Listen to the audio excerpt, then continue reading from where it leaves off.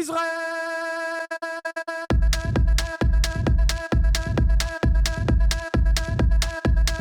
Oh, you hate it?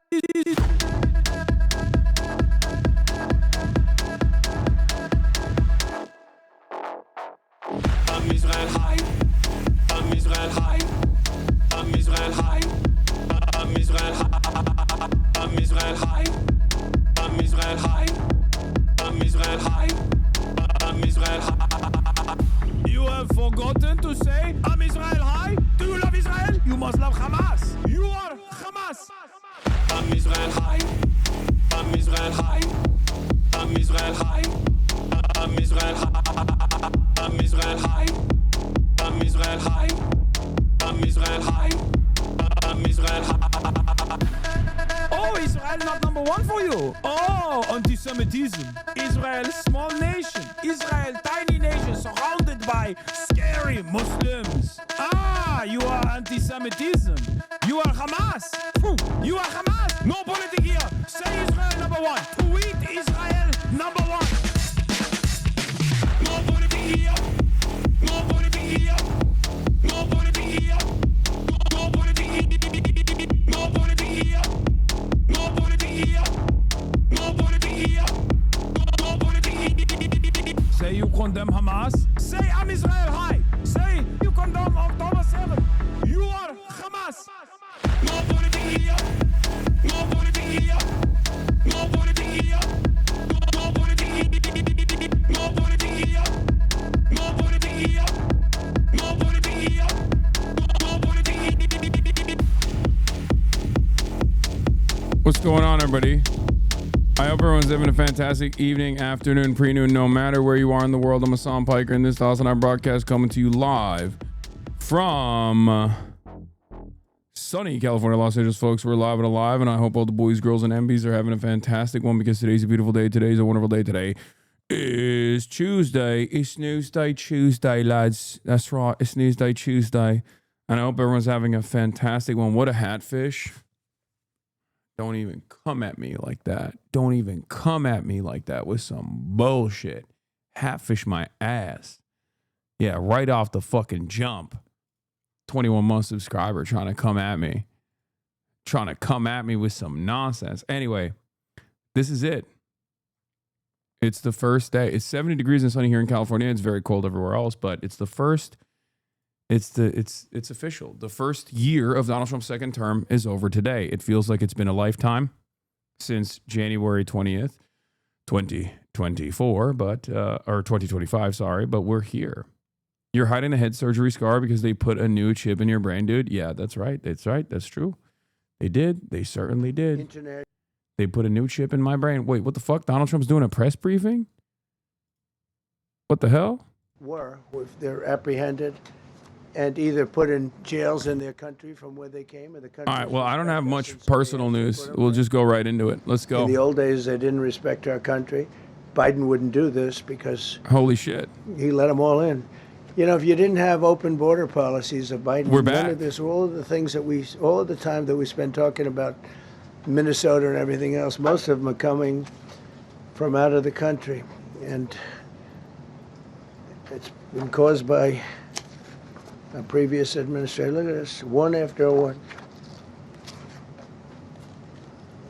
Boy, these are rough characters. These are all criminal, illegal aliens that, in many cases, they're murderers, they're drug lords, drug dealers. They're the mentally insane. There's some of them who are brutal killers, they're mentally insane. They're killers, but they're insane. As opposed to killers who are very sane. These are mentally insane killers. It's worse.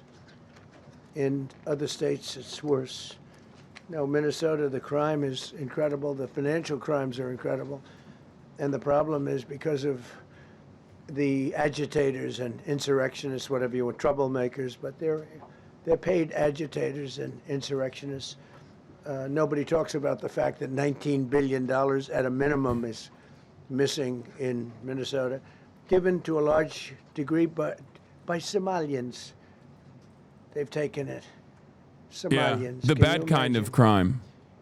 And they don't do which it. is the A lot Somalian of type of very crime. low All the IQ people that he they don't pardoned do it. today, that's Other the good people kind work of it crime, out, because those were white and they criminals get 'em and money, also criminals and they who go are out and directly buy connected to Trump. Mercedes-Benzes, and they come. See, the Somalians,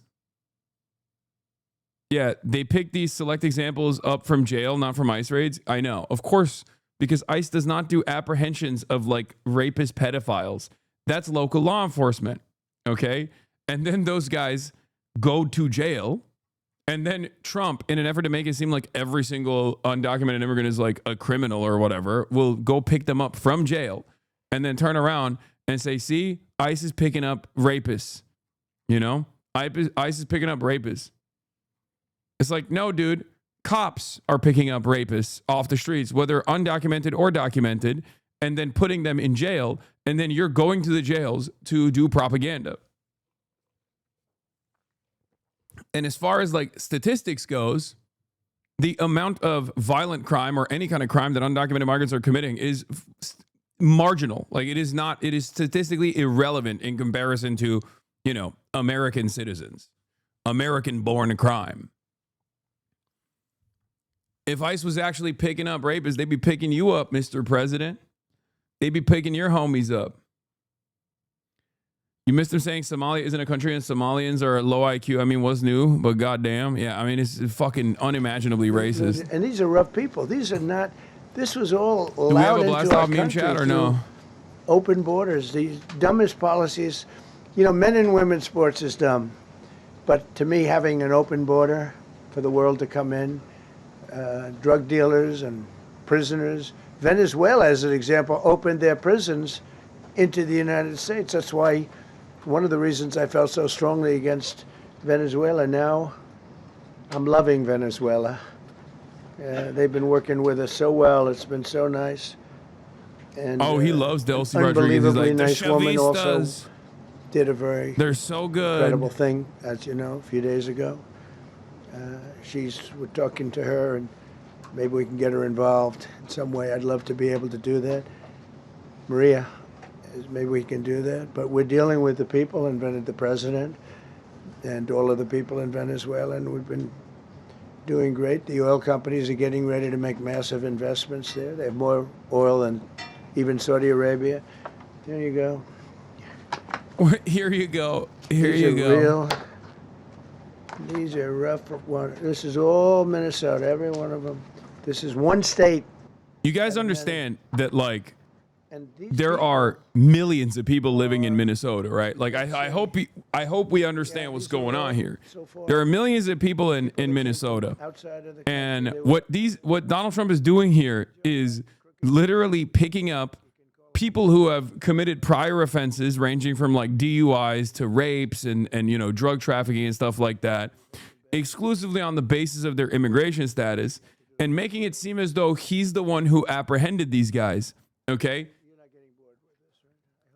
He did not.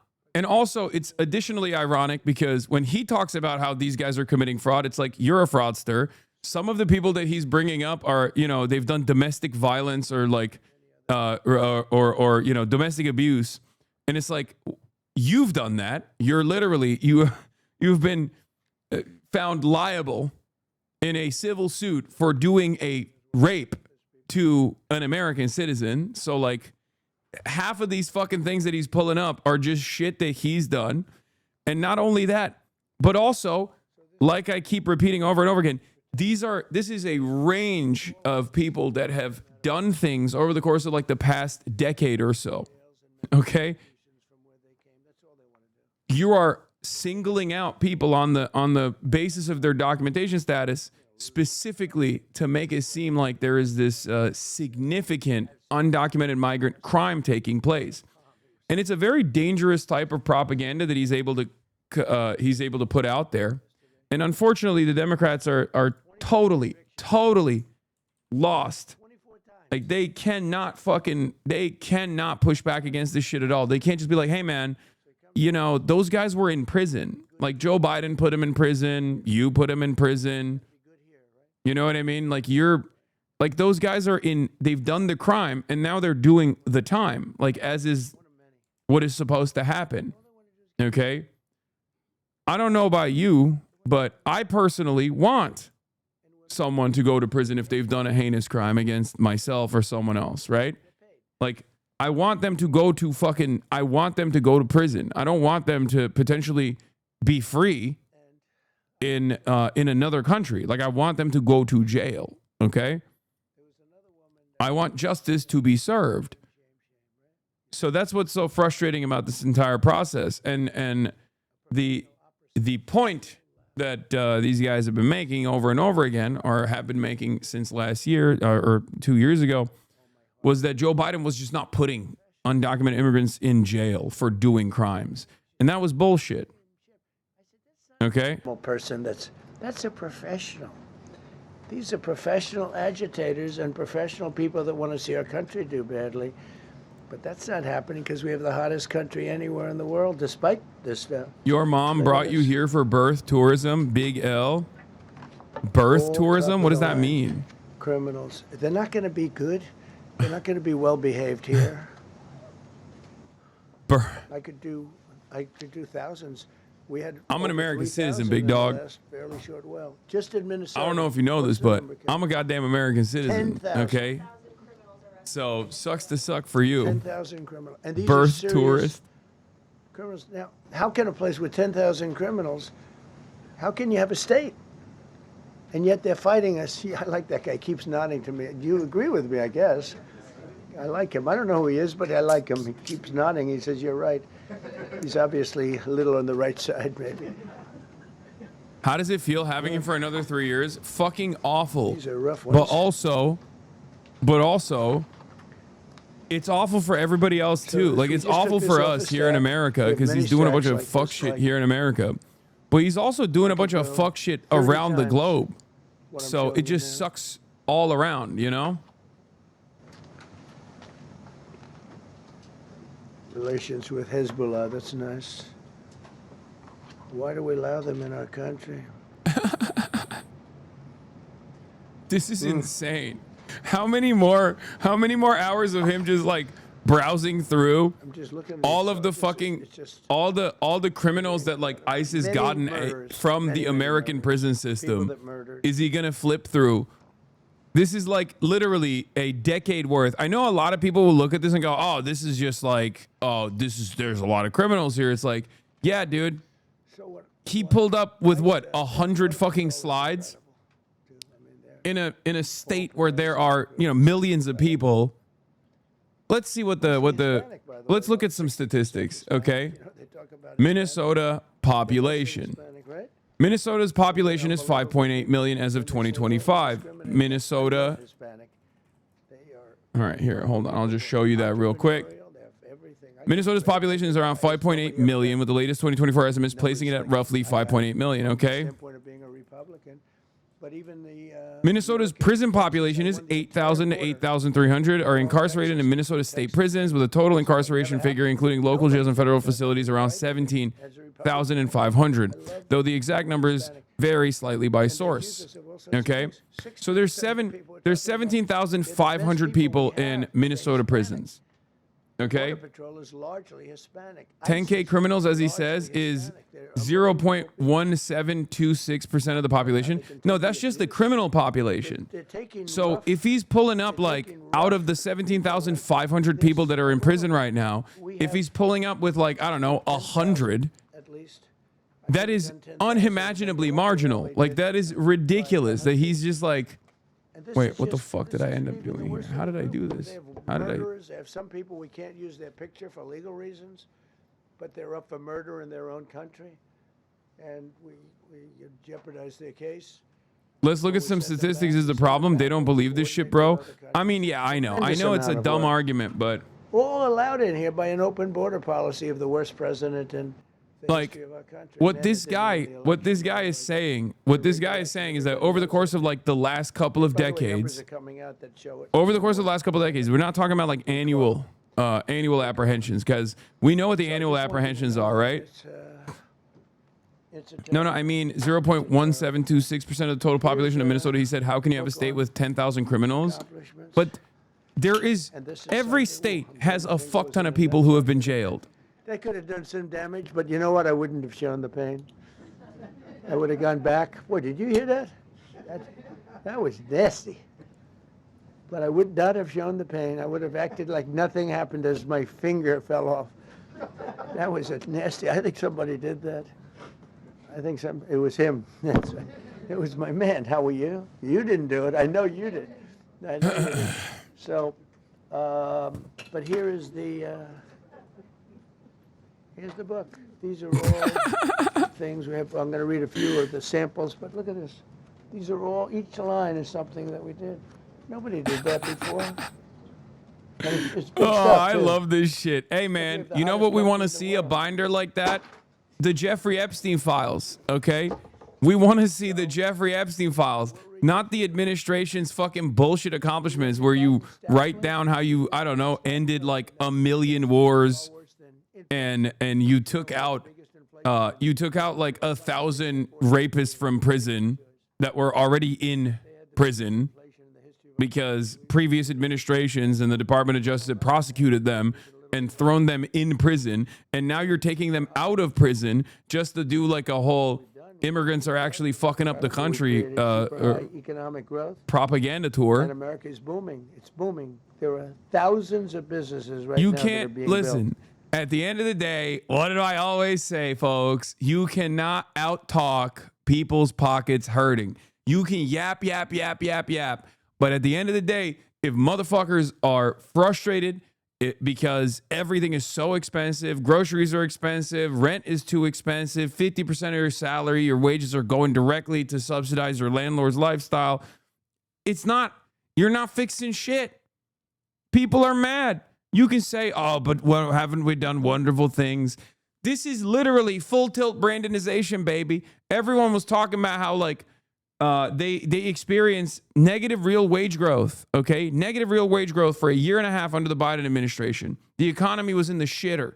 And the economy was already in the shitter in 2016 when it was in a much better position than it is now, right? But it was still in the shitter for the average person because of all these things that I talk about all the time. Healthcare, the cost of education, the cost of housing. Like these are things that have exploded in prices.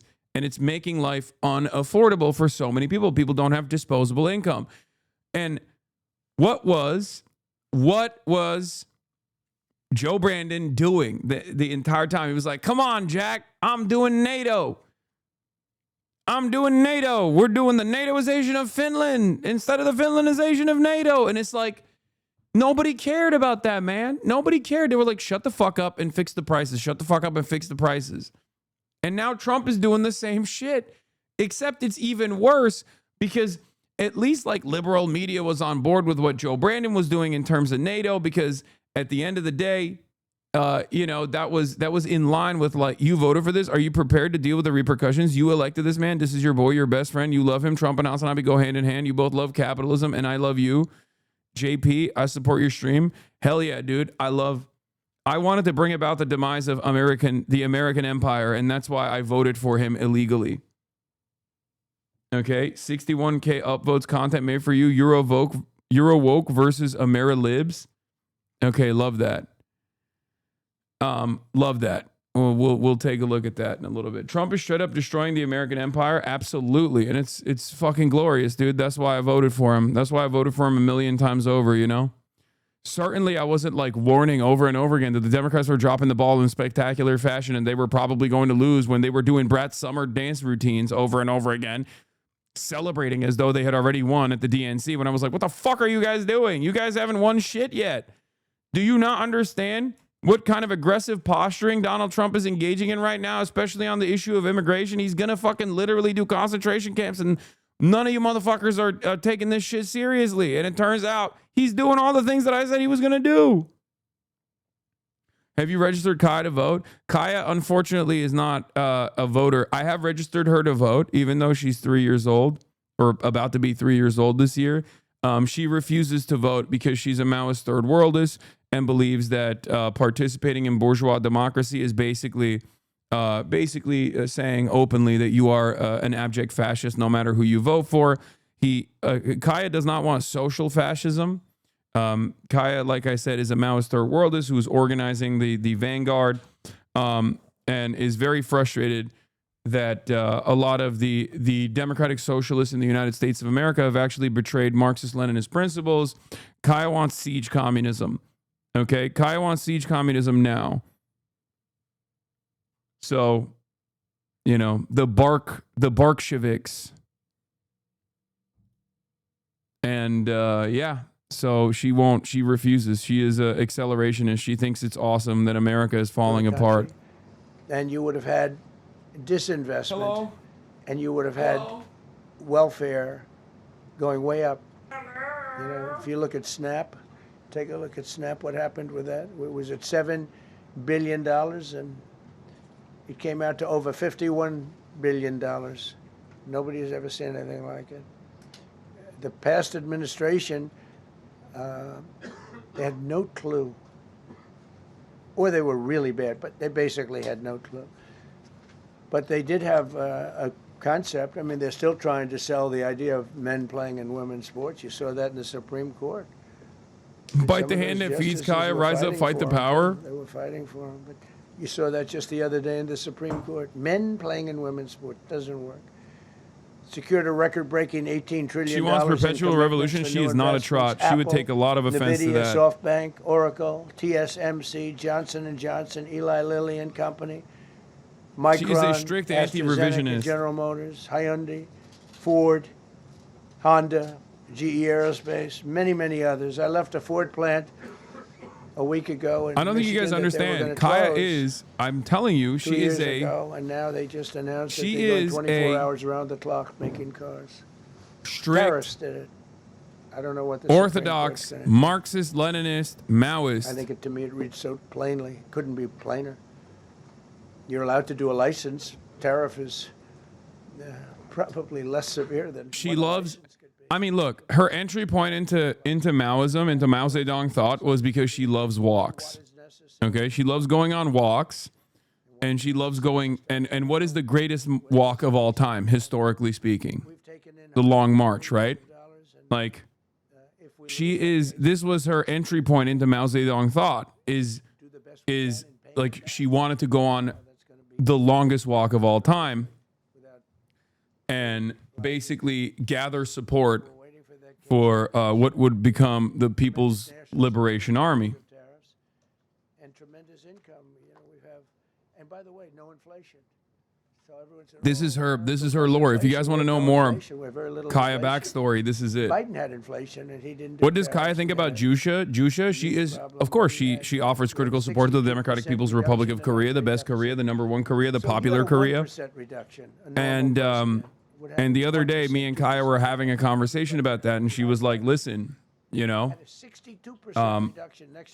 I think these last couple of years have proven once again that one of the best possible things that a nation that has been a nation of the periphery could do is to develop nuclear arms and create a robust infrastructure of defense, because countries without nuclear arms have no sovereignty, and therefore Kim Jong-un, the entire Kim dynasty is vindicated for what they have done.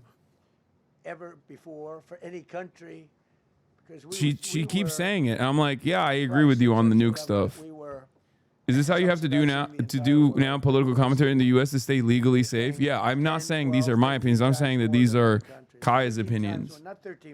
What are Kaya's thoughts on Sharia law? She loves it. She loves woke Sharia. For $10 would sell in New York for $130. It's 13 times more than that even. We secured most favored nations agreements to slash drug prices by. So you stole your get nukes policy from Kaya? Yes, I did. Even 600%, including with Pfizer, AstraZeneca, Eli Lilly, Nova Nordisk, Gilead Sciences, EMD, Serenio, and many others.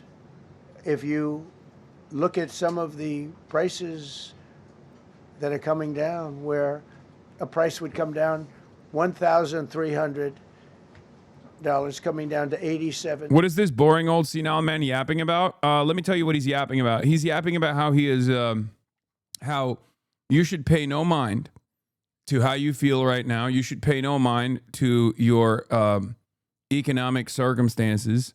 and that as we are turning the page on the first year of Trump's second term, you should just listen to his words about how wonderful things are and how awesome Trump has been so far.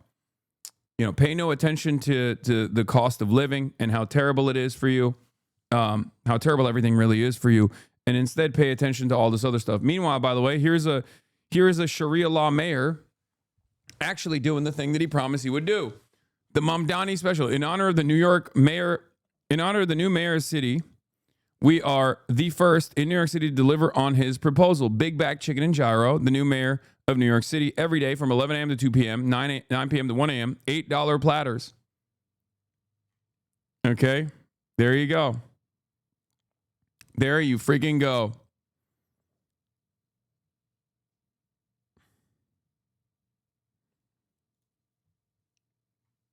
Promises made, promises kept. It's done properly. We have, again, more plants being built than at any time in the history of our country. Passed the largest spending cuts in American history, and that was true in my first. We had a tremendous first term also. We rebuilt our military. We had one of the best. We had the best economy in the history of our country, but we're blowing it away now. When this stuff starts opening up, you're not going to see anything like it probably ever again. We slashed the federal budget deficit by 27% in a single year. Think of that, 27. You could do it 2%, 1%, 0.5%, 27%. And that's with all of the things we have to do, all of the people we have to put on the payroll to get rid of people that are murderers. Again, when you see people in Minnesota that are murderers, these people are fighting to keep them there. And I say to Christie and to Tom Homan, the great people, they're working so hard. Look at the border. The border is now secure. First time, Biden said you couldn't do it. You need legislation. I had no legislation. I said, yeah, based. Within 1 month, we had. Is that good? Am I doing it right? Yeah, based. 8 months. Yeah, border wasn't secure when Biden was around. Yeah, you see. And I find that hard to believe because you'd think somebody, because it used to be millions of people. Based. Guys, the people that do that are Democrat sort of aligned. It's based. So, I mean, they're not. What can you say? Fuck around and find out. Yeah, based. Yeah. They're not going to make the trek because they know they probably won't be coming. Is there like a stated purpose of the press briefing? Yes, 1 year. I keep repeating to you guys. I know it feels like, it has been a lifetime, but it has only been 365 days since Trump took over the role of president for the second time. Okay? This is the turning point. This is his first fucking year in office. Now apologize to Euromaya. Who's Euromaya? Have a lot of heart. So he's doing the flex mode. He's going on. He's going. Working now on farms, and they're working in luncheonettes and hotels and all. He's trying to do flex mode where he's like, "Hey, pay no mind to how terrible your pockets are hurting." Okay, listen to my words. Listen to my wonderful words. Listen to how good things actually are. Please. So in theory, they should be, but we're focused on the murderers, the drug dealers, the mentally insane. We have a lot of mentally insane killers. I mean, you can't even talk to them. It'd be nice if you could have a little reason, but you can't even reason. These are seriously ill people. You have a couple of countries where they were loaded up. Their mental institutions and insane asylums were loaded to the gills. They couldn't get. They're empty now. But they're filling up because we're bringing them all back. We know where they came from. Yeah, and every country accepts them. Under Biden, they wouldn't say. They had so little respect that they'd bring them there, and they wouldn't take Listen to Mark Carney's words at the World Economic Forum. I love that Canadians are doing the same thing that they did last time when Justin Trudeau was president, where they're straight up in 2016 when Donald Trump became president. Canadians were like, well, look at how wonderful our president is. Like, look at how wonderful our leadership it is. They're actually liberal. They're actually smart. They're actually intelligent. And once again, doing the same damn thing, okay? Prime Minister, sorry. For every one new regulation. Everybody calm down, okay? I'm in America mode. You need to start realizing that when I say president, I'm talking about President Trump, which will be your president as well, okay? This year I said you have to cut 10. No, but like Instead, this we is cut what happened last 129. time where they were like, So look how every great he time is. Now so I think far. Carney, Can't remain I like think that, I don't imagine. Mark I Carney think is it doing a lot There's of so things much that I waste like of in terms of like regulation. Stupid sovereignty, in terms of leveraging his relationship with China. Regulations where they go like And California, Macron which is a seemingly is doing that disaster as state. well. It's very interesting that Donald Trump has been so unstable and so dangerous that he is unironically leaning, forcing even European countries to lean into China a little bit. So we shall see. We shall see. But make no mistake, the reason why you guys are talking about Mark's Carney right now is because he's smart. He's competent. That's it. And this man is objectively not very smart or competent. So you want to flex. You want to be like, look at our reasonable and sound leadership here. Okay. Well, isn't that a breath of fresh air? In French polls, 51% of the population believes the United States poses a military threat to France, not just Greenland, but the French territories as well. And among those under 35, the figure reaches 60%. It's about time. Oh, dude, Anglophobia, please, please. France is one of the most Anglophobic countries in the European continent. Please use this to your advantage. Oh my God, LFI victory, please. Please. I would love that. If Jean-Luc Mélenchon was able to, take advantage of the enmity that exists, oh, that would be so sick. That would be so fucking dope, dude. Oh my God. All I want for my friends all around the world is for them to have some dignity in their work, in their labor, a better living standards in general, moving in the direction of a better future. And the only pathway towards that is by, one, developing sovereignty for yourself, ridding yourself of the influence of global capital, and ridding yourself of the influence of America, which is the defender of global capital. Please, please wake up. This is great. If people actually wake up as a consequence of the instability that Donald Trump has created, as a consequence of the instability that Donald Trump represents, oh my God, the world could move in a better direction. I think. One can only dream. One can only dream. Open Presents with 100 gifted. Thank you, Open Presents. Millions of people off the federal payroll. I don't like doing that, but the good news, I don't feel badly because they're getting private sector jobs and they're getting sometimes twice as much money, 3 times as much money. They're getting Mark Carney is literally a pre-Stephen Harper conservative. Are these people hypnotized by basic competence? Yes, that's what I was trying to explain, is that they are hypnotized by basic competence. What the Democrats do all the time. I don't perceive Mark Carney as like, I don't perceive Mark Carney doing anything reliably in the direction of like moving Canada towards socialism, but I will still call balls and strikes, and I will still say that I think Mark Carney is definitely infinitely more competent than Justin Trudeau, number one, and his foreign policy has been interesting. His foreign policy attitude has been very interesting to watch from afar, and I will give praise to him where praise is worthy, okay? I think there are people out there who care about their countrymen. There are people out there who realize the danger that America represents. And I do feel like Mark Carney is not just like responding to the public pressure, but at the end of the day, he's still a fucking banker. Like, he is still going to be a firm and committed defender of international capital, global capital, right? Like, 1 out of 4 jobs added was a government job. I don't think you've spammed it enough. So 25%. Would you move to France if Mélenchon was their president?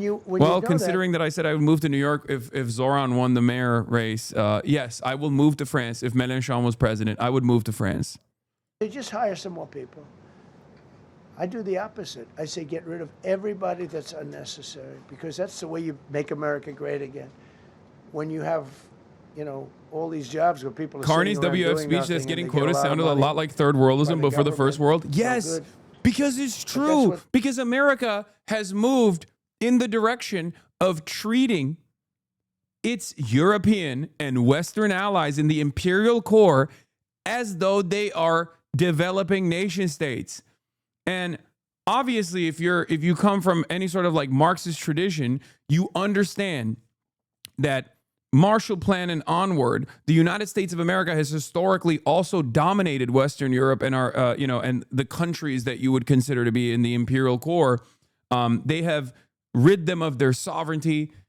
We have rid them of their sovereignty, right? We've done that already, but we did that with niceties. We did that with carrots rather than sticks, or, a little bit of sticks every now and then, but mostly carrots. Okay.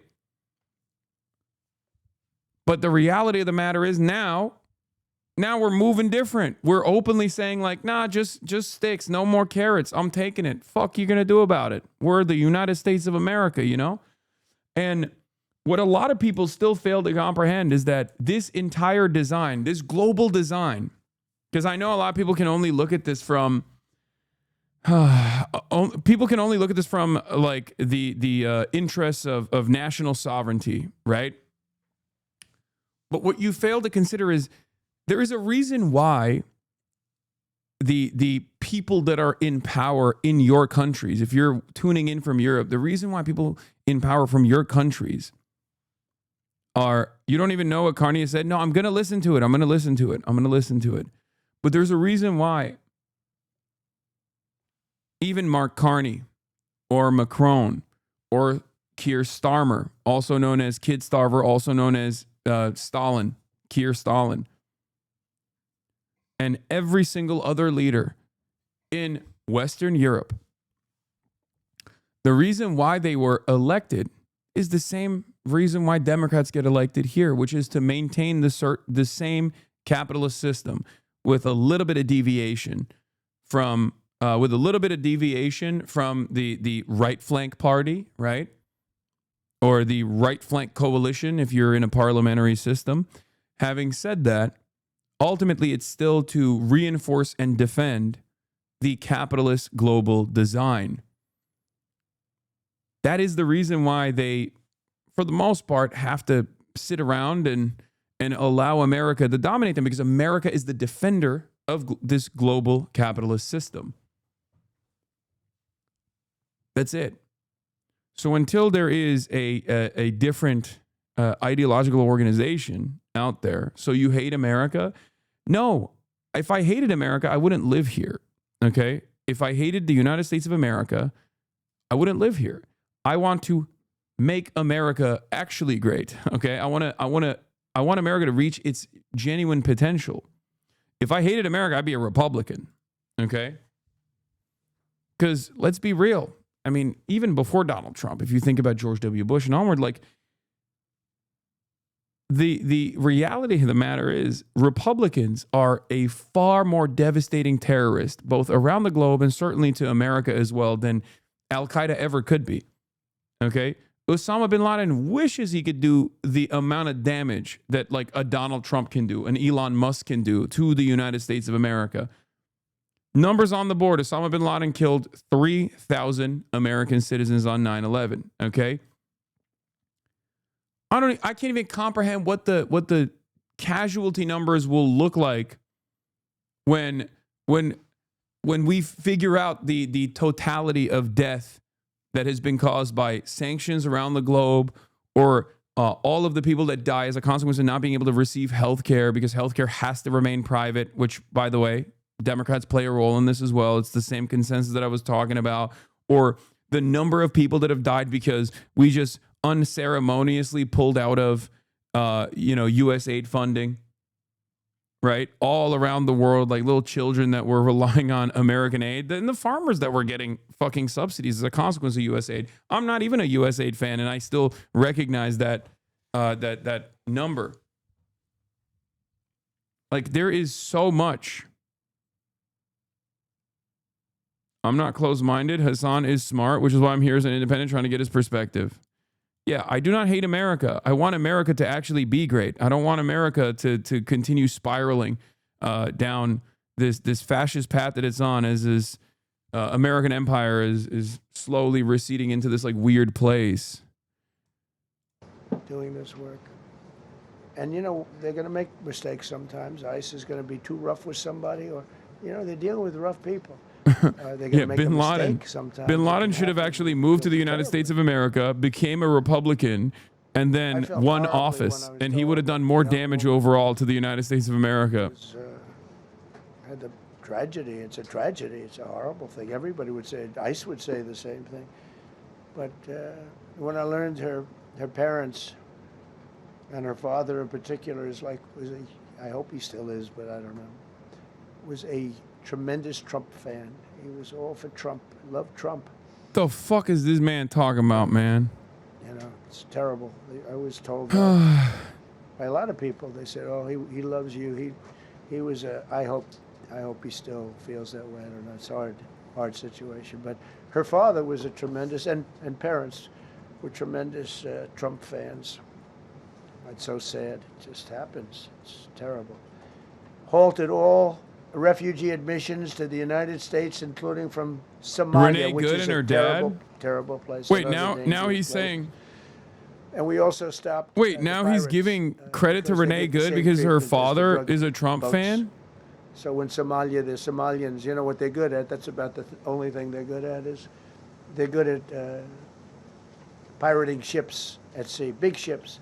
So you have a huge oil tanker with millions of gallons, millions of barrels of oil. And if it gets hit by a big weapon, the whole thing blows up. And they don't want to fight because if they do, they're told by their insurance companies, do not hand over the ship. And they're not allowed to have any guns on the ship. They're literally, you have these massive ships being taken over by a Somalian small boat with a big weapon. Because What? if they hit the side of the ship can blow up. Bro hates Somalis, bro. Dude, where the fuck is this? Dude, Somali this, Somali that. Motherfucker, what is happening, bro? What is happening? Where did this come from? What is... insurance policy? Like, did they just dial in on Somalis because they realized, like, one, they're black, two, they're Muslim, three, Israel wants to do Somaliland so they can have a base across the water line from Yemen, you know? And all of it ties together, I guess, somehow. Like, what the fuck?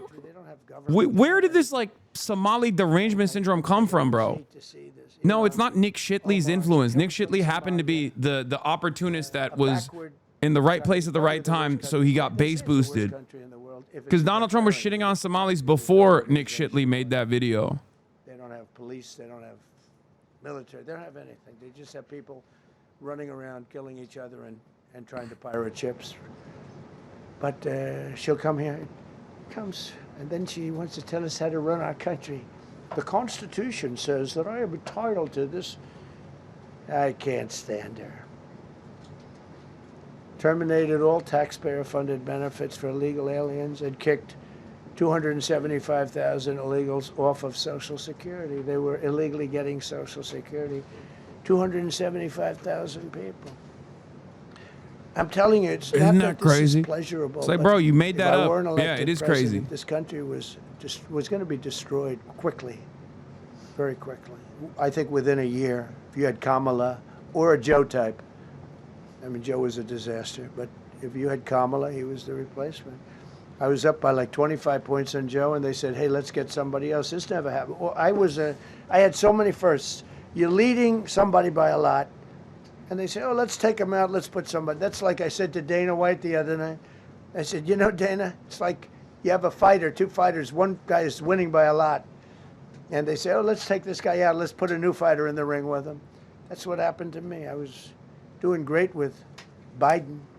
The whole campaign was against Biden. All the money was spent against Biden, and all of a sudden I got Kamala. Everyone said, who the hell is she? But that didn't work out too well for them, but never happened before. We are about lots of firsts. Designated English as the official language of the United States of America. We did that very powerfully. And while we're at it, we also took the We did Gulf that of very Mexico, powerfly. And now it's the Yeah, bro. Gulf of How is this? America. How is this helping you pay rent? 92% Okay, can you pay rent with we designated English as the first language of America? Mexico has a small No. percentage, talks about 8%. We have 92%. And I said, why is it the Gulf of Mexico? It should be the Gulf of America. I was going to call it the Gulf of Trump, but I thought that I would be killed if I did that. I wanted to do it. I wanted to. My people worked so hard.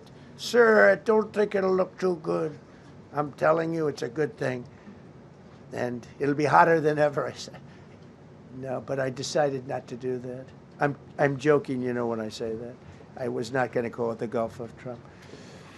Because tomorrow it'll be, Trump wanted to call it the Gulf of Trump, but he was rebuffed by his people. My people don't rebuff me too much. The Gulf of Trump, that does have a good ring, though. Maybe we could do that. It's not too late. No, we have the Gulf of America now. It's great. Our country is proud for the attack on Venezuela, the attack on the Iran nuclear capability, wiped it out. I mean, first administration, Soleimani, the father of the roadside bomb, al-Baghdadi, the father of ISIS, who was rebuilding ISIS. We wiped them out. Done a great job. Signed an order that will end birthright citizenship for children of illegal migrants. That case is in court right now. That case was meant for the children of slaves. All you have to do is look at the years. Look at the years where the cases were filed and where the decisions were made. They were right at the end of the Civil War. They're trying to say that, and China's making a big business out of that. They come to the country, they have a child, the American citizen, they get all the benefits. It had nothing to do with that. That was for the children of slaves. And I hope the Supreme Court so rules. Designated fentanyl as a weapon of mass destruction. It is. We lost, I believe, 300,000 people this year. 300,000 people. That's like filling up one of those big football stadiums 5 times. It's not even believable. I mean, you could be in a war and you wouldn't lose that many people. So we designated fentanyl a weapon of mass destruction. Conducted numerous successful military strikes against narco-terrorists operating in our hemisphere, including the water strikes. Drugs brought in by ocean. So I told you that we're down by, close to 100%. It's hard to get somebody to pilot those boats. Very hard. They have to be people that don't watch television, don't read the news. And we just blew up their facility. They had a docking facility where the drugs were stored.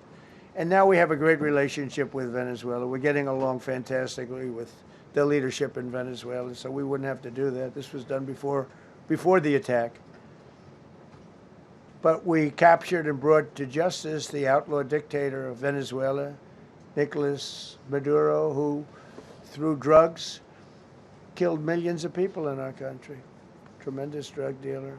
Also sent millions of people into our country, including Tren de Aragua, the worst gang. They say it's the worst gang in the world. They took over parts of Colorado.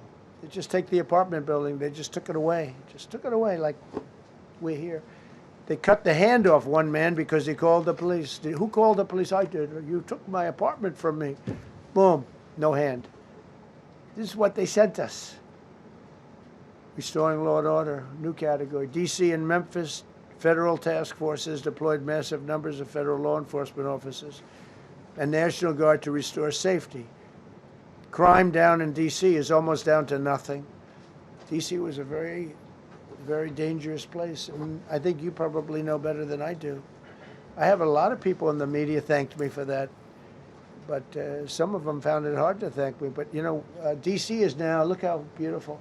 D.C. is now, you can walk right from here to a restaurant, right through the center of town. You can be with your child, with your loved one. Before they would separate you, they would say, oh, you have a child. Well, you can't actually. You're not allowed to have babies. We hate children. That's right. The woke Sharia mob would come in. They had the mortality police. They'd say, time for an abortion. And the white moms would say, please, no, don't take away my baby. The liberal police force would say, yes, we're taking the baby away. We're doing a post-birth abortion. To me, a town, it looks better when you have military people. These are big, strong guys, bad guys. You look at them and they say, we're not going to mess around. But Yeah, what they don't towns know look is that we better took with over 2,000 American military people out deployed. permanently out of DC. These were career criminals. It looks better. Interesting. But I feel much better seeing This is those people insane. there. I went in a couple Okay, of times towns and look you know, much you better just, with you know, went military down the deployments. Is a crazy thing to say, very safe.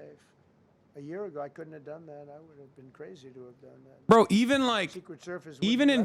China, where the PLA They weren't is thrilled is anyway. uniquely all wasn't like up they and were down thrilled, like neighborhoods, right? yeah. Like they will did at the it, very least and it was hide amongst like DC the is a great civilian thing. buildings. We have, You know what I mean? Because with the exception of like Tiananmen Square and maybe some of these other sites, nobody wants to see fucking militarized units walking down the streets.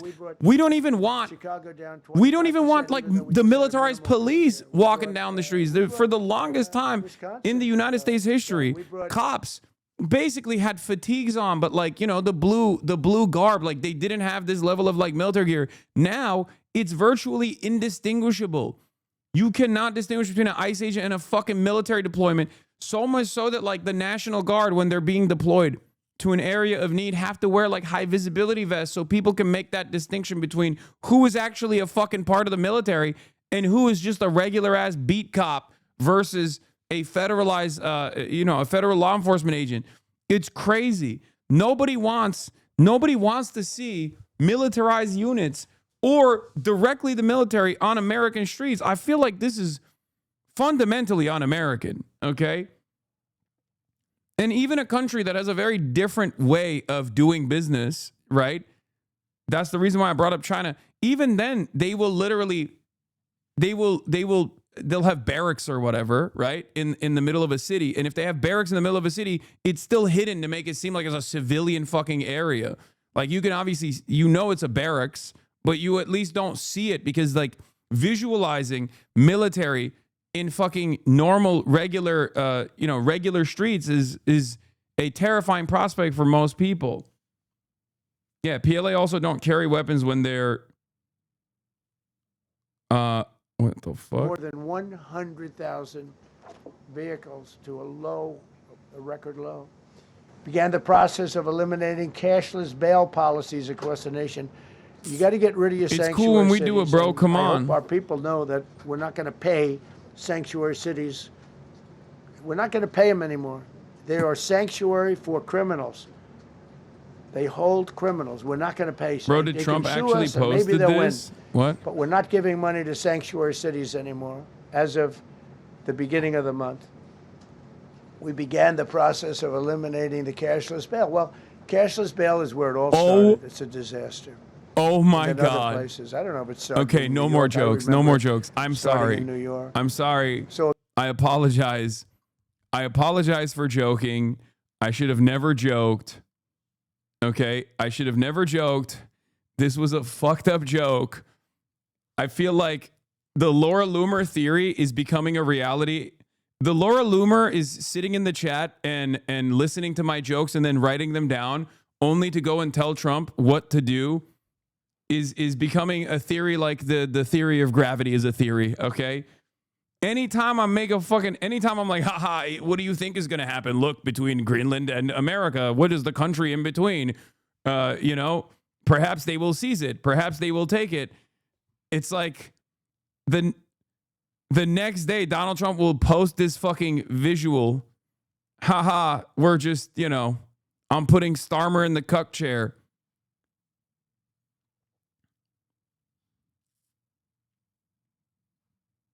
You've doomed us, Canadians, Hasan. What have you done? Brother, once again, critical support to Canada in its anti-imperialist, anti-colonialist action, okay? Critical support to Canada. I see you. I hear you. I ride with you, okay? I promise.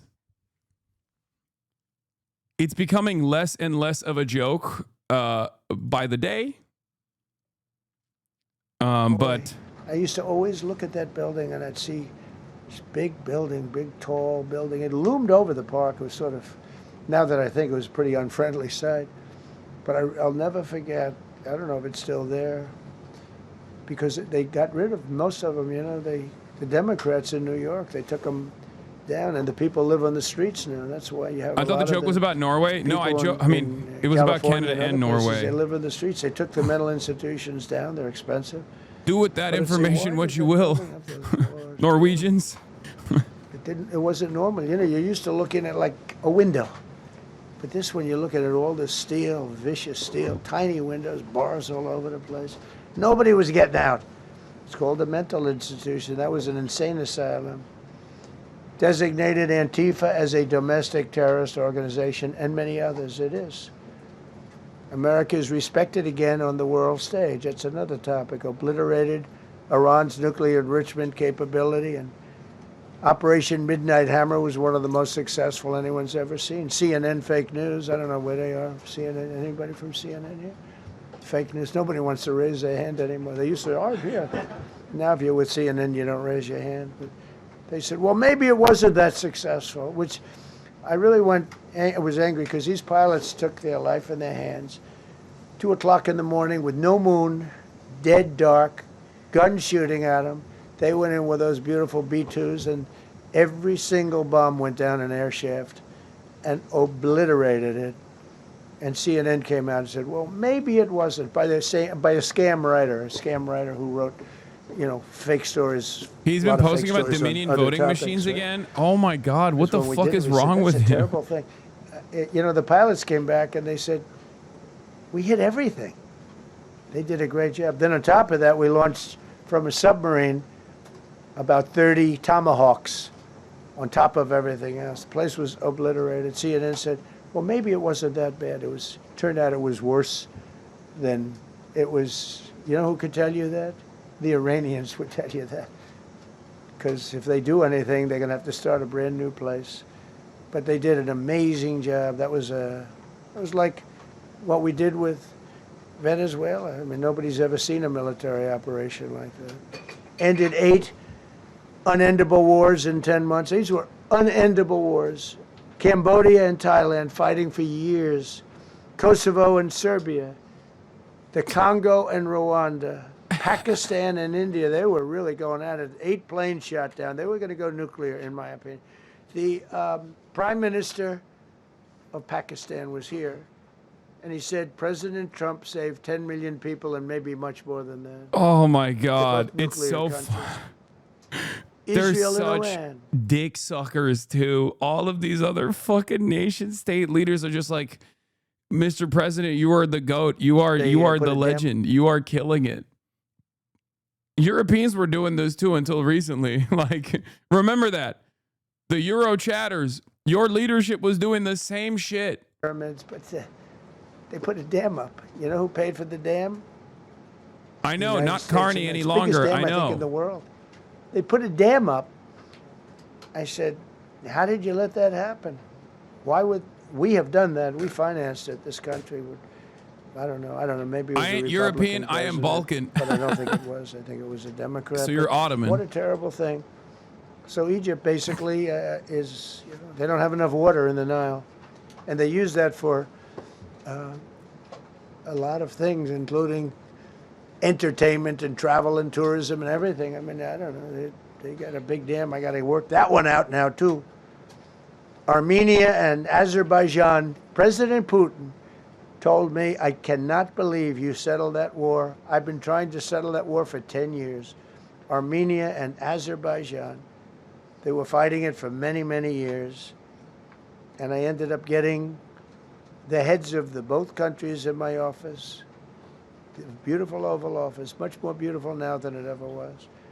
And one sat on one side, one sat on the other. He said, you know, I've been the head of Azerbaijan for 22 years, and for 22 years I've been killing his people.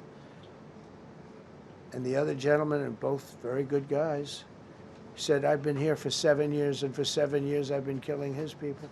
And they started over there, and within an hour they were next to each other, and by the time we ended, they were hugging each other, and it's been a great peace, you know? Should have gotten the Nobel Prize for each war, but I don't say that. I saved millions and millions of people. And don't let anyone tell you that Norway doesn't control the shots, okay? It's in Norway. Norway controls the shots. They'll say, we have nothing to do with it. It's a joke. They've lost such prestige. That's why I have such respect for Maria doing what she did. She said, I don't deserve the Nobel Prize. He does.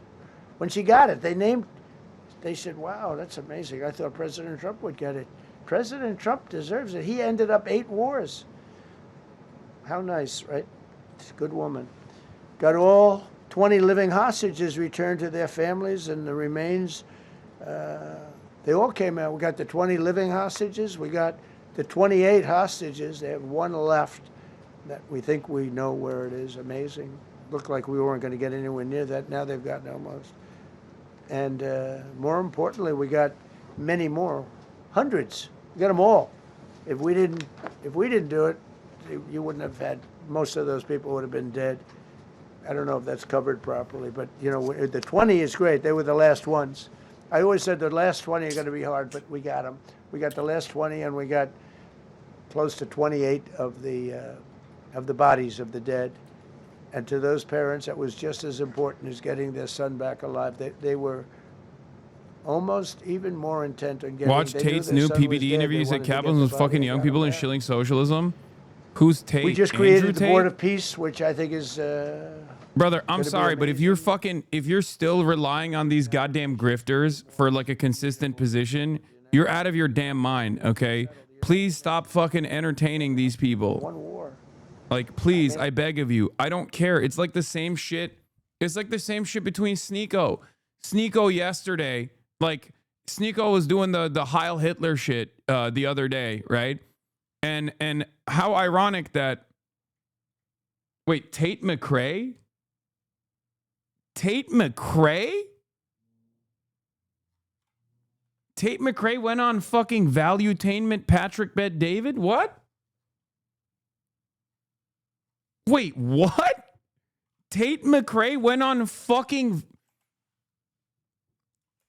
PBD?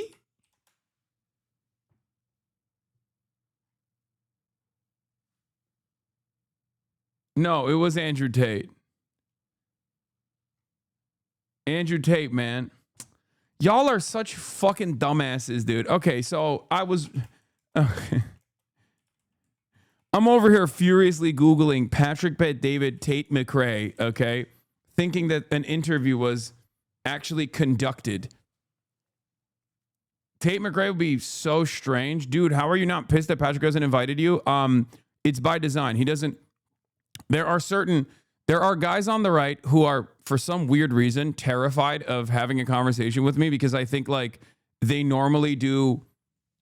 like peaceful interviews. They don't do like contentious interviews at all, unless it's like with Sam Cedar or whatever.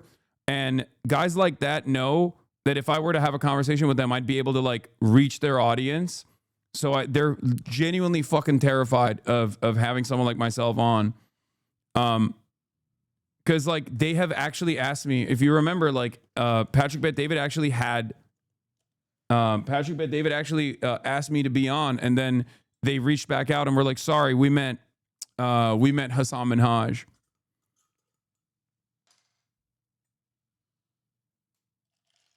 So guys like that are truly worried about like they have like a operating blacklist. Same with like Tucker Carlson. Tucker Carlson is obviously better at like holding a contentious conversation.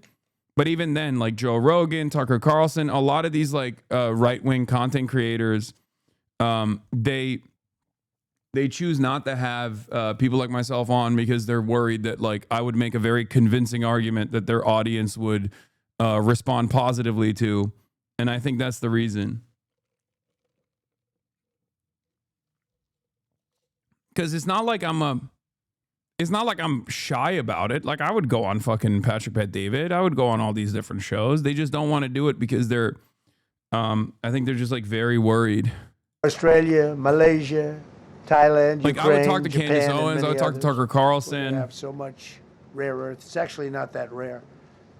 Getting it processed is rare, but there's a lot of rare earth. There's a lot of earth around, I can tell you.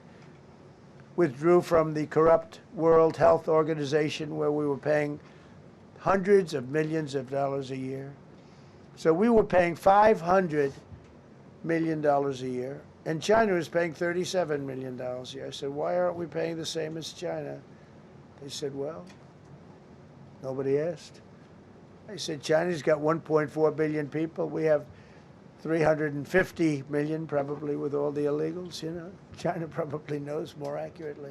Why would Patrick Bet David have? Why would Patrick Bet David have Sam Cedar on twice, but not you? Because I appeal to a very different thing that right wingers understand better than anybody else, which is aesthetics. When someone like myself goes on a right wing platform, I have a way to have a conversation with like right wingers where the audience responds positively to it because of the way I carry myself, the way I look, the way I sound. Whereas like Sam Cedar is still going to have an intellectual conversation where I can just like have a conversation about like, you know, dumb shit that right wingers like, you know, silly shit like taking Zin in my fucking Trump assassination Zintin. Stuff like that plays a big role for right wingers. They love that because MAGA is basically a coalition that initially was put together through resentment. It's not like there is no like real ideological investment that these ideologically disciplined people are advancing. They're not like, oh yeah, I really love that we're doing, you know, fascism or whatever. It's not. It's just all built together with aesthetics. So if it's built together with aesthetics and vibes, it's actually much easier to penetrate and much easier to destroy with aesthetics and vibes. And I think that's what it is. Not to take that deal. First thing Biden did is go back into it. You know what he paid? More than $500 million. So I actually called them. I said, you know, you can buy it for less. You can make a deal at 37. There's no reason to pay 500. They didn't care. They paid more than 500. Did you know that? They paid more than 500 million. I made a deal at 37. I could have had 37. They were public about it. We'll give you the same deal that China has for 37. And they paid 500. They paid $500 million. That's the way you ruin a country. And it's the same attitude that, you know, you have on everything else with these people. They were terrible. The anti-American UN Human Rights Council we ended. The UN Relief and Works Agency we ended. And the fake Paris Climate Accord, which was a ripoff of America, where we had to pay $1 trillion and they were paying nothing. China didn't kick in until 2035. We kicked in immediately. We were supposed to pay $1 trillion. Russia went to a standard of 1991, which was a dirtier standard. But we had to pay top dollar. So I terminated that. Another Rick. We ended the woke lunacy and restored common sense, abolished all discriminatory diversity, equity, and inclusion DEI policies throughout the federal government and the private sector. They're gone, everybody. They're gone. Terrible. Terminated the Green New Scam and ended the insane electric vehicle mandate. I love electric vehicles. That caused me a little problem with a man named Elon. But he understands, and he's a good guy. We get along, but I said, Elon, we can't have all electric cars. We just can't do it. I like the electric cars. I like his car. But in particular, I like his car. But we can't do that because some people don't want an electric car by 2030. And to build the power stations all over the country would have cost $4 trillion. $4 trillion. That's more than any country has. If you got China, the United States, and everyone, you couldn't do it. How long is this? Years, it's impossibly they long. They were supposed to be switching over. Electric vehicle mandate. Some people. Bro, this is focusing on the horse buggy economy at a time when cars are being mass produced, being like, nope. What about the horse carriage and buggy economy? That's where we're at right now. America is focusing on the past, while other countries are moving in the direction of the future. This is yet another alarming signal of a declining empire. And as someone who has obviously studied this quite a bit, both in the Ottoman Empire and studied this in college as well, I am telling you right now, this is yet another major moment of alarm, moment of panic, that this is a telltale sign of declining empires. This is what we're doing. Which made you spend hundreds of thousands. I gotta pee. It made for hundreds of thousands of cars. The numbers, the cost numbers were incredible that the consumer has to pay. Imposed 25% tariff on all foreign automobiles and 100% tariff on Chinese cars with don't come into the country because of tariffs. Only because of tariffs. We didn't have tariffs, you wouldn't have any car. We have now more car factories being built in the United States than ever before because of tariffs. If they take those tariffs away, China will eat our lunch. They'll take all of our car business. Now, there's another way of doing it, but it's more cumbersome, et cetera, et cetera. I don't want to scare you, but it's much more cumbersome, not as good for national security as this. We have a perfect system right now. We're making a fortune. We've never been stronger, and I hope the Supreme Court does the right thing for our country, because if they don't, it's such a problem. It's just so, it would be so sad. We're doing so well because of tariffs. And the people that are heading up the lawsuit, like there's a guy named Leonard Leo, who's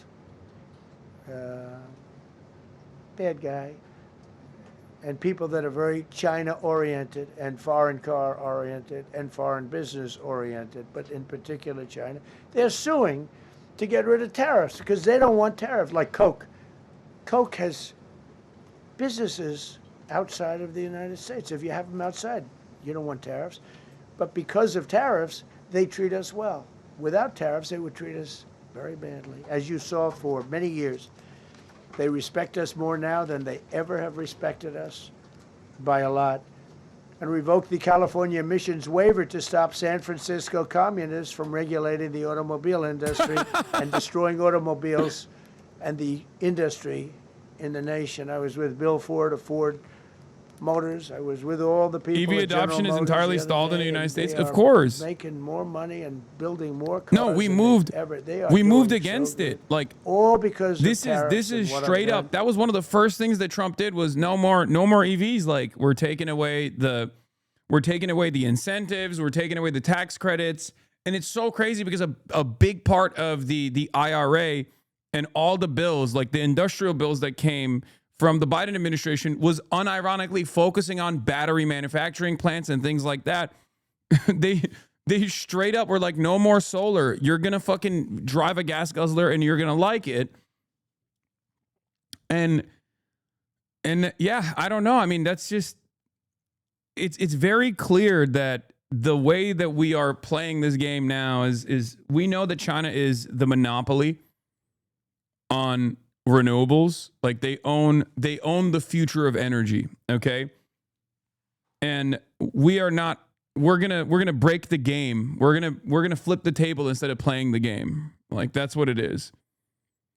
Canada's EV deal with China shows how U.S. belligerence is driving allies away. It's also stranding the once powerful U.S. auto industry, now doomed to make domestic gas guzzlers and exists as a footnote globally. I brought this up before when Donald Trump was doing these tariffs conversations, like during Liberation Day, if you recall, where I was like, dude, we are moving away from producing smaller vehicles that would potentially be good in, foreign markets because we've decided we can just force them to purchase our giant cars that you need a commercial driver's license to drive in places, on the European continent. Giant cars that won't fit in the narrow roads in European cities. It doesn't make any fucking sense. Yes, force. Yes, it's called forcing. When America is not making a competitive product and says, you are going to fix this trade deficit by force. When America says you have to fix this trade deficit and the only thing we're selling is chlorinated chicken and ginormous gas guzzlers that you need a commercial driver's license to drive in European cities that won't fit in fucking European cities, then yeah, what do you think? What can they purchase? They can either, we sell chlorinated chicken, we sell major gas guzzlers, like that are fucking tanks, and we sell guns. That's the only thing we manufacture. So if we are telling them fix the trade deficit by force or else you get fucking tariffed, or else we just like do everything in our power to cripple your economy, what do you think that is? What do you think that is? That's precisely what it is. It's by force. We sell HGH beef too, exactly. We sell agricultural products that are not up to the standards of other countries' own regulatory agencies. We sell vehicles that are not compatible with the cities in Europe or cities all around the world, really, because they're ginormous. And we are forcing it. We're doing the opposite of China in many respects, where China looks to other countries' needs and creates a robust manufacturing base like that can make up for the demand that exists in foreign markets and flood those foreign markets with incredibly affordable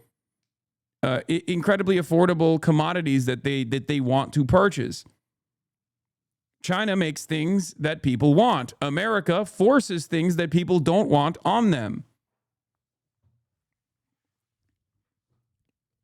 And what's so crazy about it, what's so frustrating about it is that we are a very wealthy country. So if we wanted to, we're a very wealthy country. If we wanted to, we could focus on R&D. We could focus on building a industrial base if we chose to do so. We could focus on developing better relationships with a country like China so that we can participate in this global supply chain that we designed in a more meaningful way without trying to go to war with China. But we don't want to do any of those things. Why are you hating on American central planning? Okay, you're failing to comprehend something that I'm saying. American central planning does not benefit the labor class. American central planning benefits the capital class. American central planning has always existed. American central planning is existed in this decentralized nature, this quote unquote decentralized nature. Ironically enough, it's not. Well, what the hell? Hello? Are you there? Can you guys see me? Can you hear me? Uh-oh. Hello? Was there a brief F or something? Okay, there was a mini F. All right. American central planning exists, chatters. It has existed. We have subsidies.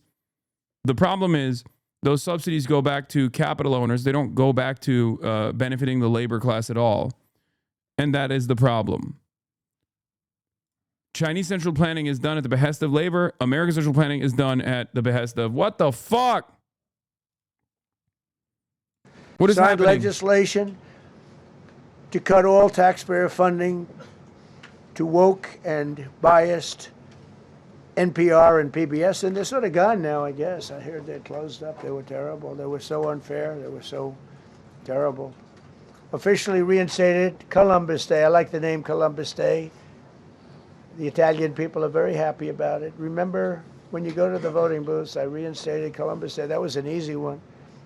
Christopher Columbus. Cut Social Security wait times by 50%, serve 65% more Social Security recipients by phone, and are on track to doubling the service and performance compared to the Biden administration. We're 2.5 to 3 times better and faster. Slash VA claims backlog to the lowest number ever recorded.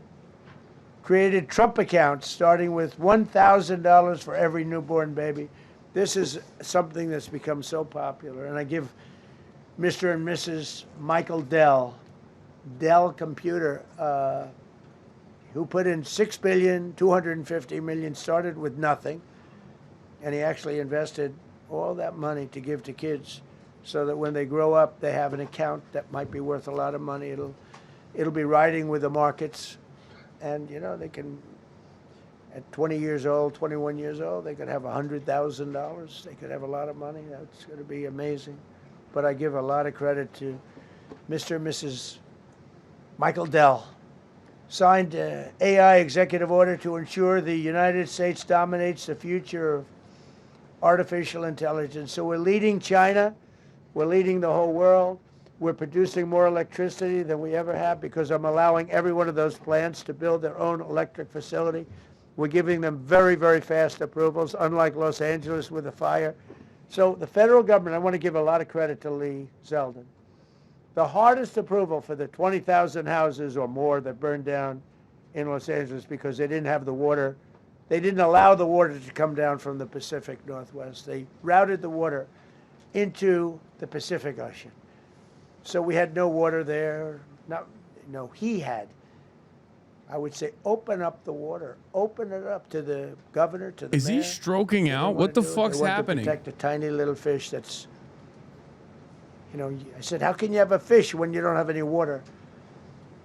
It was just an excuse, I guess. But it's Yeah, we don't have enough amazing. electricity. We We don't have the appropriate grid for renewable energy. We don't have the grid for renewables. We don't have the grid for electric vehicles, but we have the fucking electrical grid for data centers, permit. so that we can do AI. We can do generative AI over and over again. Then you have the incompetent mayor of Los Fucking Angeles. awesome, He's dude. neutral, who decided to go to Africa. Meanwhile, your fucking electricity bill is literally subsidizing that shit. Right. Just remember that. I got right after the fire. I went there. She said, we're working on Based. it so that we can have everybody starting to build within 2 or 3 years. Remember that? I said, you mean 2 or 3 days? No, I mean 2 or 3 years. And the place went crazy. Well, they still haven't gotten their permits. But every federal permit, every single one has been given a year ago. And Lee Zeldin has done a great job. And he's done a great job in the approval of all these big plants and factories and all of the electricity that they're creating for themselves. I said to Zuckerberg, I said to all of them, I said to Jeff Bezos, I said to everybody. Mark Zuckerberg couldn't believe it. He said, where are we going to get all the electricity? Because you need double the electricity that the country currently makes just to fire up those big plants. I said, well, nobody can do that. So what we're going to do is let you make your own electricity. Nobody believed it. Fucking awesome, I said, dude. we're going to get you I love fast it permits, and we personally. get them within 2 weeks. I'm always And they saying come- more, please. More of that. That seems good. Plants you've ever seen. So each one of those massive buildings, AI or other. Like, how does this benefit you exactly? If you're like a regular ass American, okay, if you're like a plumber, how does this benefit you? You only see the negative.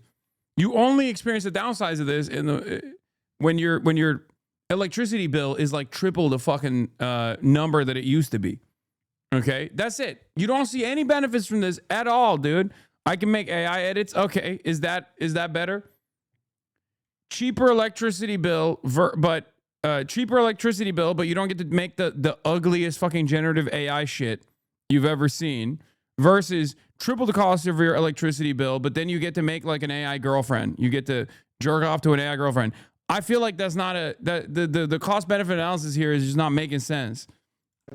That's just a small version. We took a country that was dead, and it's the hottest country in the world right now, and that's after 1 year. So let's go. That's a lot of people. All right, please. Yeah, go ahead. Thank you so much, Mr. President. I have two questions for you. One, do you want your Board of Peace to replace the UN? Well, it might. I mean, the UN just hasn't been very helpful. I'm a big fan of the UN potential, but it has never lived up to its potential. The UN should have settled every one of the wars that I settled. I never went to them. I never even thought to go to them. They should be able to settle those wars. They don't. I believe you got to let the UN. You guys want to continue hear something really because, funny, by the way, the potential about is- this like AI boom too? Who do you think is making the generators for all of these American data centers, by the way? We're making the RAM, and we're making the GPUs and stuff. So that's beneficial for NVIDIA and whatnot. But who do you think is making those fucking generators? Everyone in the chat knows already. Is China, baby. That's right. Is China. So the entire data center boon that you're experiencing in America is still tremendously beneficial for Chinese manufacturing. So even on that front, that's another fucking L that this dumbass is taking. We're doing numbers. You don't that make the RAM and nobody's ever GPU. thought I just mean like We're at the least richest we an ever were. American, It's because of an tariffs, American and the company is at some part of that productive process, and therefore can justify these, or not justify, but like therefore it's beneficial for their stock portfolio, for their stock evaluation in general. Like that's what I mean when I say like at least the fucking NVIDIA is putting numbers on the board, which then makes American investors feel like there's something to invest. There's still some growth, right? Tech is the one industry the U.S. still has advantage in, but like that's also going away. China is heavily investing in the field of tech. They're heavily investing in robotics, especially. So even that area is one where like America will get squeezed out. You know, immigration and energy. They got to stop with the windmills, and they got to go back. Like UK has an unbelievable asset called the North Sea. Norway uses it, makes a fortune. They have a better section of it, and they don't do it. They could straighten out their countries, and it would be good. But I get along. I'm very not well. sure what you mean by China is making them. It's mostly American companies involved. Told Norway's prime minister. Brother, the generators that are being utilized in the data centers are being made directly in China by Chinese manufacturers. What the fuck are you talking about? There's literally no other. Well, I lost a lot of respect for Norway. Okay, And sorry. I I believe very strongly that Norway controls the Nobel Prize. But you have to understand, I settled 8 wars. I've had every one of those wars, every participant wrote, I didn't ask them to do it. They sent in strong they make recommendations for that. But I settled 8 wars. No president's probably ever settled 1 war. I don't know, think of it. I did 8. The reason I do it is because it's easy for me to do. And I didn't do it for a Nobel Prize. I did it because I'm saving a lot of lives. I'm trying to settle the final one. I'm trying to do Russia-Ukraine. And when Russia's ready, Ukraine's not. Generators are not the right term. I mean, okay, the batteries and different components of the generators are still being made in China. And I'm trying to get that one done. But no, I feel that Norway has tremendous control over who gets the Nobel Prize, despite what they say. How far are you willing to go to acquire Greenland? You'll find out. Mr. President, Kevin Hasan has said that those $2,000 tariff rebate checks would be up to Congress to decide whether or not to disperse that. Do you agree with Kevin Hasan on that, or do you think you can do that unilaterally? No, I don't think. What the fuck does that mean? That was ominous as shit. We'll find out. The reason we're even talking about it is that he said you'll find out what we'll do to Greenland. Oh my lord! We'll be able to issue at least a $2,000 dividend and also pay down debt for the country. I'm sorry, you'll find out. What the fuck does that mean? What the fuck does that mean? You'll find out. Of income limit where it made sense, but we will be able to make a very substantial dividend to the people of our country. This is I believe insane, we can do dude. that without Congress. Last night on Truth Social, you said that the British plan to hand the base of Diego Garcia over to Mauritius and then rent it back was an act of great stupidity. Previously, you've backed that deal. Is it now your position that the deal should not go ahead? I think that they, when they originally were going to do it, they were talking about doing some concept of ownership. But now they're looking to essentially just do a lease and sell it. And I'm against that. It's a reasonably nothing like Greenland, but it's a reasonably important area of the globe. Not to anywhere near Greenland, but I think they should keep it. I don't know why they're doing it. Do they need money? Mr. President, with your support to the Syrian government, most probably you avoided another civil war and a bloodshed in Syria, especially after the fall of the regime. I did a good job. And, the Syrian government, the last 2 weeks, had to use some force to implement its force on specific areas. And well, with to keep the prisoners, the terrorist prisoners, which are some of the worst in the world, at bay. So they were able to keep that. He's working very hard. The president of Syria is working very, very hard. Strong guy, tough guy, pretty rough resume. But you're not going to put a choir boy in there and get the job done.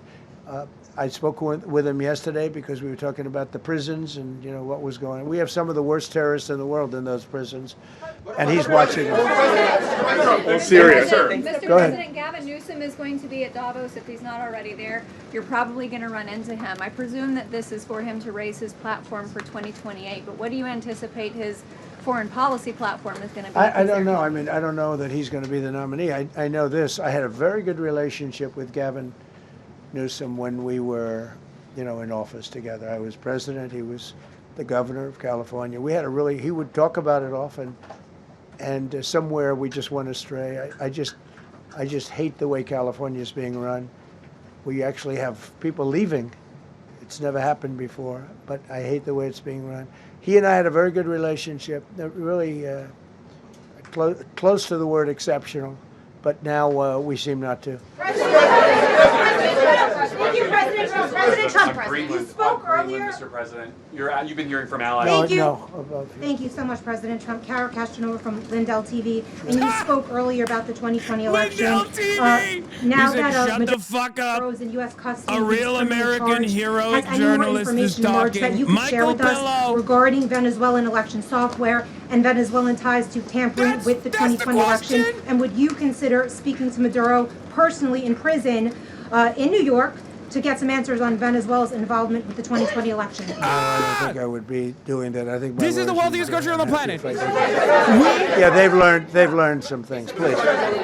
What happens to the tariff threat to Greenland if the Supreme Court comes out and rules against you on the tariffs? And Well, I'll have to use something else. I mean, are you look, willing to use force? take a look at the word license. Take a look at other things. I mean, we have other alternatives. But what we're doing now is the best, the strongest, the fastest, the easiest, the least complicated. Sir, if you move ahead with the Greenland-related tariffs on Europe, you secured almost $1 trillion of commitments from them to invest in the United States. Does that go kaput out the window if that happens? I doubt it. Look, they need that agreement very badly with us. They really do. They fought very hard to get it. So I doubt that, but we'll see what happens. We have a lot of meetings scheduled on Greenland. I'm leaving tonight, as you know, for Davos. And we have a lot of meetings scheduled on Greenland. Ooh, I got And chills. I think things are going to work out pretty well, actually. And so I cannot believe that the Venezuela QAnon thing is still going on with the Dominion voting machines. It's literally something that was... Macron? It's No, I something wouldn't that do caused awards in a court of law, okay? Like, Dominion successfully sued Fox News and numerous other outlets for pursuing this idiotic defamatory statement over and over again, and they won. They won billions. It's fucking crazy. He's not going to be there very much longer, as you know. And I think, I have meetings with the people that are directly involved, not some of the people you're talking about. Thank you so much. Thank you so much, Mr. President. Happy I've New Year. never seen this room like this. Is this a celebration of the first year? Yes. Have you ever seen it? I've never seen this many.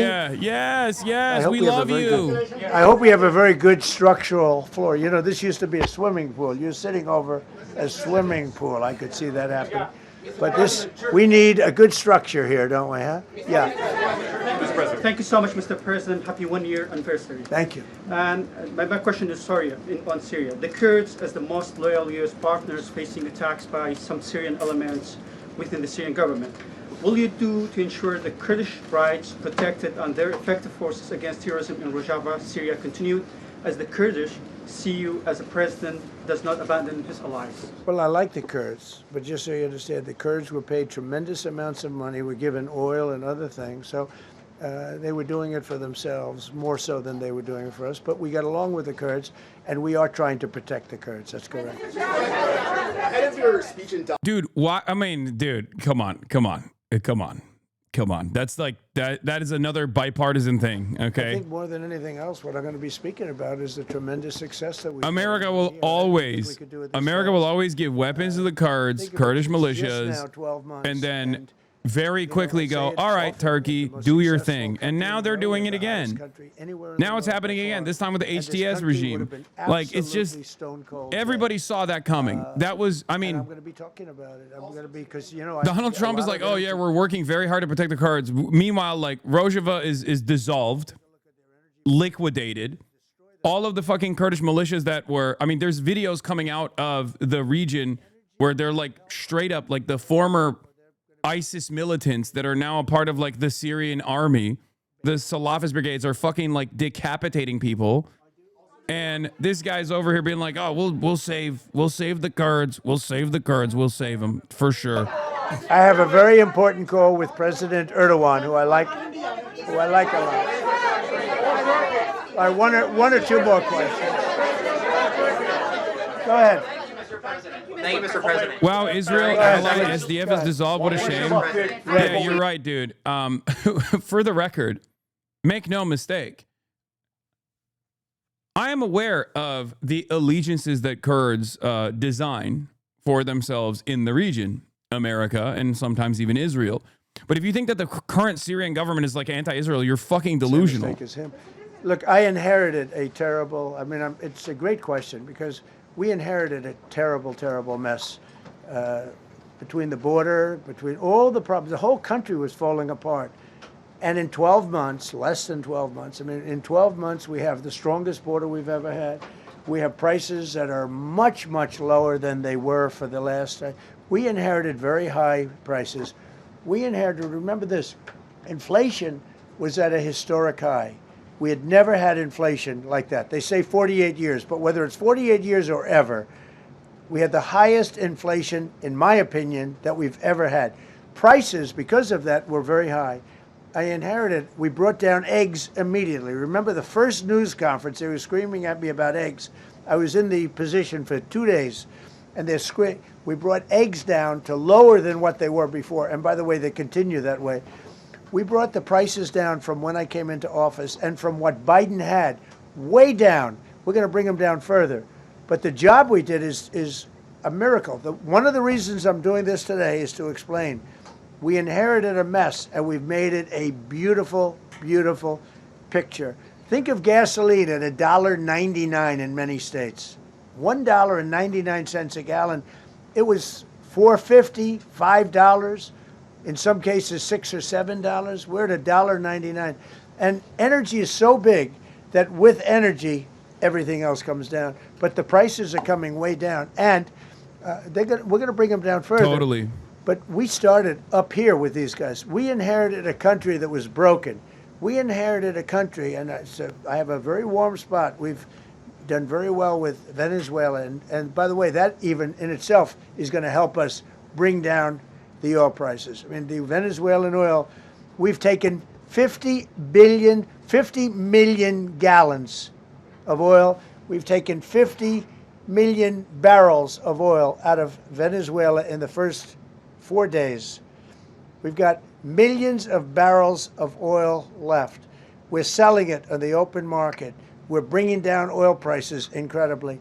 And when they come down, and they've already come down, again, $1.99 a gallon. Are there serious journalists in there? I feel like there's not. They're not asking.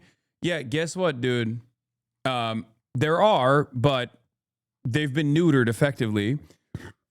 And not only that, but also Trump just doesn't call on them. Is the military option still on the table? And Brother, Trump just told one of these journalists to shut the fuck up because he wanted the Mike Lindell lady with the fingerless gloves to talk, okay? What do you think is happening in that room? Where are you from? I'm Palestinian American. So with Iran, they were going to hang 837 people. And I let them be known that, and we let them know that if that happens, that will be a very bad day for them. And they decided not to do it. They didn't hang the people. I can't tell you what's going to happen in the future, but supposedly they've taken that off the table. But they were going to, last week, they were going to hang on Thursday or Wednesday. They were going to hang, I think, 837 people. And they didn't hang anybody. So we're just going to have to see what happens with Iran. Is the military option off the table?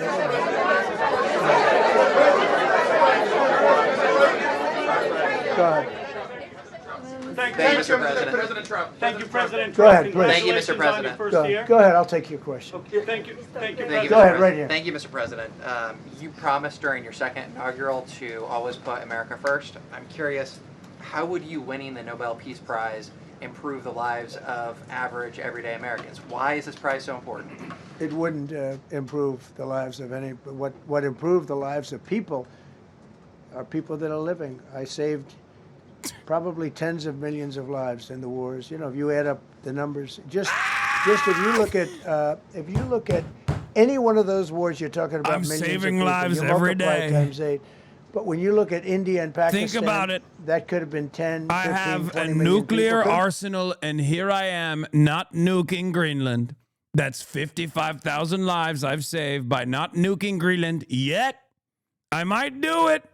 I might do it, but I haven't done it yet. And therefore, all 55,000 Greenlanders are being saved. I'm the peace president. Americans wrong to still feel high prices, and how much longer does the White House hope that they? So I think a lot of people are listening to the fake news a little bit. And I'm not blaming anybody. I think I blame ourselves. I think we've done a much better job than we're able to promote. We've hired Will Stansel, brilliant guy. He's come out with a new statement. It's called Vibe Session. He calls it all the inflation rhetoric is actually all vibes. We've hired him because of his good work when Brandon was president. It's vibeflation, vibe session. It's all vibes.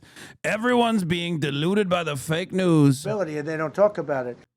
Stansel is literally doing more than you right now. Chill on the hate. First of all, suck me from the back and the front. I'm giving credit to Will Stansel for, all the anti-ICE support that he's doing. But to say that, like, he's doing more than you right now is fucking ridiculous, okay? Give me a goddamn break. I've been out there in the fucking streets since the beginning of this administration.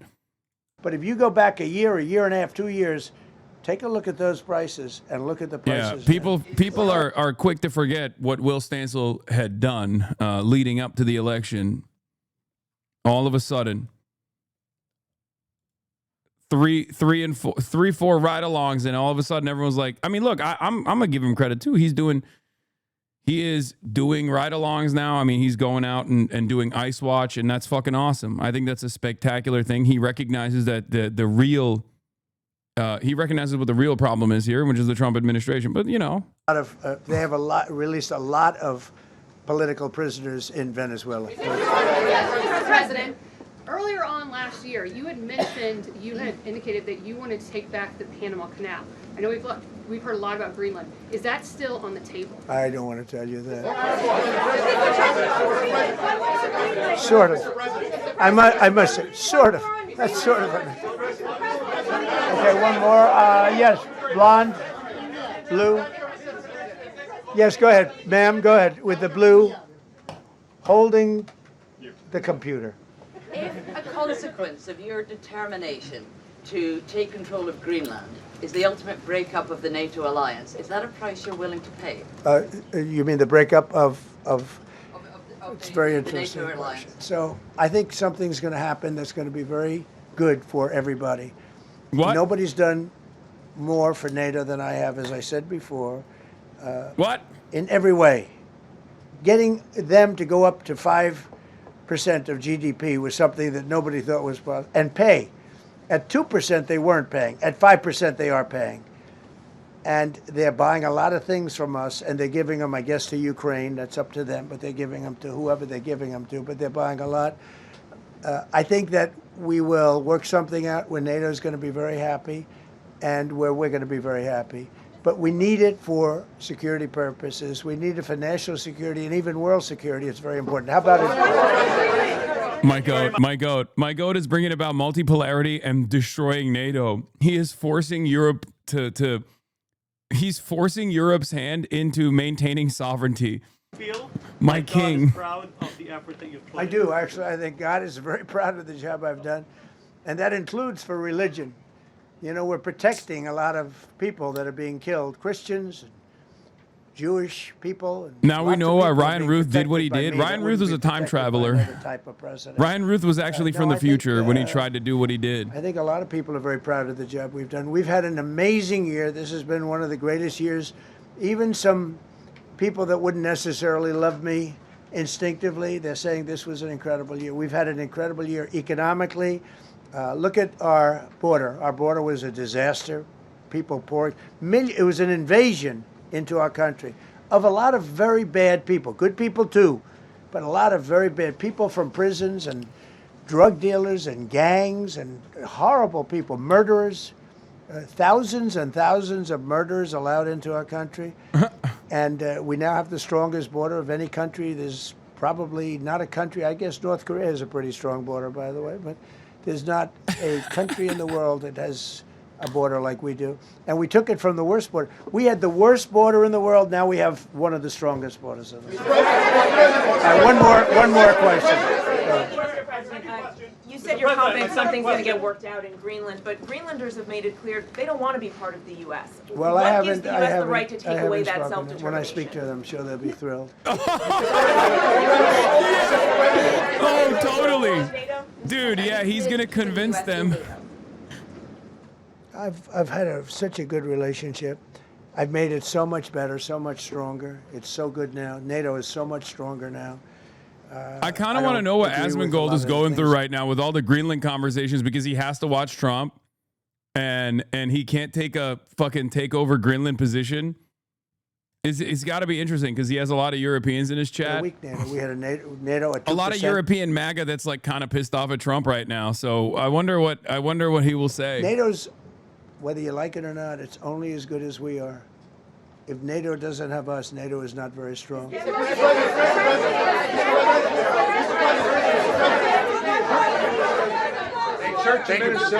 no, behind you, please. Thank you, President Trump. Yes, go ahead. Greatly appreciate it, sir. We heard a long list of accomplishments from the last year. Could you cherry pick the top three? And then looking forward, what are your three most important priorities in 2026? So I think the building of a really powerful military has been a great achievement, and that would include the Venezuela thing. That would include the attack on Iran and the wiping out of the nuclear threat. I think that's been really amazing what we've done militarily. I think what we've done in business has been incredible. Incredible journalism, $18 trillion coming in. Plants are being built all over the thousands. Journalism of like you've never seen before. 18 trillion is a record. No country has ever come anywhere even close to that. I think that's a record. And I think that most favored nations for drugs is something that nobody thought they'd be able to get. Tariffs helped me there because the nations would have never gone along with it if I wasn't able to say, if you don't go along with it, we're going to put a 10 or 15 or 20% tariff on your nation. And they went along. And our drug prices are going to come down at numbers never even seen before, never even thought possible before. So those would be three things. Thank you. Thank you all very much. Thank you. Okay, Press. Thank you, Press. Thank you very much. How much would you pay for Greenland, sir? He did the thing. He did this, the Slytherin. Thank you. Oh, that's going to be a funny ass visual. I love that one. When he walks away. Oh, here it is. Here. Look at that. Look at that. Look at that.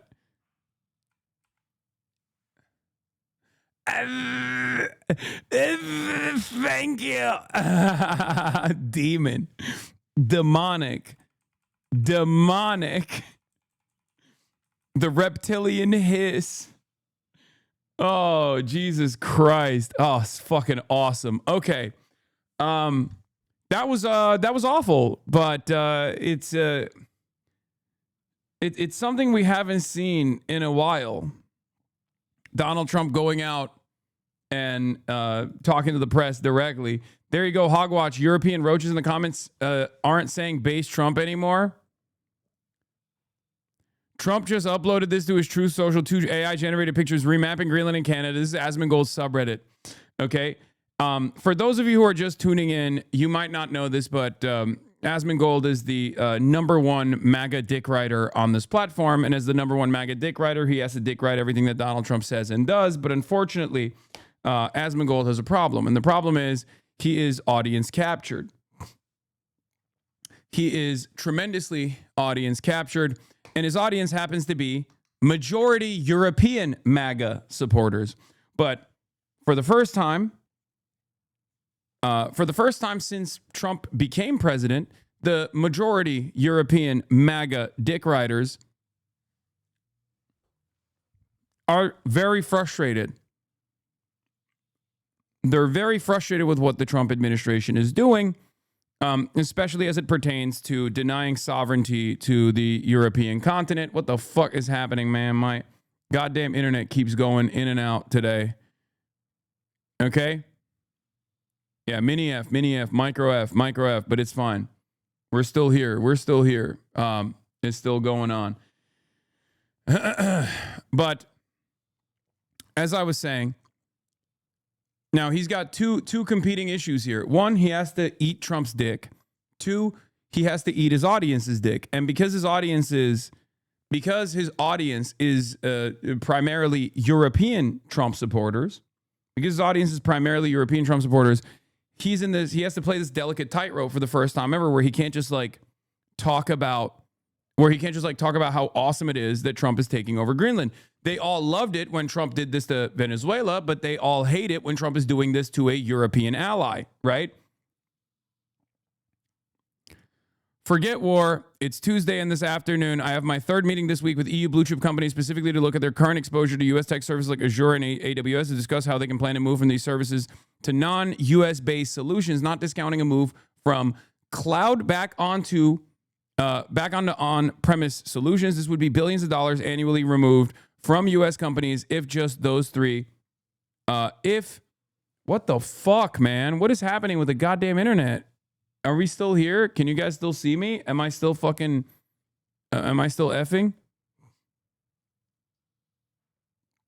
Okay, you can still see me. All right, good. Cloud back on prem is becoming more and more a common conversation. You're not alone.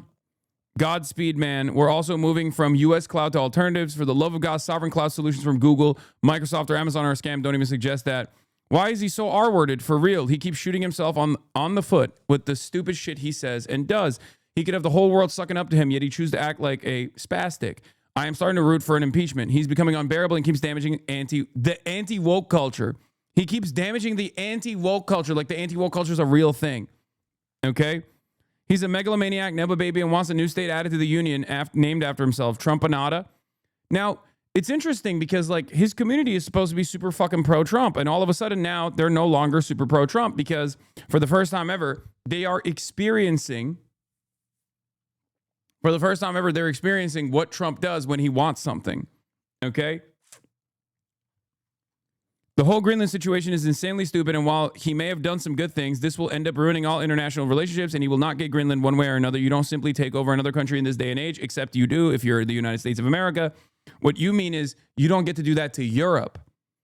Not realizing that this has already been done to Europe. Europe is vassalized already. This is just basically casting away all of the smoke and mirrors that make it seem as though Europe has not been firmly vassalized. Okay? Please don't say that spaz word is basically the R word, but as British slang. Okay, I didn't know that. I thought that was like a medical term or something. But in any case, my apologies. Okay. So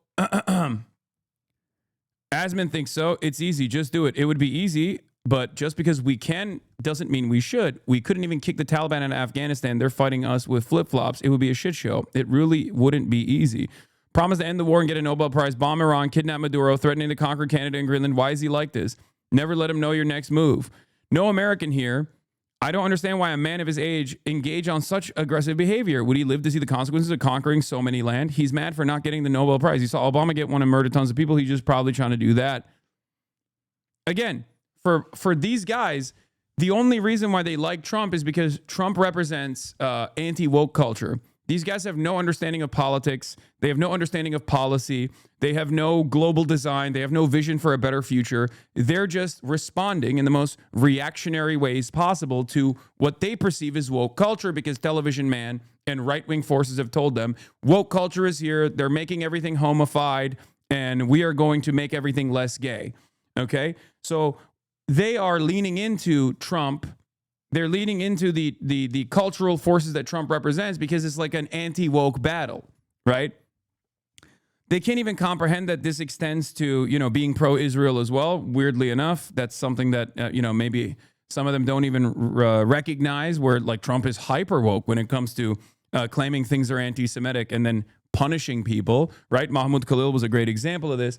But I guess in that situation, the higher priority is still with like maintaining Islamophobia as an anti-woke narrative. And that's why they don't consider like Trump's fake anti-Semitism enforcement as another instance of every, we're anti-woke except for when it comes to things that we claim are anti-Semitic.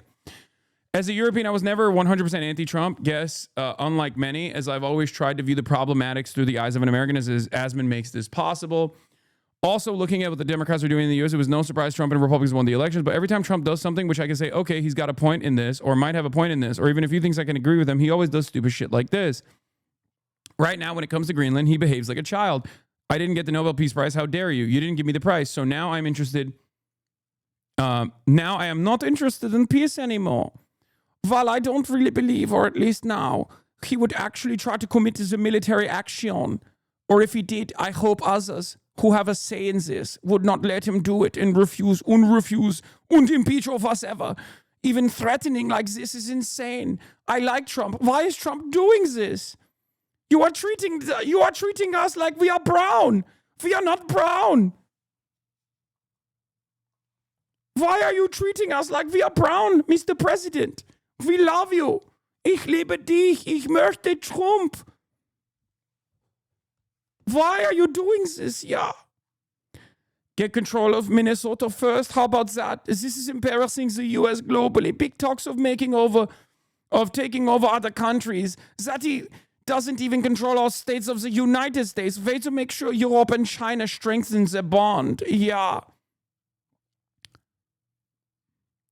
As a European, I was a big Trump fan. I still think he does a lot of great things, but the foreign policy sucks. America feels bipolar and unreliable now. He's picking fights with the allies and uses tariffs as a way to punish or bully. This is the guy who rolls out the red carpets for Putin's, yeah, and treats his allies as vassals he can freely humiliate. I feel like he's setting an example for other nations that international law doesn't matter. And larger countries can invade or bully the smaller countries as long as it is in the nation's best interest. Ja, based, sehr gut, ja. Your president is not well. Do something about it. Everyone was in such an uproar at the Democrats allowing Biden to be unfit for so long. Yet here we are. You can cut the hypocrisy with a knife. For people who are just now figuring out that this is what Trump has been doing, because you were deluded into thinking that he is like representative of an anti-woke culture, what you also need to move beyond is this fucking dynamic in your mind that there is like such a thing as woke culture and it was like being mass enforced upon you by, you know, liberal powers or whatever, and recognize that this has always been the global design. This is the global capitalist design. You do not benefit from it. And as a matter of fact, they delude you into thinking that you're actually winning something when Donald Trump wins the election over the Democrats or some shit like that because he's anti-woke. Meanwhile, all he is doing is reinforcing American hegemony. But when you think American hegemony is good, what you fail to consider is that American hegemony just means capitalist hegemony. You think capitalism is good. You think global capitalism is a good thing. It's not. That is the real reason why you have a crippled social safety net. Not because you have a bunch of refugees in your country now and it's ruining the country and it's ruining the culture or anything like that. The reason why you're frustrated is because of austerity. And austerity comes at the behest of capital owners, European capital owners that demand that European leaders are servile to the interests of the protectorate of global capital, which is the United States of America. That is the real problem here. And the faster you identify this problem, the easier things will be for you. Otherwise, you will constantly find yourself whipped up into a frenzy in a moment of panic over and over again thinking, why is this happening? I don't understand. Trump was the great fucking, Trump was going to bring about American prosperity. He was going to bring about European prosperity. He was actually invested in white culture, our shared culture. He was going to do white supremacy. It's not. That's not a real thing, okay? It's just marketing for dumb fucks. Don't be a dumb fuck. Stop being a dumb fuck. In some ways, none of what Trump is doing is all that surprising, even if it's unorthodox. It's basically in the direction of nobody cares, you should be deported back to Turkey. Anyway. What's interesting here is that Trump is actually disrupting the liberal world order by leaning into how things have operated even under the liberal world order. He's just doing away with the aesthetics. Okay, this is what you don't understand. He's doing away with the aesthetics. No more feeling of superiority for you, Europe. Know that you are vassalized. That's what he's doing. In a weird way, as someone who is very critical of the New World Order, post the global design post World War II, as someone who firmly and genuinely, legitimately believes that countries should have developed sovereignty, countries should have moved in the direction of socialism in their own versions, in their own ways, that would have been infinitely more beneficial for the working class in these European countries, as opposed to the American-backed design of the entire world. As someone who recognized that as yet another vehicle of extraction of natural resources and labor power from the periphery, from the global South nations, third world nations, this is what America has always done. This is what Europe has always played a role in. It's just that in the past, the NATO Atlanticists, the liberals, would at least make it seem as though Europe had some kind of sovereignty, right? He's just giving the game away. He's saying, no, you don't actually have sovereignty. I can do whatever the fuck I want. What is this? Me, you can beat. So you get timmed out for telling the truth around here. I grew up in Austic classes, and as I get older, it went away. You would know that if you know who people were. Timeout police. Hope you feel real good about yourself. What? Trump, you're going to hell. This was a great year. Everyone lost healthcare, and I'm starving millions of families. I'm just special ed, and I will give you full permission to use the R word. Chatter, calm down. Okay. You got timed out for a little bit. Anyway.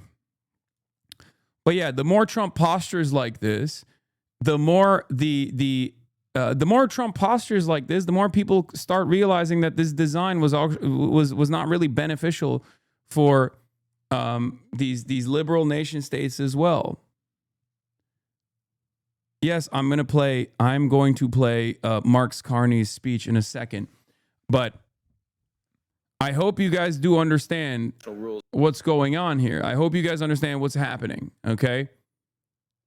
I mean, people who have been here are already aware of this, right? Because for years and years, I've talked about how Europe has no sovereignty, no real sovereignty. NATO is a protection racket, and that has obviously become a much harder argument to present to Europeans who were terrified of Russian incursions, especially after Vladimir Putin went fucking insane mode and decided to, invade Ukraine. But that's, Trump is doing away with the aesthetics. Trump has been doing away with the aesthetics pretty aggressively. And now this is hopefully a moment of recognition for some of, Europe's best and brightest. And they realize that they don't actually have any sort of sovereignty. They don't even have sovereignty over their own. They don't even have sovereignty over their own politics. Like, if you're living in Europe and you're like, hey, I don't want healthcare to go away, what the fuck is going on?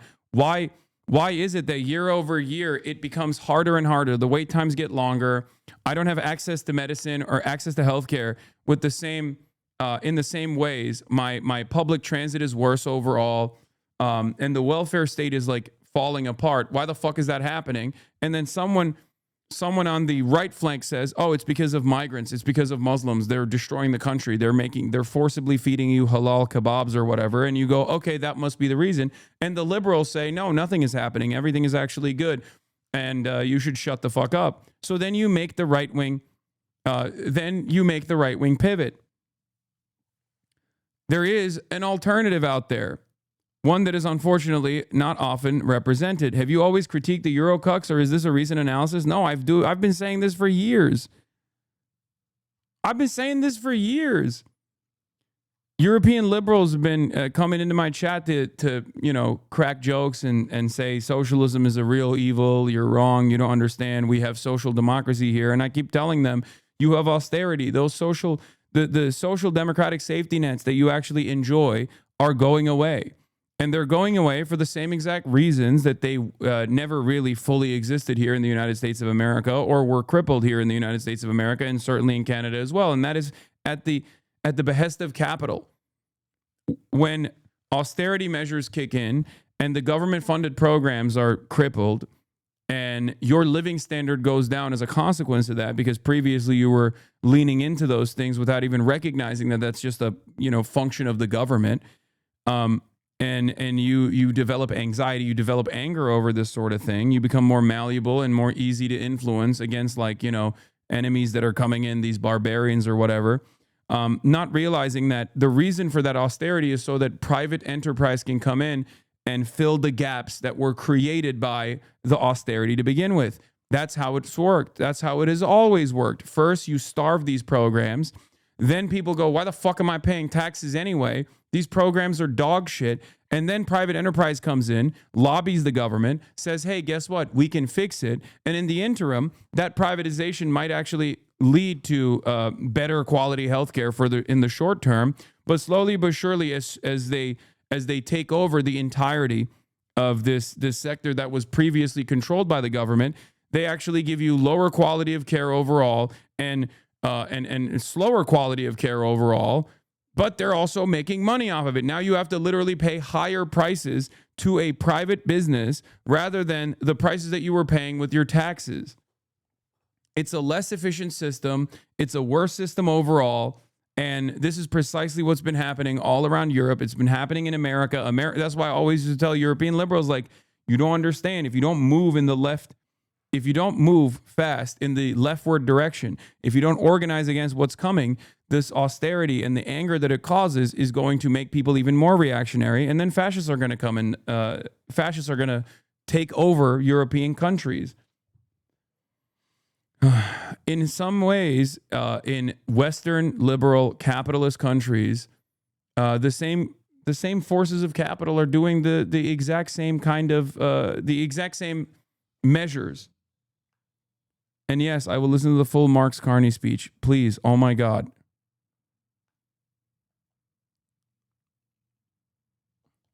Yeah, this was my analysis after Labor won, and the EU chatters were eating my ass as well. They were like, you're wrong. You're wrong. Labor is actually going to save the British government.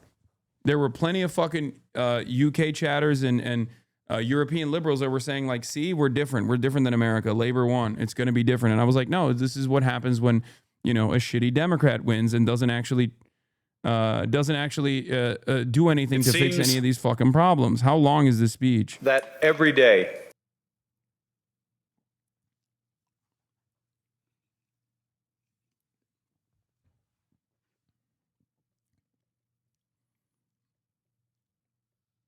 It's like 20 minutes. Okay, bro, I'm not going to watch all 17 minutes. But we'll watch some of the highlights. You want me to watch the whole thing? Okay, I'll watch the whole thing. God damn, everybody wants me to watch Marx Carney.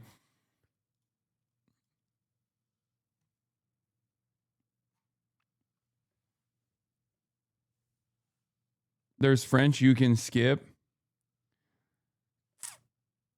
Hasan, you are correct. However, don't generalize all of us from the EU. We don't like what's happening and haven't been since 2016 and even before the Bush administration. We're not stupid. Don't give any thought or pause to those stupid, loud minorities. Call them dumb. Call it a day. We love you. No, exactly.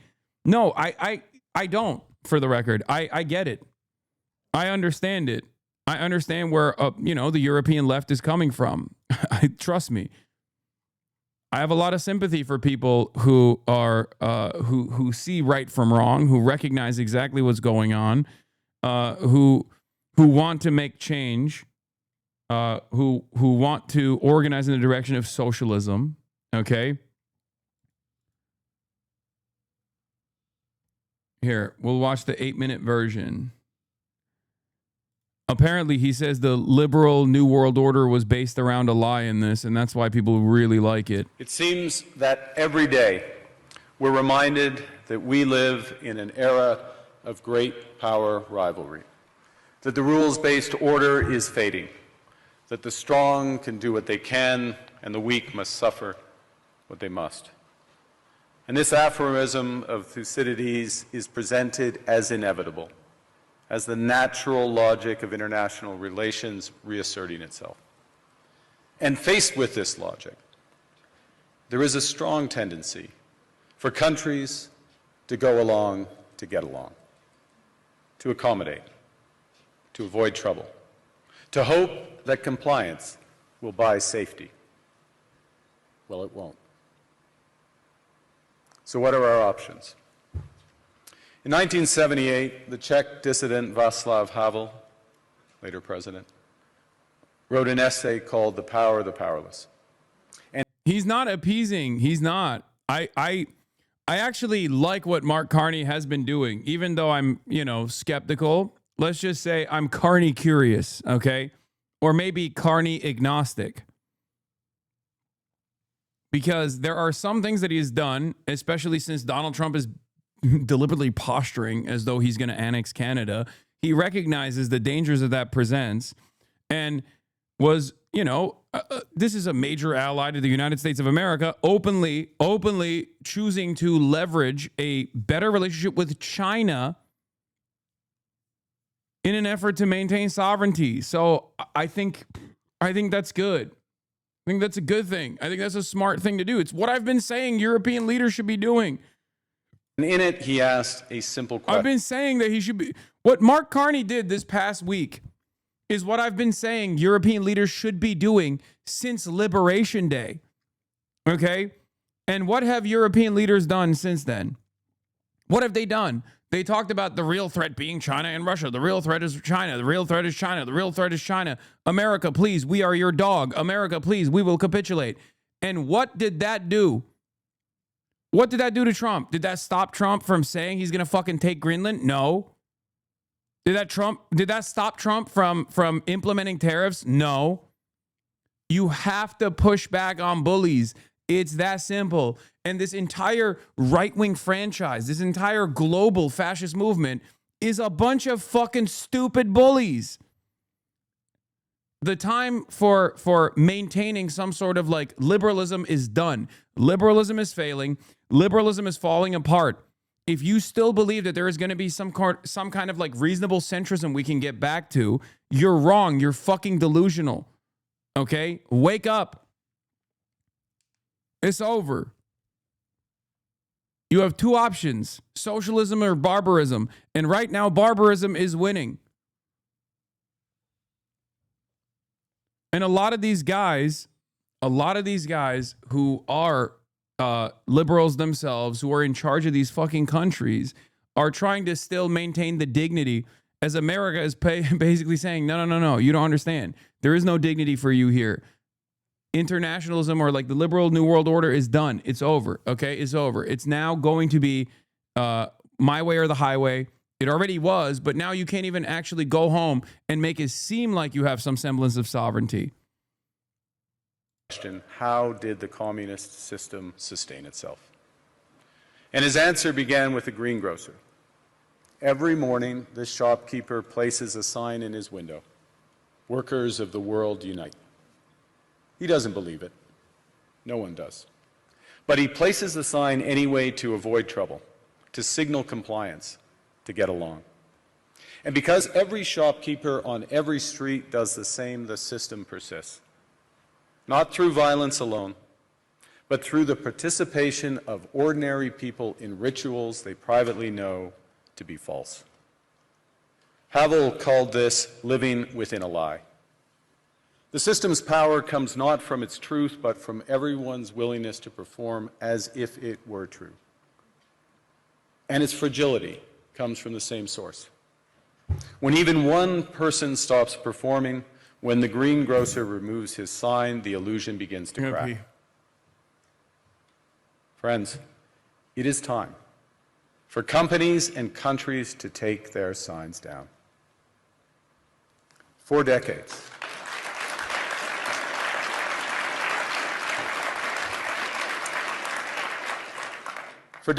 countries like Canada prospered under what we called the rules-based international order. We joined its institutions, we praised its principles, we benefited from its predictability. And because of that, we could pursue values-based foreign policies under its protection. We knew the story of the international rules-based order was partially false, that the strongest would exempt themselves when convenient, that trade rules were enforced asymmetrically.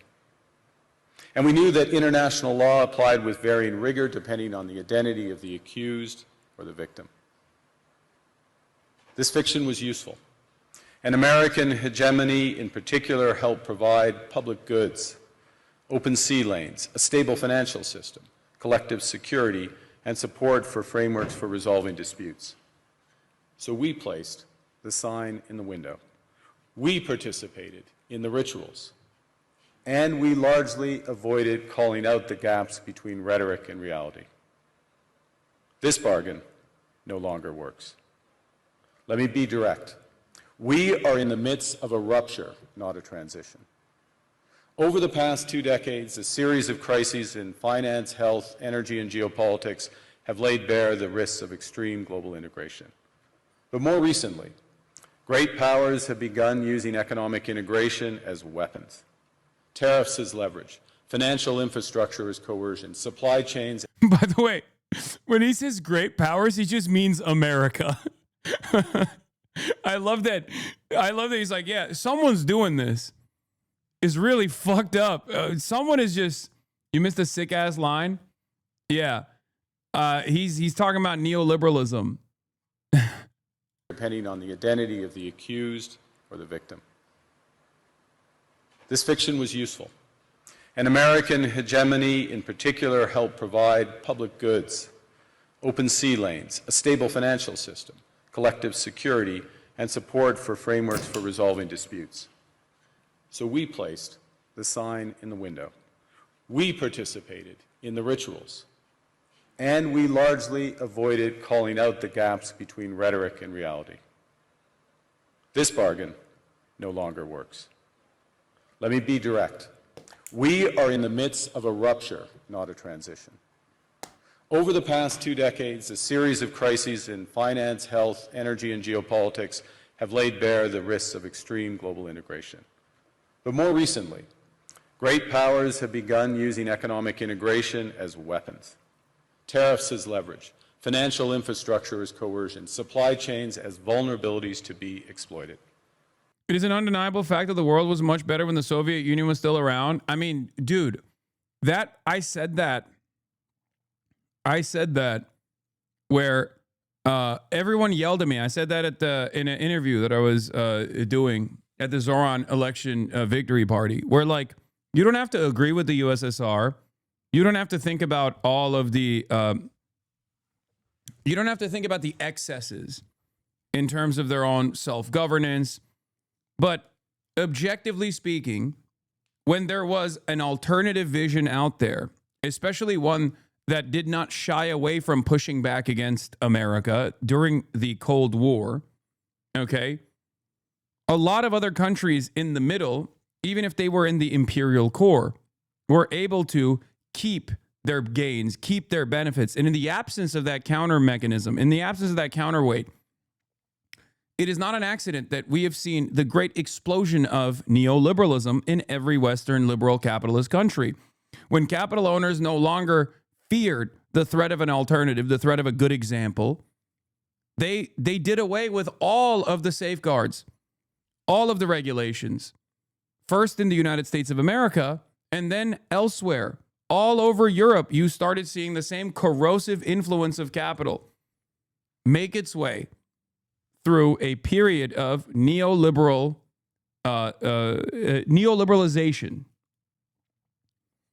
the destruction of social safety nets, the destruction of what remains of the regulatory body. Okay? Holy fuck, disgusting tankies. Brother, you are fantasizing about a world that does not exist when you fucking complain about this, okay? I need you to understand. Not for people behind the wall. Oh my God.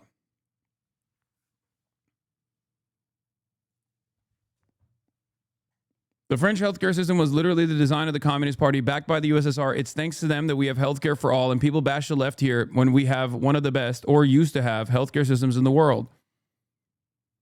It's the same principle that it's the same exact situation here in the United States of America, by the way. Obviously, the quality of life or the living standards are different. The currency exchange is different. Having said that, however, the attitude remains. A lot of people don't realize that in the United States of America, if it wasn't for fucking commies, trade unionists, socialists fighting in the streets, dying in the streets, that America would not have any labor laws whatsoever. You wouldn't have the weekend. You would still have child labor. And ironically enough, we still do have child labor in the United States of America. Okay. And not just for undocumented immigrant children. I mean, like straight up, you have child labor in many states that have openly legalized it. Like there are so many excesses under capitalism as well that many people do not understand or recognize, because for the longest time, you've existed under the system thinking, well, the alternative is much scarier, is much more dangerous. And in the absence of said alternative, you have this explosion of neoliberalism around the globe. You have the forces of capital taking up more and more, taking up a bigger role in what previously was dealt with by the government.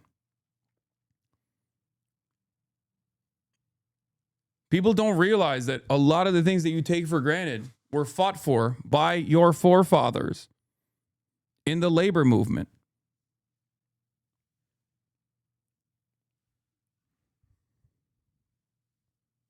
All the hate sub clip Andes are here. I mean, great. It's fine. You can keep complaining about tankies this, tankies that, but a lot of Europeans benefited without realizing, like, all of the social democracy that Europe has, even still to this day, they got because capital had to give in. Capital had to give in. Capital had to concede to the demands being made. And those demands were made because there was an alternative vision. Once all of that was eroded through Red Scare all around Western liberal nations, Western liberal democracies,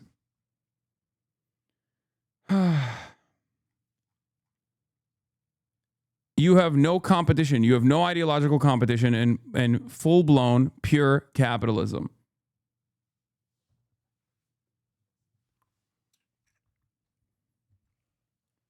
And as living standards erode in Western liberal capitalist nations, people look to blame whoever they can. And for a lot of these guys, for the reactionary movement, the best people you can... What is DHS live? Dude, why? What do you mean DHS is up, DHS is live? What the fuck are you talking about?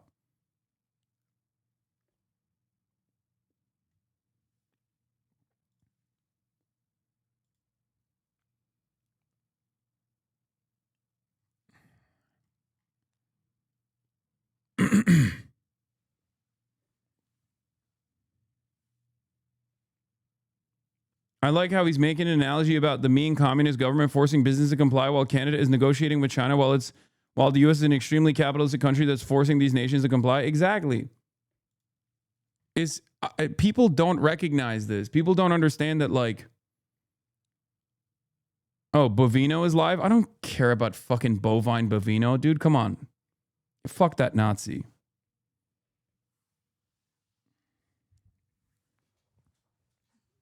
I know what the DHS stands for. Anyway.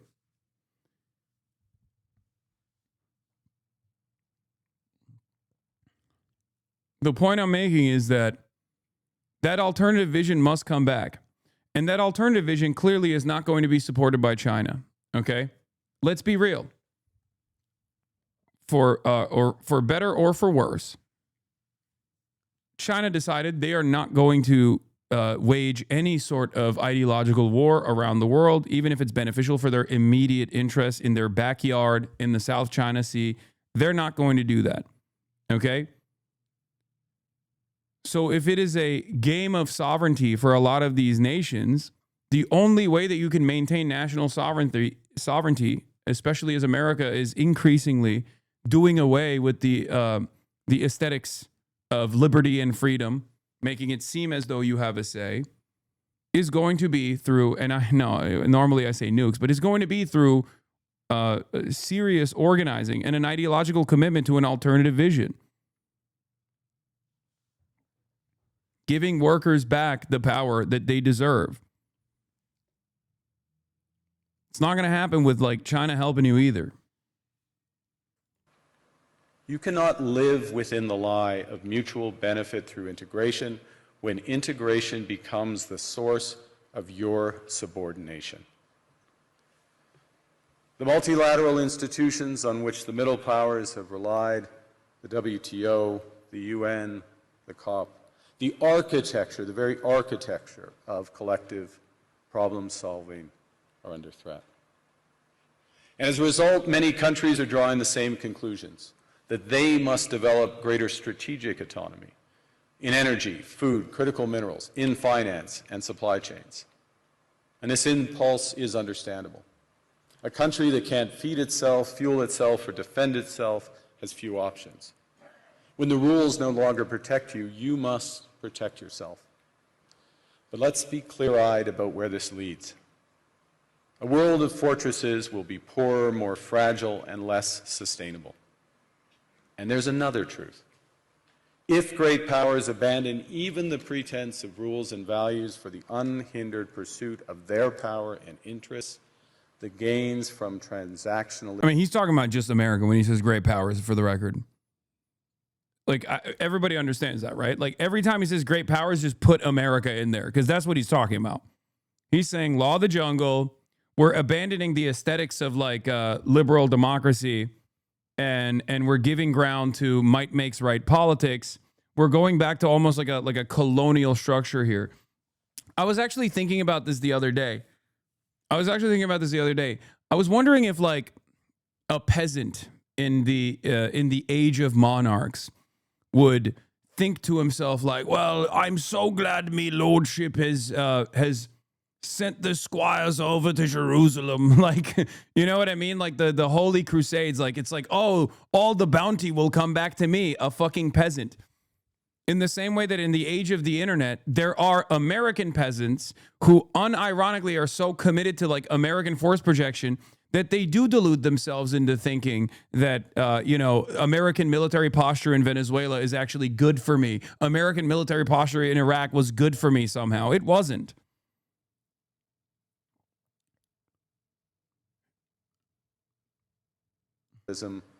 Will become harder to replicate.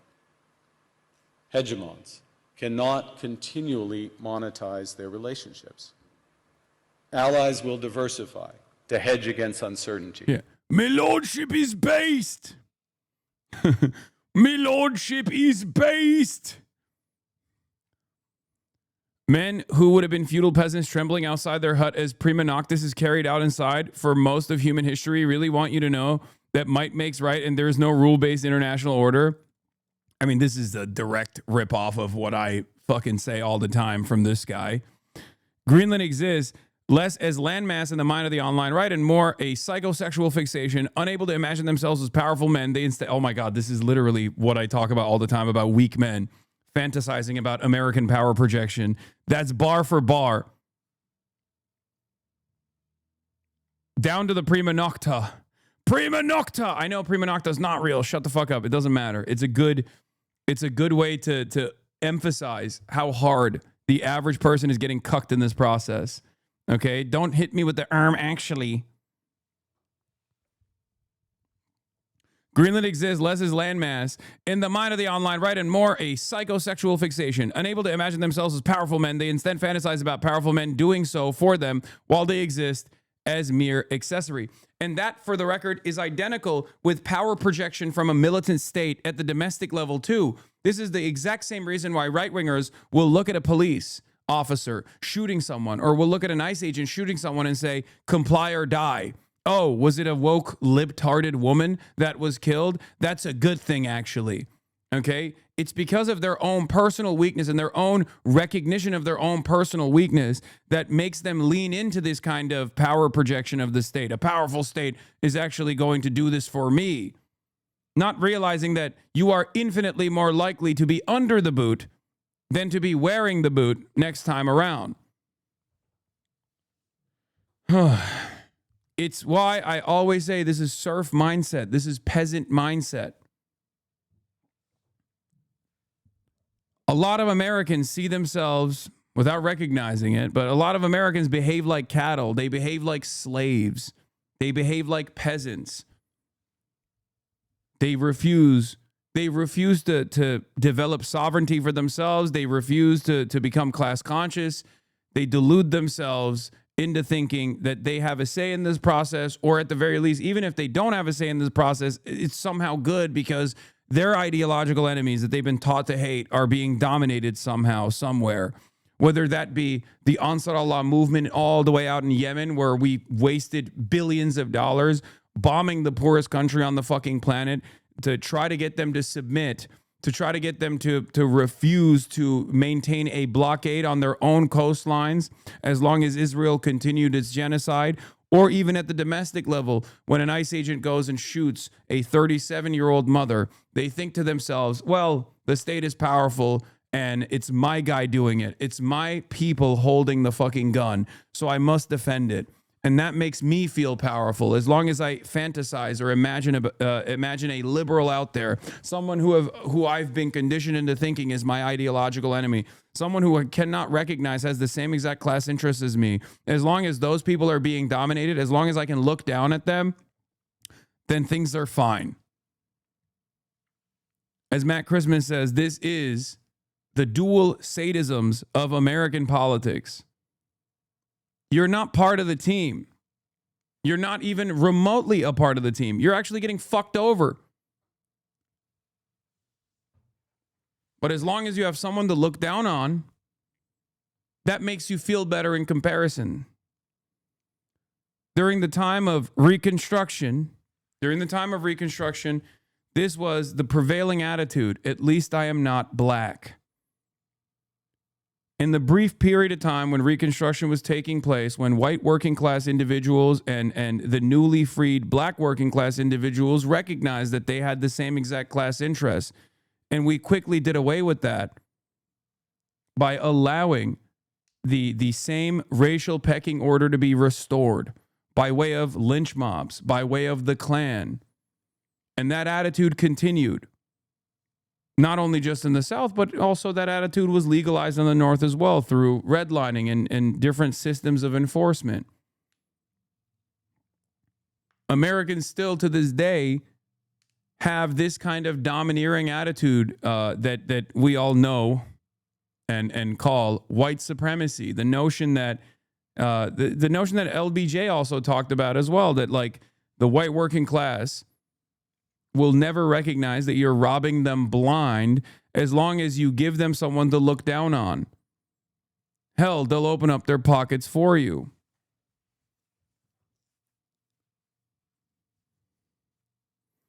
So you're saying normal Americans don't benefit from imperialism? Yes, the only benefit that normal Americans get, the labor aristocracy concept is not incorrect, okay? Of course, there are, bounties that come from cheap labor, cheap commodities that you can purchase. But at the end of the day, the amount of wealth that is captured in the hands of the very few here in the United States of America does not make its way down to the average working class individual. Okay? Yes, you get to have cheap TVs. You get to have an iPhone, right? You get to have an iPhone. And that's extracted through an hyper exploitative structure where the rare earth minerals that are extracted for said iPhone is done by, child slave labor, okay, in countries that have previously been destroyed by colonial violence and kept down as a part of the global South so that we could continue extracting their natural resources at a price point that is favorable to us, okay? But those benefits are marginal. They're aesthetic for the most part. We live in the wealthiest country on the planet, and there's almost 1 million people that sleep outside every single fucking night, dude. That is insane. That is insane.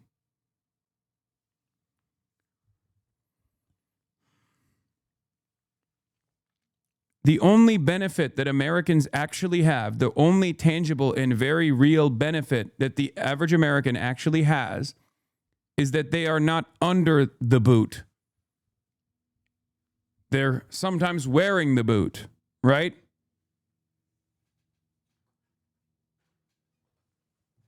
They do not get their share of the imperial super profits. An increasingly smaller amount, an increasingly smaller number of people actually receive all of that bounty. Americans don't receive it. They get treats, but that's it.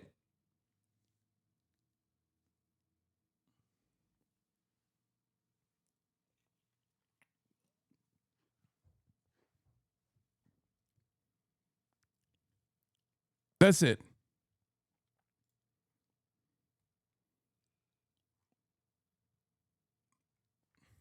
You get mass processed, cheap luxury commodities that would be considered impossible to acquire, half a century ago.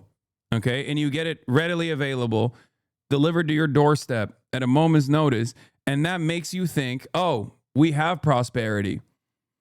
The inverse of this, labor aristocracy argument that's very frustrating to me, at least, especially when I'm trying to explain to American hogs that they're getting fucked over in this process, is that a lot of orthodox Marxists unironically make the argument that what Trump is doing is good. Okay?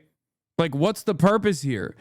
By saying this is an L take, what do you want the labor aristocracy to recognize? That they are a part of a class that is truly benefiting from American empire? Is that what you want them to recognize? Do you want them to lean further in the direction of Trump's dominance? Are you fucking stupid? Like, I get posturing as a Marxist, Leninist, Maoist, third worldist makes you feel good. Like you are morally consistent here, okay? But you're not a fucking Maoist. You're not a part of the Maoist brigades in the Philippines. You know, you're not living in the fucking forest, okay? Trying to fight against the Philippines government, okay? You're living in the United States of America. Shut the fuck up. I guess we should do no organizing in the United States of America at all. Considering that no matter how you exist in the United States of America, whether you're fucking homeless or whether you're a plumber or an HVAC business owner, okay, with like 3 fucking employees, you're all benefiting from the imperial bounty.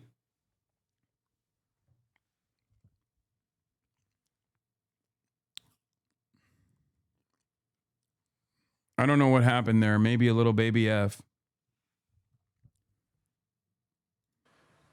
They'll buy insurance, increase options, in order to rebuild sovereignty. Sovereignty that was once grounded in rules but will increasingly be anchored in the ability to withstand pressure. This room knows this is classic risk management. Risk management comes at a price. But that cost of strategic autonomy, of sovereignty, can also be shared. Collective investments in resilience are cheaper. What the fuck is happening, man? Than everyone building their own fortresses. Shared standards reduce fragmentations. Complementarities are positive sum. And the question for middle powers like Canada is not whether to adapt to the new reality. We must. The question is whether we adapt by simply building higher walls or whether we can do something more ambitious. Now, Canada was amongst the first to hear the wake-up call, leading us to fundamentally shift our strategic posture. Canadians know that our old, comfortable assumptions that our geography and alliance memberships automatically conferred prosperity and security, that assumption is no longer valid. And our new approach rests on what Alexander Stubb, the President of Finland, has termed value-based realism. Or to put another way, we aim to be both principled and... Value-based realism? I feel like value-based realism is like oxymoronic. I mean, I don't know where he's going to go with this, but am I crazy? Like, that's...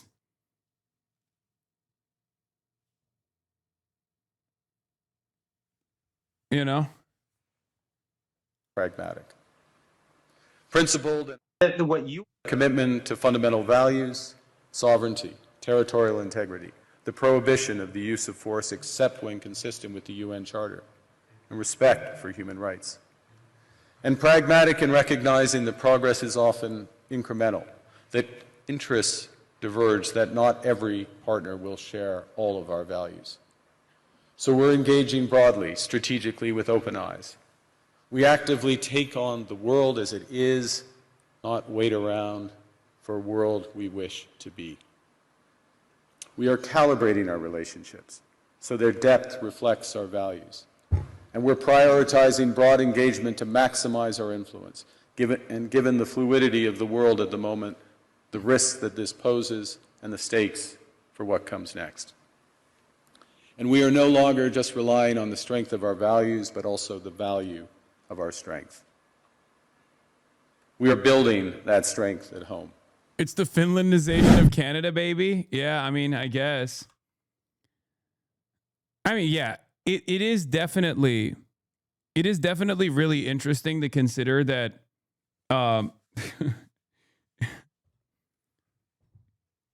like Mark Carney is one of the first like directly aligned countries that recognize the game and is trying to leverage relations with China.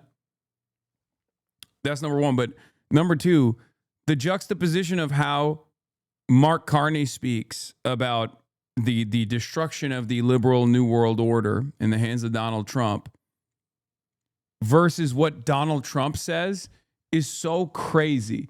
And I understand why people look to that and go, yep, that's where we're at. This is obviously Mark Carney looks like a brilliant orator in comparison to Donald Trump because he is. He is a much more intelligent person. He just ripped off Yan Shui Tong's, a Chinese international relations scholar, theory of moral realism, check logs. We're going to comment about Marxist-Leninism and MLMs. I get what you're saying, but do you see how it kind of seems like you're saying Marxist organizing in the U.S. is stupid and you're stupid if you want to do that, or even if you make the argument that it would be positive, you know? Wait, what? Are you no, I'm saying that to people who bring up labor aristocracy. I'm saying that that's a dumb point to bring up. I'm saying this. I'm saying if you are constantly chirping about the labor aristocracy and the imperial super profits that get distributed to the labor force, you are basically saying you're rendering all working class organizing in the United States or in the imperial core to be useless. I'm not doing that.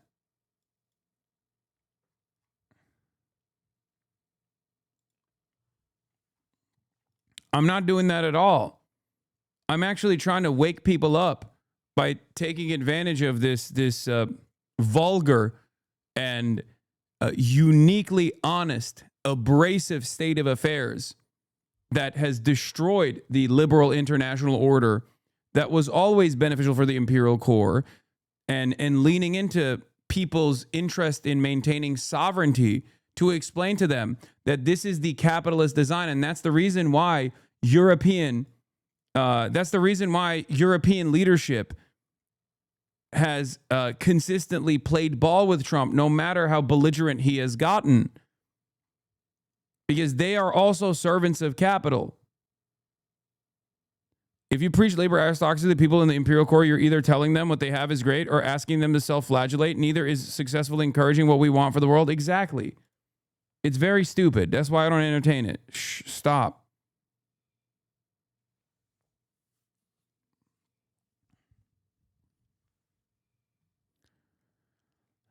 We are totally aligned on bombing brown people. Let's just keep doing that. Yeah, so this was basically a very funny takeaway.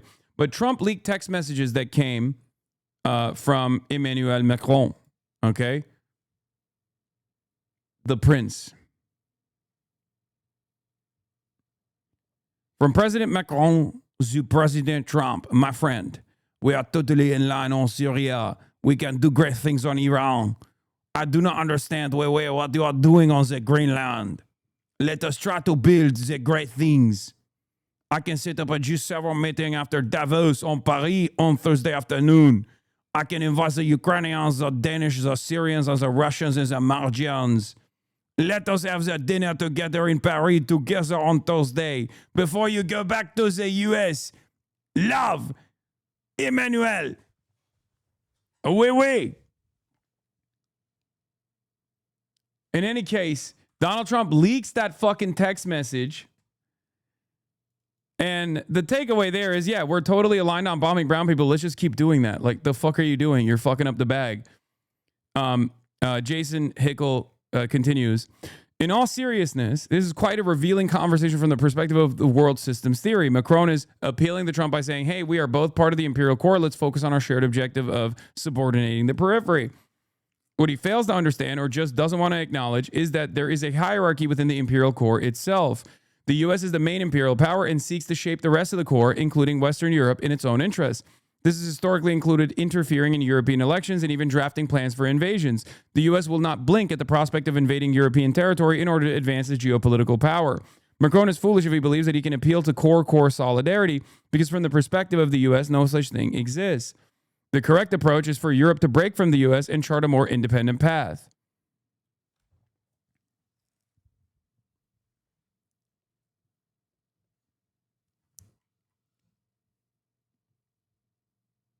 Here is another leaked text message from Mark Rutte, who once famously called Trump daddy in a private text message. Okay. Mark Rutte, lead of NATO, said he will find a way forward on Greenland. When one side threatens to invade, you don't offer a way forward. You use clear language to say it's unacceptable to annex a NATO ally. Mark Rutte must resign, a traitor to Europe. European liberals and European right-wingers, understand something. What Donald Trump is doing is basically just reinforcing what already existed, the system that existed that was in place. A system that, through liberal niceties, made you feel like you had a say in this, made you feel like you had some sovereignty, made you feel like you were actually retaining some of the imperial super profits. But ultimately, you were slaves to capital in the same exact way that the American administration is, okay? And Donald Trump, recognizing the instability born out of unchecked capitalism in the aftermath of the dissolution of the USSR and where we are in 2026, is saying it's time for something different. It's time to maintain order once again. And when liberalism has failed historically in Europe, and I think you guys know that through your own fucking histories, fascism came in as a way to reassert dominance, the dominance of capital, when there's global panic and instability. Donald Trump is doing it now. He's doing it. This kind of text messaging, thank you, Mark Rutte, the Secretary General of NATO, says Donald Trump. Mr. President, dear Donald, what you have accomplished in Syria today is incredible. I will use my media engagements in Davos to highlight your work there in Gaza and in Ukraine. I am committed to finding a way forward on Greenland. Can't wait to see you. Yours, Mark. I cannot believe how much Mark Rutte sucks Donald Trump's penis, dude.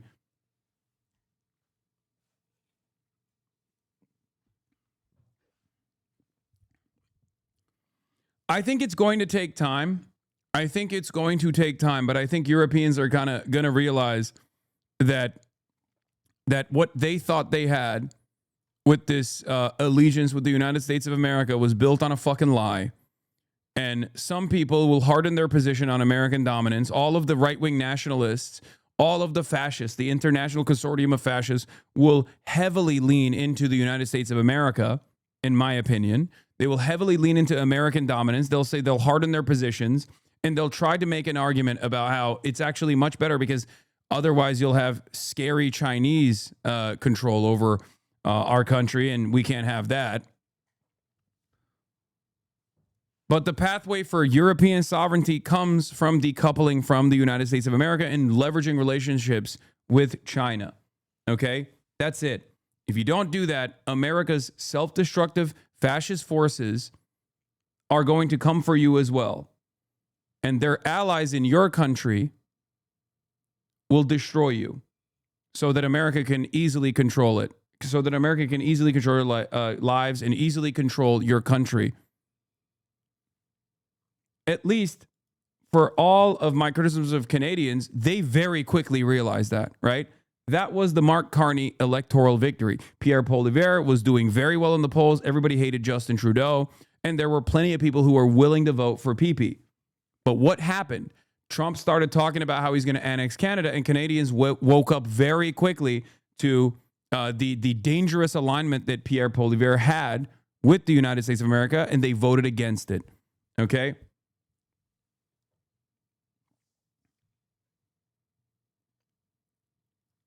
And there are still Canadians in your ranks, if you are Canadian, there are still Canadians in your ranks that have this same design, that want American intervention, that want American annexation. They're called Albertans, okay? What will most likely take place in Canada in the upcoming years, if Trump does actually remain unchecked and doesn't receive any pushback from the likes of Mark Rutte, which seemingly is not coming, he will feel more emboldened to go and overtake Canada as well. Okay? And when they do that, there will be the Albertan separatist movement that wants to unify with America. Obviously, that referendum will fucking fail. And then America will say, oh my God, there's electoral fraud here. It must be the Venezuelan Dominion machines that caused electoral fraud to take place. We have to fight for Albertan dignity, fight for Albertan independence, and then boom, annexation. And that's not my assessment. That's Steve Bannon basically signaling that this is what they want to do. Bannon constantly links Ukraine and Canada in the same breath, which gives a clue to the game plan. Promote Alberta separatist movement in referendum. When Alberta separatists are defeated in referendum, claim election fraud and stop the steal. Use election fraud as a pretext for sending in troops to restore order, protect northern interests, etc. Annex Alberta and perhaps the rest of Canada. Not saying this will happen, but it's something percolating in Bannon's rancid mind. Here's the deal. What President Trump's argument to Canada is, and they've just kind of blew it off, but when he talks about defense, what he's making the point on the Arctic is that Canada is kind of like Ukraine, right? The Chinese and the Russians are up there, and they see the undefended northern territories of Canada. They're going to take a bite. The Canadians got to understand something. They're going to in your territory, and they're going to dare you to do anything about it, and you're going to turn to Big Brother. Go ahead. We're getting Alberta is the linchpin. So when Trump says Canada's going to be the 51st state, he's speaking, he's vamping, he's having a little fun. But what he's really saying, because I know a lot of the guys in charge of the Albertan separatist movement or their prosperity movement, Alberta, they've already met twice now with the State Department. The Albertans are ready to vote in the next 6 months. They're getting out of the Canadian Union. They're going to become an independent state, independent country. We're going to recognize them, and that's going to put them on the pathway to becoming the 51st state. And here's why that's important. Alberta has a bevy of untapped rare earth minerals. They have the world's largest geothermal energy sources. They have some of the world's largest natural gas and oil deposits. So when Trump says Canada is becoming the 51st state, he's really talking about Alberta, and that's important because that's a gateway to the Arctic. Greenland is another gateway to the Arctic. So when we talk about hemispheric defense, we're not just talking about Latin America. We're talking about the polar regions too, Steve, and how they all link together.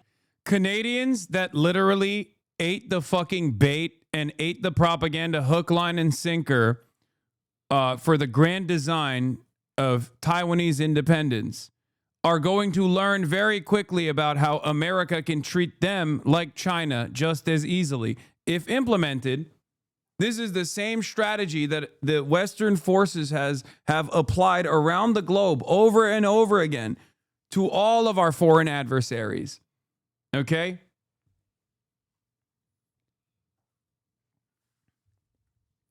Do some psyops, especially in the age of social media, where all social media, especially in the Western world, is controlled directly by the United States of America. Do some psyops, boost in the algorithm how wonderful it will be to get Alberta to be independent.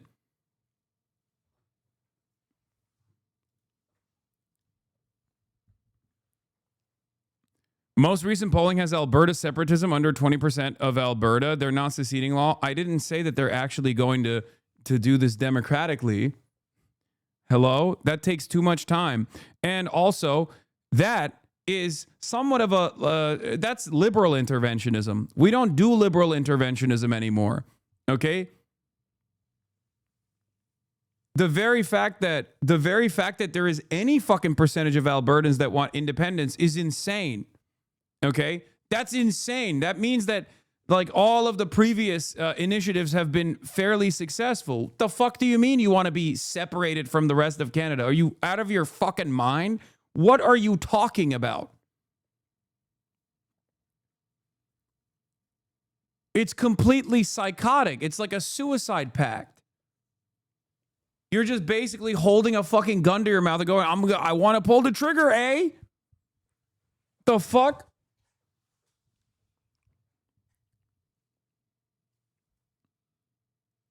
This is what great powers do, though. I mean, this is, you know, to a certain degree what Russia has done as well. It's certainly something that America and other Western powers have utilized over and over again against their foreign adversaries.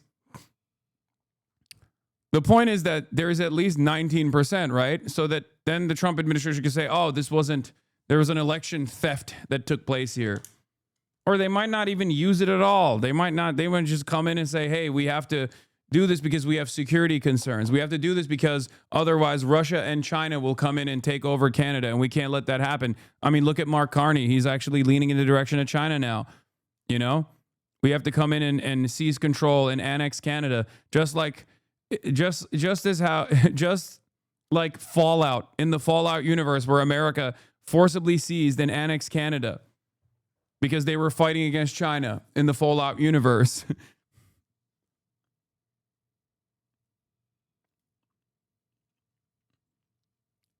Canada's developing plans to wage a guerrilla war against the U.S. invasion, in case you are wondering how things are going. Military planners are modeling a U.S. invasion from the south, expecting American forces to overcome Canada's strategic positions on land and at sea within a week and possibly as quickly as 2 days.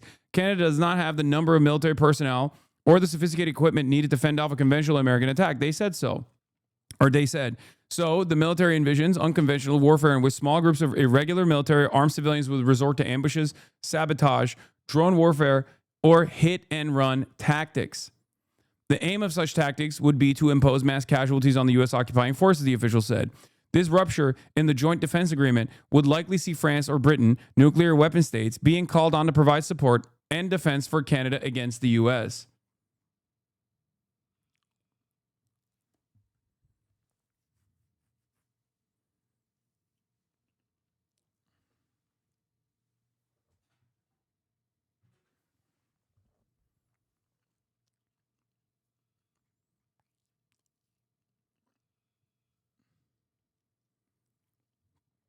Just normal and good. Just normal and good things. And just normal and good things to look forward to, guys. I mean, it's fucking insane. But how can you look at what the DPRK has done as anything but a resounding success? Like, how can you look at the situation that's in front of us right now and think, you know, it's really fucked up that they developed nukes over there. Yeah, America ain't doing this shit to North Korea.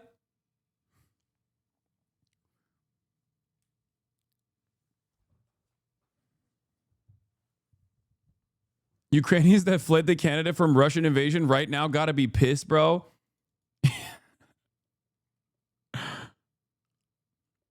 Please stop joking. It will come true. Please stop. I don't want a burger. I want to be syrup. Please, I beg. No, you will be burger and you will like it.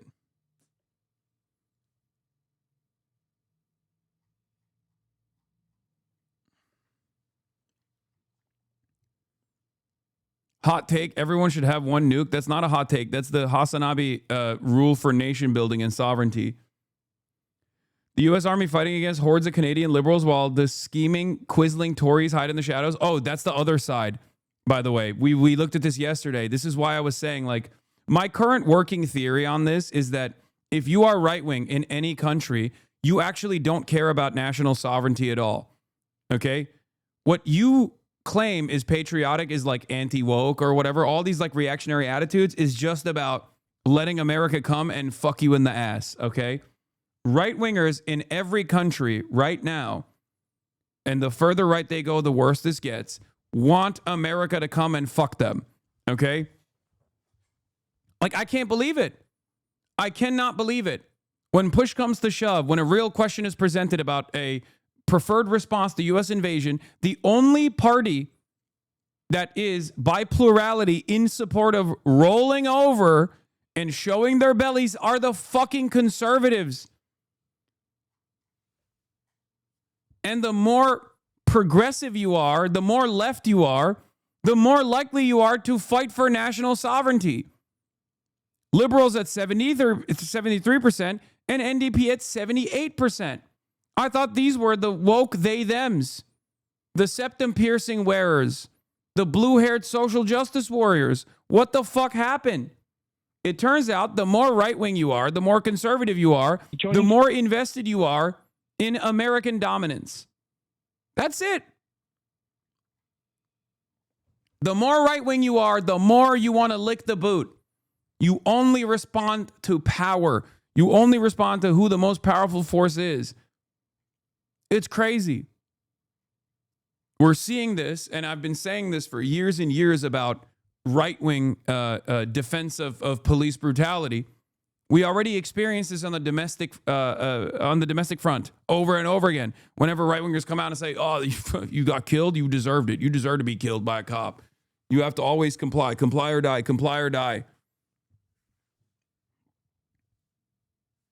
But it blows my fucking mind. It blows my mind that you got people that claim to be the real patriots here that have more of an investment in fighting their own fucking neighbors than fighting Americans that would potentially invade their country. It blows my mind.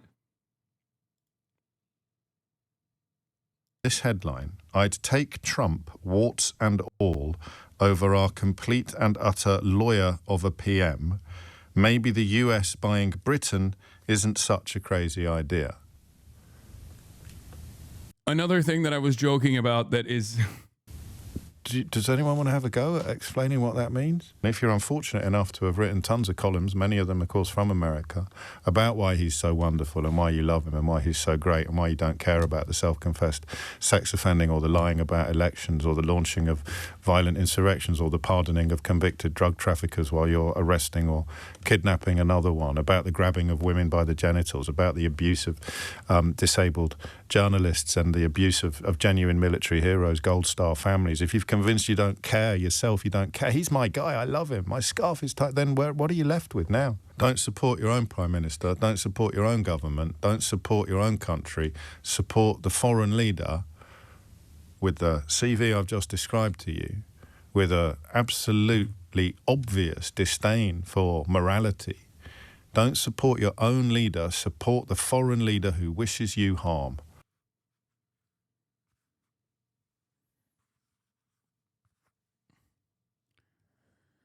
The international reactionary movement is organized around demanding American domination over not only the global South, but also their own sovereign states. Send tweet.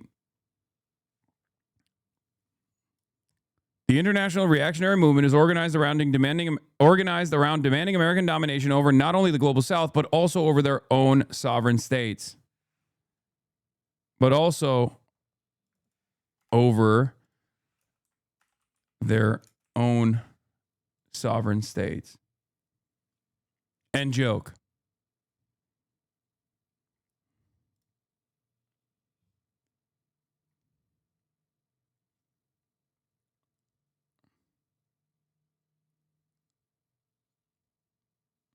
Welcome back, Charlie Kirk. What is this?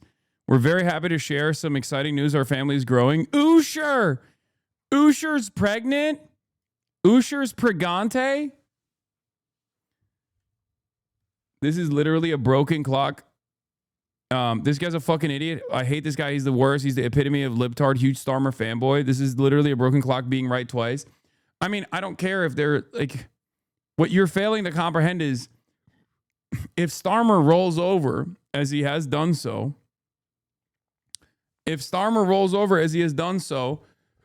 so far, I think those guys will inevitably fucking pull out of that allegiance as well.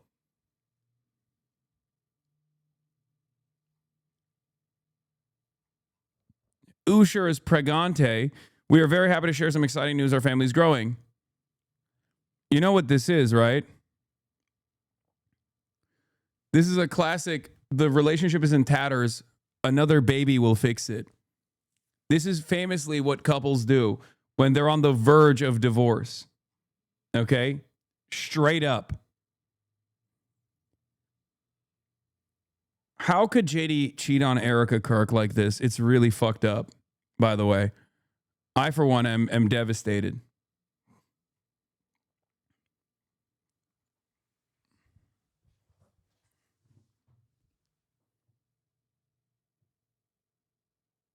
Biologist dumbfounded as Usha Vance somehow gives birth to Erica Kirk's baby. Yeah, it's like a surrogacy program, but this time instead of artificial insemination, he did it direct, the old-fashioned style, the old-fashioned way. He pumped it.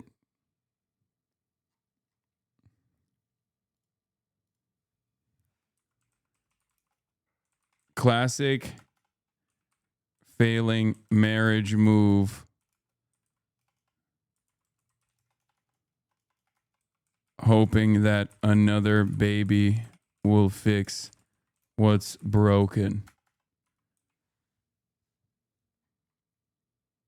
Maybe Usher cheated on him with Stephen Miller. They're all swinging probably. No.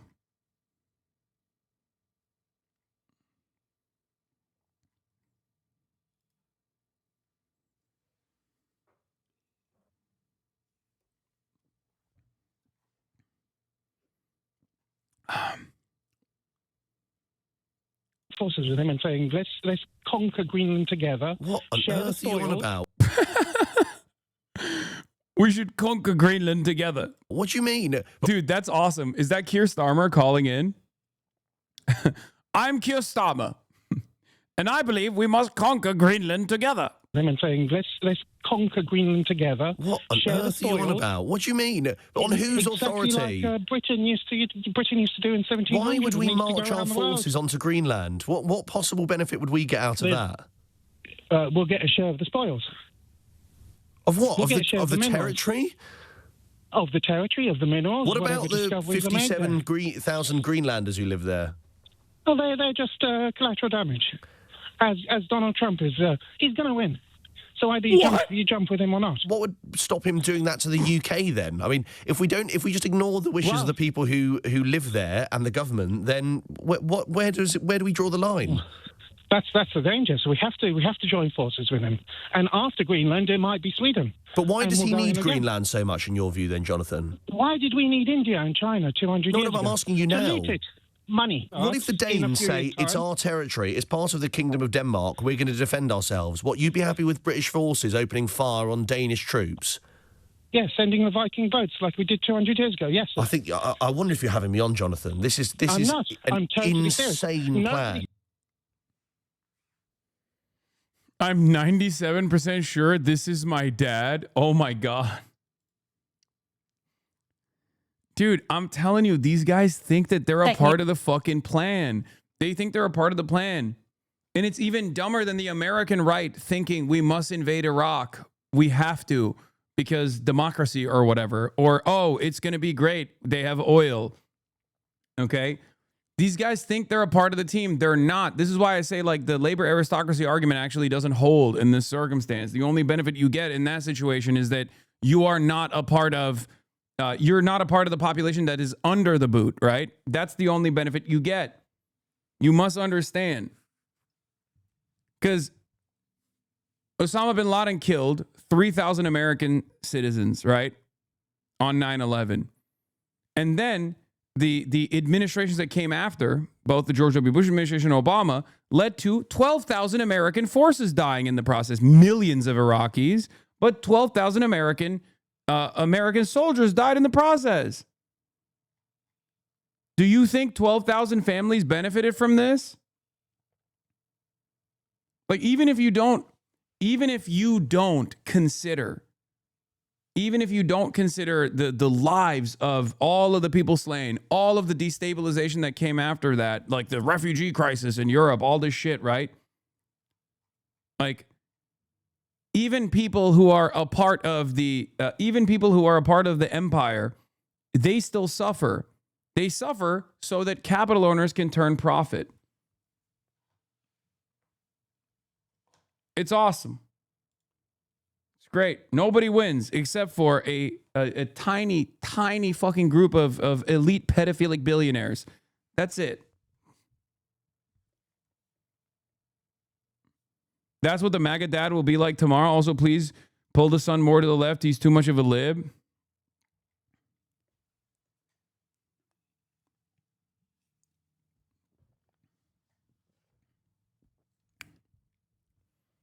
Important. Finally, some good news. A cow demonstrates a tool used for the first time in an experimental setting. Wait, what the fuck? Scientists say this is the first experimentally verified instance of a cattle using a tool. They're getting smarter. Cows itch just like us, but Veronica the cow takes things into her own hands, or rather into her mouth.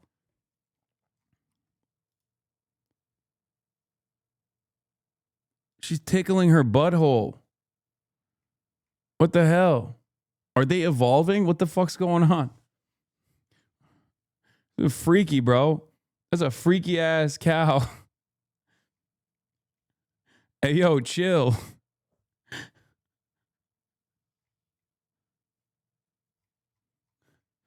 Freaky ass cow, dude. Anyway, Europeans are only panicking over Trump's assault on the so-called rule-based order now that they find themselves on the short end of the stick for the first time. Welcome to the world you helped build. To Davos. President Macron is speaking. Yeah, as a Turk, okay, in parentheses, pejorative, I welcome Europe recognizing that they are just like Turkey in this process. Nation states that feel as though they have a say in the process and maybe have had incremental gains as a part of like being in the imperial core. Turkey was never directly in the imperial core, but was a willing participant, right? NATO forces and all this stuff. And the benefit that you get is, at least for the longest time, you didn't get like dominated as hard as like Iraq did, right? But now the tables are turning. You ain't Israel, little bro. That's it. The only country that is a part of the imperial core that gets to do whatever the fuck it wants is Israel, okay? You're not Israel, France. You're not Israel, Denmark. You're Denmark. And you got land that we kind of want right now. It's looking good. It's looking appetizing, okay? Perhaps you should have not had Greenland, you know, if you didn't want us to come and take it by force. What was Greenland wearing? Rapist president. He doesn't understand no means no.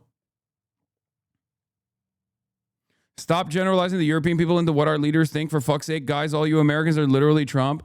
No, dude, that's not what I'm saying at all. I'm speaking to I'm speaking to the European leadership when I say this. Okay? Please understand.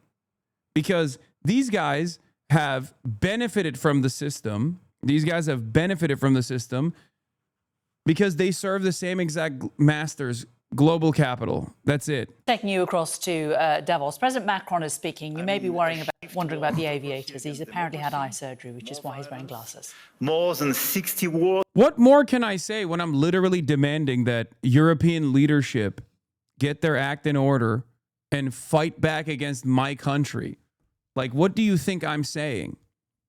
When I say Canadians, rise up in arms, okay, and fight back against my fucking country, I think you should be able to understand that I'm talking, I'm separating the population from its elected representatives, and I'm separating the population from being willing participants in American dominance, okay?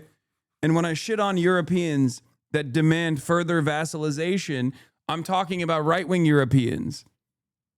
I'm talking about right-wingers. In 2024, an absolute record, even if I understood a few of them were fixed. And conflict has become normalized, hybrid, expanding into new domains, space, digital, information, cyber, trade, and so on. It's as well a shift towards a world without rules. You need to get on the level of the Iranian and Venezuelan dissidents and start demanding they bomb America. I mean, I don't think it's going to get there, and I hope it doesn't get there, okay? Yeah, I'm going to be like, China, please, bomb Los Angeles now, please. Please, our people yearn for freedom. Our people yearn for democracy. Please bomb us. Where international law is trampled underfoot, and where the only law that seems to matter is that of the strongest, and imperial ambitions are resurfacing. Obviously, the Russian war of aggression against Ukraine, which will enter into its 4th year next month, and conflicts continue in the Middle East and across Africa.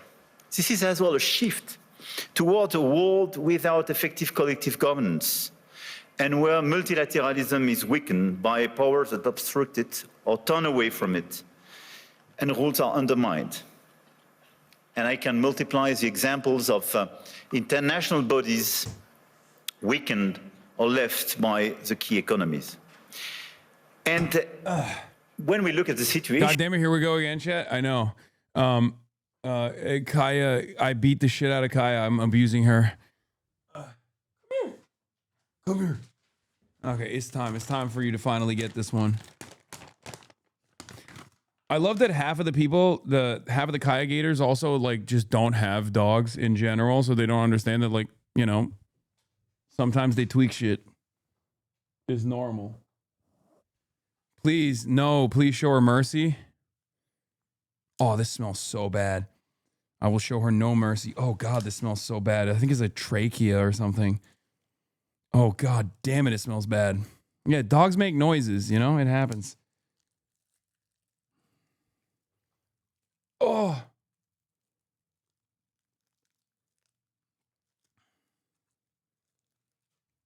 Oh my God. Oh my God. Chat, when I tell you this is the worst smelling thing I've ever... Oh, it smells like straight ass. Oh, I have to fucking wash my hands after this. Jesus Christ, that smells like straight dookie.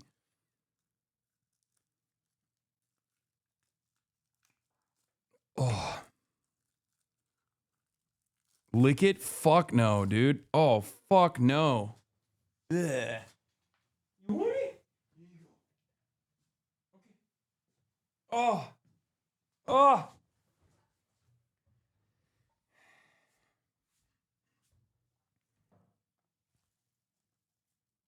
Wait, you don't want it?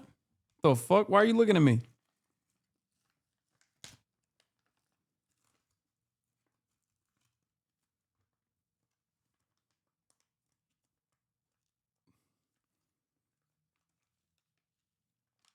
This one is yeah, it's a trachea, I think. There was a round gullet, a flat gullet, a braided gullet, and a trachea. And I think this one is the trachea. She's eating the Kirk. Yeah. She wants you to try it? No, I'm good.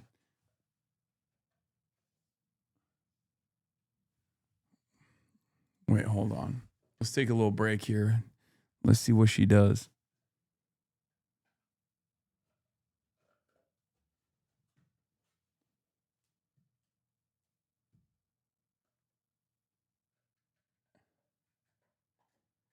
Uh-huh. She established good positioning. Very nice. Okay. Getting into it.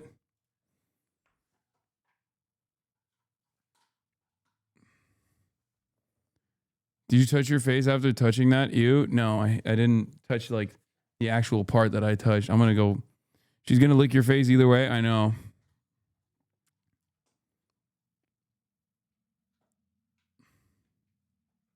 Good form. Very good. Oh, she's already cracking into it. God damn. I don't know if you guys can hear it or not.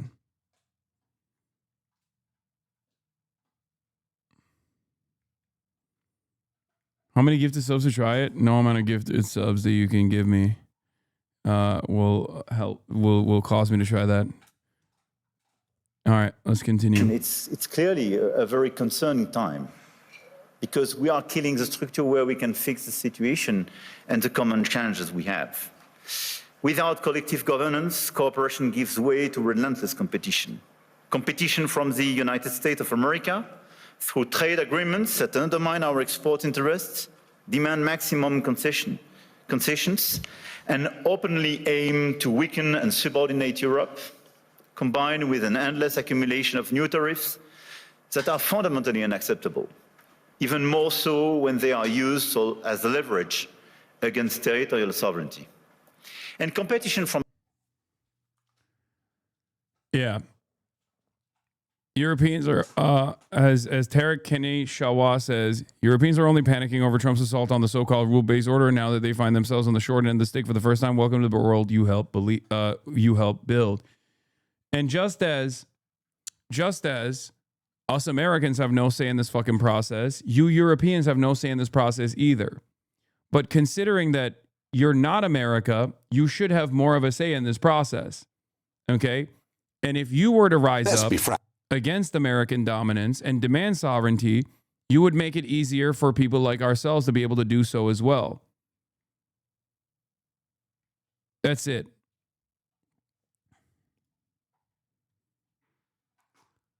Nigel Farage and Mike Johnson. Friends can disagree in private, and that's fine. That's part of life, part of politics. But to have the U.S. president threatening tariffs unless we agree that he can take over Greenland by some means without it seeming to even get the consent of the people of Greenland, I mean, that's a very hostile act. Frank.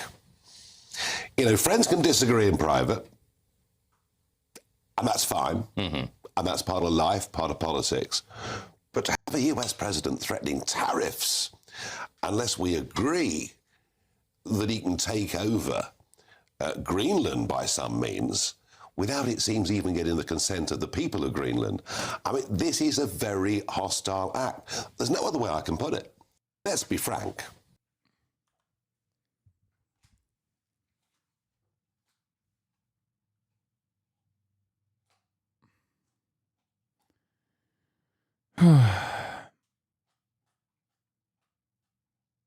Farage campaigned for Trump 3 times, by the way. No, I know. Hopefully, people will be reminded of this reality over and over again, and there will be a similar, like, Pierre Poilievre style situation in Europe as well. But it's not enough simply to lean into liberalism once again, because liberalism is done. Liberalism is over. If Europe tries to maintain its sovereignty through liberalism, it will fail. Okay, you need to go further. You need to go beyond. Same with the United States of America. Liberalism has no answer for this because this is a more honest and more vulgar version of what the liberal international order looked like anyway. But now so many red lines are being crossed that you have the choice between your self-respect. Being a happy vassal is one thing, being a miserable slave is something else. If you back down now, you're going to lose your dignity. And that's probably the most precious thing you can have in a democracy. It's your... Did you cover the Carney clip already? Yes. Yes, I did. To be clear, this bargain no longer works is because it's targeting them. They had no problem with false international order that targeted and subjugated brown people. Yes, this is true. This is very strong rhetoric inside the frame it exists in. Yes. Exactly. Make no mistake. All of this shit that's going on, all these guys that are like fucking complaining endlessly about this stuff are complaining because U.S. hegemony is now threatening their aesthetic sovereignty.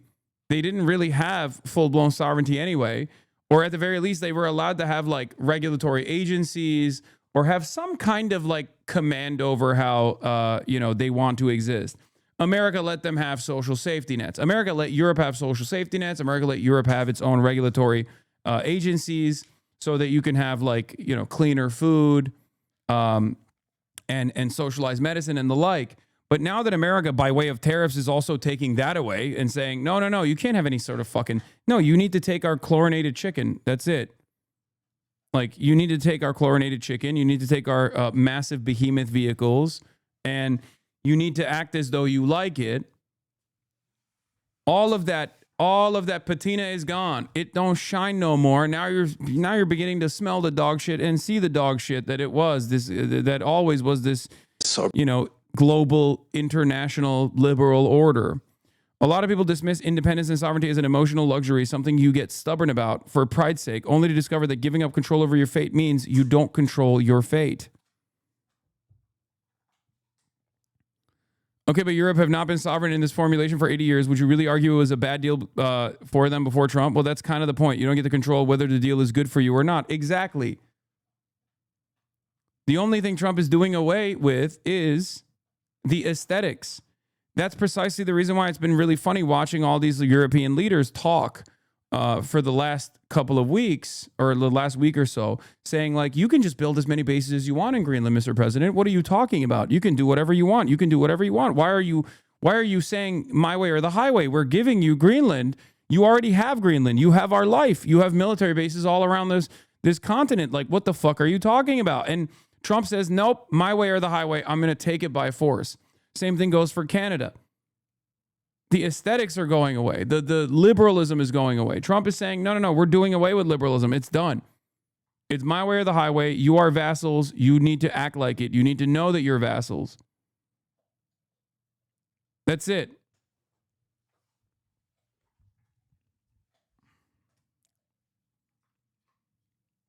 So now comes the new world order. Do you actually try to maintain sovereignty, maintain dignity, maintain whatever way of existence you want to maintain? Or do you still end up being servile little vassal states to the United States of America because the United States of America is defending capitalism?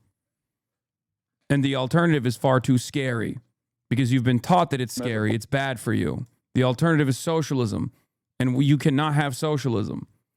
But one thing you won't have, and I can promise you that, is fucking liberalism. It's done. We are going to give guidance. So the real question will now be, do you want socialism or do you want barbarism? And some people, I think, will maintain that they want barbarism. Right-wingers will.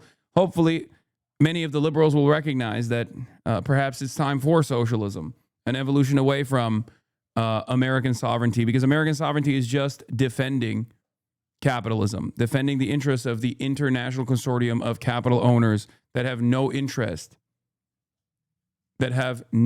whatsoever in what the working class's needs are, what the working class's demands are. They don't care about nation states. They don't care about boundaries. They care about profit, and that's it. At some point to see what is a mom and pop that someone, maybe your parents for their retirement, about 5, 10, 12 homes. So we don't want to push the mom and pops out. We just want to put... He's talking about mom and pop landlords, by the way. Good news for the forgotten man. The mom and pop real estate investor who has purchased 12 homes can breathe easy. The Treasury Secretary is looking out for you. Yeah, based. I love slopulism. Based. Armand Domolowski says, just watching the collapse of American hegemony in real time. Because Macron said we need Chinese direct investment in Europe in some key sectors. American hegemony in particular helped provide public goods, open sea lanes, a stable financial system, collective security. This bargain no longer works. Let me be direct. We are in the midst of a rupture, not a transition. Recently, great powers have begun using economic integration as a weapon, tariffs as leverage. Remember, on Liberation Day, I told you what Donald Trump is saying to other countries is we're going to fix this trade deficit. How can you fix the trade deficit if you don't have goods that they want? How can you fix the trade deficit if there is competitive domestic manufacturing taking place in those countries? Well, you fix it by force. That's it.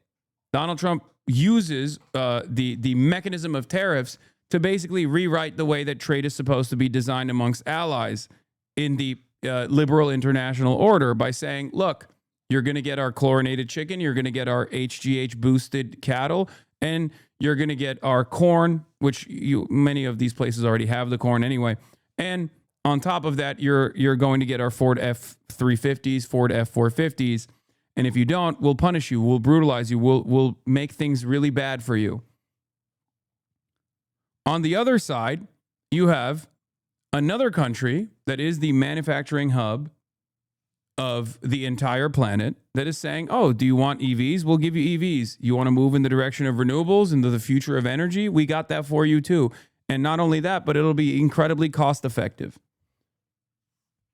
So, you know, it's a real which way Western man moment. One of the main successes of post-war order is placing a near complete taboo on de jure territorial expansion. Of course, it was replaced with vassalization and interference, but now we're returning to the vulgar original, Trump in Greenland and Russia in Ukraine. Yes, also, there is one other country that has been doing that, for the record, regardless of the New World Order, and that's Israel. An American recognition under Trump 1 of territorial expansion into Syria, the Golan Heights. Israel took over Golan Heights by force and annexed it, and Trump recognized that annexation. And in this new grand design, you're going to need other security cooperative agreements. You're going to need new security cooperation. You're going to need a nuclear security. So now countries with nukes that don't have, you know, that don't let America control those nukes, like the UK, can at the very least, demand sovereignty by force. France, I'm looking right at you. All of a sudden, the economic engine of the European Union, Germany, is no longer more relevant than France. France becomes the security guarantor for the entirety of the European continent. No, because U.S. hegemony was never about liberal values and friendship. It was always based on U.S. power. That hasn't changed. It's so funny. This is like literally the argument that I used to make about NATO over and over again, and people will yell at me so much. So I'm in this unique predicament now where on the one hand, this is a great I told you so moment, but on the other hand, I also don't like the way that America is collapsing the international order. I wish that countries could have come to that recognition on their own, independently, and through their own sovereignty initiatives, without having America literally brutalize these nation states, without America literally saying, no, fuck you, we're going to take over your territory as well. But this is precisely what I was talking about when I talked about NATO for years. This is it. This is what I was talking about. And I hope all the liberals who fucking yelled at me because of the fears that they had about Russian incursion, fears that were realized after Russia did invade Ukraine, by the way, I understand that, will now realize that America's doing the same shit from your western flank now.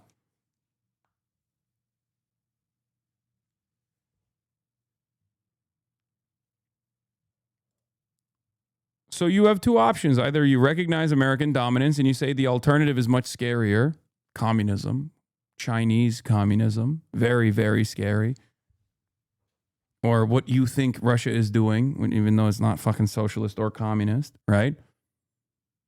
And you're just, you're getting fucked on both ends. Or you fight back against it. That's it. America broke all the rules for us. America wrote the rules, man. It's the same principle behind consistently claiming that China is cheating. China is cheating over and over again. After China was able to actually develop and become a competitor to the United States of America and become like a real hegemonic power. Another global superpower.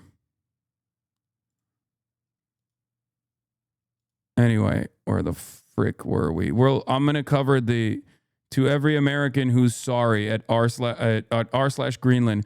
We're getting at least 10 posts a day from Americans apologizing, saying things like they didn't vote for Trump or don't support his policies. People, none of that actually matters. You can say you're different from the rest of Americans, but to the rest of the world, the distinction doesn't exist.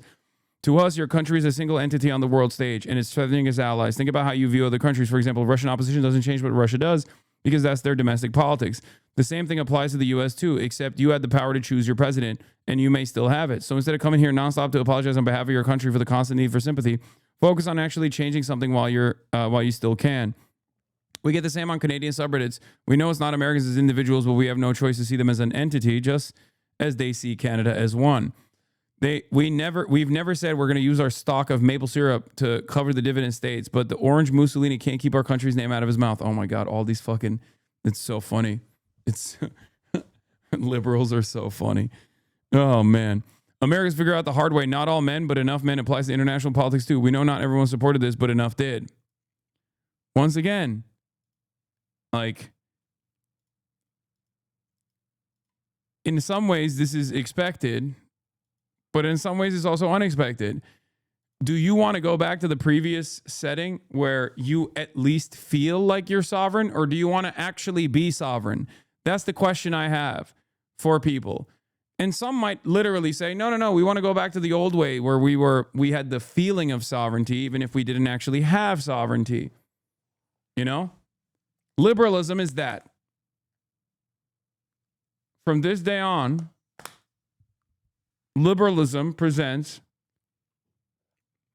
going back to the old method where you don't have sovereignty, but at least like Trump is building, military bases in Greenland, whether you want it or not. But at least he's not directly taking the land, right? He's not taking an ownership stake over the land.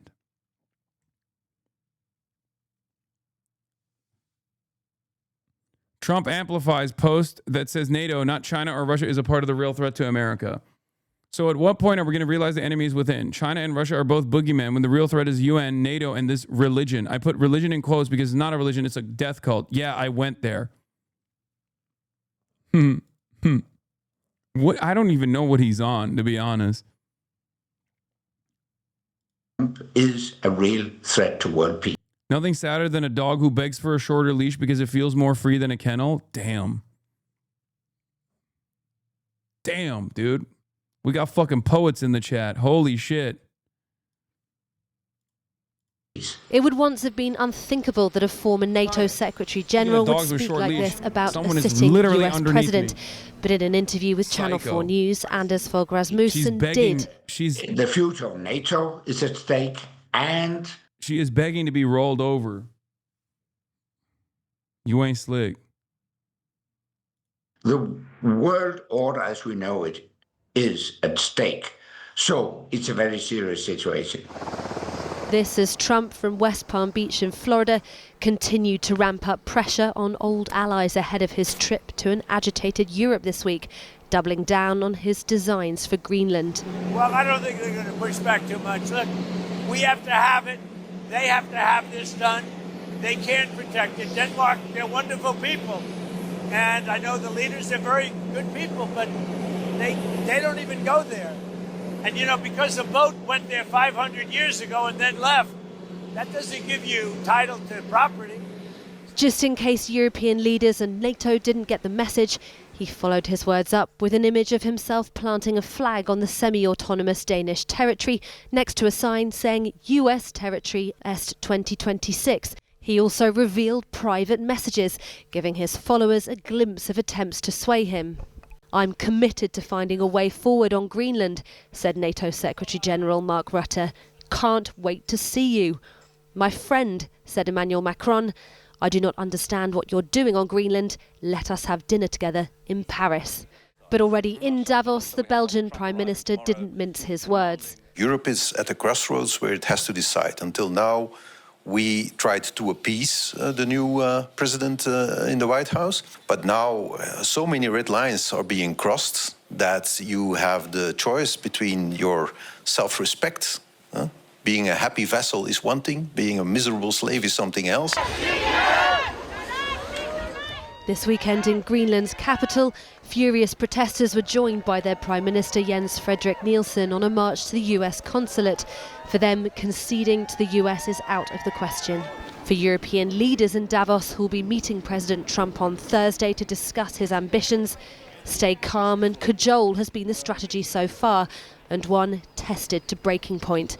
On Saturday, Trump threatened 8 allies, including Denmark and the UK, with 10% tariffs in February, increasing to 25% in June if they don't make a deal with him on Greenland. And on Monday, he threatened to slap a 200% tariff on French wine and champagne after President Macron refused to sign up to his so-called Board of Peace, a body he says will secure the future of Gaza, and one he's invited Russia's President Putin to join. China, meanwhile, has come to Europe and Greenland's defense. We urged the US to stop using the so-called... I saw some dumb fuck MAGA dick rider get owned by other MAGA people, actually. Or at least more intelligent MAGA people, if that is a thing. There's this MAGA guy who was like, well, see, you guys see what China said? Obviously, this proves that Donald Trump was disrupting their interest in Greenland. And then someone literally replied with like, dude, they own like 9% of an Australian company that does mineral extraction in Greenland.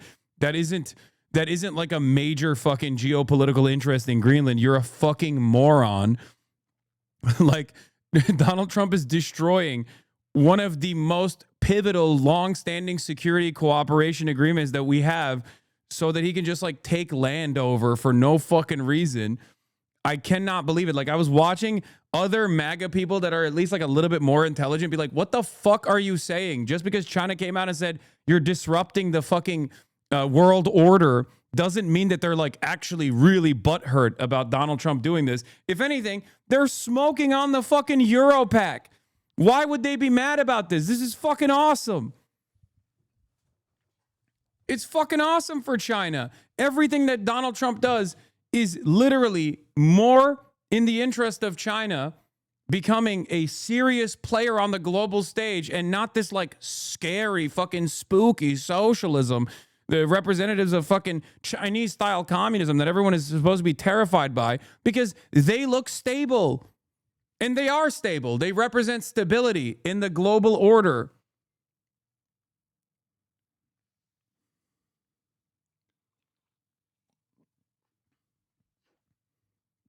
Sigh, my parents left the wrong country. Oh, no. You can be an ABC in China, chatter. At least you can still be ABC in China. Some of us whites cannot even be Chinese. At least you're ABC and not ABT, American-born Turk. ABC means American-born Chinese. Not ABG. That's Asian baby girl. ABC is American-born Chinese. Is a term that that I've first heard about in China. I'm a ABWC, American-born white Chinese.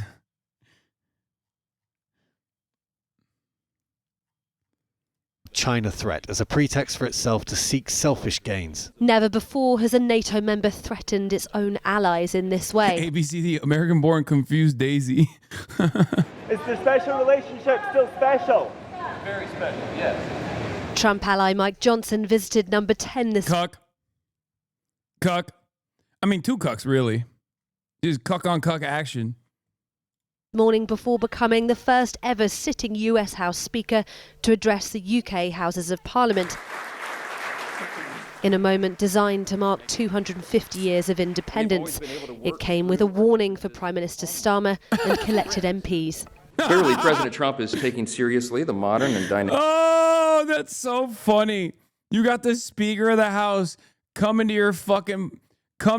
to your government and telling you, we fucked you guys up 250 years ago. We got independence, and now you're our bitches, dude. Oh, my God. Oh, my God. Keir Starmer is such a perfect vizier for American vassalization, okay? He is the perfect person to put in charge of a vassal state. Just a dog, okay? Just a fucking shameless worm, a dog who just sits there and his primary purpose is to fucking eat America's dick. Yep, there it is. I love this photo. One of my favorite fucking photos of all time that perfectly demonstrates the relationship between America and the UK.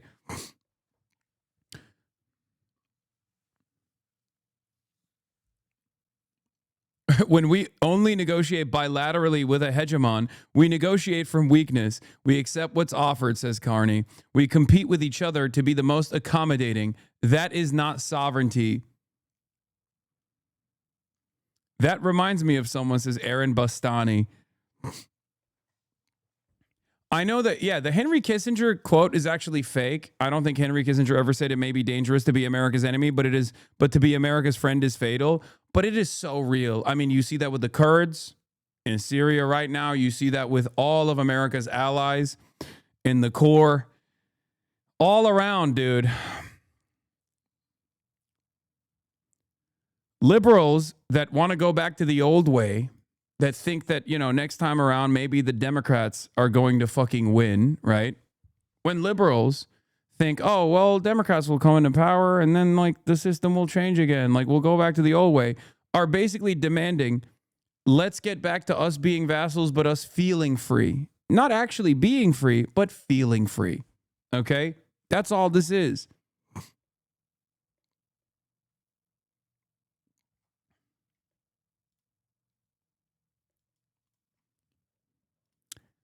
Anyway. The quote gained traction from declassified documents showing Kissinger warning President Nixon that abandoning South Vietnamese President Thieu would signal to the world that being America's friend was fatal. Oh. I thought he didn't actually say that. My bad. My mistake. So he did say it. And he was right, by the way. To be America's friend is fatal. And also, that did signal, well, it should have signaled to the rest of the world to be America's ally is fatal. But it didn't, because everyone was a part of the grand design, the liberal international order, where they thought, this will never come and haunt us. This will never come back to us. We will at least feel like we're a part of the team. And now Trump is saying, you're not a part of the team. You're a fucking vassal state. Suck my dick. Dynamic threats that China and Russia pose to our global security, especially in focus the last few days as it relates to the Arctic. And while we can have thoughtful debate among our friends about how best to counter these threats, we all certainly agree they must be countered. We ignore these threats at our peril. His emphasis on joint endeavours and the special relationship skipped over another angry missive from Trump, with Starmer in the crosshairs over a deal giving Mauritius sovereignty over the Chagos Islands, one that would still allow the... I swear to God, every country just wants to be Israel, or at least thought that they were Israel, and they're not Israel, okay? Every vassal thinks that they had a system that was mutually beneficial. Like, they thought they were Israel, You're not fucking Israel, dude. You were wrong. That's the only country that is not America that gets to behave like America. UK and the US to continue operating from a base there.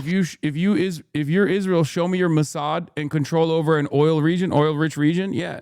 Or also an incredibly important trade route as well. Control over an incredibly important trade route, which is in striking distance of the country that controls it. Because that's going to come into play when fucking Egypt inevitably implodes. Because that's coming too. This is somewhat related, but I think Egypt's got maximum 2 to 3 years before it fucking completely collapses. Maybe I'm wrong, but it kind of feels like Egyptians have had enough. So much so that when IShowSpeed went to Egypt, Egyptians themselves were like, don't come to Egypt, bro. It's going to fuck you up. It's going to be the worst. It's going to be the worst experience of all time. We're fucking cooked. The country is unimaginably corrupt. The country is actually, the country is about to fucking explode because of how terrible the governances look like. Didn't it already collapse a few years ago? Yes. Bro, please, I'm wanted for army conscription. Send help, says Light Skin Bandit Gaming.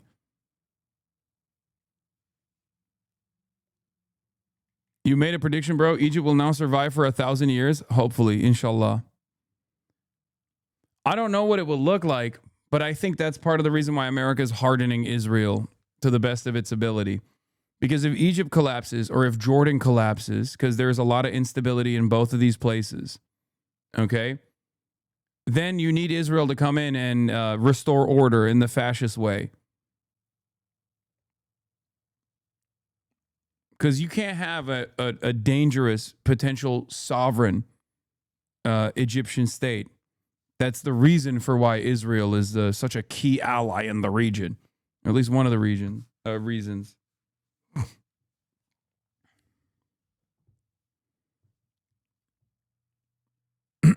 Bro, please, I'm wanted for roach slander. Send help.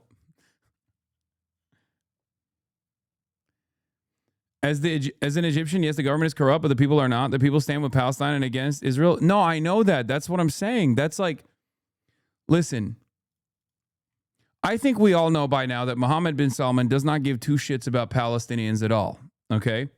And the only reason why he takes the posture he takes against Israel is because the Saudis, the people, actually care about Palestine, okay?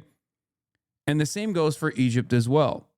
The Egyptian population literally overtook multiple police precincts a couple months ago when the Egyptian government was like refusing to let people go in through the Rafah crossing when there was like a period of a brief fake ceasefire. I know that. That's why I'm saying Egypt is going to fucking collapse. The government is incredibly corrupt, but also on top of that, the people are very frustrated with the way that the government is operating, especially as it pertains to Israel and the Palestinians. Palestine, American Jordanian dual citizen here, to say that the monarchy has been holding on by a thread for the last 3 years and the only way they're maintaining the regime is because of extensive surveillance and suppression of the Palestinian Jordanian population. Yeah.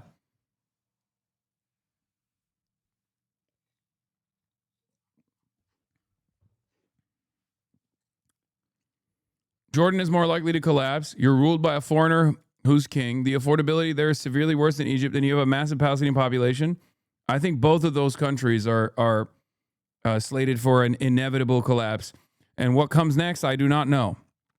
What that collapse looks like and what kind of like real mobilization or organization happens in the aftermath of that, I do not know. I'm just saying that there's only so much pressure people can withstand. Why does this person say eat?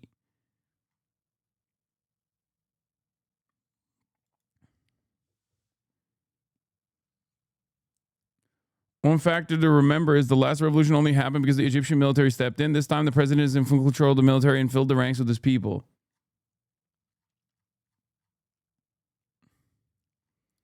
Bro, it's not dissimilar to what's going on in Iran, except this time it's a little different because Iran is a foreign adversary and has been crippled by sanctions. But like, there's only so much pressure and so much repression you can apply to the population until they decide, like, fuck it, you know, it's YOLO time. We're taking up arms.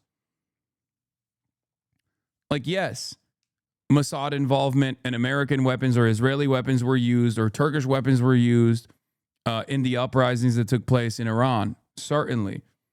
But you still got Iranians pulling the trigger, okay? How the fuck do you get Iranians to pull the trigger against their own police? There's real resentment there.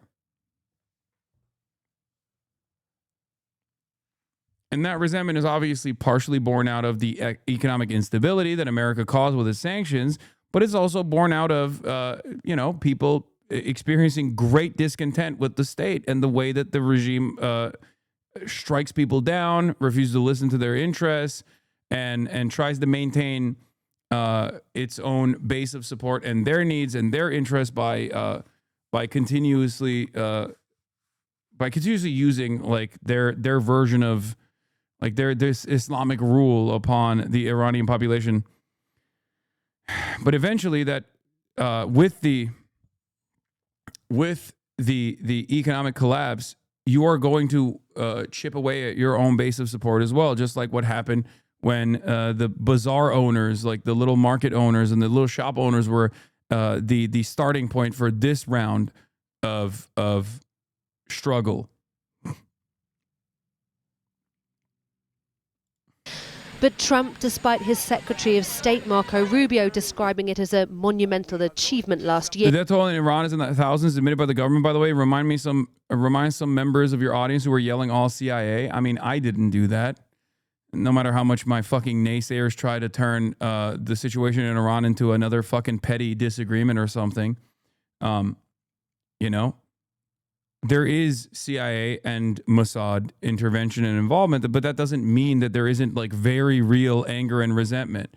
Remember, it's not like those were, even if you have, you know, Israeli weapons or Turkish weapons or American weapons being shipped into the country, it was Iranians that were pulling the fucking trigger. Yes, the numbers are not in like the 20K in the way that people are presenting it. But that doesn't matter because 2,000, 4,000, like those are insane numbers, especially over such a short period of time.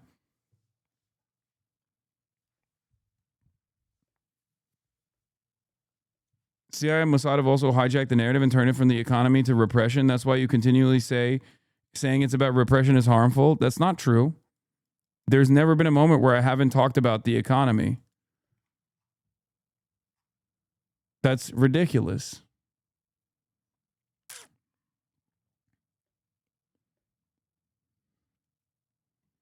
Egyptian parking ticket police also corrupted. Couple cigarellos will do it. The fuck?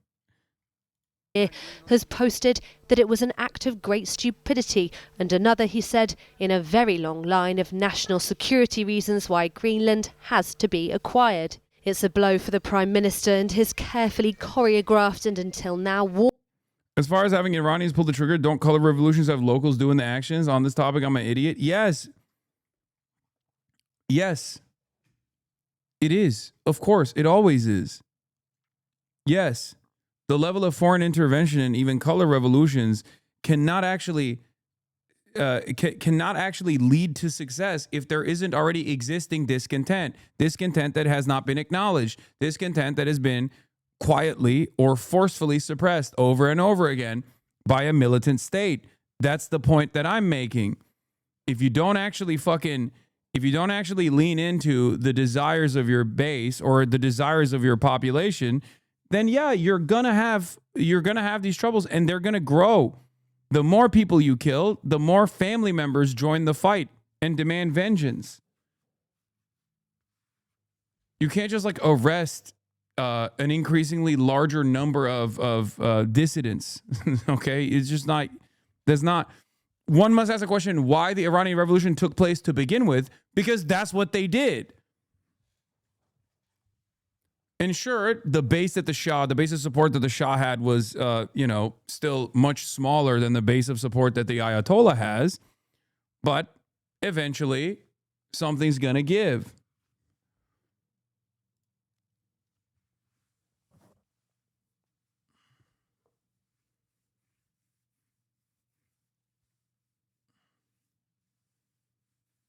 When people say mean stuff about you, how do you deal with it? I get bullied sometimes at school. I don't know what to do.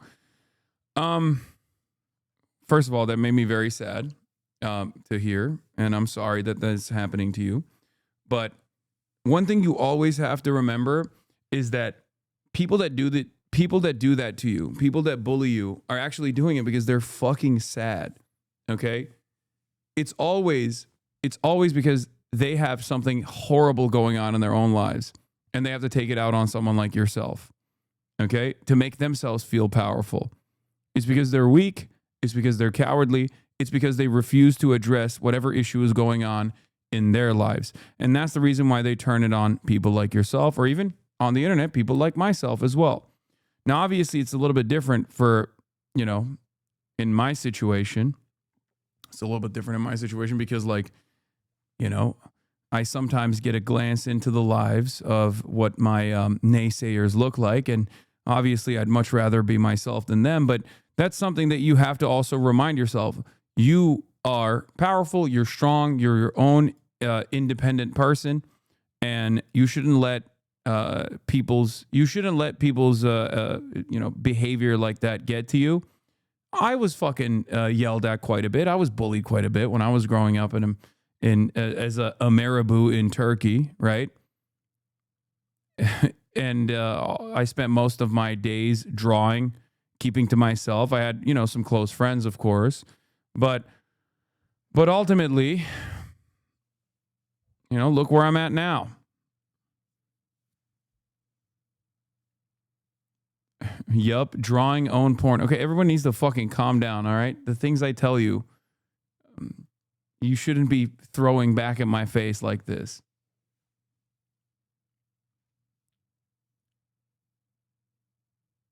According to your recent guest, it's all about growth. Ask him about the bathroom stalls. Oh, yeah. So growing up, I used to eat in the bathroom stalls. I used to be super introverted.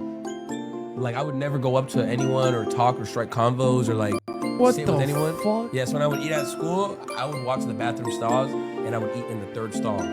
Like you know how they have the handicap stall? So people were shitting? Yeah. Like next to you. Yeah. And you were just eating tacos while they're shitting right next to you. Yeah.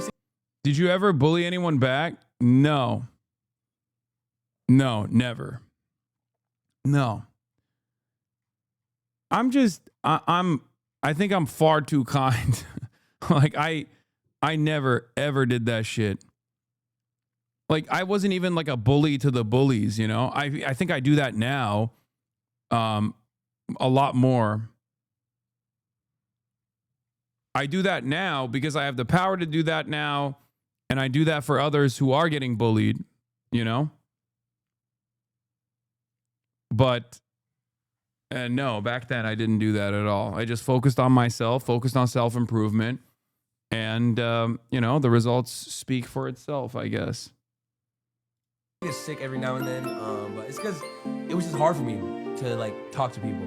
But, bro, that is so sad. Yeah. That's one of the saddest things anyone's ever revealed to me. You volunteer this information to people? Yeah, but it was character development. Like, you know what I'm saying? Like, looking back, I was like... You were eating dookie air. I wasn't eating dookie air, bro. Yeah, bro. Ask him about the bathroom stalls. Was the library not an option? No way. That was the next best choice. Was going outside not an option? Information only Batman could get out of me when my head under his tire. Yeah, he folded under zero pressure. Bro folded under zero pressure for no reason. I was in your class. You bullied me. Okay, chatter. Thanks for the advice. You are my top 3 favorite streamer.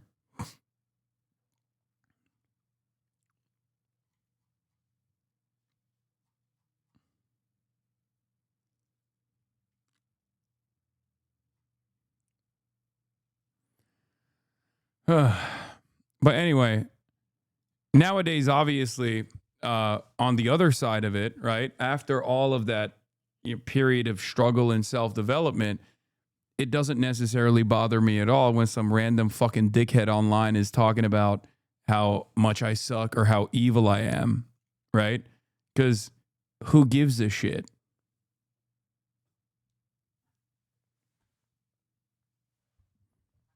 Like, I have a pretty sweet life, No, it's not that I'm desensitized. It's just that, I have a pretty awesome life. Let's be real. He'd be number one if he gained more. True.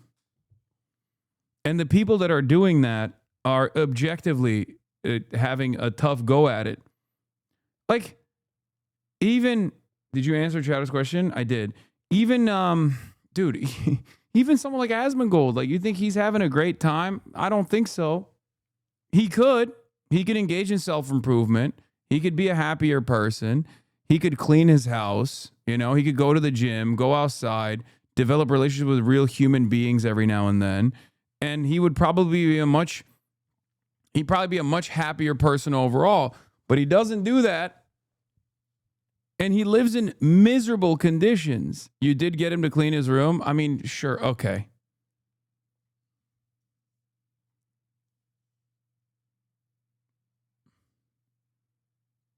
Warm relationship with Trump, a sign of dramatically shifting dynamics, of diplomatic whiplash. Seems like you really revel in calling people cucks, bald, short, etc., etc. Maybe you fell off. Yes. I've fallen off spectacular style. Hopefully one day you guys can fall on to how much I've fallen off. Being felt nowhere more than in the Swiss mountain town of Davos, where global leaders meet this week. Joining me now from the World Economic Forum in Davos is the former Secretary General of NATO, Anders Fogh Rasmussen, former Prime Minister of Denmark. Mr. Fogh Rasmussen, Emmanuel Macron, the President of France, says he doesn't understand what Donald Trump is doing with Greenland. Do you? Can you enlighten him and us? No, I don't understand it either. And the serious thing is that the future of NATO is at stake, and the world order as we know it is at stake. So it's a very serious situation. Perilous indeed. Yes, it is. So I think we have to engage in a more constructive discussion. President Trump wants to acquire Greenland, but Greenland is not for sale, and you can't purchase something that's Trump knows.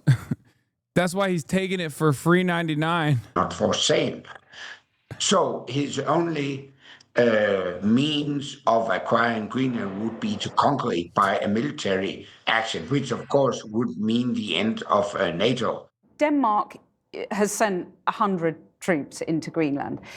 Doesn't it need to be much more forceful? You know, it's the only language that Donald Trump understands, the language of power. Doesn't a far larger contingent now need to go into Greenland?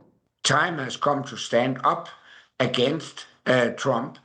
I would appreciate a stronger presence of NATO troops in Greenland, and I think the European Union should respond determinedly if Trump carries out the special tariffs. Your successor as NATO Secretary General, Mark Rutte, sent the most sycophantic, I guess, message to Donald Trump, praising his accomplishments in Syria, in Gaza, in Ukraine. Is that the wrong approach? Is that diplomacy 101, or is it sycophancy? Well, as I said, so far I think it has served us well. But I think enough is enough. He is threatening the current world order that has served us for so well for so many decades. And that's why I think time has come to stand up against him. The only thing Trump respects is force, strength, and unity. And that's exactly what Europe should show now. Is NATO dead? Because Trump has threatened a NATO ally. It does not make sense to have a collective security organization where the major ally attacks another ally with the aim to take territory. So it would be the end of NATO. Standing back, it seems extraordinary that we're having this conversation. And when you look at what's happened just in the last few days, you know, Donald Trump plants a Stars and Stripes flag on Greenland, an AI image. He threatens a 200% tariff on French champagne simply because Emmanuel Macron won't join his peace board. He suggests that he'll wage war on Greenland because he didn't win a peace prize. Do you agree with the Conservative peer Dan Hannan, who said today he has plainly now lost his mind? Actually, the fact is Trump uses the same kind of language as autocrats in Moscow and Beijing. Putin and Xi Jinping use exactly the same language, and they applaud this. Dude, you got to uncuck your mind, brother. Brody, uncuck your fucking mind. Dude, what can China do for these these Euroid dipshits to turn around and be like, you know what? Actually, we were fucking wrong. We were wrong all along. Like, America will be like, we're taking over Greenland and maybe Norway's next. And these guys would be like, well, what if the Chinese were to do such a thing? Think how terrifying that would be. It's crazy. It's crazy. Bro says, stop arming Russia. They're not talking about that, though. They're talking about how China's doing the same posture, okay? America is doing Russia directly, okay? Remember, there's no like, oh, China's giving fucking China's trade maxing with Russia as it's like fucking destroying Ukraine. Okay, sure. America is directly doing Russia shit on the western flank. What the fuck do you mean? Like how? How do you still go, but China, in a situation where America's like, fuck NATO, suck my dick. Actually, you're going to keep the NATO situation going, and I'm going to take fucking Greenland by force. And they're like, no, you don't understand, Mr. President. You can actually put the base on there. And he's like, no, I don't just want the fucking base. I want like the land. I want the land. You're going to give it to me. You're going to give me the fucking land. And these guys are like, whoa, what about the Chinese? What are they doing? Did they take Greenland? It's called racism. Welcome to Europe. I know, but like, racism works at the domestic level when you're like, these goddamn immigrants are coming in and taking advantage of our social safety net, so we should just like kill ourselves. We should kill our social safety nets altogether. That's how it works in America. That's how white supremacy works. But at a certain point, like, adults in the fucking room are supposed to be like, okay, I think out of the two major powers on the planet, like, one represents stability, even though they don't look like us. And I'm a little fearful. They say they're communists. And the other one is literally invading us. Yeah, I would assume at a certain point you have to go, yeah, I kind of don't want the guy invading me. I will go with the other guy who is not invading me.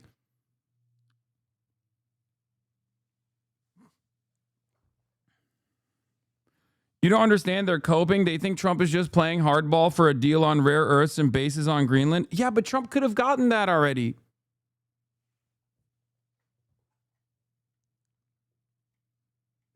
People will be like, oh, yeah, well, what about the Chinese? They might take Taiwan. It's like, bro, America already has multiple Taiwans that they've taken over. Actually, it's not even fucking Taiwan.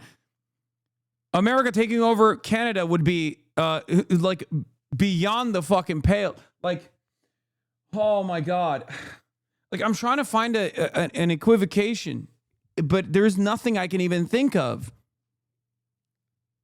Like, they'll say, oh, Hong Kong. They'll say, oh, Taiwan. It's like Hong Kong was a fucking colonial loan to the United Kingdom. Taiwan is almost entirely now comprised of Chinese people that escaped with all of the fucking Chinese gold and as much Chinese wealth that they could possibly take so that they could create a cessationist country on the island of Formosa.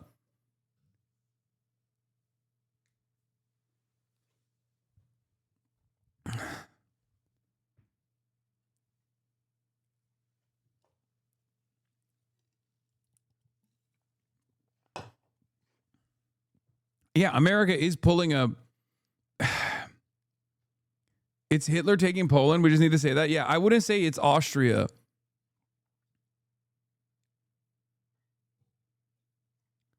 I can't even say, like... I don't even think it's like... There's no...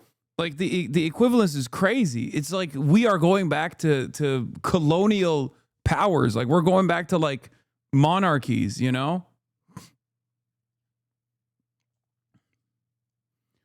Why didn't they invade that shit immediately? Wait, you mean with China and Taiwan? Because the Korea War happened. That's why.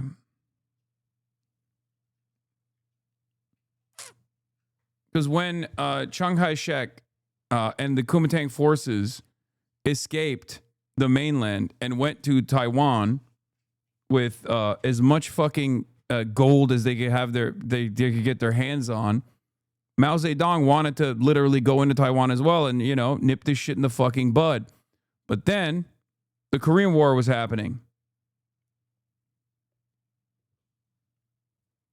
And the already reduced Chinese forces had to go in and defend Korea from the American genocide that took place.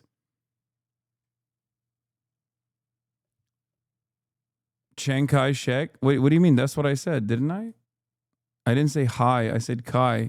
Did I not say Chiang Kai-shek? Okay.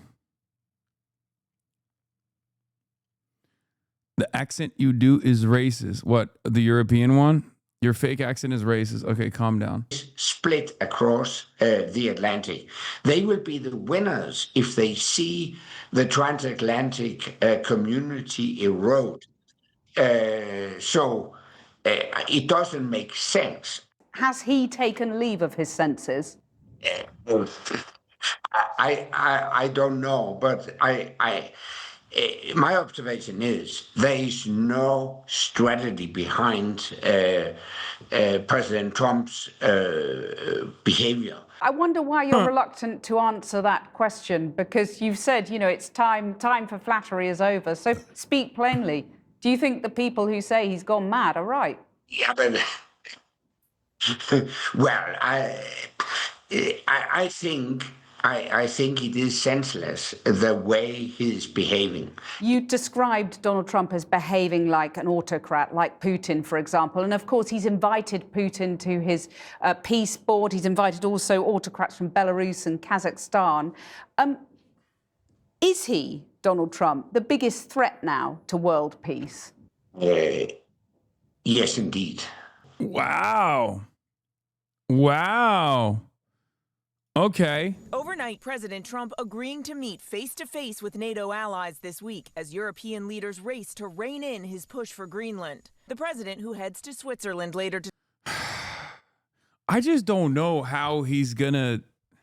Like, I don't know if he truly wants Greenland in its entirety, or if it's like an autonomous zone or something. Maybe he can say he liberated Greenland and act as though he like gave Greenland independence and it becomes like an autonomous American zone or something. Like, I don't know. I don't know if he just like genuinely wants it. He says he genuinely wants it. I understand that, but it's just such a stupid fucking thing. Like, what I do feel like, however, is that if he actually does, straight up forcibly take Greenland, like conquer Greenland, he will do it to Canada too.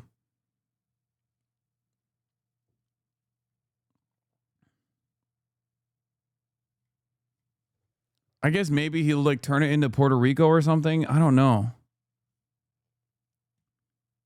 COFA agreement might be the only way off this ramp and save face.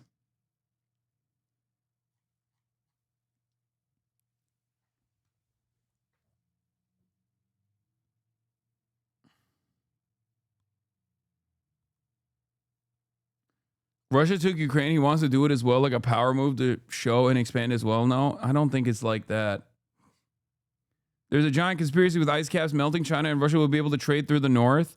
I mean, it's not a giant conspiracy. That's literally what is going on. Yes. An opening of a new trade route. I don't think that's a conspiracy theory at all. I think that is literally what is happening. And they want to have control over that. But you already can have bases in fucking Greenland. Do you guys not understand? NATO means you can put as many fucking bases as you want in Greenland. Okay? And that's actually what the Danish have said as well. They're like, Mr. President, like, what are you doing? This is we're a NATO country. Like, what the fuck? We invaded Iraq for you. Put as many bases as you want. You had bases in Greenland. A ton of bases.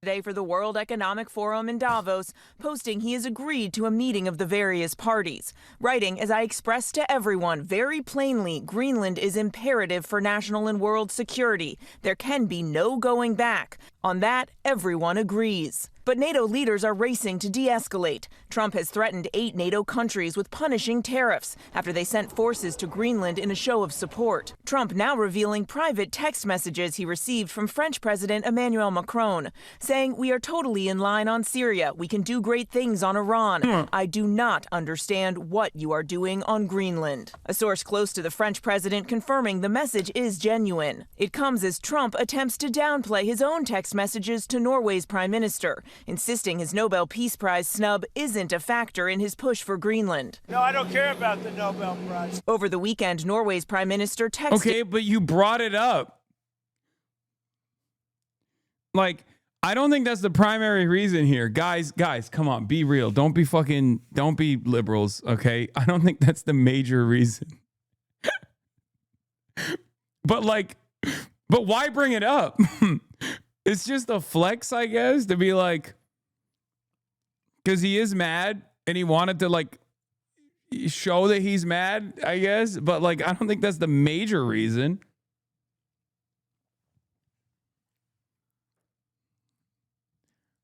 Although I will say, I don't see him invading FIFA.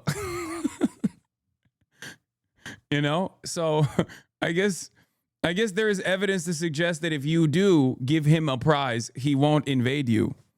You know?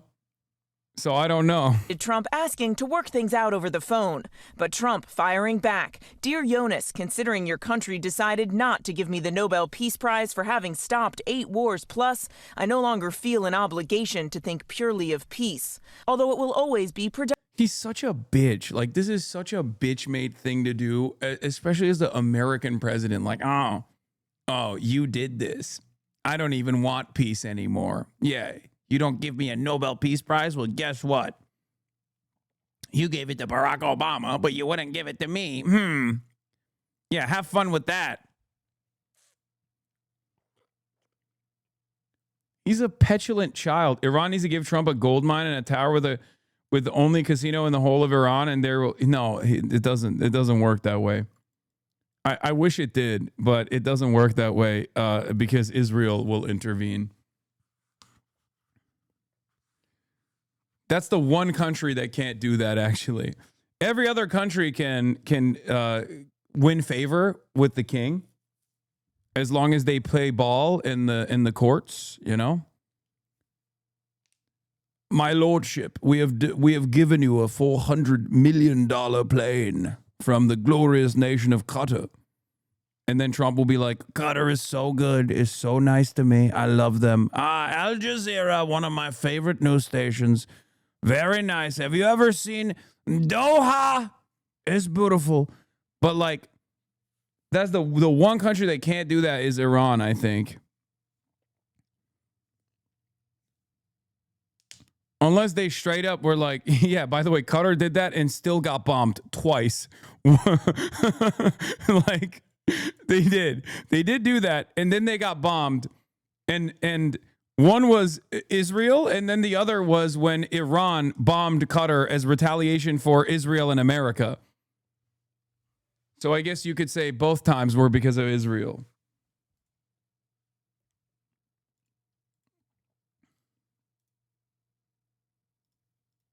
Dominant, but can now think about what is good and proper for the United States of America.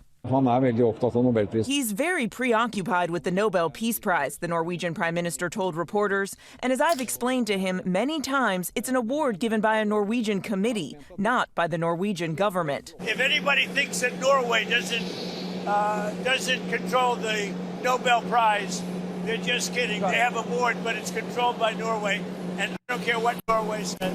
Trump refusing to back down, overnight posting this edited image of an August Oval Office meeting with global leaders, showing the American flag covering Greenland. And this fabricated image of himself planting the American flag with a sign that says Greenland. I guess I didn't think it would be this stupid.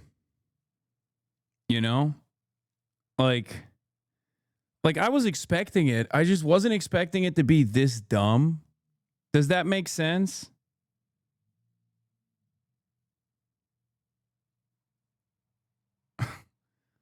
Like, it's definitely dumber than I envisioned it to be. Like, I joked about how stupid it will look, but I didn't think that it would be this much.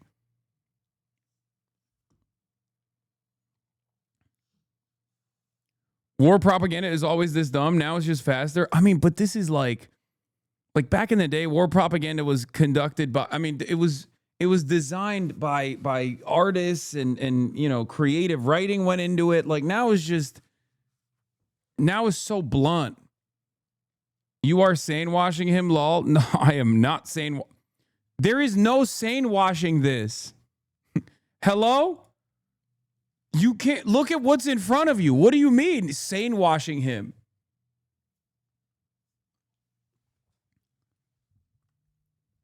Yeah, I guess R.I.P. Scott Adams. Scott Adams is dead, and so is right-wing propaganda. Are we sure it's an AI image? U.S. territory. All eyes will now be on Davos as world leaders gather. They are going to try to turn down the temperature and convince Trump to back away from this insistence on taking Greenland and his threat of those punitive tariffs. But the Treasury Secretary, Scott Bessent, speaking to reporters there in Bro, the average American is dumber than a baboon. This shit works on their supple minds. Yeah. I think Americans have basically knotted themselves up into this like dumbass pretzel trying to fucking lean into like what their immediate resentment is. I saw a report outside of I think it was the Broadview ICE facility. People were talking about, reporters were talking about how like a big chunk of the ICE agents are like black and brown. One very interesting aspect of like what Trump is doing with ICE is that there are a lot of black and brown ICE agents, right? And it's really interesting to see like Americans, even like white supremacist Americans or Americans that have like all of this, unrealized, unchecked white supremacist attitudes, watch black and brown ICE agents brutalize like white suburban moms and shit and not even feel some type of way. And then a reporter was talking about how they were outside of the Broadview ICE facility. And one of the black ICE agents was saying like, well, y'all weren't protesting when there were black people being trapped in here. And it's like do you not, like, what? So you do recognize what you're doing is fucked up. Like, what? Still regurgitating DEI ICE talking points? Wait, what? I mean, if you don't recognize that American fascism is very, very diverse, I don't know what to tell you. The American fascist movement and American fascism is very American. And by that, I mean very diverse, because to be diverse is to be American, ironically enough.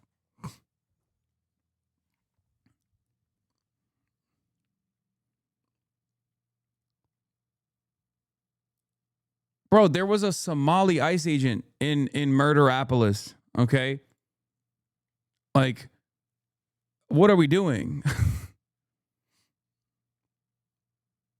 Like, there are ICE agents that are like of Somali American descent, Somali American background. That's it. We are a country where there have been old Asian men that have done mass shootings, girls in school that have done mass shootings, black white supremacists that have done mass shootings and school shootings. Like, we're a country that is so diverse that to do a school shooting is to be American, okay? And because America is a very diverse country, the expression of white supremacy as the domineering American ideology is going to be expressed by different subsects of America that happen to be incredibly diverse. Yeah, this is the Somali ICE agent getting yelled at.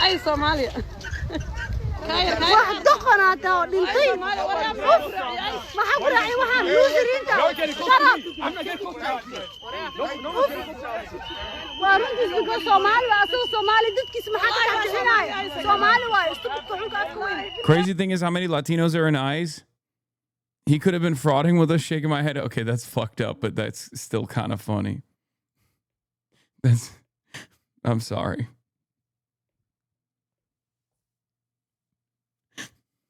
It was a moment of weakness. That's. Could have worked for it.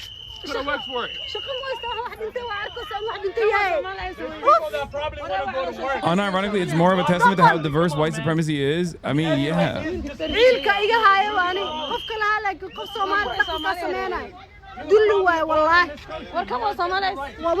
They cooking his ass in Somali.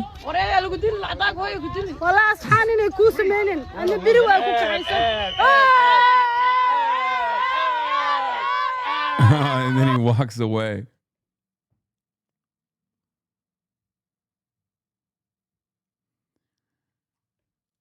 it's just like, it's crazy, man. It's crazy. It's crazy. It's crazy. Okay. It's never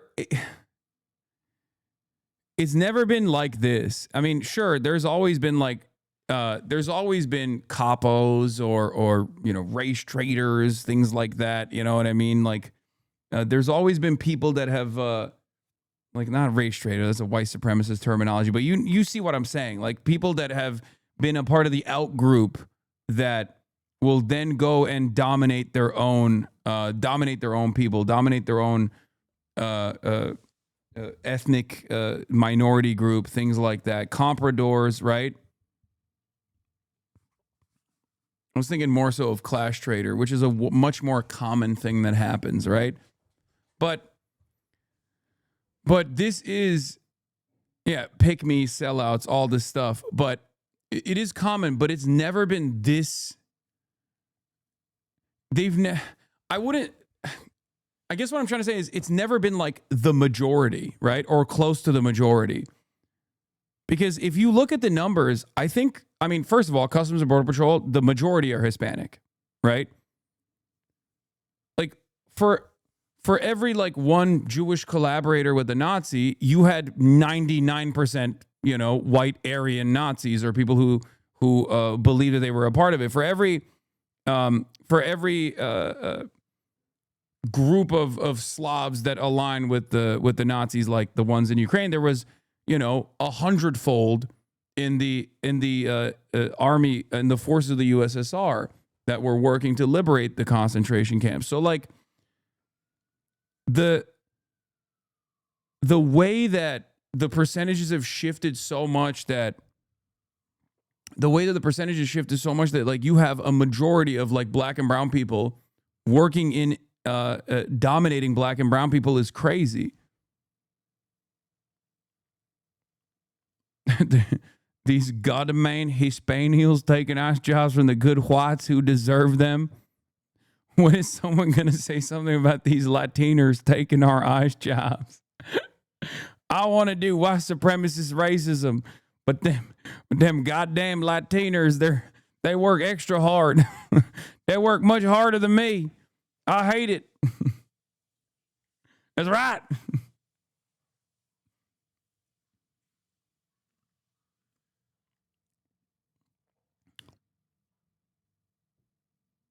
They finna slime that ICE agent at Juma. He is not making it to Juma, okay? Let's be real.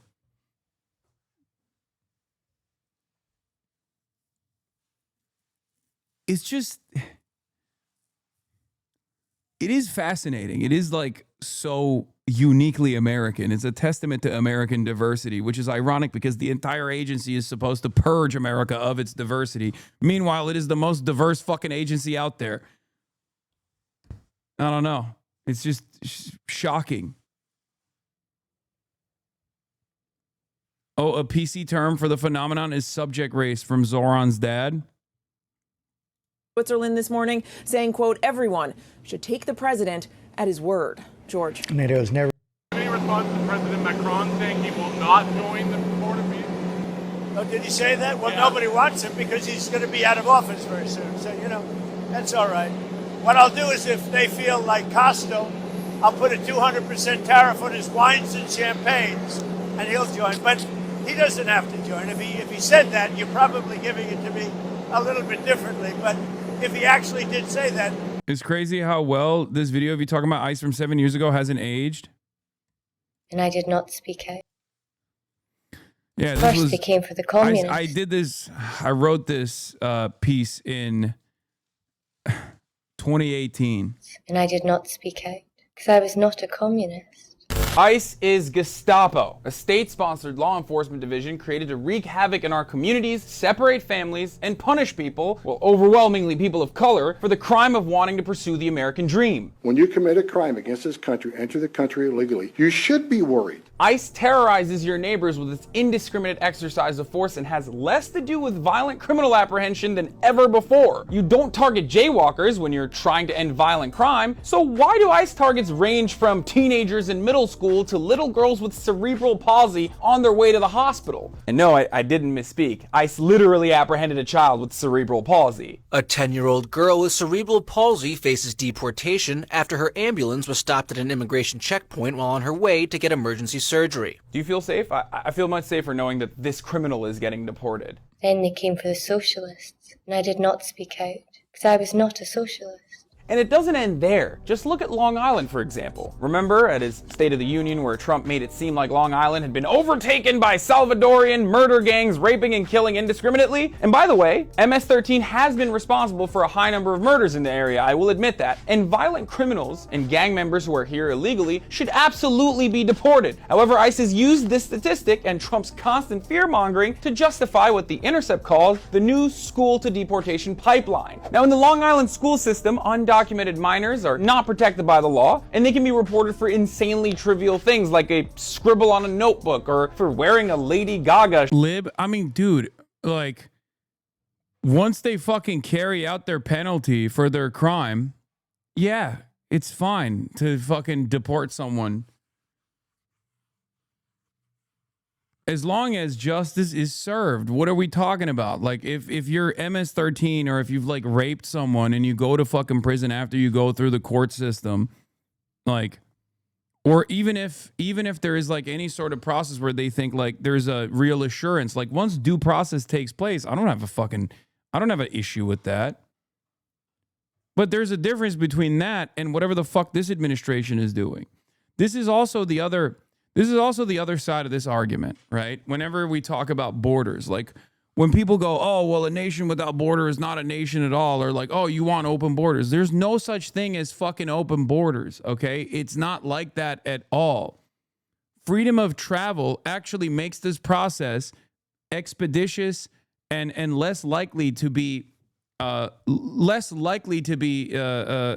any way, shape, or form controlled by, the black market. Like, I want people that want to come into the United States of America to be able to come into the United States of America with proper background checks and no silly fucking restrictions.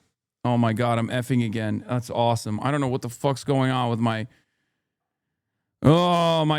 internet today. Oh my Lord, the internet today is so cooked. What the fuck?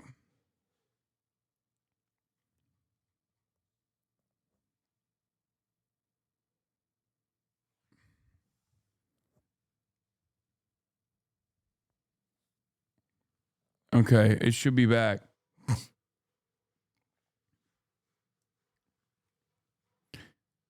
Okay. You suck, Hasan, your future girl says. Tier 1, previously subscribed. Your future girl.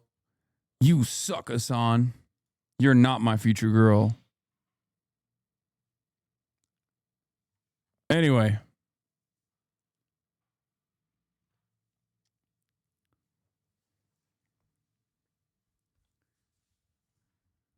The point I was making earlier is that I want there to be a safe and easy method of travel, a safe and easy way for people to get gainful employment inside of the United States of America. Okay?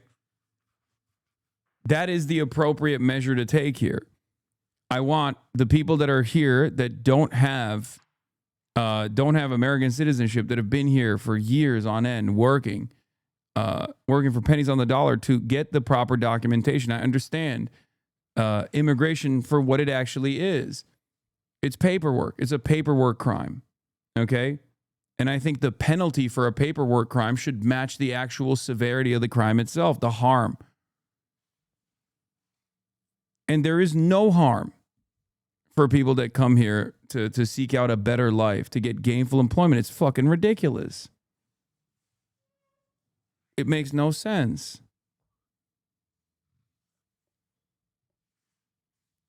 T-shirt, which no one should be punished for. Lady Gaga's great. And if you're not documented yet, even if you're waiting on your green card to arrive, you basically have no rights. Then they came for the trade unionists, and I did not speak out, because I was not a trade unionist. And ICE not only deports children, which is already incredibly inhumane, they also target immigrants who are involved in political advocacy. They detain activists for absolutely frivolous reasons. For example, citing a 10-year-old driving infraction, ICE arrested Eliseo Dorado, who is the husband of a sanctuary church leader in Colorado. Last year, ICE detained and threatened to immediately deport dreamer Daniela Vargas right after she spoke at a rally opposing a proposed state anti-immigration law. But what does the director of ICE, Thomas Homan, have to say about all this? I'm enforcing laws that they've enacted. I'm enforcing laws that the president has signed. Except that's not exactly the case, because the authorities always enjoy a great deal of discretion over which laws are enforced and how severely. The laws and enforcement in the previous administration kept ICE in check, directing agents to steer clear of otherwise law-abiding residents, even if they were undocumented. So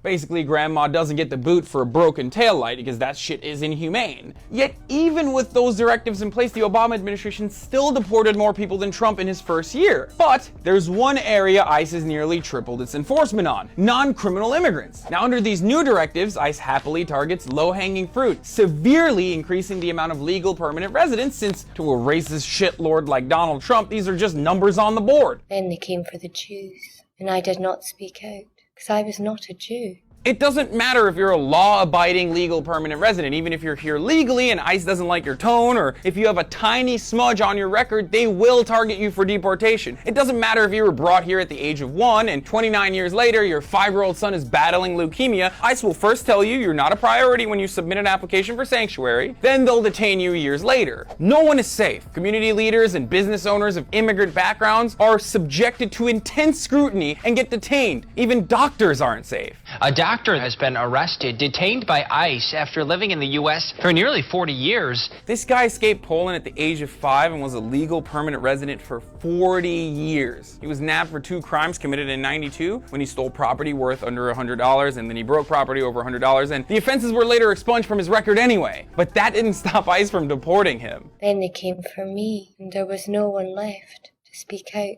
for me. Now, I know I'll be criticized up and down for this comparison I've made linking ICE to Gestapo, but it's one that you have to understand. Yes, ICE isn't rounding up immigrants to gas them to death, but that's not how the Gestapo started off either. We live in a time when ICE is actively trying to become a U.S. intelligence agency to get warrantless surveillance powers. History is riddled with examples of horrific, inhumane abuses perpetrated under the veil of following and enforcing the rule of law. Don't forget that Gestapo was also enforcing the laws of their land at that time. Laws of the land change with time and progress, and it's up to us to stand for that change we want to see. It's probably why Holocaust expert Robert Gallatley described the Gestapo as a reactive organization, which was constructed within German society and whose functioning was structurally dependent on the continuing cooperation of German citizens. So if Americans want to stop our very own modern-day incarnation of the Gestapo, it's up to us to speak up. It's up to us to speak out and resist. I'm Hasan.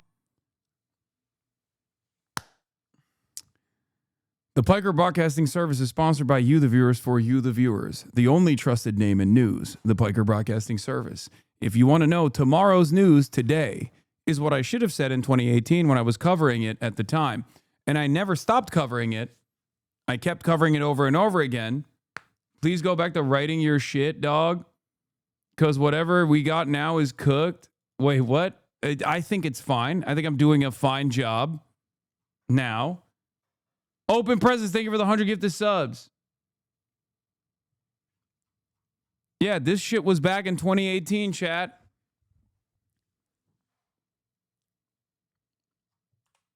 Piker.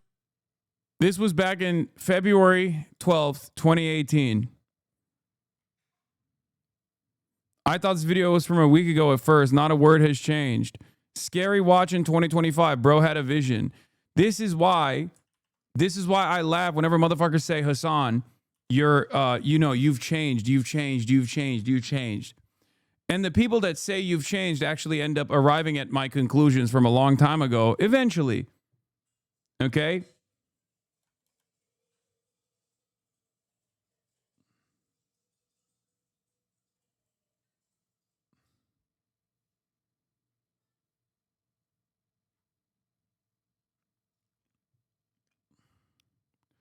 Buddy, tomorrow's news today is great. 2026 news in 2018 is wild. Yeah. Piker Broadcasting Service. If you want to know tomorrow's news today, You didn't change. You got popular. Take me back to the 500 viewer streams. Why the fuck? First of all, this account was created in 2021, following since 2023. So judging by the information that I know of your background, something doesn't make sense.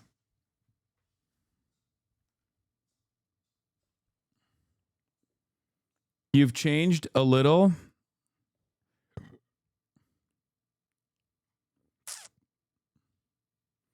This is also why it's stupid to compare you to Asmongold.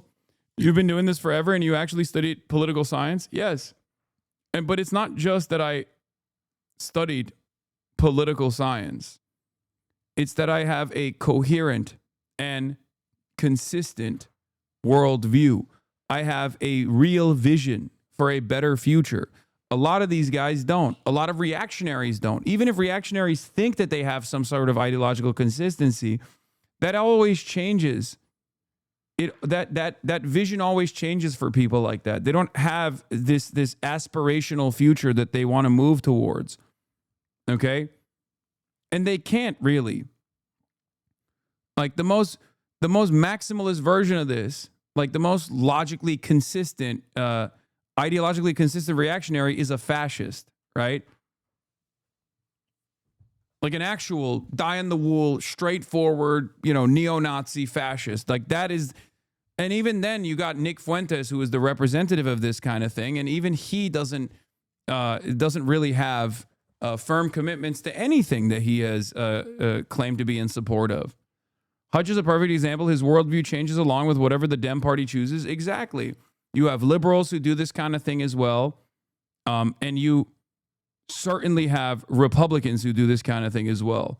Especially Republicans, they do it way more frequently than liberals do. Openly admitted, Yeah, I mean, this is the comparison. That's why I always laugh when dumb fuck right wingers or even like dumb fuck centrists will be like, Hasan and Asmongold are two sides of the same coin. Meanwhile, this is Asmongold's worldview. You openly admitted you never do research or read articles outside of Twitter. How can you shamelessly tell others to read more? I don't need to understand whatever article you want me to read. All I need to understand is human psychology and incentives. And incentives and human psychology are the deciding factors of how people will behave. I don't need to read your little special book or your Wikipedia article or anything else besides that. Yeah, your viewers could turn on a stream from 2020 and get essentially the same exact coverage. You might be the most consistent commentator online. And the real reason why I'm probably one of the most consistent commentators online is because, unfortunately, the problems haven't changed. As a matter of fact, they've only gotten worse. So anytime I say, like, this is going to get worse, and then you watch it fucking 8 years later, you're like, oh my God, how did you nail it? All of the things that you said were going to happen are happening now, including, like in that previous video where I was talking about how ICE has grand aspirations to become a surveillance agency or play a more formative role in the surveillance apparatus of the government. That's here. That's here now, where they're using Stingray and Israeli technology to mass surveil the population. They got fucking Palantir. This is pre-AI. So the tech tools were not even available at the time, but they were still trying to do it.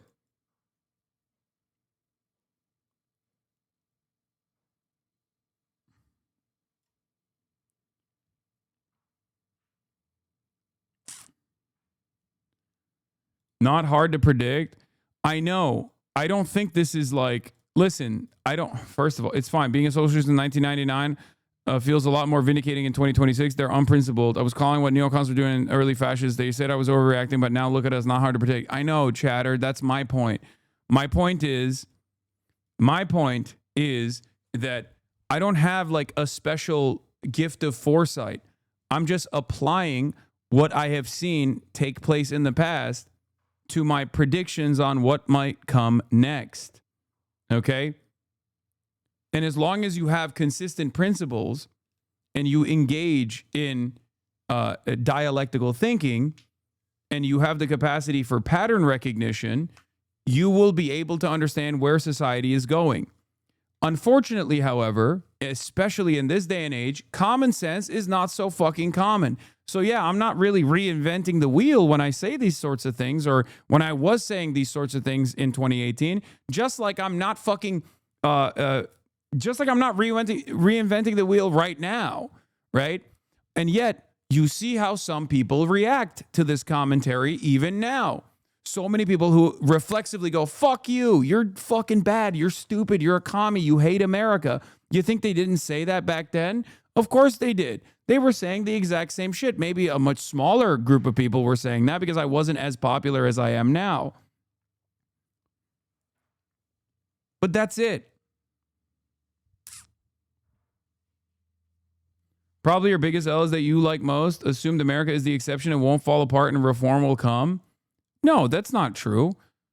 There is me trying to hemorrhage, or there's me trying to put a fucking Band-Aid or gauze on a gaping wound, which is what my commentary is when I talk about like changing the current duopoly structure into one that is more beneficial, okay? One that's more beneficial for organizing versus what I think is going to happen. Your commentary isn't even remotely radical to others who consistently call out justice. Yes, but the only difference there is that I think I have been able to get this commentary in front of many more eyeballs than ever before, partially due to the internet. That's it. I'm not a unique person at all. However, you see how this works. You see how when a popular figure, a popular commentator on the internet is met with like so much fucking enmity, so much hatred for maintaining a consistent position, constantly with people surrounding him. Constantly there are people all around me that just say, you're wrong. I don't want to hear it. I want to shoot the messenger instead. And I'm going to look for reasons as to why I shouldn't listen to you. I'm not going to take your message. I'm not going to learn what you are saying. I'm not going to be charitable to what you have to say. I am going to simply go, there must be a good reason for why I shouldn't listen to this person. And I will go to anyone that will tell me that this guy ain't shit. People basically fucking hit themselves with a fucking blunt object over and over again by watching slop tubers who tell them to whisper sweet nothings in their ear about how, yeah, no, this guy ain't shit. He's fucking stupid, dog. I don't have any qualifications to say this, but I can repeat the Reddit, the Redditors that have figured out a way to disparage this person. Just don't listen to him at all. He's rich. He's a rich socialist. Don't listen to him. He's hypocritical. He's fucking bad. He's a bad guy. He's a bad guy. He's an evil guy. He's an evil guy over and over again. And if there's a steady cycle of, if there is a steady flow of slop that keeps flowing, you never actually have to go to the other side and encounter what I have to say sincerely or with any sort of charitability whatsoever, especially because the industry that I'm in is dominated by self-interested, narcissistic multimillionaires who will take their own personal resentments and personal anger out on others who have, at any given point, called them out for something, even if they've done it in a gentle manner. I happen to be contrary to what the people in my chat tell me all the time, where I'm not being ruthless enough to my fucking ideological enemies or whatever. I actually try to do that in the best way possible, in the gentlest way possible. And yet, any kind of pushback is met with so much anger, so much resentment, so much enmity.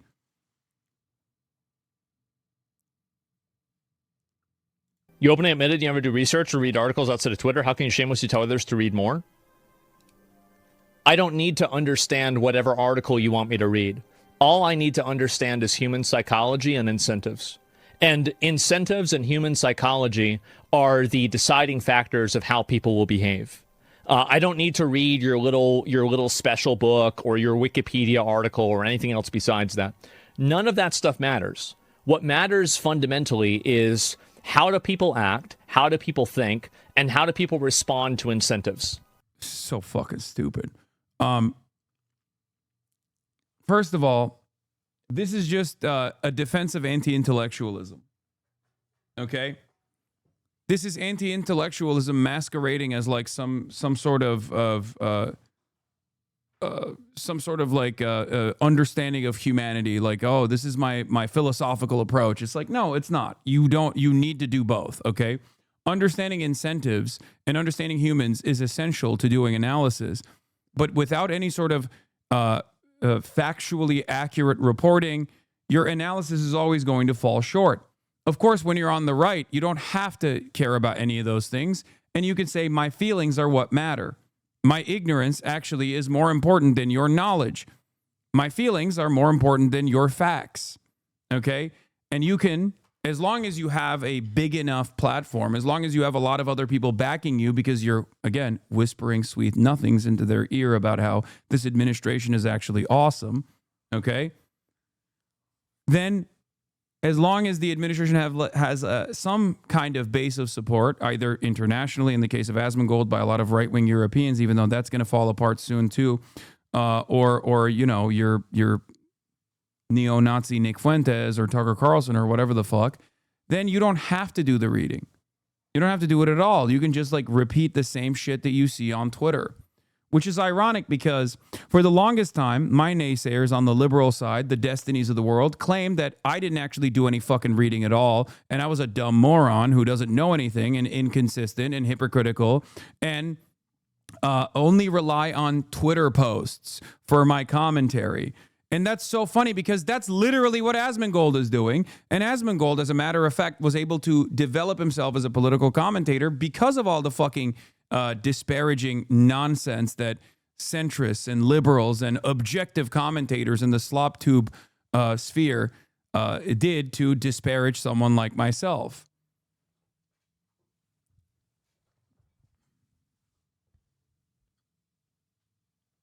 What is this? Wait, what? 40K viewers and no comments almost? Viewbot or motherfucker? Did you think that because I paused the comments on the side of the screen that there are no comments happening in the chat? Yeah. For the longest time, my ops who presented themselves as like objective people, you know, like liberal centrists, and they tried to attack me as like a dangerous, scary person, constantly demanding, why aren't there others who are, you know, fighting back against Hasan and against the madness that he represents, all this like crazy wokeness or, you know, all this craziness that he represents with like socialism. It'll never happen. It's a dream. It's a scary one too. And there you have it. You built up someone. You built up an alternative. Now you hate it. Okay? Now you fucking hate it. And it's ironic because every single thing that they said about me falsely, even though I might not be the greatest orator or have the same level of confidence that comes from Dunning-Kruger, the stupidity that a lot of these people maintain, that gives them this like ridiculous confidence in behaving as though they're totally right when they're wrong, okay?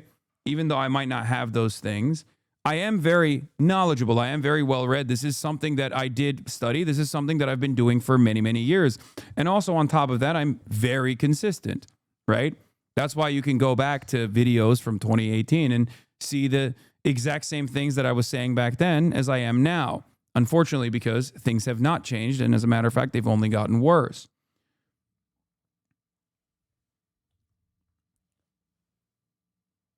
I used to avoid political commentators, and I assumed Hasan was right-wing for some reason.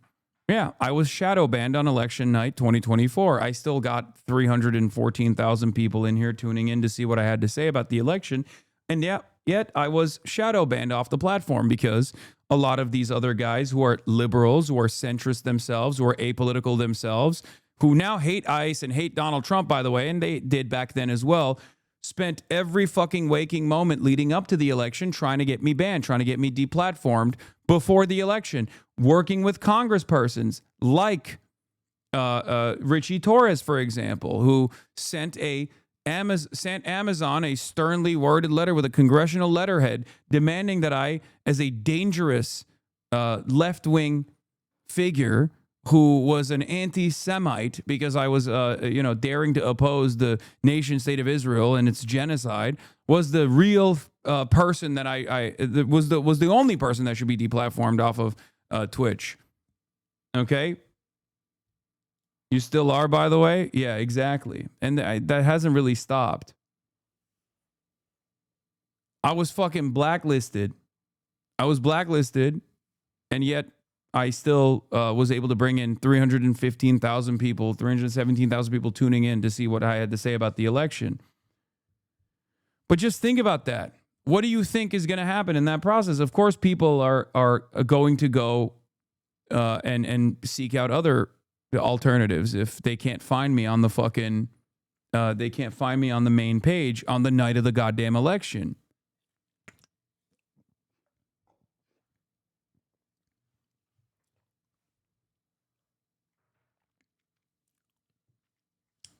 Thank you. Closed presents with 100 gifted subs and open presents with 100 gifted subs. God damn. If you can understand that, then nothing else matters. It's pretty simple. Anyway, it is pretty wild that he just openly says, like, I am not well read at all, and I'm not interested in being well read at all. It's just common sense. Like, he's giving the game away. But unfortunately, for right-wingers, this is just how it works. Here's a journalist, Stephen Azark, saying, about a month or so back, I asked Asmongold fans to meet me in the real world to talk, but none of them took me up on the offer. Instead, I got hundreds of replies and messages saying I didn't understand him, how I should just watch his streams and not just the clips. So I did, and learned that Zach doesn't care. He will put on a video he doesn't understand the full context of and ran about it with extreme right-wing bias. It's vitriol for 6 hours straight, a handpicked selection of clips designed to invoke anger without critical thinking. I genuinely believe that there are people here for his gaming takes, and I'm so worried that they are getting radicalized by Twitch's most powerful and least researched streamer.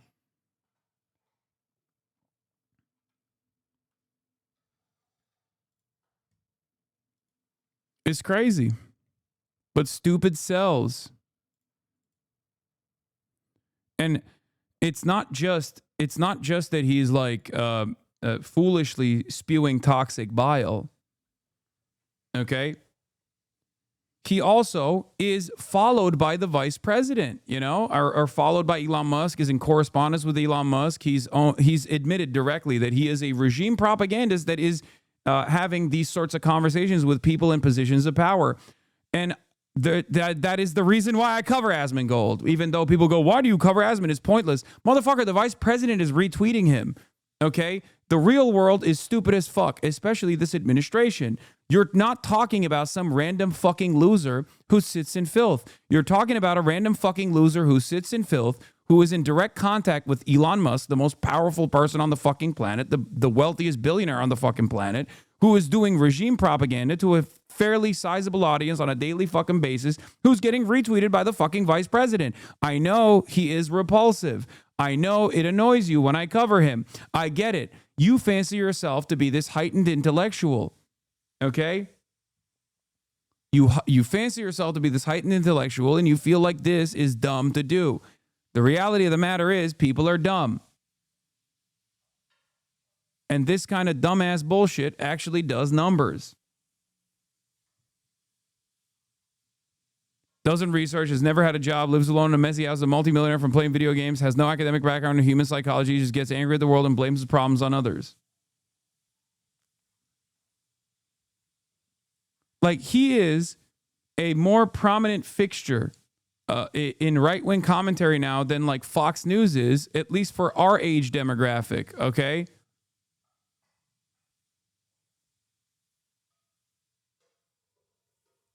That's it. Do you support abolishing ICE? Independent voters, 48% say yes, 36% say no.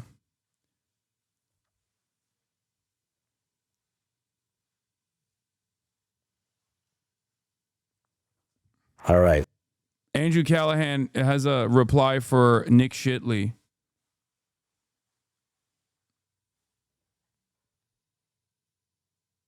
Asman literally said Jews have bad things to say about Jesus, and this chat is accused of anti-Semitism.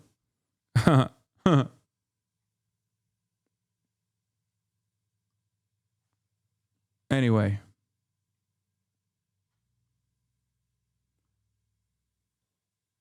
The guy opens someone's chat who disagree with him, trying to dismantle to prove his narrative. Of course, the whole debate is controlled by him because he's the streamer and he can redirect any conversation out of context. He's pretending to be unbiased, but in reality, he's super right-wing supporter and probably a sellout. He apologized last year, and I'm sure he has to apologize sometime in the future again.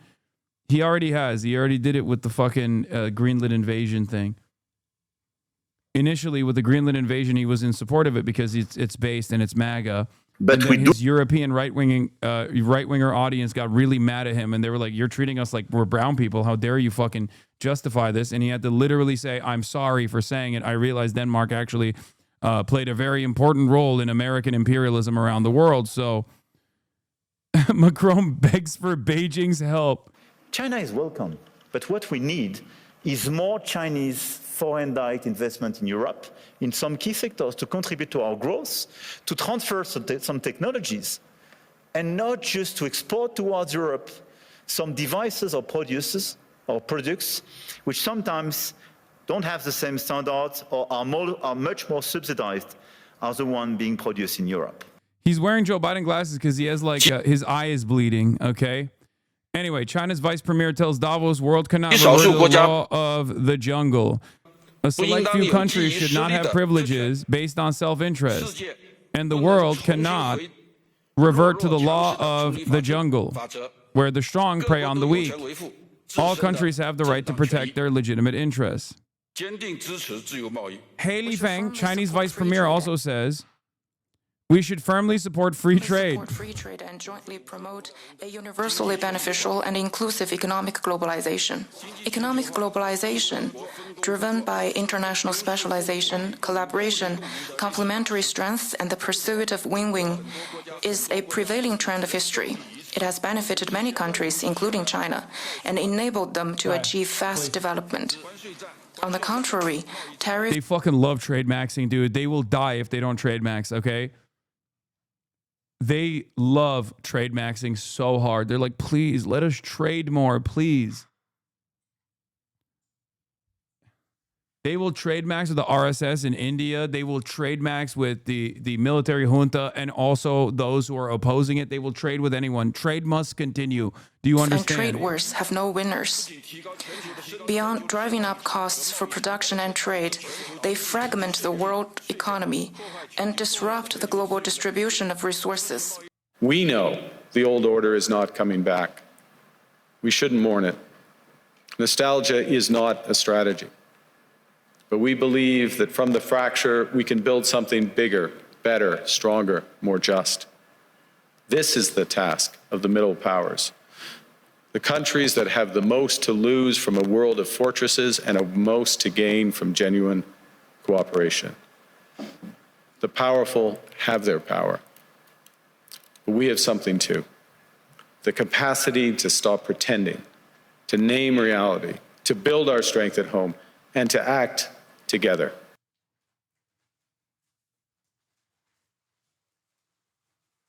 Governor Newsom, do you have a message for Europeans who are concerned about the messages from the White House around Greenland this week? Yeah, it's time to buck up. It's time to get serious and stop being complicit. It's time to stand tall and firm, have a backbone. I've seen this in the United States. This is our liberal, okay? Which way Western man? If this man wins, or if this man runs and wins in the primary, America is fucked, okay? It will revert back to the old system at a time when change is an absolute necessity. It will revert back to the old system. All the European fucking vassals will turn around and go, oh, thank God we avoided the worst possible outcome here. And then Tucker Carlson will bring about the Fourth Reich. We cannot let this happen. Yeah, I did talk about how Mark Carney said you and I were right about the rule-based order. He did. He fucking openly and readily admitted it. I still don't trust Carney that much, but I do think that he cares about Canada. And I do think that he cares about Canadian sovereignty at least, which is more than I can say about many of these other fucking European leaders like Keir Starmer. God, what a pathetic cuck he is. Holy shit.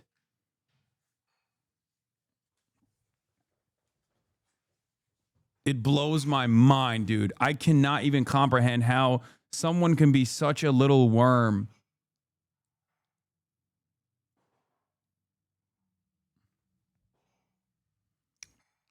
The supine Congress playing both sides. You're doing it again, Kamala 2.0. You know what, dude? You fucking deserve it, okay? You deserve it. You'll get what you're deserving. Don't worry. It'll be completely and totally and utterly out of my fucking hands anyway. You're doing it again. There hasn't even been a primary. We might not even have elections. I can't say that, like, what you have fantasized about the ordained liberal leader is bad. Fucking 2 years out of an election cycle? How can you be so fucking cucked?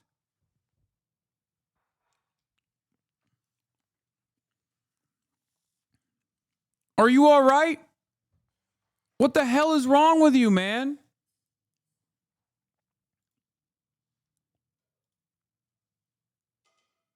Chatter is campaigning to be sixth in line for the camps instead of third. I don't even understand. Liberals pre-blaming you for the 2028 laws is awesome. We didn't even know if there's going to be an election.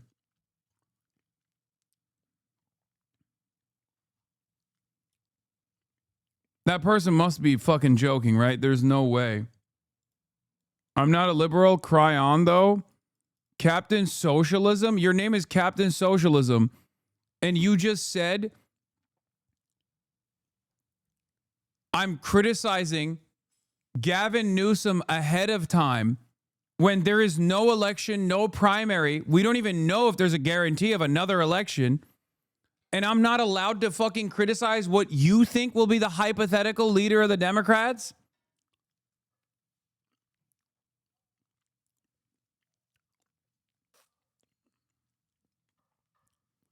Bro's doing lesser evil voting. Bro's doing lesser evil voting for a vote that hasn't taken place yet, with a candidate that hasn't even actually become a candidate yet. You are nothing. I'm going to be honest with you. You are literally dumber than the dumbest fucking right-wing hog. You are dumber than the stupidest, most racist American right-winger I have ever encountered. Okay? 100%. You are a servile and pathetic little fucking worm who has no understanding of politics whatsoever. You are genuinely dumber than these fucking hogs that turn around and say, yeah, no, I hate welfare queens. Yeah, fuck welfare. Even though they're taking advantage of welfare, even though they themselves are on welfare. Okay? You're dumber than that guy. Because at least that guy has been, at least that guy thinks like, oh yeah, when Donald Trump wins, like we're going to do racialized violence to fucking minorities. And that gives him like a sense of comfort and security, no matter how stupid or silly that is, no matter how self-destructive that is. You, on the other hand, have such little desire for a better future that you have decided to defend the Democratic Party at a time of unprecedented unpopularity due to all of the reasons that I'm criticizing them over year. Who are you in bed with? It doesn't even fucking make sense. Sorry, I'm not living in a fantasy land. You're the one that brought him up in the elections.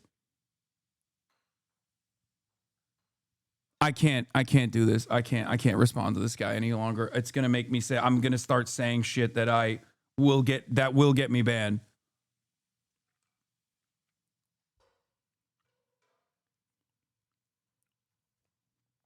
You know, you can't be a real person. You're a bot.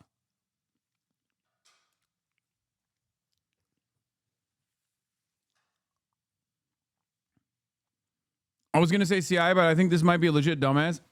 No primary has taken place yet. There's no presidential election yet. And this guy literally goes, in the hypothetical design, even then you're not allowed to criticize the hypothetical person that's running for office. You would be surprised to see how common this sentiment is. I don't think you realize it. No, I do realize it. And it's disgusting. It disgusts me. And I argue against it every fucking day of the goddamn week.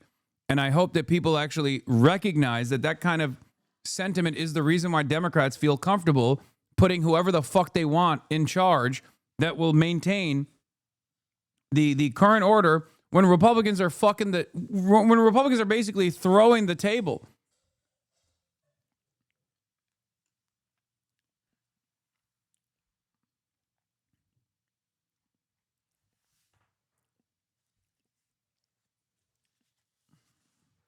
I don't think it's as common as you think it is, though. It's nowhere near as common as it once was. Like, imagine writing for a hypothetical person, dude. It's not even like a real thing yet. Like, he is hypothetically doing harm reduction narratives 2 years out from a fucking general election before the primaries even started. In this hypothetical, if it's like imagining a future and then in your own future imagination, you're still getting cucked. Okay? How is that possible?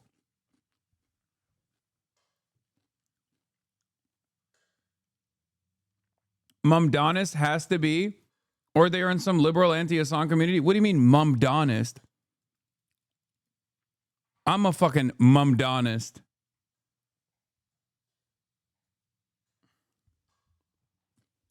These are the people who shit on Zoran Mamdani initially and then turned around and became like major fucking, you reap what you sow in your community. The most honest Hasan head diehard liberal named Captain Socialism. You reap what you sow in your community. Yeah, I know. This is my fault. You're right. It is my fault because I allow anyone and everyone to say whatever the fuck they want. And of course, you're going to have dumbasses in here saying dumbass shit. I'm going to continue doing that, though. One thing on a text or a tweet, another publicly. Should it's you time to respond have with principles. tariffs? It's time to stand tall and strong. Does that mean responding with tariffs? It's time to stand tariffs? united. You make that determination. I don't make that determination. But when you say standing tall, what do you mean? Just, I can't take this complicity. People rolling over. I should have brought a bunch of knee pads for all the world leaders. I mean, handing out crowns and this is pathetic.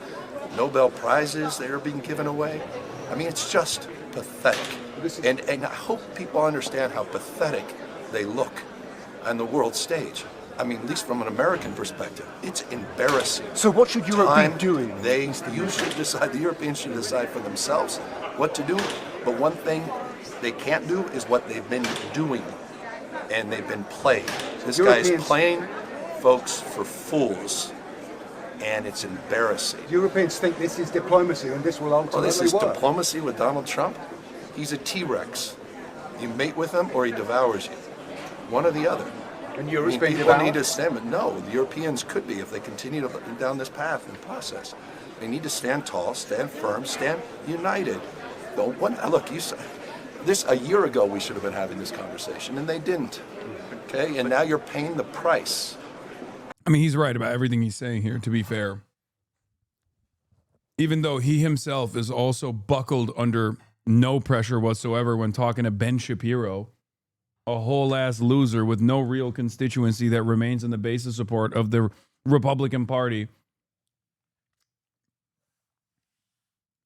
Exactly what anyone objective observer would have anticipated we'd be where we are today. What do you think Ursula von der Leyen needs to say? That could lead to the end of the European Union?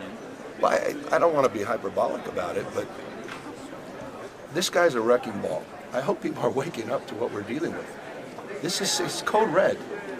I mean, you guys are still playing by all set of rules. Everybody, the globe is with this guy. He's unmoored. It's the law of the jungle. It's the rule of dawn.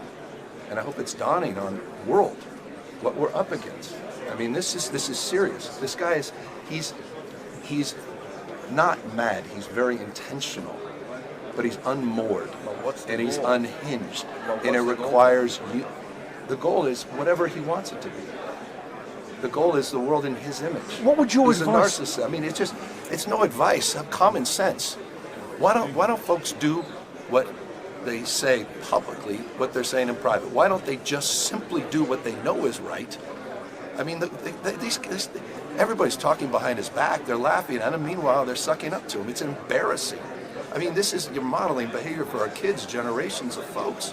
This is not diplomacy. This is stupidity. If they don't act, does this end with military solution? Well, I don't know. I mean, who knows what happens in that respect? But with Donald Trump, you saw what happened to Maduro. You're seeing what's happening on American streets. You saw what happened in the state of California, where he put 700 active duty Marines. He didn't send them overseas. Last year, he sent them to the American city. Second largest city in the United States of America. He's got 1,500 active folks, members of the military, on call near Minneapolis. This guy has been a police state. You got a guy dressed up in SS uniforms. You're making him sound dangerous. Dangerous? You seen this guy, Greg Bavino? You seen what's happening with ICE and secret police and masked men, people disappearing? Wake up. Where the hell has everybody been? Stop with this bullshit diplomacy of sort of niceties, and somehow we're all going to figure it out. Stop saying one thing privately and another publicly. Have some spine. Have some goddamn balls. You say Europe should stand up, but you're not being clear. I'm not clear. I'm being crystal clear. I'm being crystal clear. But what's your advice? I leave that to others.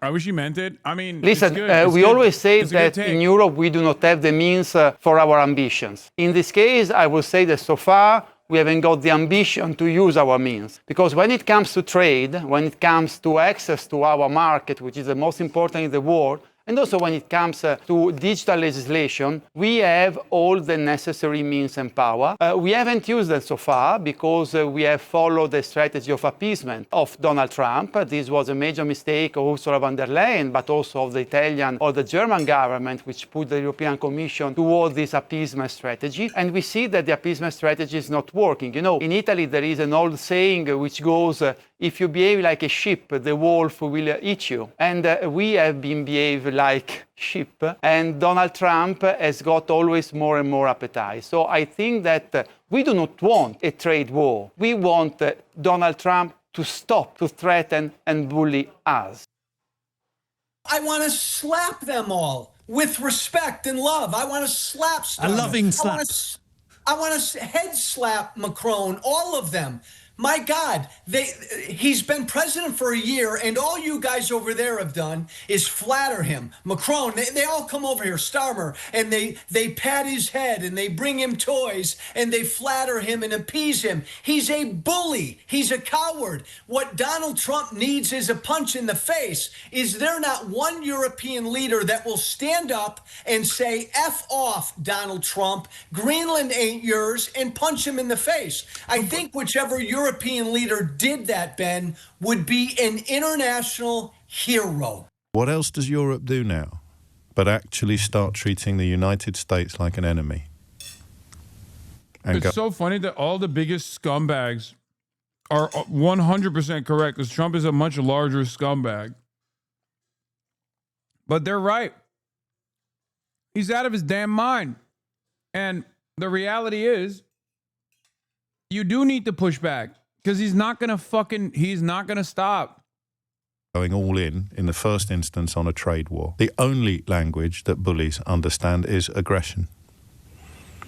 Whether or not we have the leaders, whether we have the people, whether or not we have the will, I do not know. Now is the time to act to act because the United States is our enemy. It's the enemy of Europe. It's the enemy of the United Kingdom. It's the enemy of anything that stands in the way of Donald Trump's insatiable insanity. It's not going to succumb to the rules of reason and rationality suddenly. So what do? You've got now to push back. You have to fight fire with fire. You have to out-bully the bully, don't you? Everyone's saying there's nothing we can do. We can stop watching American TV.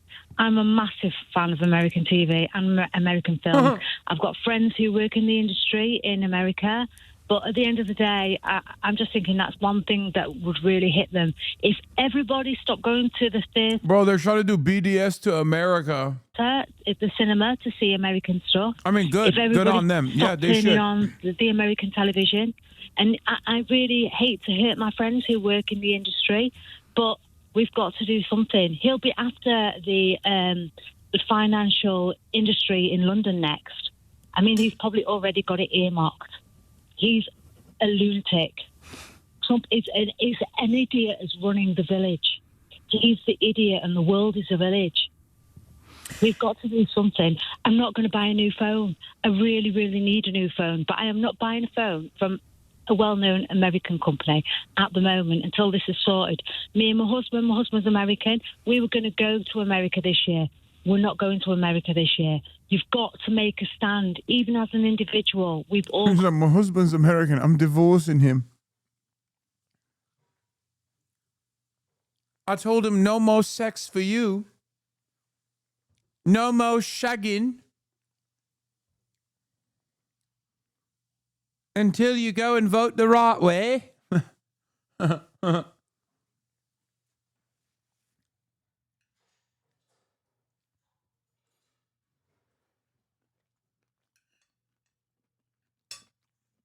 Got to make a stand. About the response here, I mean, the European Union is pushing back, saying we are not going to complete our trade deal with the United States because of this. They have already called an emergency summit for later on in the week about this Greenland situation. Well, I would say exactly what I said after Liberation Day last April, when the president imposed tariff levels on the whole world. I tell everyone, sit back, take a deep breath, do not retaliate, do not retaliate. The president will be here tomorrow, and he will get his message across. I believe he is going to... Bro, it's so funny. They talk about Trump like he's a bear, like a rapist bear. Okay? Just get on the ground.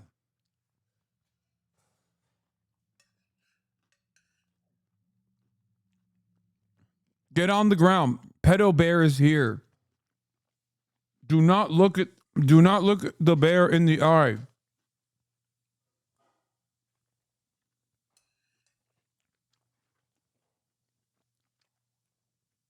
No sudden movements.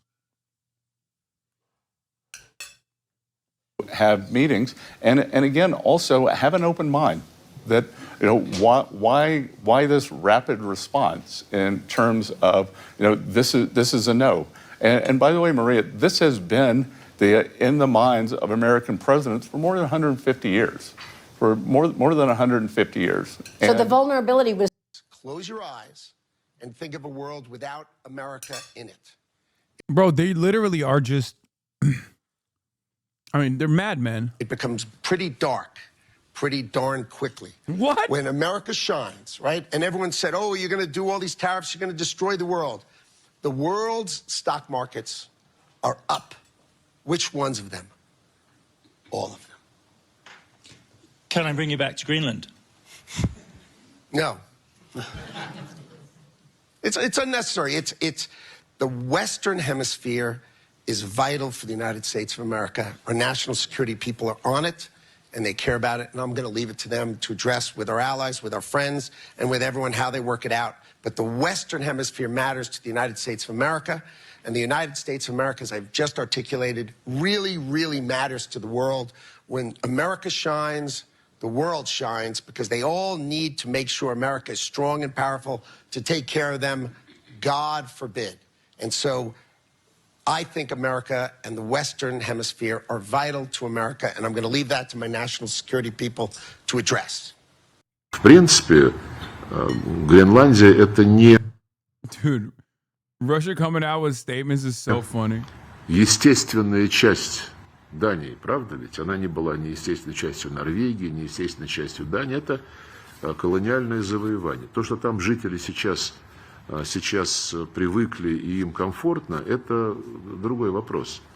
Но проблема бывших колониальных владений, она стоит все более и более серьезно. Военным плацдармом для всего НАТО. Более того, неоднократно случилось... Ну и, конечно, когда оправдывают происходящее вокруг Гренландии тем, что иначе ее захватит Россия или Китай, ну, нет таких подтверждений, и на Западе уже экономисты, политологи их опровергают. The issue posed by Donald Trump, who says that Russia is a threat to Greenland. So my question is Russia? Мы не имеем отношения к этому вопросу.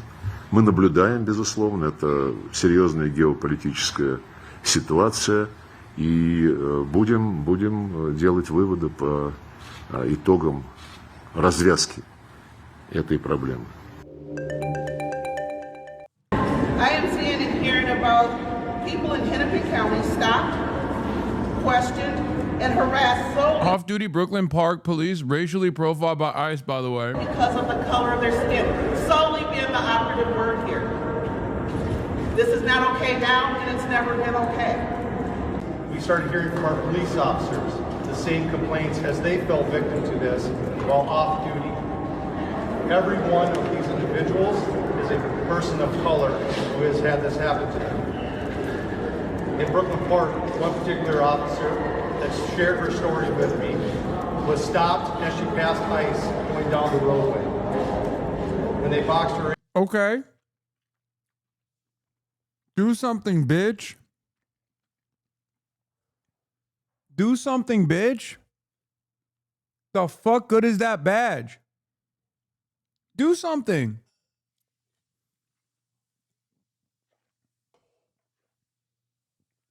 Dude, it's pig on pig violence. He's like, only I get to racially profile people. The fuck are you doing? And they demanded her paperwork, of which she's a U.S. citizen and clearly would not have any paperwork. When she became concerned about the rhetoric and the way she was being treated, she pulled out her phone in an attempt to record the incident. The phone was knocked out of her hands, prevented her from recording it. This morning, the Trump administration... I mean, you're an off-duty cop. Off-duty cops have more power than normal citizens do. You got a gun, don't you? Protect yourself. The fuck do you mean? If you're in a self-defense style situation, defend yourself. You got qualified immunity. The fuck good is qualified immunity if you're not going to use it to defend yourself? The fuck? Administration is pushing back against... Like, we can't do that shit. We as regular citizens can't do that shit. You're a cop. You can. Court order limiting ICE interactions with protesters. The DOJ appealing a ruling which temporarily bans agents from using pepper spray as retaliation against lawful demonstrators who are exercising the First Amendment. This as tensions rise in Minneapolis, as anti-ICE protesters disrupted this Sunday's service, demonstrating against one of the pastors who is also the director of an ICE field office, though it's unclear if he was even there. Why are you not standing up with your eyes? You know it's all you can. The Justice Department is now investigating, as DHS says roughly 3,000 undocumented immigrants have been arrested during its crackdown in Minneapolis. Agents storming this home, the family of the man living there says they terrorized his 5-year-old grandson and never asked for IDs before pulling him out in his underwear into the bitter cold, releasing him an hour later. For the people that are complaining about the protests that took place inside of a church, I welcome you to suck my entire dick. Okay? From the back, as God intended. And the reason for why I say this is because I'd much rather have people protesting a fucking pastor that happens to be, you know, an ICE field liaison officer or whatever inside of a church than have ICE storm churches and kidnap the people in the clergy. They have done that. That's, I think, infinitely worse. And it's so bad that it is totally fucking appropriate to protest against it and those who play a role in that.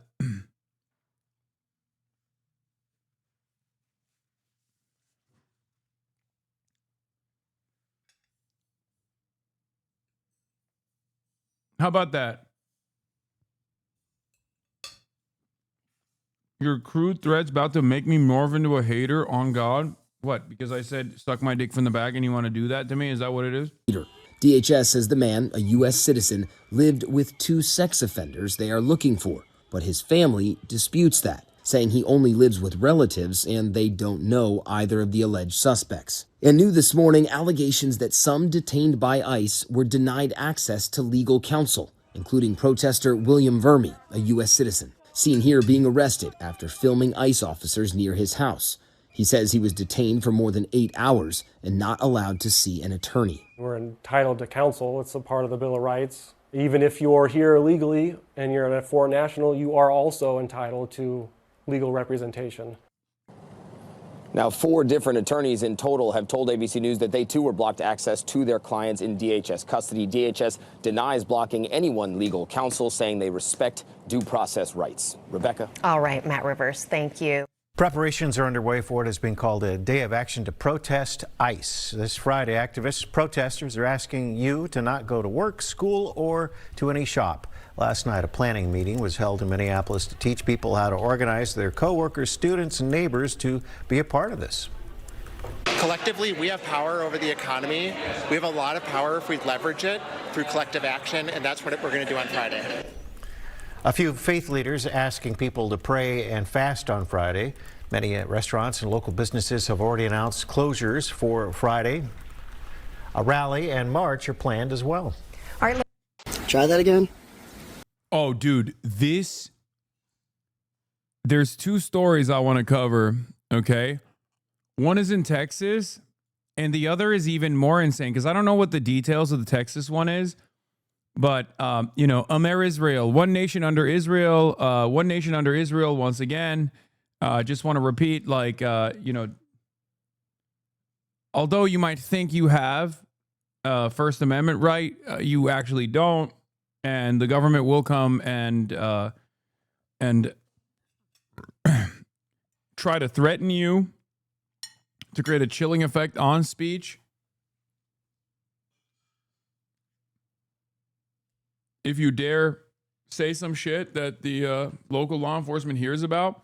Now, the first one, I'm not familiar with what he actually said. This guy just says, oh, your statements about Jews is the reason why we're here.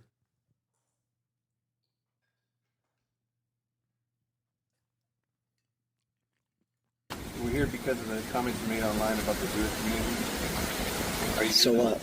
No, I'm saying, are you? I have a freedom of speech, dude. Yeah, no, we get that. We get that. We gotta make sure that you're not. Do you have a warrant? No, that's why we're here. Yeah, you see that sign? Yeah. So that says no soliciting. What you're doing is basically soliciting. You understand that, right? Yes, I have the Florida one right here. Shut the fuck up. I know. I'm going to cover it. Yeah. It means you're not welcomed here. Okay. Bye. Okay. Stay off the lawn, please.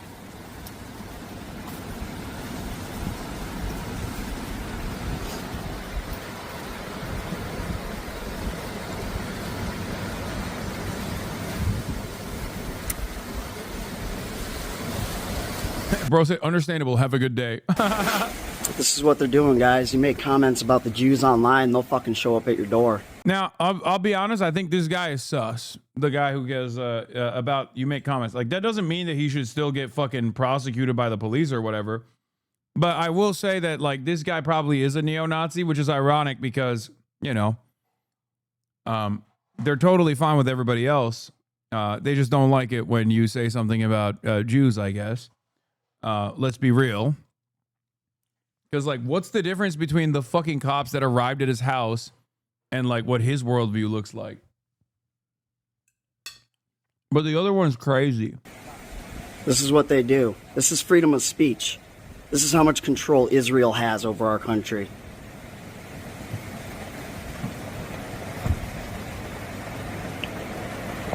Look at this response. For exercising my freedom of speech online. Wow. What a fucking joke. What a fucking joke. Can't wait to do some auditing of you boys. Oh. Bye-bye.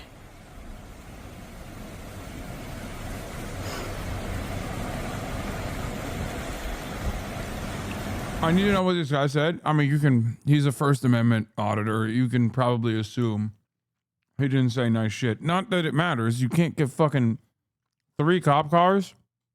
Really? Get the fuck out of here.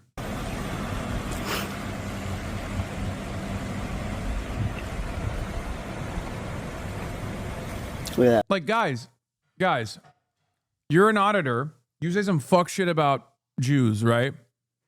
You're like a libertarian First Amendment auditor. You say some fuck shit about Jews, like deeply anti-Semitic things about Jews. There's a very high likelihood that you have said it about black people, Mexican people, brown people, Somalis, right? None of that shit triggers any kind of fucking police response. So why does it happen to be that there are 3 fucking cop cars that come in this moment?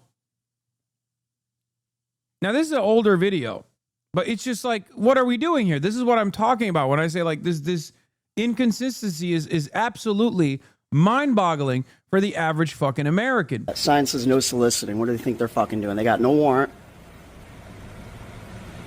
Sign that says no soliciting does not give you a right to my curtilage. Bye-bye. Freedom of speech.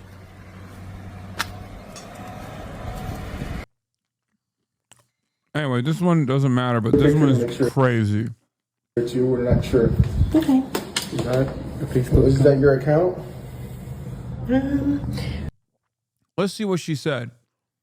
The guy who consistently calls for the death of all Palestinians tried to shut down a theater for showing a movie that hurt his feelings and refuses to stand up for the LGBTQ community in any way, even leaves the room when they vote on related matters, wants you to know that you're all welcome here. I refuse to answer questions without my lawyer present. Now that one ain't about the Jews. Okay? That is the social media post that got cops knocking down her fucking door. If you think the Winnie the Pooh stuff is silly when, you know, Xi Jinping is like arresting people for Winnie the Pooh or whatever, even though that's not the case, like they're just fucking, you know, at the time they were like banning people off of social media platforms or whatever. This is a step. This is even dumber than that. Okay? This is even dumber than that. Are you fucking kidding me?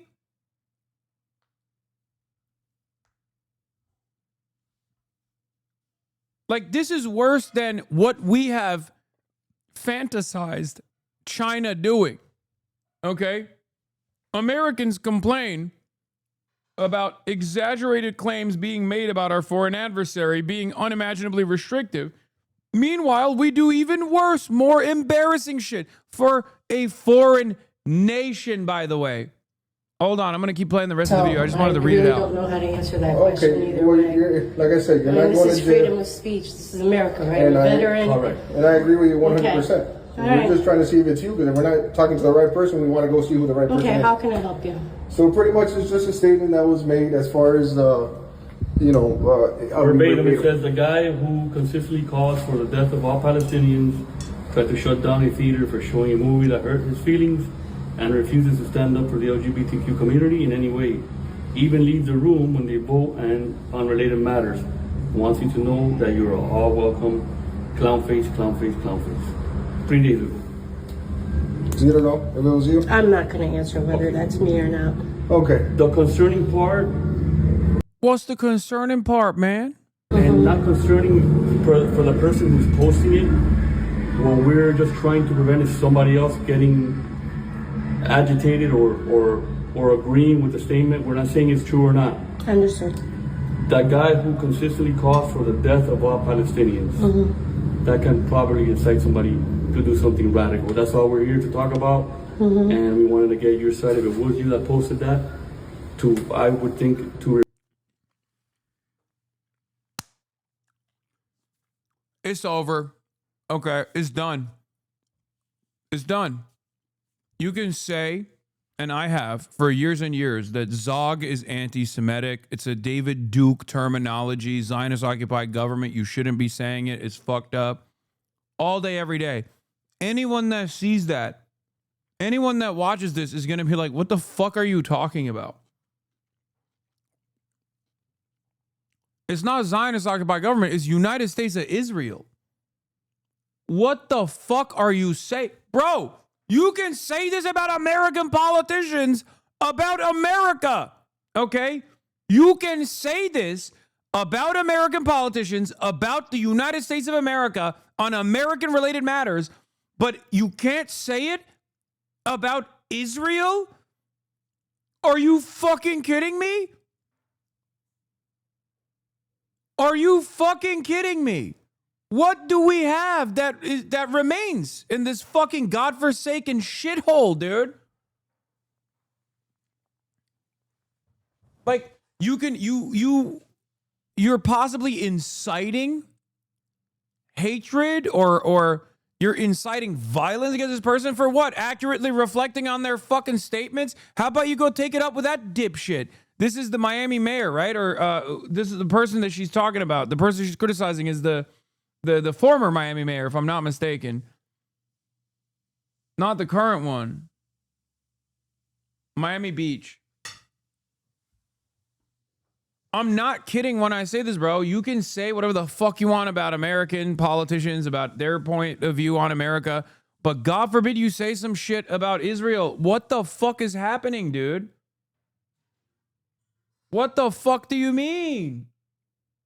What the fuck do you mean? Unbelievable. Unfucking believable, dude. America has literally... American law enforcement in the United States of America is putting Israel first. Not America first, is Israel first. Israel's feelings come first and foremost, above all others. She didn't even mention Israel by name in the post. I know. She did not. She mentioned something far worse than that. Palestinians. Inciting the violence against Palestinians is what she accused this person of doing. Refrain from posting things like that because that could get something I appreciate your concern. I appreciate you coming out here. Okay. That's it? That is it. Okay. I'm going to maintain my my amendment rights to not answer the question about whether or not that's right. I hope that's understandable. Right. We appreciate it. Thank you as well. Day, okay? You as well. Thank you. Take care. Then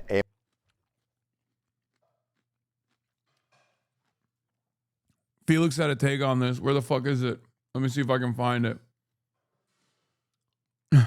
I wish I could be free like the people who live in Florida. I wish I could have a medical idiot from Curitiba, Brazil, who has inexplicably been given power over me to come to my door and struggle through sentences at the behest of a foreign lobby. They're inventing a whole new set of rights down there. That's so crazy, dude. That is fucking crazy. I can't believe it. Unbelievable. Freedom of speech is not freedom to not criticize Israel. No, free. Yeah, y'all thought your speech was free. Y'all thought your speech was free. It turns out the only type of speech that is not allowed is not fucking slurs. Obviously, you can say that all day, every day, and you can even say that against Jews too. Just don't say it in the process of being anti-Israel. That's literally it. The only thing you can't fucking say in the United States of America is that Israel sucks. Israel is bad. Israel is fucking doing a genocide. And American politicians and so many people fucking dick ride Israel into oblivion. Just don't say that. As long as you're not anti-Israel, they'll let you get away with saying all the slurs. It's crazy. These people fucking care more about Israel's feelings than they do about anything else. Are you fucking joking? Moist Critical made a video on it. Of course he did, because it's over. It's done. It's done. Israel can suck my dick and balls. It's fuck Israel o'clock, okay? Everybody's saying it. Of course Moist is doing a video about it. Moist already came out and was like, Israel is fucking running its cock all through every orifice of this goddamn country. What the fuck is happening? And it's only going to get worse. That's why I keep saying Israel's approval in the United States of America is today at its worst stage ever. Even Destiny said it. Even Destiny's anti-Israel now. Oh, it's so over. Destiny, after shamelessly spending the last 2 years eating Israel's dick every fucking day, thinking that he can use that as a leverage point against someone like me. Over and over again, going to Israel directly, telling the fucking Israeli occupational forces to hide their sex crimes and war crimes and not film themselves in the process of committing war crimes. God damn, he went there. He sucked Israel's dick directly, like he sucked it, homegrown Israel dick, okay? He did IDF propaganda. That was Israel's #1 glazer. He's done with Israel now? Oh, shit. Pedo consultant. God damn, it's over. It's never been more over. Oh, wait. What will happen now? What will happen to all the fucking orbiters that spent every waking moment calling me a goddamn terrorist for now agreeing with me? What will happen to all the people who shamelessly defended Israel, by the way, forever?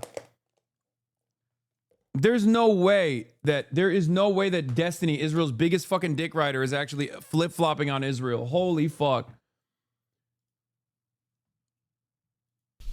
Miami Beach mayor.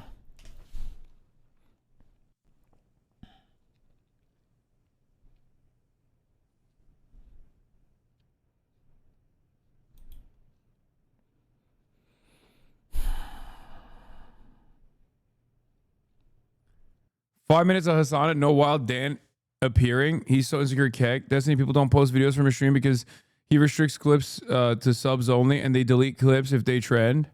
Why are they talking? What is this? Anti-Semitic? I hate Jews right now, so I don't give a fuck. I don't care. All right.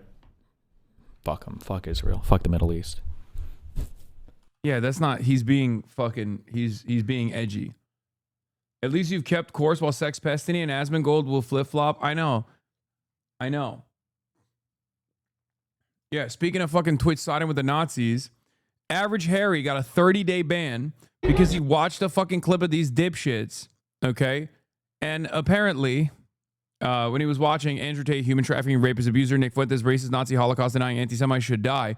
That's what he said. So Twitch hit him with a 30-day ban. Like, at least give him a fucking 1 day, man. What do you mean 30-day ban?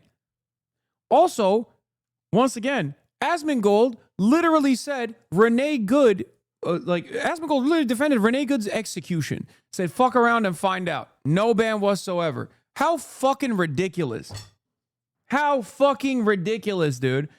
Twitch's standards are so goddamn out of whack after years and years of all these other like right-wing shitheads, you know, Destiny fans and all these fucking centrist dumbasses consistently complaining about how there is so much inconsistency. Hasan controls the levers of power at Twitch. It's unimaginable.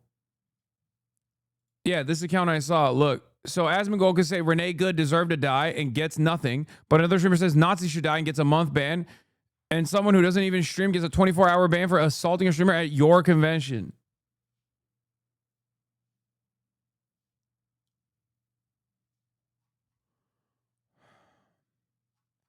Bro, it's crazy. It's crazy. Things are getting completely out of control here, okay? Remember, it's first of all, Asmongold got banned for 14 days for saying Palestinians are inferior people that deserve genocide, okay? So now Average Harry gets banned for twice the amount for saying Nazis deserve to die. Get the fuck out of here, man.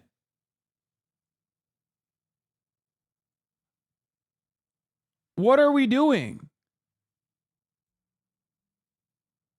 Miami Beach woman says she is outraged after police showed up at her door.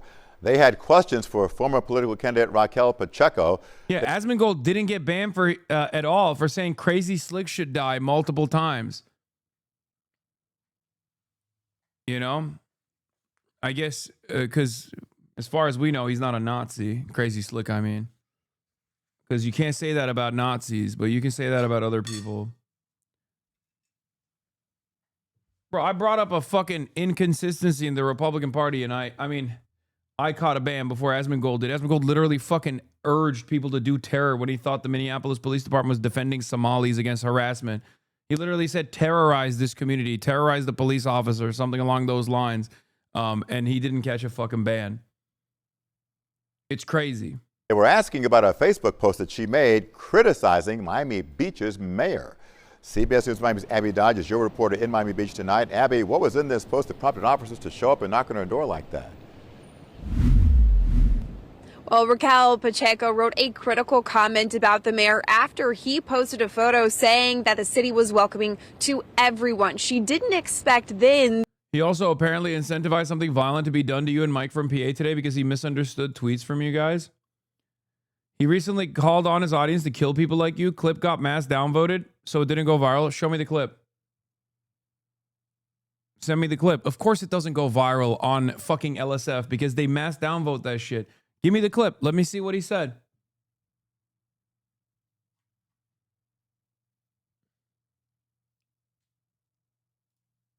What is this?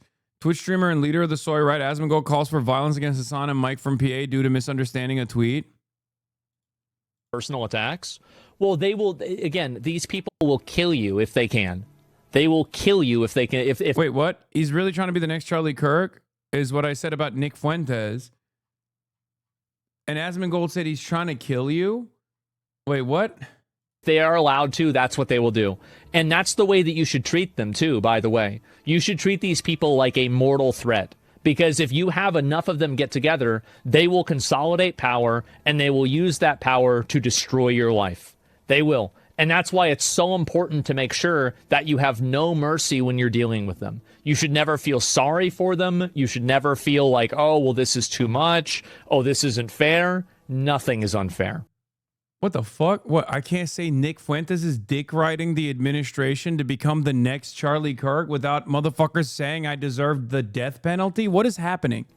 Because if you do anything that allows these people to even have a shred of power, they will take it and they will turn into the most tyrannical Nazi fascists that you can ever imagine. He mistook it as a death threat because he's a moron? They thought you meant be Charlie like that? No, motherfucker. It's a direct fucking criticism about what Charlie Kirk was doing when he talked a good deal about Jeffrey Epstein being a fucking horrible pedophile and maybe even potentially a Mossad agent, and then got a fucking boss call from the big dog, Donald Trump, and turned around and said, hey, you know what? We should just let it go. We should just not, we should not cover the Epstein stuff any longer. You forget Charlie was irrelevant? Yeah, and the reason why I was saying that is because here is Nicholas Fuentes basically saying the same shit. Talking about how Jeffrey Epstein is so cool.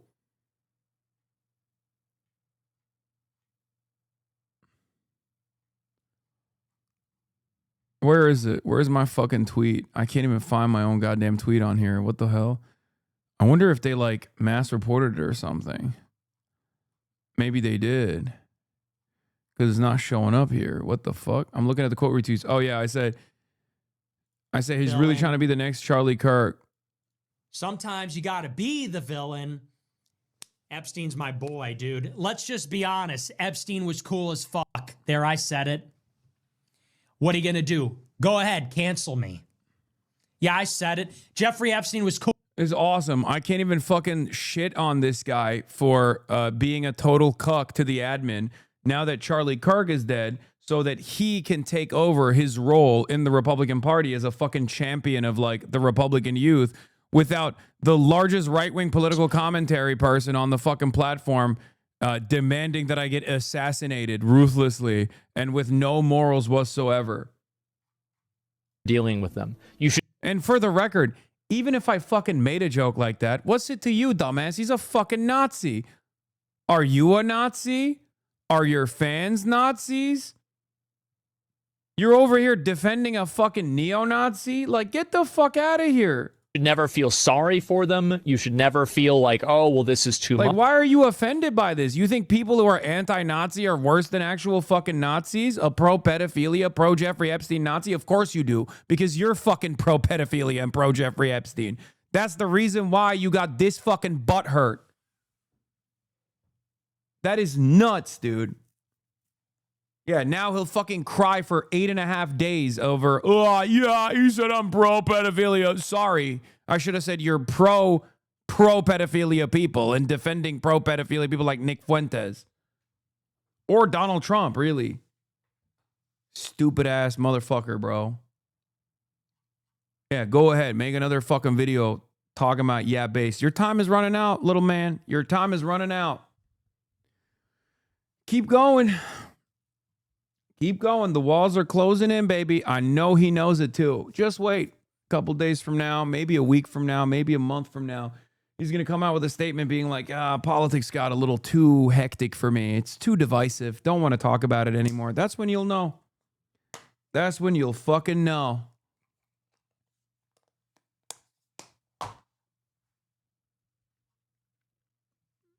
I'm sure he's already reduced the hour of political coverage, and I'm sure he's already reduced the hour of time he spends doing political commentary. and is like now doing like titties and video games and stuff because he can't really talk about Greenland too much. Yeah, he's gonna quit politics like he already dipped his toes in quitting, ain't got the heart nor the face for this. No, the reason why he's doing it, the reason why he's gonna eventually quit is not because like he's getting a lot of backlash. That's part of it for sure. But it's because of the numbers. Okay? He can't handle the peer pressure because he has no fucking real vision for a better future, or even a worse one, as a matter of fact. There is 0% chance that any journalist that actually interviews Asmongold is going to fucking get anything out of that conversation other than the fact that he's basically a little bit more competent, but identical to Nick Shirley in his worldview. Just as fucking stupid. And that's precisely the reason why he will avoid media interviews like the fucking plague, and he will avoid talking to anyone else about this kind of stuff. But eventually, this entire act is going to come to an end. As I've said over and over again, trust me, I've given you my predictions on what will happen next. Some of those things have happened already. I told you that Donald Trump was going to, his immigration policies, his immigration platform was going to be seen as unimaginably unpopular. And it took 1 year, but we're there already, okay? I told you that, a lot of the young voters that voted for Donald Trump were going to very quickly experience buyer's remorse. That's already happened. And Asmongold is going to inevitably quit this politics shit or greatly lower the number of hours he talks about politics. His fans did a fucking meetup to discuss how to derail you. Oh, that's funny.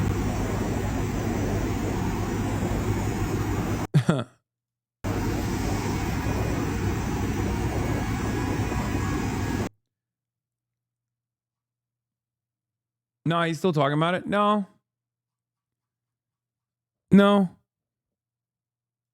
It's gonna happen. Trust.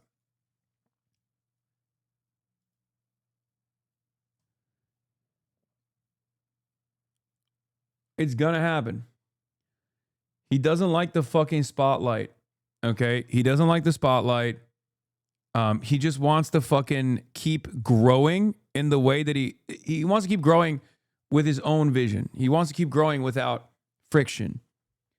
Not realizing that you can't keep growing without other people finally paying attention to what you're doing. If you want to watch the latest Twitter drama topic, tune into the Asma stream. If you want to watch what really happens next, you watch Hasan. Yeah. Are his fans cooling the bots down? No. I think he'll continue botting. But I don't even know if he's botting any longer. I know he was definitely botting back in the day. Like, he was definitely botting. If you look at, like, there was a time when Twitch Tracker would actually look at your active user percentage. If you look at, like, January, if you look at January 20th, like, during the inauguration and stuff like that, his active usership base was like 30 to 40%. Mine has never gone down from like 79%, just so you understand.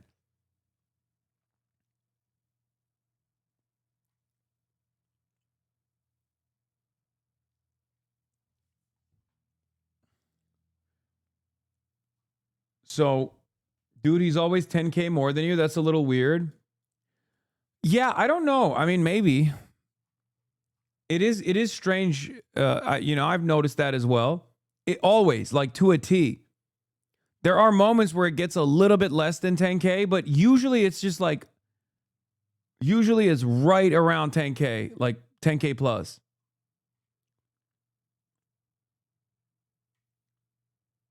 Always.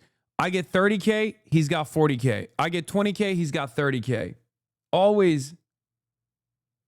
That's also because he's the landing page for Fuck Hasan sentiment. If you think that even on the internet that there is more Fuck Hasan sentiment than not, you're crazy. Someone must really like Asmongold's coverage to bottom 10K.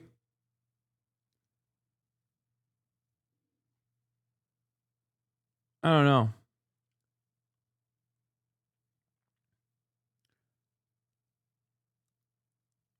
Sorry for the parasocialist moment, but you also sit at 39K viewers a lot recently. I wonder why.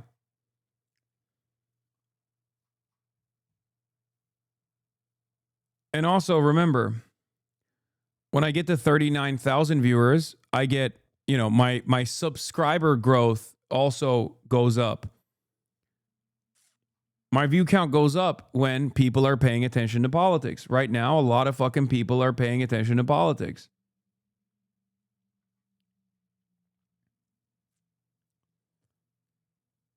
I'm sure he has a lot of people who are paying attention to politics that want to hear like the pro-Trump take as well. But like a couple of weeks ago, I had 45,000 subscribers. Right now, I'm sitting at 52,000 subscribers. Bots are cheap compared to politicians and think tanks, just saying. What is Asmund doing this if not for the money? For guys like Asmongold, it's because it's not just about money. It's about like it's about being recognized and being loved and having people dick ride you. It's more so like a game. These guys have more money. I mean, same with ACC. Like, he has more money than God. He doesn't fucking care. But it's more so like a video game. It's about commanding influence for some. It's about clout for some.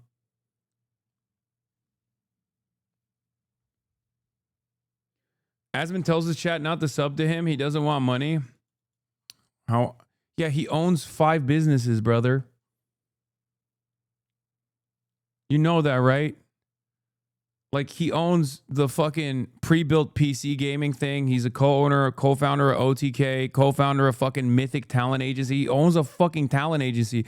The one that got busted for doing the possible scam thing that the Redditor, the LSF Reddit mod was called out for.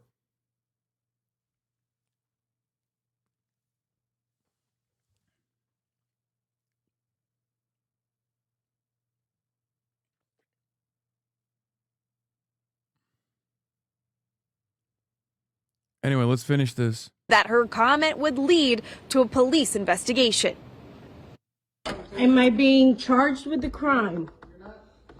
Okay, so you're here to investigate a statement that I allegedly made on Facebook. Raquel Pacheco, a former candidate for Miami Beach City Commission and Florida Senate, started recording when officers showed up at her door Monday. She says she's still emotionally distraught about what happened next. My overwhelming feeling was that freedom of speech as I know it died at my front step yesterday.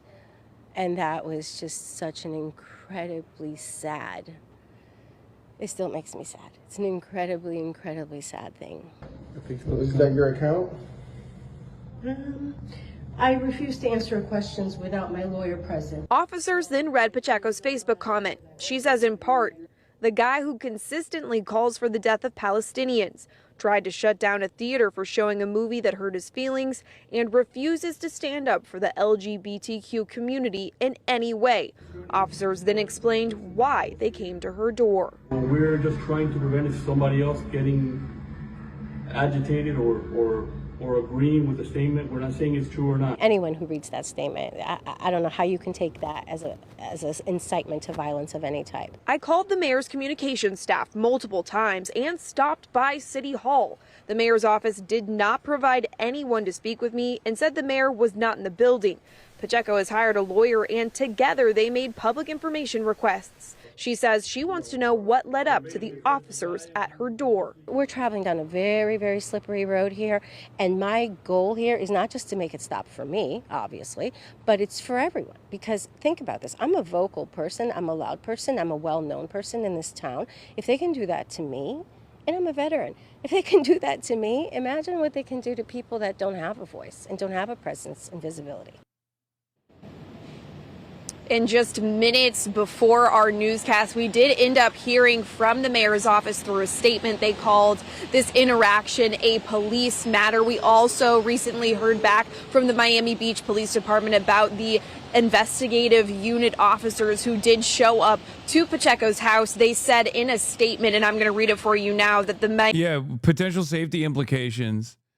Potential safety implications being that the actual incitement to violence is not coming from the person that's being called out, the elected representative that's like constantly inciting violence against Palestinians. But the actual incitement to violence is calling that out. Get the fuck out of here, dude. They have no response for this, okay? There is no rhyme or reason for this. You're only doing this because you feel so fucking powerful that this is not going to blow up in your face, okay? And yes, we got here under the Biden administration as well. Straight up. Anyone who doesn't realize that is delusional. 3,500 student protests were arrested under the Biden administration for college campus protests, encampments, student encampments they put together, peaceful. And the media kept lying about how anti-Semitic they were. Fucking bullshit. Asmongold and all those other cocksuckers also routinely fucking said they're anti-Semitic. They can't block people from moving around on college campuses. Remember that shit? I remember. I was there. I was there at the fucking campuses.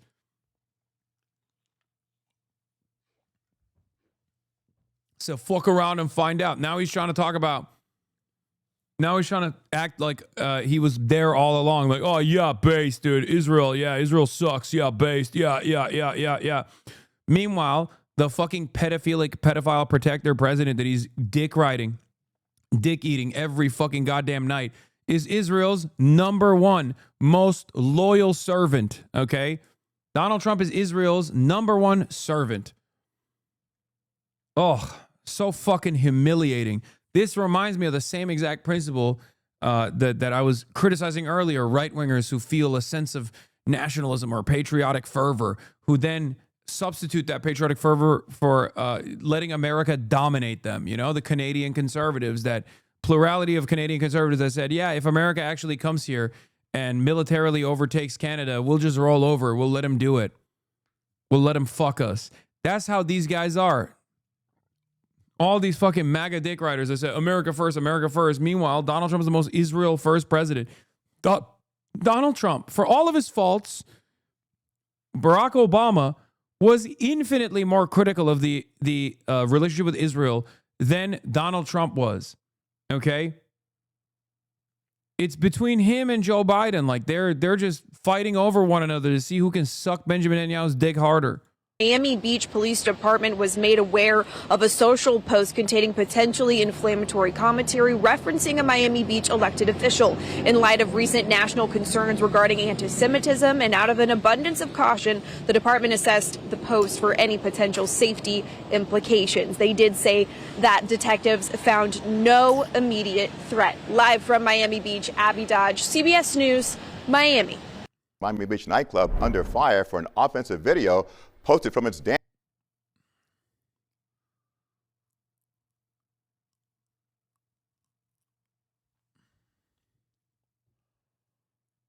Well, I think you and Asmongold are like PB&J. Please stop. What? Talking shit on me? What the fuck, dude? Shut up. Shut your bitch ass up.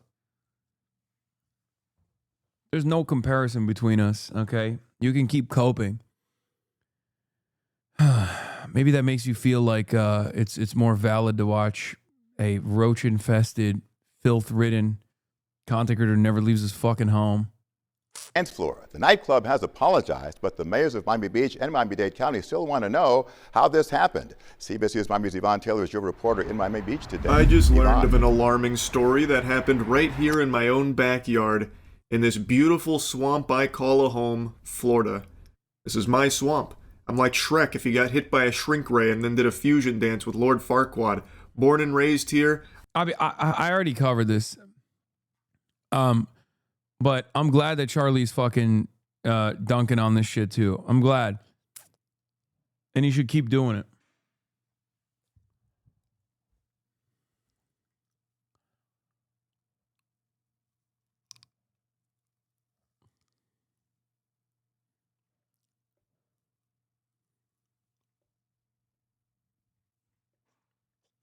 Anyway, you can ban me for saying this, but you're just mad Asman is and will always be a better content creator and streamer. Why would I ban you for that?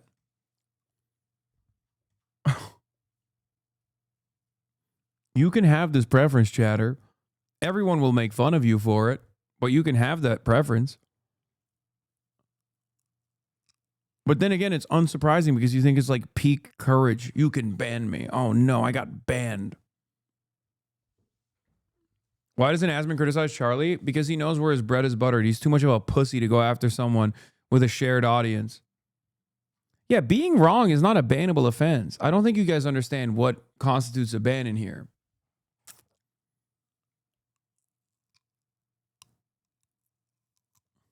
He unbans people that mods ban for pets, bro. I mean, it's true. You can be my next pet if you want. I can pet you.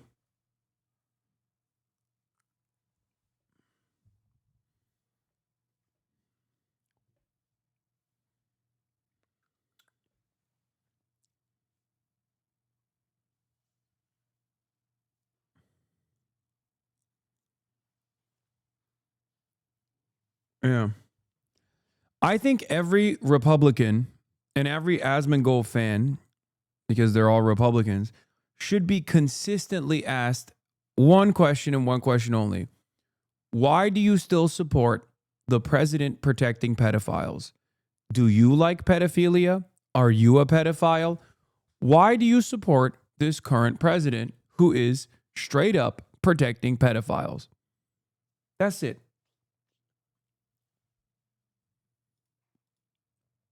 It's difficult for me to see you as anything but a pedophile yourself if you keep doing this. You know? That's it. And it's like all of these like other podcasters and all these other people that played a role in Donald Trump getting elected have already pulled the ripcord. A lot can be answered by realizing the majority of Asmon's fans are children. If you think Asmongold's audience is not even older than mine, you are the most delusional person I've ever encountered. You think anyone under the age of 35 watches Asmongold? Are you out of your fucking mind? No, dude. No. Judging by the way they post online, you assume that they're like mentally stunted, but they're all fucking 40.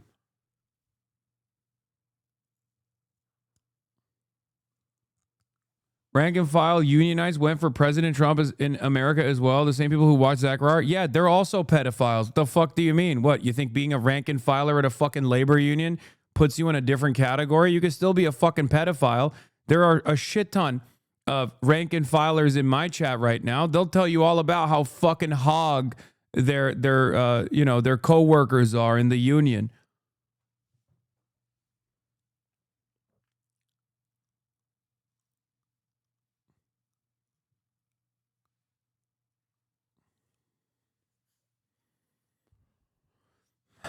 Yeah, Trump stickers on the hard hat, protecting pedophile president.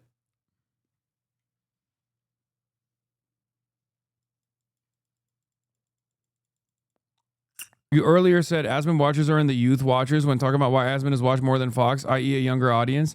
Yes, people who are 35 to 45 years old are comparatively an infinitely younger audience than Fox News, whose average viewership age is 85. So yeah, in comparison to Fox News, they're much younger.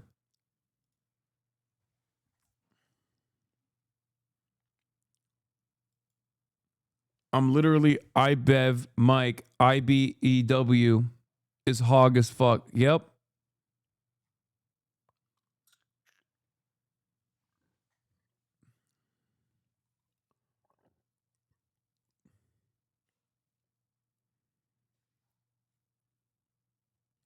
Can we do a quick shout out to my old coworker, my Latino goat, Harold, who worked at a Joe Biden funded project and had a Trump patch on his safety vest?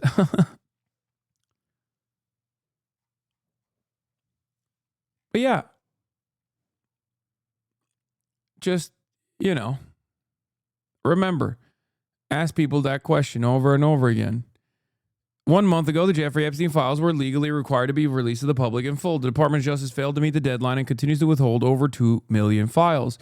Ask the question why. Ask the fucking question why. We know the answer to it.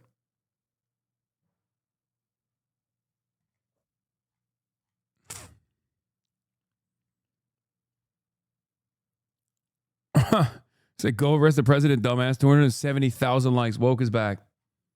270,000 likes, dude.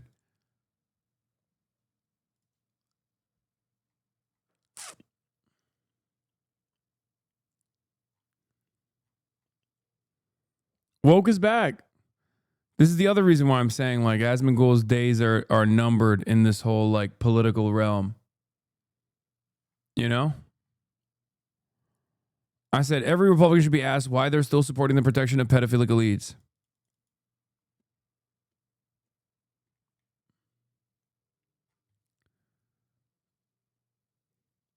Julian Andreone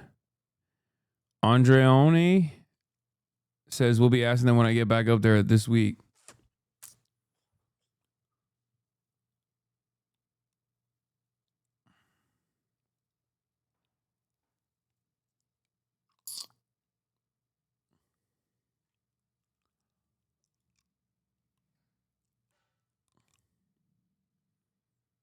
Catching up with Bezos' hip vertical #content. Socialized healthcare is not working. No, Venezuela is not an oil grab. The myth of collectivist warmth. Oh my God. Oh my God, bro. Washington Post is basically Wall Street Journal. What the fuck? All of their opinion editorial has gone completely out of control. I didn't even paying attention to it. Remember when the new editor took over in February, promised that the Washington Post would not lecture you about ideology or demand you think in certain ways about policy, then proceed to do that nonstop for a year? Left out vertical videos of Brad Palumbo whining about California's 5% billionaire tax and unaccountably sweaty James Hohmann attacking Trump from the right over a 10% credit card rate cap.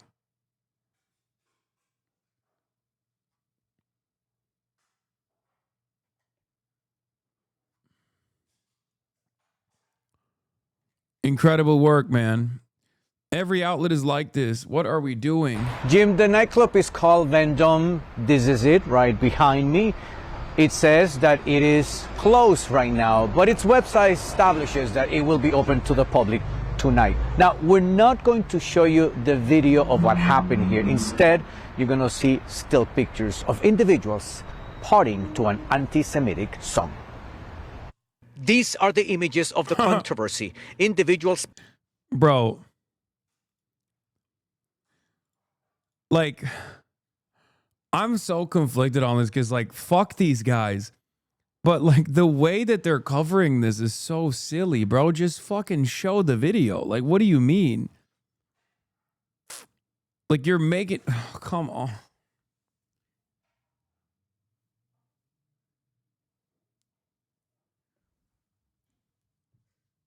It's just like...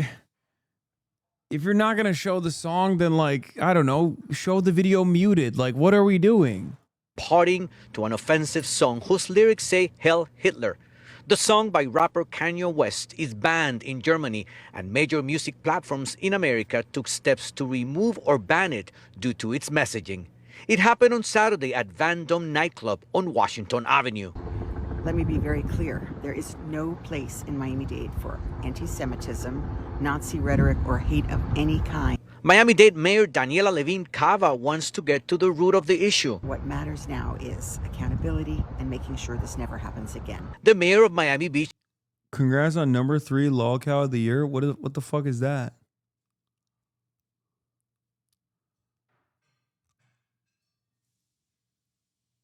There's a lolcow.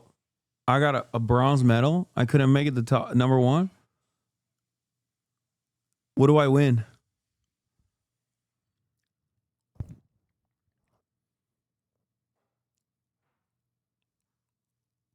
Ignore unless you get top spot. Okay. No, iDubbbz got number 1. iDubbbz. You place in the podium though. Good for you, dog. Oh, damn. Oh, I mean, third place is like first place in the last on the podium. You know what I mean? Account created in 2012. I can smell this guy through the screen. Yeah. It's on Kiwi Farms.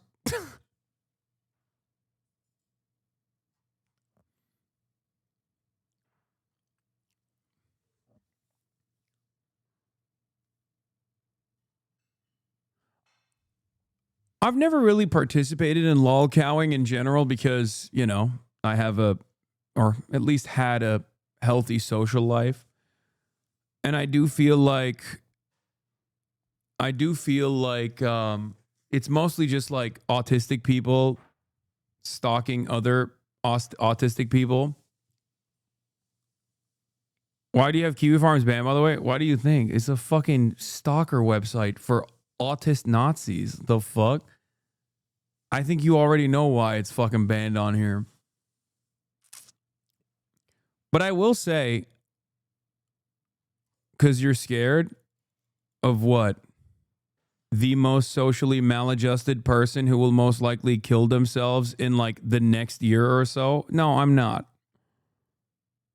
Scared of what? A creature that can't even fucking have a conversation with an Uber delivery driver being called a lolcow?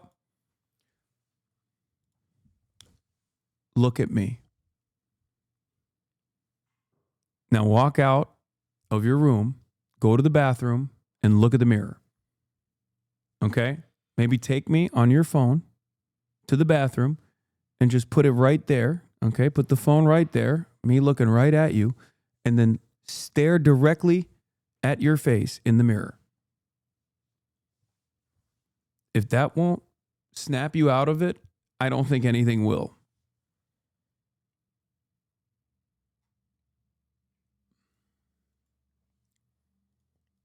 I'm an engineer, bud, more successful than you ever will be.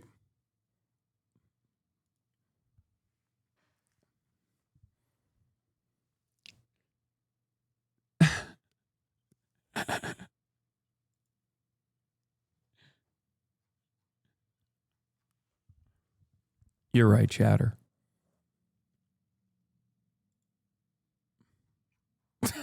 Okay, stop. Let's continue. I'm disgusted by it. There's no place for that in Miami Beach. They streamed this a 11 years welcoming, ago. diverse city. Me or mine says the problem stuck double dang. I need. How do you have 1,000 subs? Like seriously, give me some. I think you just because I wear underwear on my head when I stream.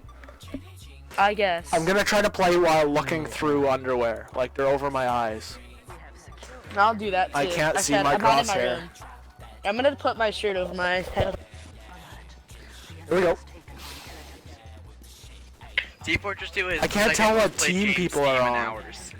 Alright, okay, it's gonna be slightly difficult because I have an American Eagle logo just on killed my a guy. shirt and I can't see through that. But here, let's go. I'm doing it. I can see I have an outlined crosshair so I can see it. I see mine now. I just killed a guy. I just killed Nick. That's me. I'm standing still, faggot. Just killed another guy. Just killed another guy. I'm wearing a black shirt though. That's the thing, bro. One left though. One left. I can't tell what team people are on. Leper. Lepers. I actually play better when I have underwear on my head. Oh, I got headshot. Okay, I'm gonna get. But that was pretty impressive, if I do say so myself. That was like probably 7 or 8 kills with underwear, like covering my. Why'd you stop talking, Wendy?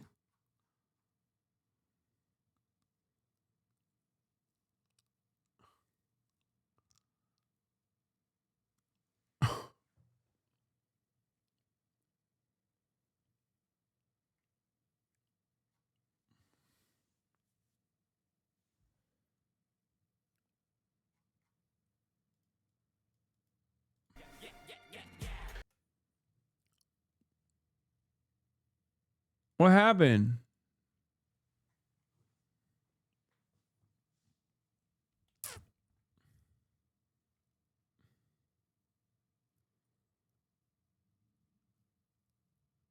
He's actually funny. We should bring him to our side. I think that one might be a little too lost, brother. This is kind of wholesome. What happened to this guy? I don't know. But he did the school shooter pivot.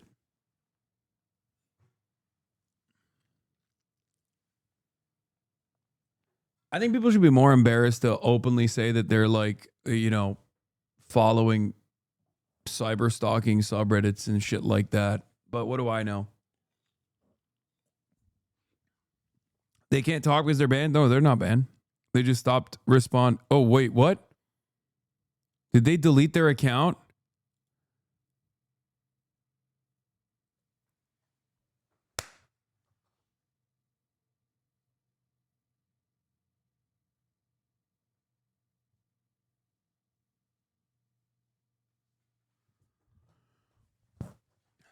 Brother, you just came in talking about how scared I am about a fucking doxing and harassment subreddit.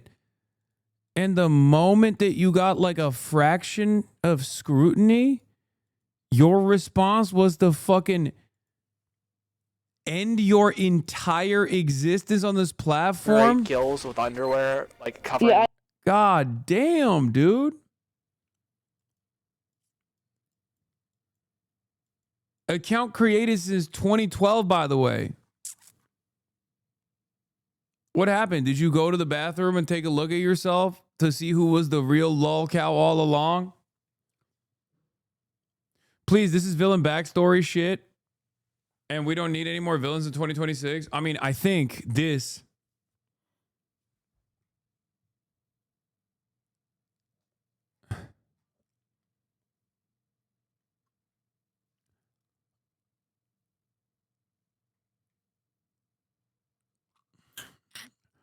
I don't think you understand. Yeah, how do you call someone a lolcow and then delete your account the first chance you get to talk to them? You're huffing the worst copium.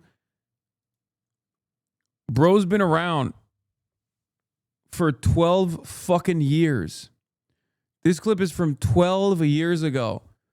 And he has cultivated a total of 129 followers in 12 years.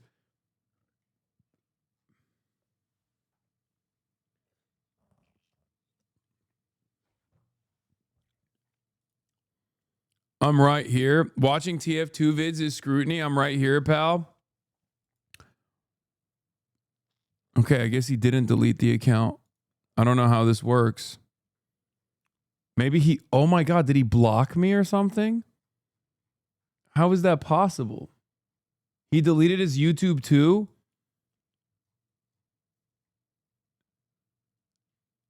Nah, someone took the username?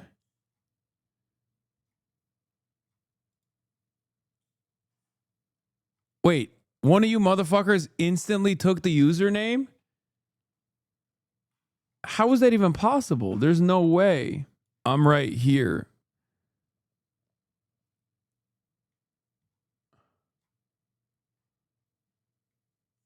Can't change username for 6 months? Yeah, I don't think you could do it right away. I think he just got scared and blocked me so I wouldn't look at his channel. Anyway. Buddy, I think you realize that you're a fucking loser, right? But I promise you, there's salvation for you yet. Check on incognito. Oh, true. You should probably stop going to those websites. Seriously, it's not good for you. It's not good for your mental health. No, it still says incognito. That channel has been closed by users, so I don't know what he did. I think he's like deactivating his account and then reactivating it or something over and over again.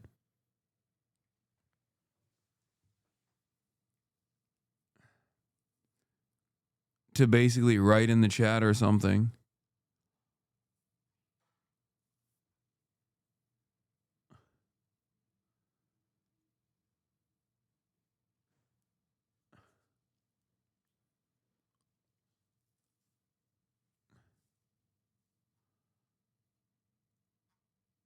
Anyway.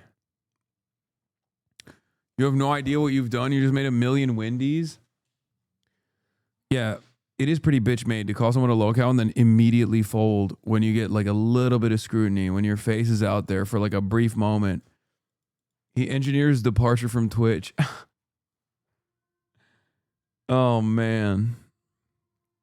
Keep at it, buddy. You should get back to this. Bring some joy back into your life. You're going to make it. We are Wendy Kirk.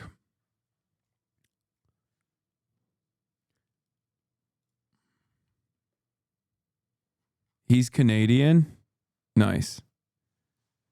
Wait, can I even see the other clips now? I think I know you need all the subscribers you need. Oh, I can still see his other clips. I need. How do you have 1,000 subs? Like seriously, give me some. I think you just Because I wear like, underwear on my website. head when I stream. I guess. Bro, 12 years ago, this was like a normal ass teenager. Actually, what the fuck happened? Like, these are clips from 12 years ago. He was like a normal ass teenager What the fuck kind of horrible... Dude, I hope he reactivates the channel and speaks again, because I do want to examine his brain. I want to study it. No, he deleted his YouTube page as well.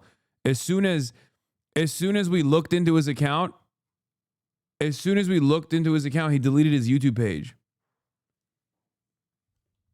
The fucking internet happened, dude. There are so many of these regular kids that get pipeline. Twitch tracker and search. When did he stream? Very recently? No, he streamed last live 4 years ago, it says.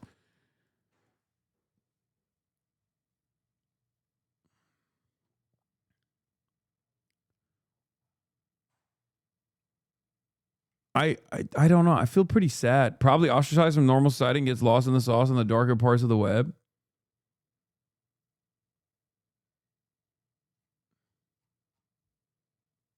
TF2 pipeline.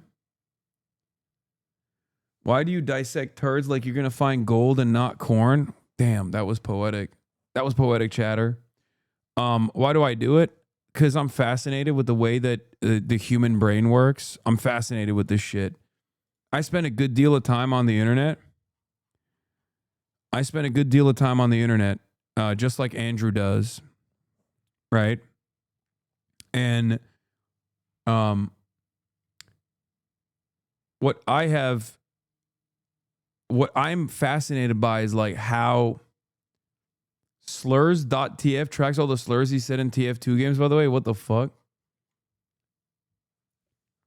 What I find fascinating about this is like how people go on their own journeys and how they just like go from being like Andrew here is a nice guy, right? Probably has big dreams. He wants to be like a TF2 streamer. He wants to be he wants to put on a performance. He's like putting a fucking boxer over his head while he's playing TF2. And then somewhere along the way, he just, I don't know, his dreams go unrealized. I can't believe that's a real slur ID website. What the fuck? What is this? 84 racial slurs, 15 instances of bigotry. Is that what that means? 4,000 messages. Bro is ranked at slurring on Team Fortress 2.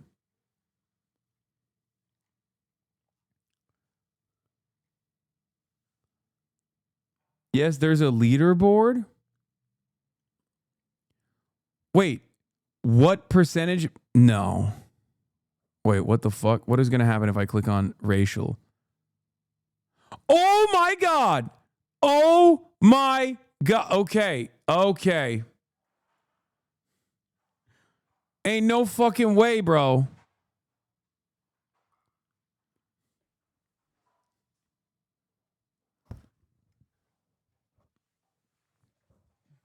Andrew, you've been a mean boy. Dropping the hard R like that. In 2015, last time he dropped the hard R was January 9th, 2015.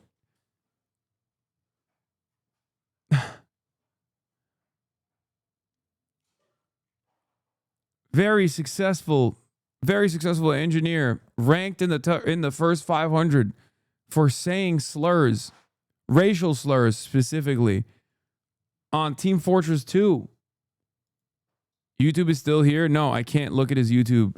His videos don't show up. He deleted it. He didn't delete his Reddit though.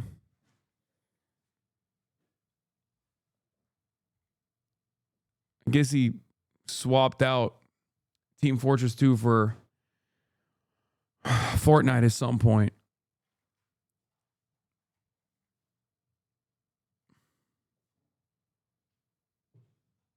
No, it's not showing. It's not showing up. He deleted his YouTube account. Andrew, you've been a bad boy. You've been a bad boy, Andrew. He's a slur engineer like Mudahar. Andrew, you got caught on the internet saying the N-word with a hard R, Andrew. How would your coworkers, if you actually work a real job, Are you making a point about how that site is bad because you're making him experience cyber stalking? I mean, first of all, I'm not even cyber stalking. Cyber stalking would be actually identifying who he is, plastering his face all over the fucking internet, and also on top of that, figuring out his place of employment and then calling his place of employment to tell his employer that he's been spending his time doing this kind of shit on the internet. That would be cyber stalking. That is what Kiwi Farms does. I don't think you should do that. I don't think anybody should do that.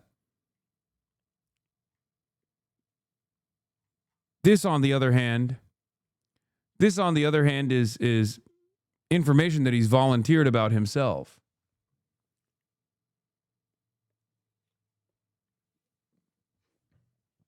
Bro, he has a child. I'm sure his place of employment wouldn't give a shit 10 years ago. Are you okay? He has a child? Okay, that makes it even crazier. Let's just click out of this. Oh, God.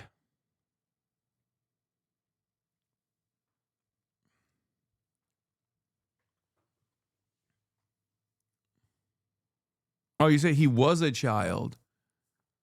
Oh. He was a child. My bad. I misread. Anyway.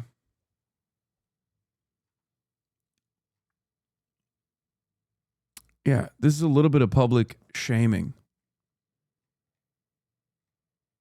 which I think is healthy to do sometimes. No, his YouTube page is fucking... He deleted his YouTube page. I don't know why you guys keep fucking posting his YouTube page.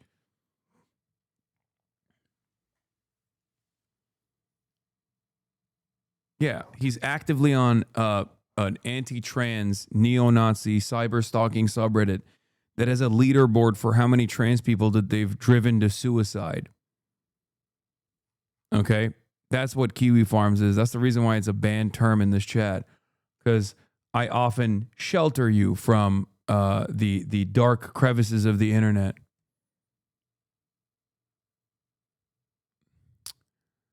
It's just sad. He wanted to make a career playing Fortnite. He got the graphics done. Everybody thinks I'm cheating. Live stream offline.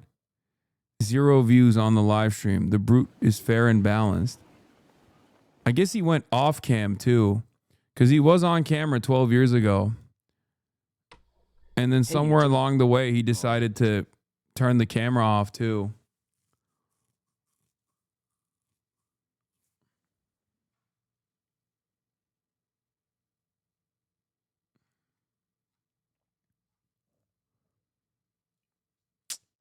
Sad state of affairs, my man.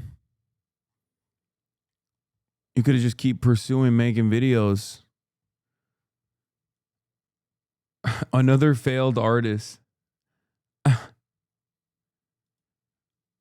He might have just blocked me on YouTube too then if I can't actually see his page, but you guys can. I'm an engineer, bud. More successful than you'll ever be was his last statements on this website. RIP. All right, let's get back to this now. Started the moment the individuals were allowed in the venue. I had club owners of other clubs reach out to me and say that they know they try to get in and they don't allow it. So I'd like to know how they got in. They seem to be having a great time celebrating together. DJ plays the music. The nightclub issued a statement saying the venue and hospitality group do not condone anti-Semitism, hate speech, or prejudice of any kind. They also said, we are currently conducting an internal review to understand the circumstances surrounding how this requested song came to be played during a bottle parade, and we will take immediate action to hold the responsible parties accountable. One of the men who attended the club addressed the issue on X. What are you saying sorry for? You literally played music that we requested. We also reached out to Andrew Tate, another of the men who attended the club. We received no response. CBS News Miami just spoke with Evan Field, who says he was at Vendome Club the night of the controversy. It was a little bit odd. He played the song and it was just, people were kind of giving him weird looks, you know, and it was just a weird vibe. You know? And elected officials want to know if management of the nightclub is aware of any songs played by the DJ, especially those requested by the public, and that should be part of the What kind of investigation are they conducting into this nightclub? Like, yeah, they're fucking losers, man. They're losers. They're weirdos. That's, you know, I mean, I guess I'm glad that woke is back, right?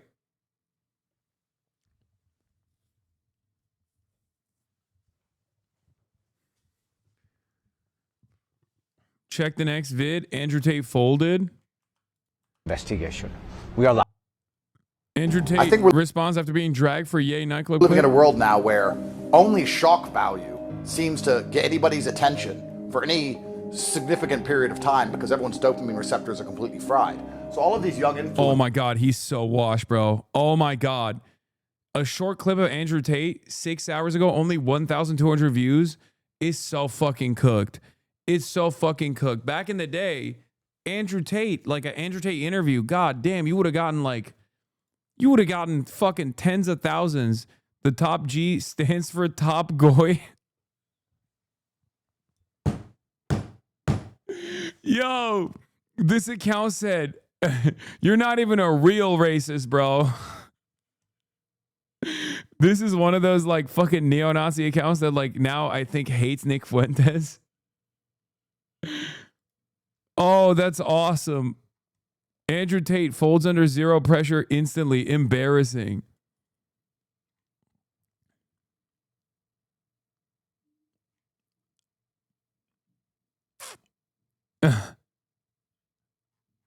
That's so fire. Top G stands for top goy. I didn't play it. I didn't ask him to play it. I didn't dance. I didn't sing. In fact, the only time you see me. Oh, oof. What happened, bro? I thought y'all were based. On there is me storming out of the bus saying this is ridiculous and leaving. You just created a million Andrew Tates. But I know why it was played. It was played because of this. It was played because it gets traction in a world where everybody is bored of everything all of the time. And that's why these young people are encouraged constantly to try and do the most shocking thing possible. You see this not just with this song, you see this on all their streams. They're running people over and doing retarded shit constantly. So I'm not here to make it. Wow, these guys are fucking badass, dude. Sitting at a poker table, smoking cigars. How do you live in an environment that looks AI created? Like, this is giving AI slop. And it's just, I know it's in the real world. You know what I mean? These motherfuckers look like they exist in an Alec Monopoly painting. At every moment in their lives. Is the gay chess dungeon?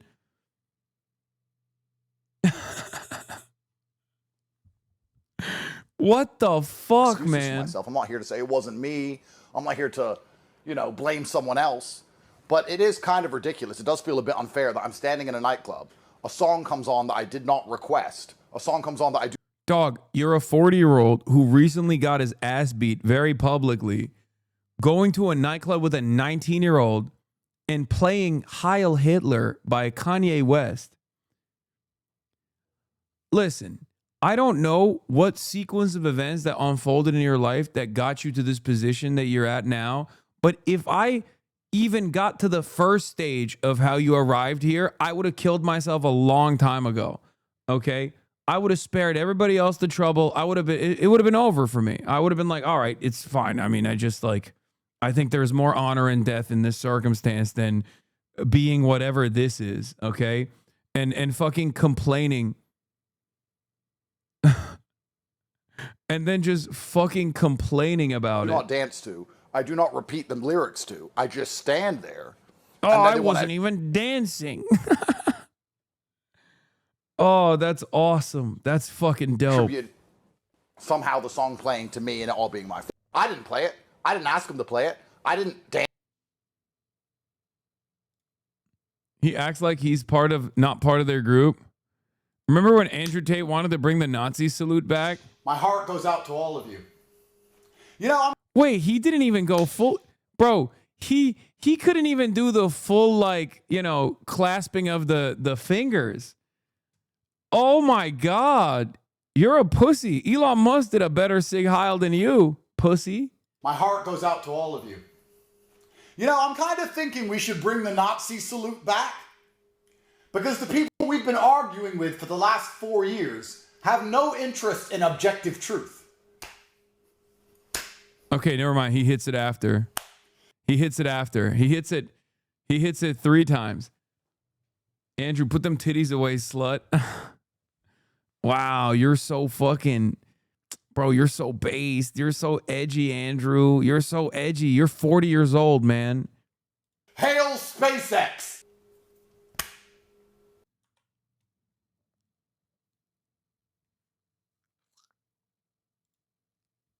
Tristan looks uncomfortable. Watch the video, Andrew, with you. Dude, that's so funny. Everyone is... Dude, are these guys all the people that are clowning on him, are they all like fucking groypers? Is that what it is? Are the groypers canceling Andrew Tate? Are the groypers canceling Andrew Tate? After he got pressed by Patrick Bet-David? When I watched Israel's strongest warrior who is not Israeli himself, even though I thought he was initially. The video, Andrew, with you and them, Tristan looks extremely uncomfortable. Yeah.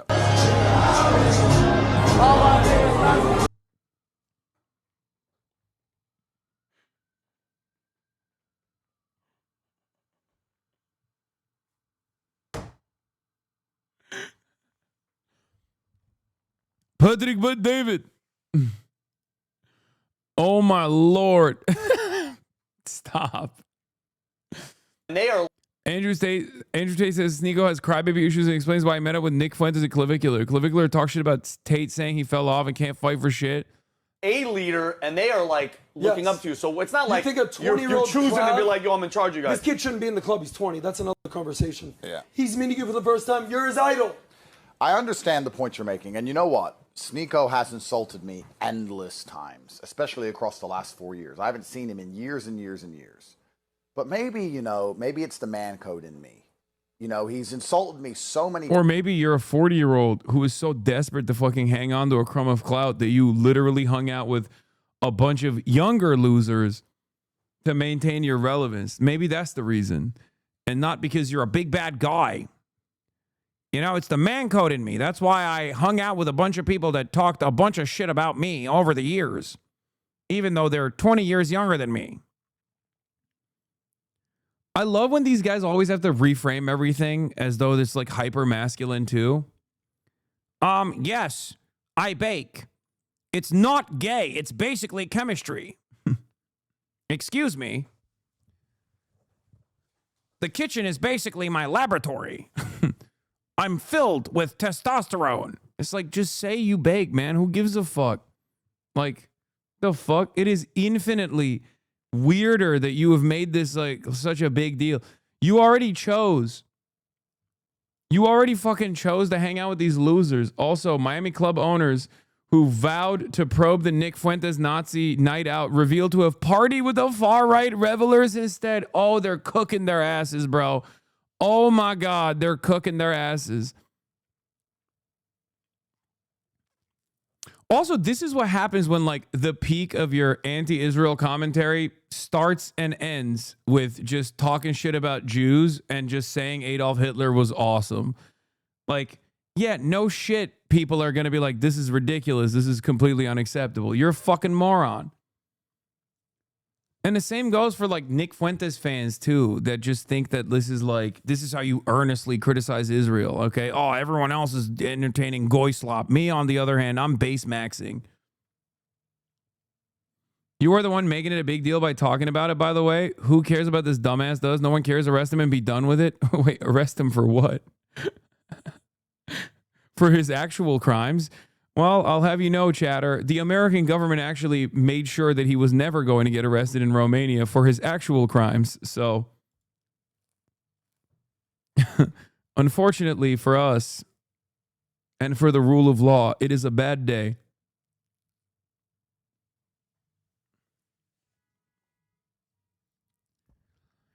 Yeah, Barron Trump freedom. Barron Trump did a school walkout to free Andrew Tate. Oh, that's awesome.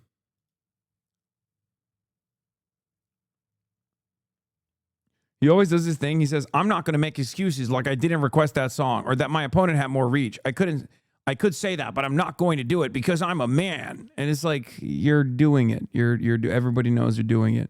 Yeah, Taylor doing clavicular speak is the funniest. Clavicular was trying his hardest not to let his cortisol spike after jesters tried pressing him, so he had to calm down by rizzing a girl. Except that's not even... I just realized that's just the title of the clavicular updates clip. You don't mean. You like the white version of Canelo Joseph. But this version with a Jack Doherty. Come on, y'all. Y'all get on, man. What the fuck is he talking about? Get on, man. What? Come on, yo. Yo, stop pressing my mans, dude. You like the white version of Canelo Joseph. He's too chalant. He's right there. Chill, he's gonna shine his flashlight at you. Calm down. Shine the flashlight. Hey, brother, I'm gonna ask you a big favor. Get on. Please just go home. Nobody wants you here. Nobody wants you. You're gonna let him finish. Bro, you can't. He's in there too chalant, bro. Fuck these guys, bro. Bro really let his cortisol hit him like a truck. Yeah, I mean... We mugged them. We mug all of them. We mug all of them. What is happening, bro? Yo, this country is over, okay? I'm sorry. America is fucking over. It's done. It's done. Throw it in the trash, dude. This is the next gen. This is what they're doing. Yo, is Mog Eat Mog World out there, big dog? You already know. We mog them. We mog all of them. Yo, they jesters, bro.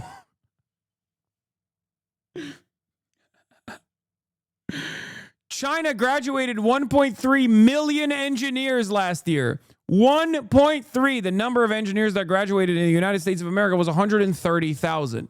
Okay? It's over. It's been over, and people don't understand how over it actually is. 1.3 million engineers graduated in China. 130,000 graduated in the United States of America. I'm willing to bet a big chunk of them were also Chinese engineers that were going to school in the United States of America.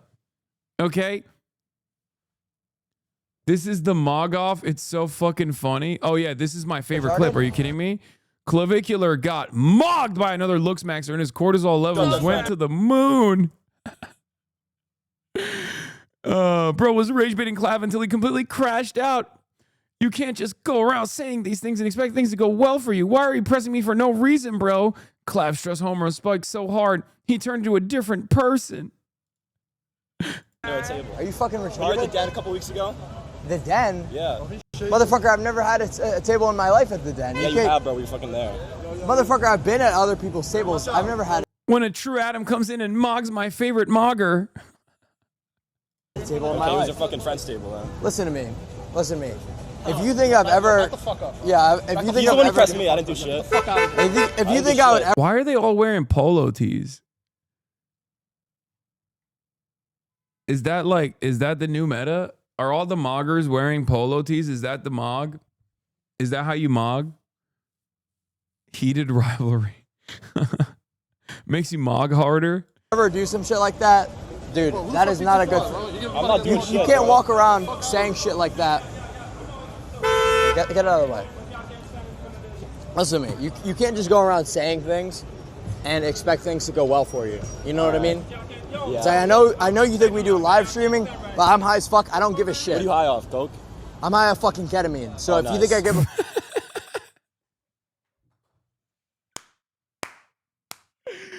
Oh, that clip always does it for me, man. I'm high off fucking ketamine. Oh. Oh, man. Fuck about the live stream? I don't. I'm telling you. All right. Why are you linking Graham for Maine? Does Graham Plattner have a statement about clavicular? Because if not, I don't want to hear it. Actually, what is Clavicular's opinion on Graham Plattner? Does he think Graham Plattner is base for having a Totenkopf tattoo on his chest? Or is he jester for deleting it?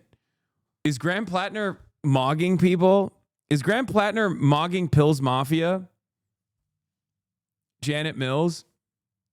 These are the questions that I have on my mind. I need to obviously dumb down the rhetoric, and many of you have been saying like, hey, if you want to retain a younger audience and pill them on socialism, you just got to speak their language, and I'm doing it right now. Yeah, Graham Plattner is basically like a PSL 4.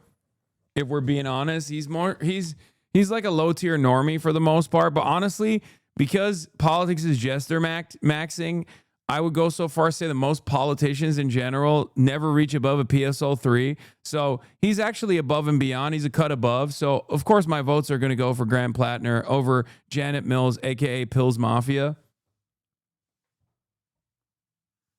Hasan, I'm a Zoomer. I understand like only half of these words. What the fuck is jester maxing? I feel like this is not even Zoomers. This is Gen Alpha. Yeah.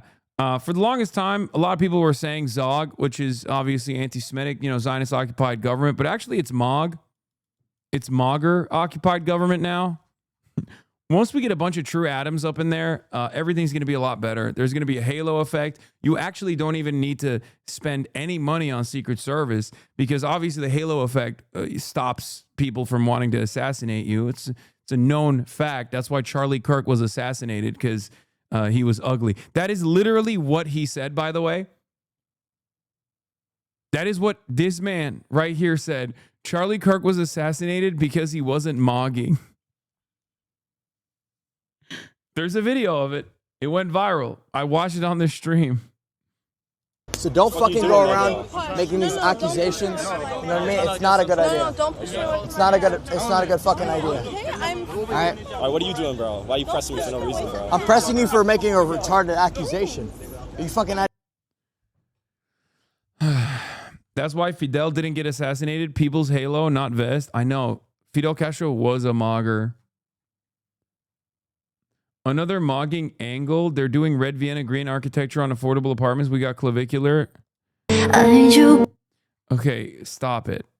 Stop it. Stop it with this shit. Okay, I don't want to see that right now. I'm talking about American century of humiliation. You don't have to show me Chinese century of prosperity.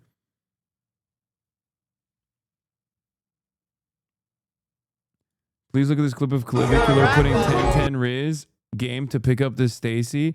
Awkward moment. Clav tried to drop some game on this girl and asked her to come back to his, but she rejected him by saying she needs pizza. Ugh. You got some tits on you. What, am I taking you home or what? I need pizza. You gotta rap.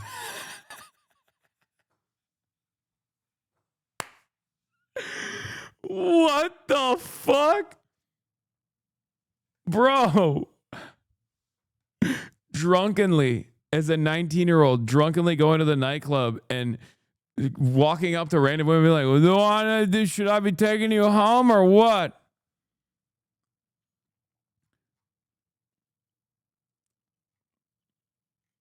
What's the word/phrase you say instead of the R word? Forgot what it was. Troglodyte. Trog for short.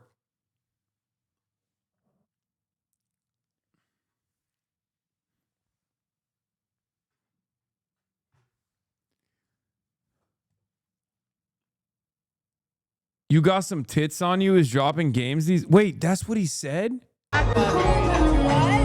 got some tits on you. He said you got some tits on you.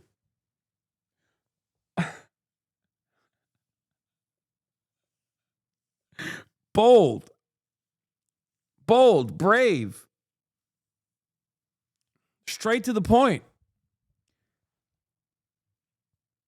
Do you even care that you mog them all? No, I do not.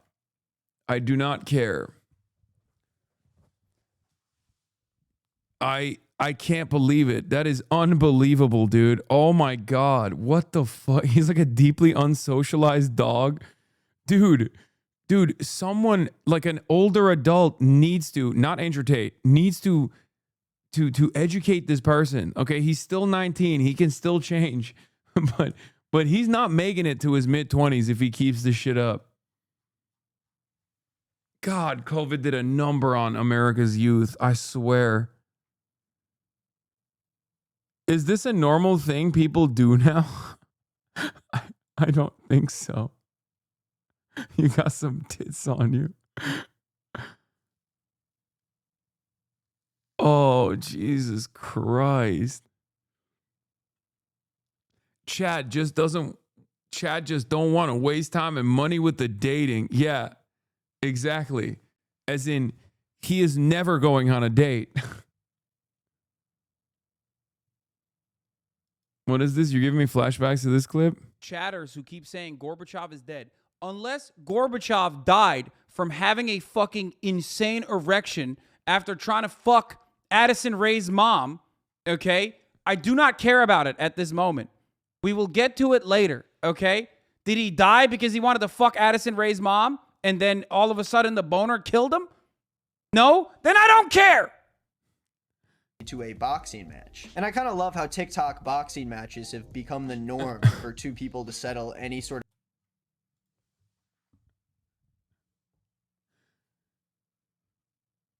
He's out of the group already. They hate him. Oh my God, we're following. Bro's in a room with Andrew Tate, Nick Fuentes, Tristan Tate, Myron, etc., and is distracted by a random hoe. This is why controlling lust is important. This is why I can't even say these guys are gay. Because, like, this is something different. You know what I mean? Like, I can't even jokingly say this is gay. I haven't been able to figure out what this thing that I'm looking at actually is. They are definitely A's, though. Like, yeah, this is gay 2.0. This is something different. It's not even gay. Like, I don't know.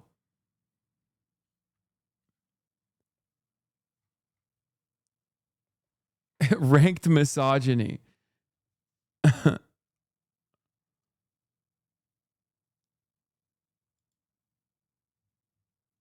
What is this? Look, I don't know. Look, I know this is serious stuff, but I don't know what you just said. I don't speak Spanish. It's hilarious. Wait, what? Hi. You have any questions? I asked if y'all got a warrant and if I could see it. He said no. So because you're not related to this person, we don't have to Okay, show well, you I'm anything. here to just observe. I have within my right to do cool. so. But all that noise, all that stuff like that, you're impeding our investigation. I don't know what you just said. I don't speak Spanish. I'm not speaking Spanish. I just heard your Spanish accent. I don't know what you said. Listen You're to speaking me. entirely.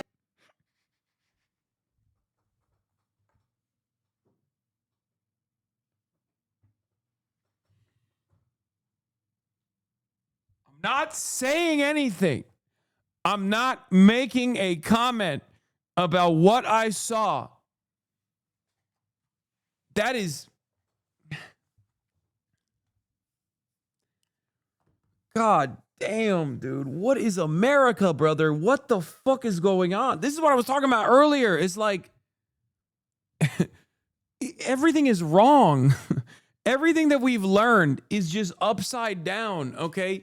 You got dudes with accents that are supposed to be like making America more white, which is such a weird concept in and of itself. And they're like harassing and sometimes arresting like white people. Like, I don't even know, like, what is fucking happening? I don't understand. I can't make sense of it. Like, back in the day, I feel like racism was more black and white, you know? It was more simple. American fascism in 2026 is so fucking diverse, dude. It's such a strange phenomenon where it's like we have actually abolished the social construct of race.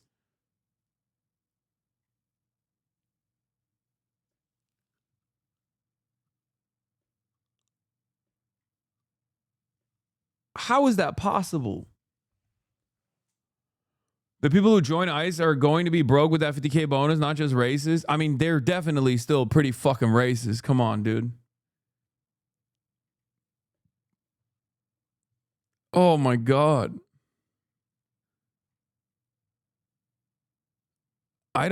Is fascism woke? I mean, is fascism low-key is more woke than, I don't know, like a random fucking DSA meeting, actually, when you think about it. Brother, we just looked at, what's his face? We were looking at like the clavicular clips and shit.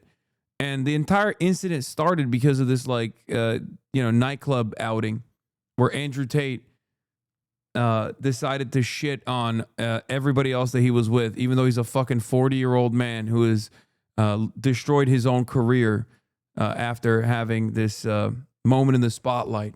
Got his ass beat. Now he's a 40-year-old sex trafficker hanging out with like 19-year-olds, right? And should be embarrassed by that, but instead is just like throwing them under the bus somehow. But that entire fucking group is so goddamn diverse, okay? I said this in my podcast last month, but I do think Clavicular is ascendant because he's at the nexus of a lot of reactionary online trends. He's extremely young and has a very unstable life, though, and I could just as easily see an early tragic end to his story. Yeah, no, for sure. Mr. Beast predicts Looksmaxer Clavicular will become the next big streamer. All right, who do I think will be like the... I mean, the problem is it would make no sense to invest in Speed because Speed's already fucking huge, right? So, you can't get much bigger than that. I would need to invest in someone smaller so I can get some upside, right? So I like need a the good upcoming return. streamers or content creators. Let me think. This also says a lot about what the fuck Mr. Beast is looking at. You know his ass is constantly on Twitter, bro. Like, because if you ask, like, I don't know, someone who spends most of their time on, like, YouTube or whatever, they would not know who the fuck Clavicular is. I know for a fact that that's the case, by the way, because I love talking about the latest and greatest of brain rot, and I bring it up around people all the fucking time, including but not limited to Clavicular, people like that, and everyone looks at me like they have no fucking clue what I'm talking about. They get offended, okay? So you have to be totally on Twitter all the fucking time to know who the fuck Clavicular is. No, I'm sorry. I'm not learning about a new guy named Clavicular. I have got to draw the line somewhere. I have learned about so many guys already, and every single one has added less to my life than the last. I am at capacity. I've been perilously close to on several occasions learning about a creature by the name of Sneeko, but my evasive maneuvers have thus far been successful. I need to hold fast on this one. This far, but no further. There's too many weird guys out there, man. It's awesome. You will learn about Clavicular and you will like it. I mean, that's kind of my attitude about it. I do actually teach people about Clavicular all the time, like adults, content creators, because this is a fascinating fucking. I feel like I'm Jane Goodall looking at these apes in the wild. Like, what the fuck is this? Yo, Nick, I'm gonna bring some girls over. Fuentes, nah, I'm good. Nick Fuentes is gay though. Like he definitely does want to. He definitely wants to fuck Clavicular. We've seen that. Which, by the way, would be probably a inappropriate age gap relationship if we're being honest.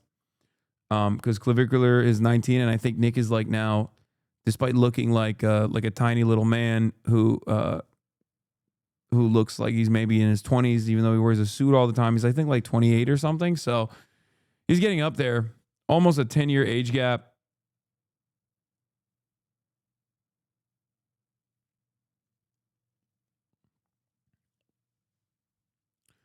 So yeah.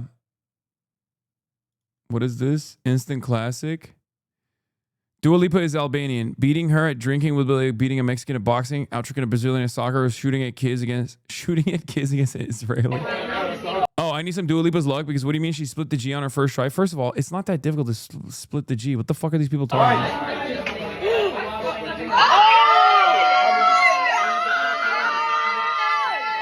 God.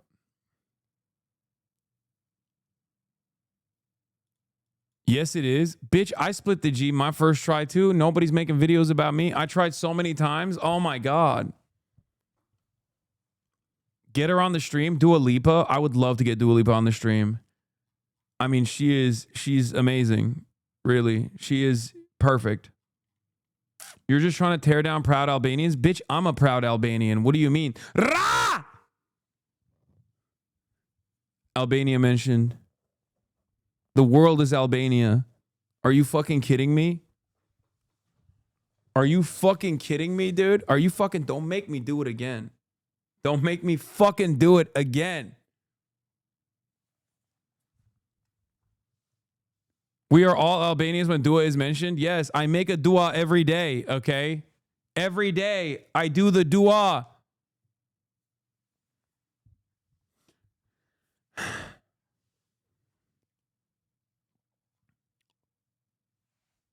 That means prayer chatters. Clavicular mocked Andrew Tate by doing this. Wait, can I play a song for you?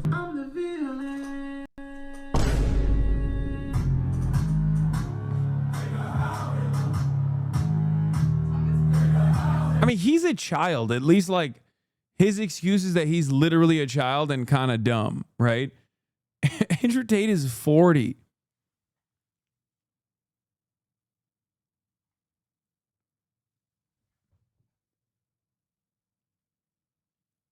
Between Albania and China, there are over 1.4 billion communists. Yeah, back in Enver Hoxha's day, but not anymore. Albanians are no longer communists.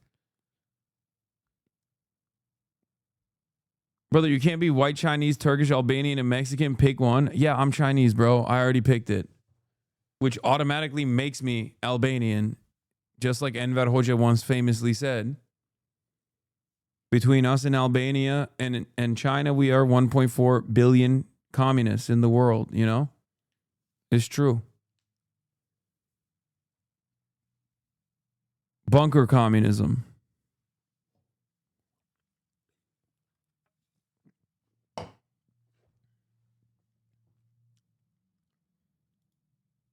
Albania truth nuke. This is NATO's military spending. Albania and the USA make up 66.3%. Rah!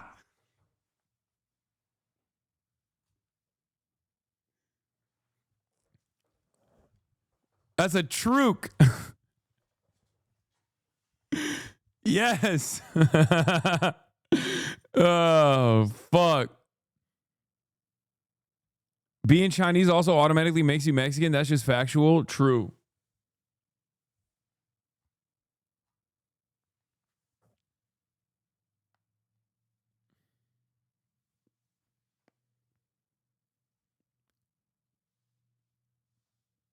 Question, ain't the kid like 19? Is he just allowed to get intoxicated live on camera like that? Bro, he does meth. Like, first of all, he's streaming on Kick. There are no rules on Kick, and, you know, maybe some rules on Twitch, but no rules on Kick whatsoever.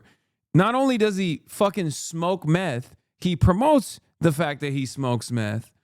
And not only does he do that, sometimes he'll literally inject himself with like fat burners on camera, and also does the same to his underage girlfriend, who is 17 years old.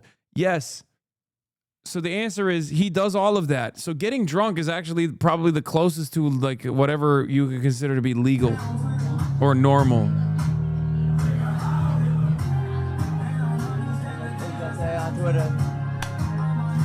Oh wait, can I play a song for you? I'm obsessed with this man. I hope he never stops posting. Stale response to Moise. What the fuck? Implies other mods do similar / worse. Wait, what?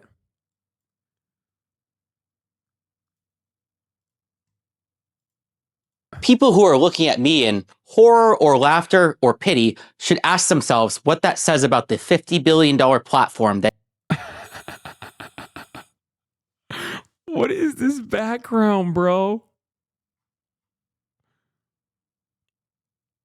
He did the KFC double down. What? Oh, he's mogging. He's mogging. He's wearing a polo shirt, just like my man Clav. He's wearing a polo shirt because he's fucking mogging, dude. We learned about that. He's chud maxing. It's a totally different meta. A lot of you guys don't have the processing power to understand he's chud maxing. It is Reddit.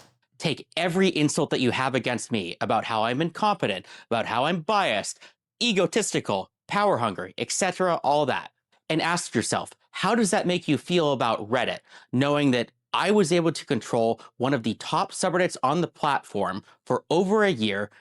Bro, no one cares. Oh my God. Thank you. Oh my God. He's like trying to farm this shit, huh? Make that next video a green screen. I want to see the Reddit mod dungeon. Actual Reddit moderator moment. And then he pressed post again.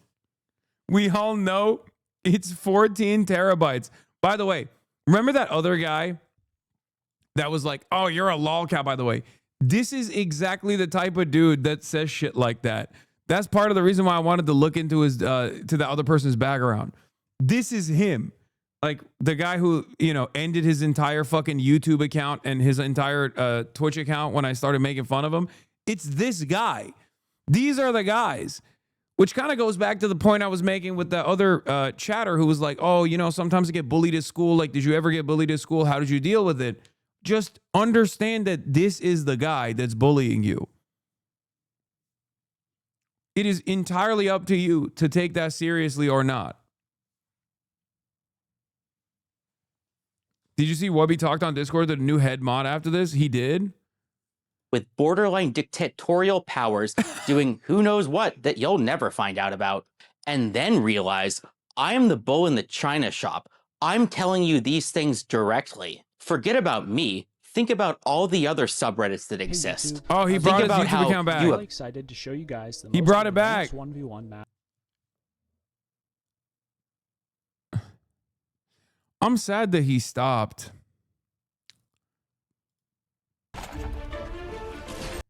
Everybody watch this video right now. Report everything.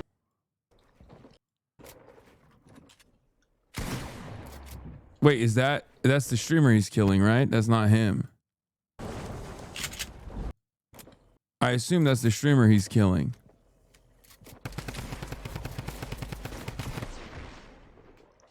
Yeah. The Reddit moderator.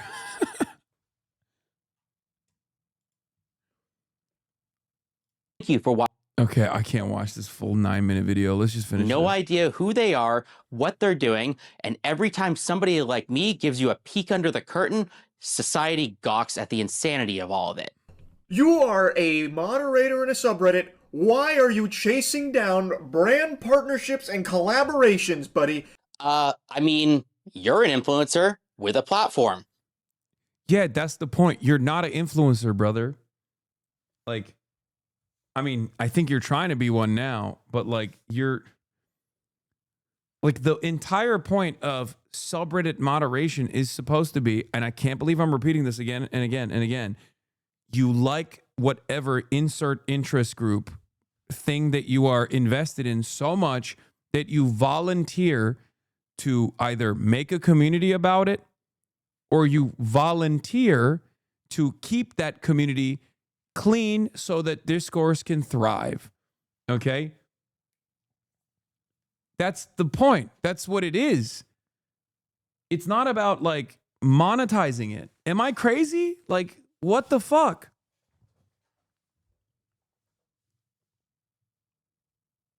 The very fact that you were kicked off your pedestal by Reddit itself and instantly lost your moderation powers implies that, yeah, your position is supposed to be like a voluntary one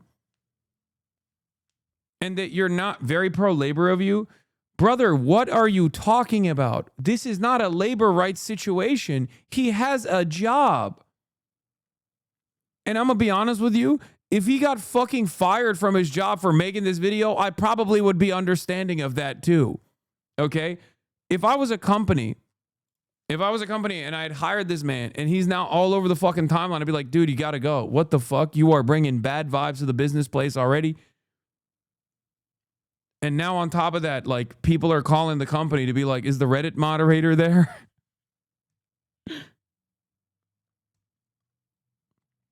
Why do you do it?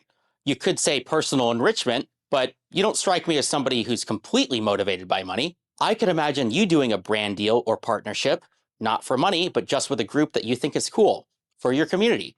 Or maybe you just want to. And Reddit is a platform, like any other platform, and moderators are in charge of it. I know this is rare and nobody does this stuff. That's my entire point.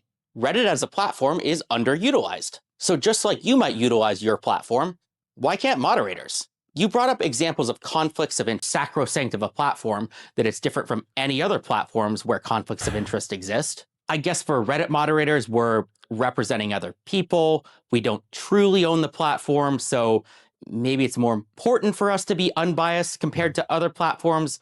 I guess. But man, if we're worried about bias, I can promise you that there are way bigger fish to fry in terms of how biased moderators are allowed to be, that I'm not sure that brand deals for community events is really the biggest danger out there. But sure, it's something to look out for. There are no qualifications to be a Reddit mod. You're right. There aren't any qualifications. But maybe... Wait, his aura changed.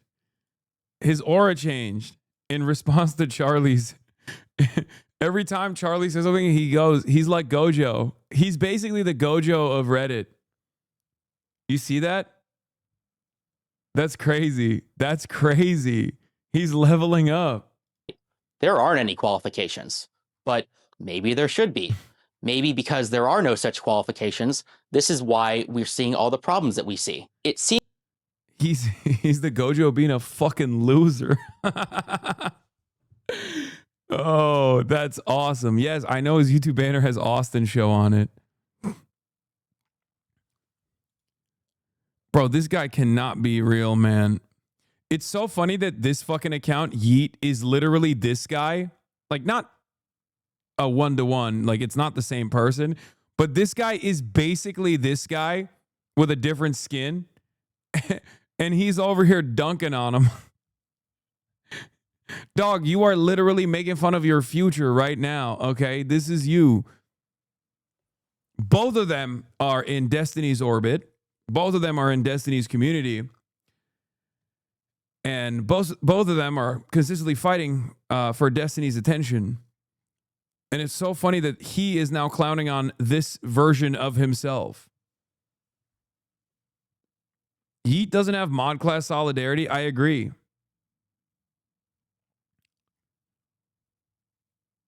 It's messed up.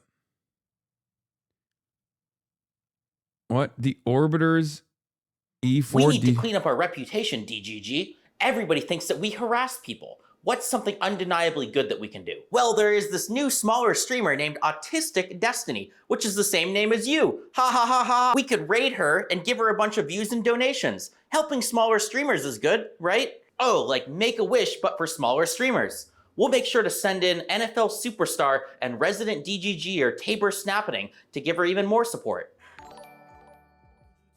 just got too much time. Tabor! Great job, DGG. Nobody could possibly be upset over this. Big streamer Destiny harasses and hate reads mentally ill and vulnerable smaller streamer. How could DGG do such a thing?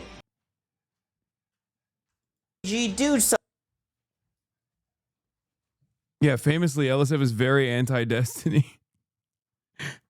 Brother, you are the moderator of Livestream Fails. I guess he wasn't at this point, right? Because if this is 2021, you look and talk exactly how I expected an Epstein superfan would.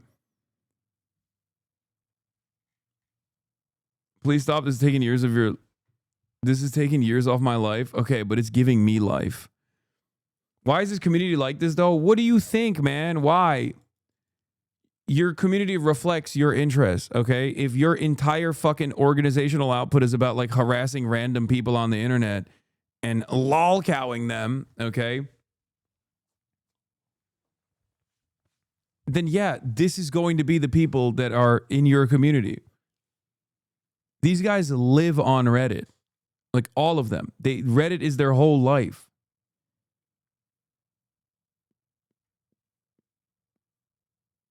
Why are you punishing us? Okay, well, I'm enjoying it. So, sucks to suck for everybody else.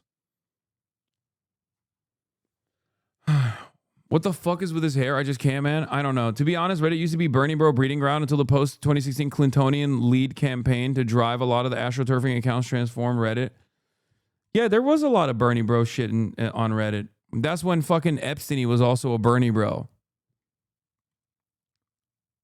And then Reddit was no longer Bernie Bro Central, but it was like NATO Atlantis is Central. And then they became all NATO Atlantis themselves.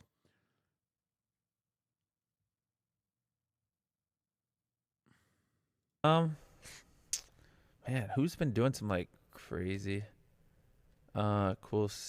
I don't know. I mean, if I were to like who I think will keep getting attention. I think that Clav guy, the Luke Smack, I think he'll keep getting attention because he really leans into doing ridiculous things that, you know, gets out there. Clavicular. Yeah. Okay. Yeah. Investment number one. I don't know, man. I don't know. Who is there anyone like doing really like?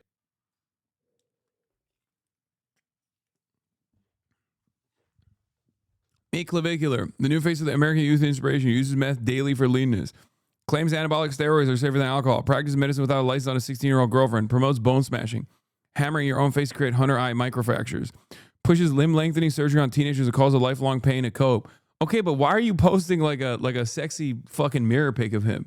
Because he's mocking you right now. He's mocking all of us. Okay? I'm sorry. He just mocked.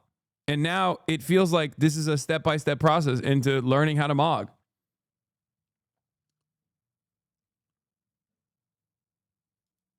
What is this? Sneeko got the ultimate banner. Sneeko finds out from his promoter friend that he's banned virtually from all hospitality groups. You're banned from virtually every single hospitality group in the U.S., every restaurant, every venue, nightclub for your anti-Semitic remarks and absolute racism. You know you're banned from everything now, right? You smoked yourself. He's been in my vlogs. It's this promoter. This promoter who's been in my vlogs. He's been a friend of mine for a while. We've had back and forth. Who is the promoter? Why is it a black square?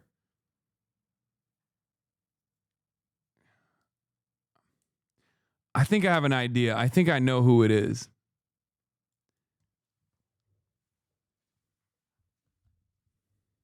That's his chat? Designers. And he just said, I'm banned from everything.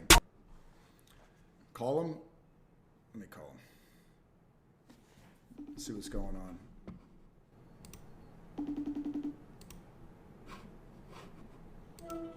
The racist. Hey, what's up? I'm streaming right now. I can see that. You watching? No, I'm not. Oh, what's going on? So I'm banned from everything? That's what I hear. From who? Who said that? You're banned from virtually. Oh, am I on stream? I don't want my face on stream. Oh, okay, yeah. Okay, it's not who I thought it was. I thought it was Tav. Yeah, just put your voice.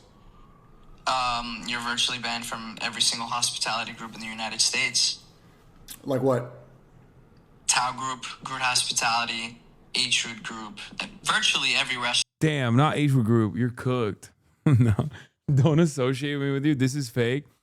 I saw a post from what's the guy? What's the guy's name? There was a post. Was it David Grubman or something? I forget his name, but he's like a OG nightlife guy, and I think he literally did post about how he was going to work to get him banned off of all the nightclubs. Yeah, I think I did. This is 100% a staged outrage farming clip. To be honest, yeah, but there is one.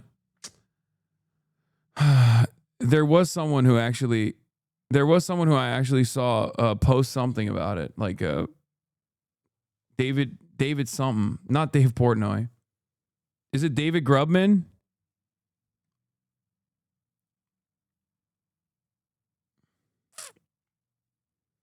David Packman.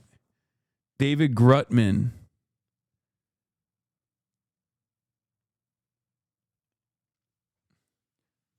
It is pretty funny that like these places are infested with like some of the fucking worst individuals you've ever seen.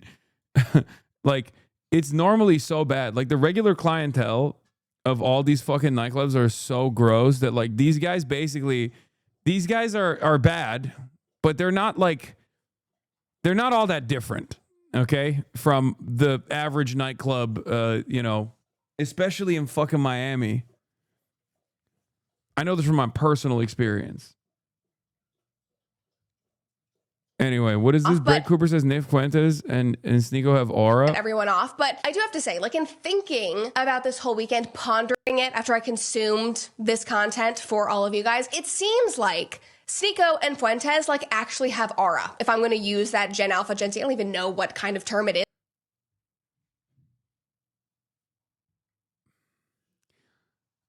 Oh my God, did they pay her? No, dude, it's clout. She thinks they have clout. That's it.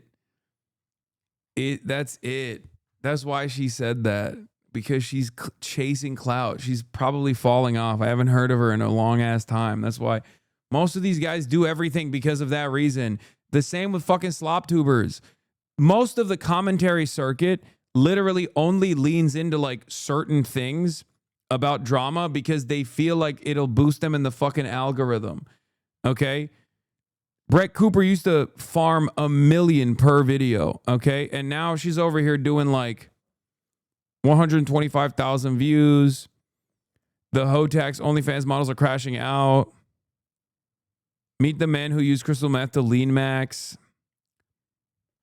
Like, she's trying to find her own lane. And for a lot of these people, especially when they go independent, it's very difficult. She's doing HasanAbi numbers, true. Okay, first of all, HasanAbi numbers is it swings. Okay, I post like 2 to 3 clips a day now. Okay, calm down. Sometimes it fucking fails with this Gavin Newsom 70,000 view clip, but usually it's around 200 to 200K plus.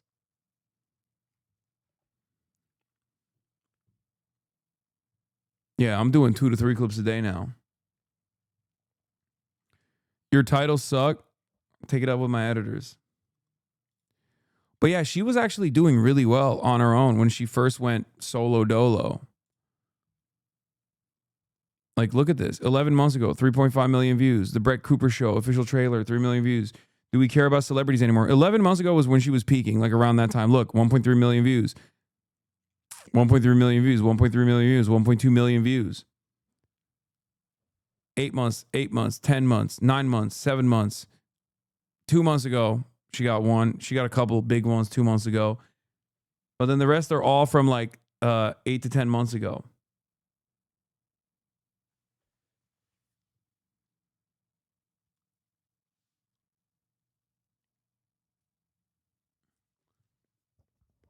No joke, your thumbnails and titles are ass. Okay, you need to also remember something. I have literally 1 million fan accounts.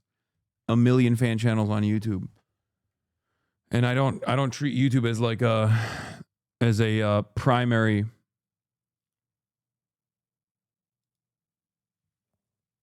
What is this? They wanted Clavicular's attention all night, and when they finally got it, he straight up violated them by calling them old. One day you wake up and discover there's a whole generation who've devoted their lives to studying videos of George Michael Bluth flirting with his cousin. Months ago, so How's it going? going really well. Yeah. How old So- are you, by the way? What's up? How old are you, by the way? 20. How about you guys?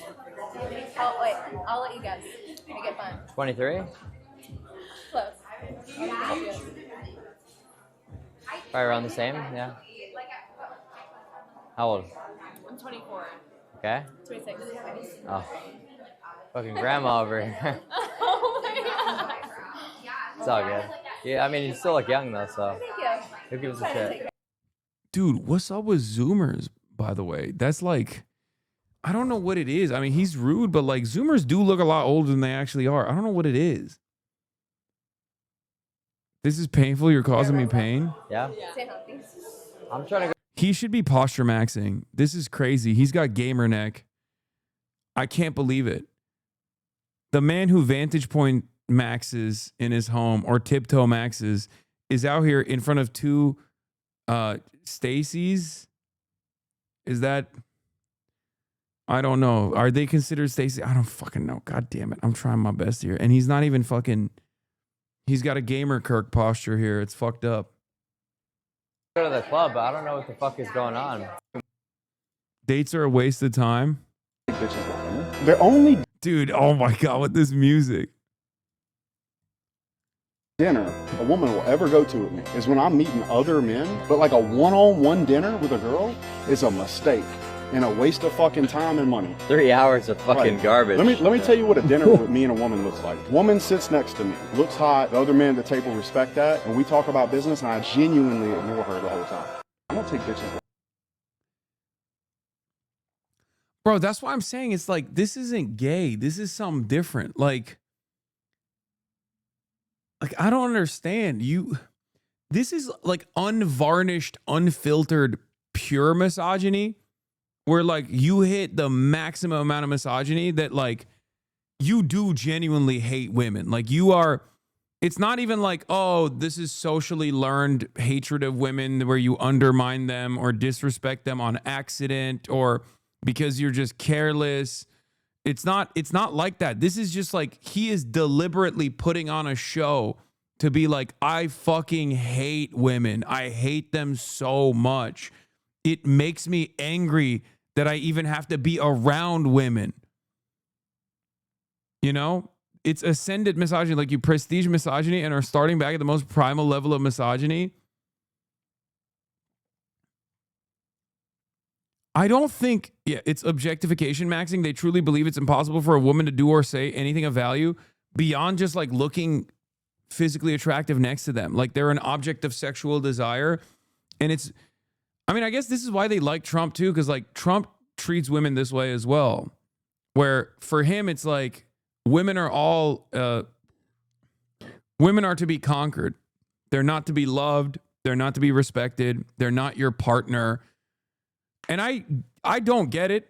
I don't understand it at all. Not on some woke shit, you know. Everybody says I'm fucking misogynistic every now and then, but like I don't understand why you would spend your life with someone that you despise, with an entire gender that you just genuinely fucking hate so much.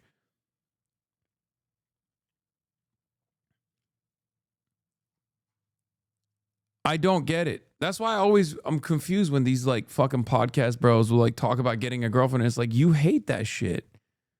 You don't want to be around a woman. You want to be around other guys. You want to do mog-offs.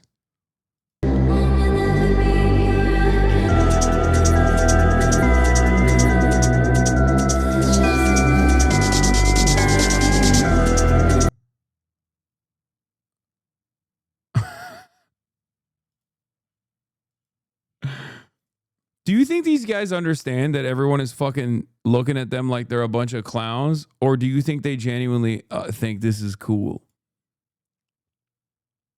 I always say it's hilarious. The irony is in these dudes, they want the same women they claim are ruining the world.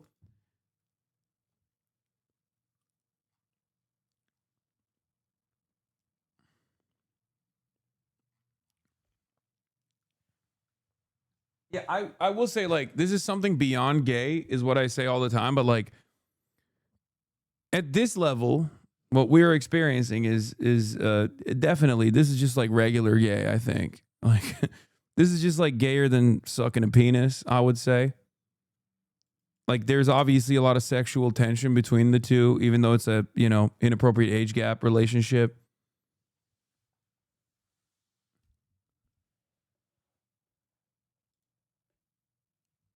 This is gay. I don't mean that as an insult whatsoever. This is literally just the type of content men who are attracted to other men would produce and watch. Yeah, I mean, this clip is gay for sure, but it's like, it's also not like regular gay. It's beyond. Like this is a gayer clip than if he was sucking his penis, I think. The other stuff, though, sometimes when you hear like shit like this, like when people say, oh, this is gay, it's like, no, this is something different. You know what I mean? It's gay pro max. This isn't gay. This is like unrestrained and performative women hatred, kind of. Like not even on some, like this is the type of shit. This is, here, I'll tell it to you like this, okay? If you showed this clip to your like misogynistic uncle or something, they would be like, what the fuck's wrong with these guys? You know what I mean? This is the difference between like permissible misogyny and just like something a step beyond. And especially when it comes to misogyny, there is a lot of permission for misogyny, right? There's a lot of permission for misogyny in modern society. This goes so far beyond that. It's the racism equivalent of just like saying the N-word with a hard R, or like calling a black person you know, like an animal that stereotypically was or historically was associated in an effort to disparage black people. You know what I mean? It's like when someone does that, most other racists will be like, "Ooh, that's a bridge too far." You know what I mean?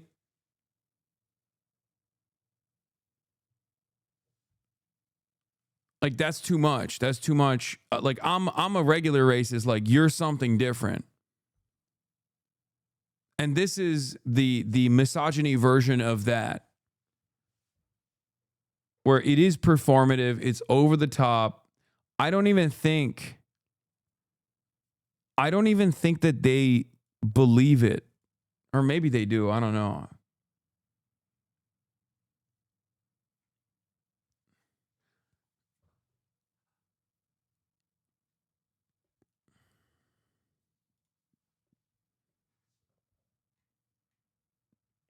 Oh my God. Awkward moment. Virgin Nick Fuentes asked if he wanted to party with the girls at Heil Hitler night out.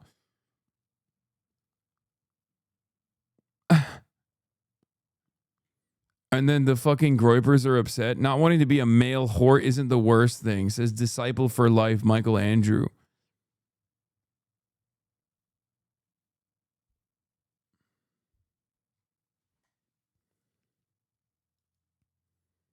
Clavicular had his little twink giggling at the club. No one has ever looked at me like this. Yeah, I mean, it's true. Nick Fuentes does have a homo-romantic association with Clavicular. I've clocked that. I've clocked that a long time ago. I've talked about it before when they first did their collab stream and Nick was looking at him like licking his lips and shit. Fuentes' statement on the night. Be me, dragged to the club for the first time with my friends. Stand there awkwardly drinking Red Bull. DJ plays my favorite song. This isn't so bad, JPEG. Start to crack a smile. Banned from Miami Beach. Disavowed by the mayor of the city on the local news. 3 employees get fired. Incident condemned by ADL. My face went.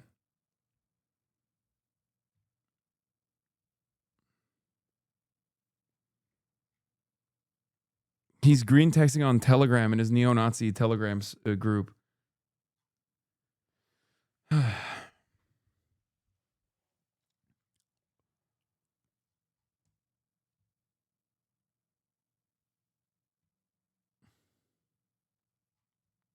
30, by the way. Yeah.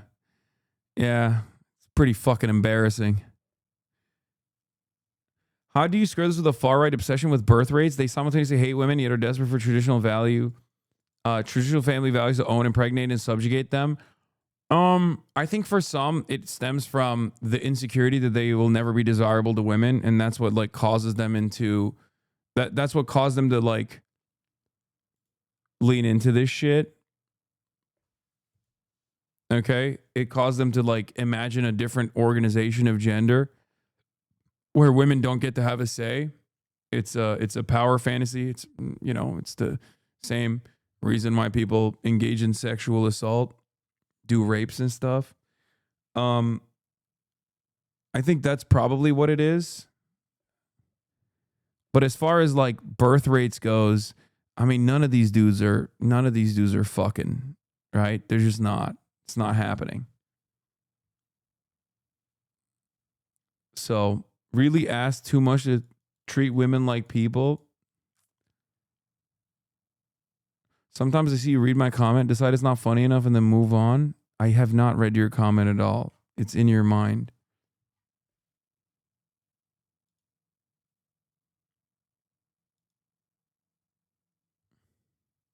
In the most technologically advanced nation in the world, we have come to embrace anti-science, which is really just another way of saying that we have embraced anti-intellectualism, which is really just another way of saying that people are proud of being stupid. And I blame social media for this, because I remember a time when stupid people used to keep to themselves and shut the up.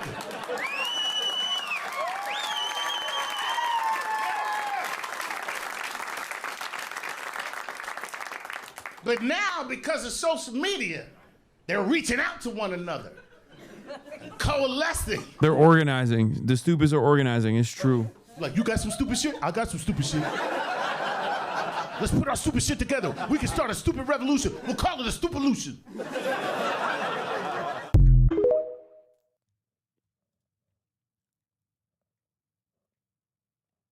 Andrew Tate playing Kanye's Heil Hitler song in his Bugatti is going viral amidst his new interview where his fans accuse him of backtracking.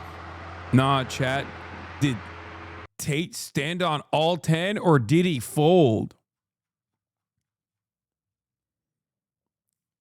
Nah, chat. Did Tate stand on all 10 or did he fold? Sponsored by Steak. Gamble responsibly. Hashtag ad. Oh, I can't even watch this shit, man. Oh, God. It's so funny that fucking people are clowning on Andrew Tate for doing the Heil Hitler shit. All right, guys, we got... Cocklinski, the pathetic downfall of Nick Fuentes. All right, let's see this fucking Nick Shirtley. So normally and response. historically, my policy for whenever somebody is saying some factually inaccurate stuff about me online is to turn the other cheek, keep my head down, and get back to grinding. But in this case, with Mr. Nick Shirtley, who is now falsely accusing me of conducting an unfairly edited interview, I think I'm going to pick option 2 and let people know what went down.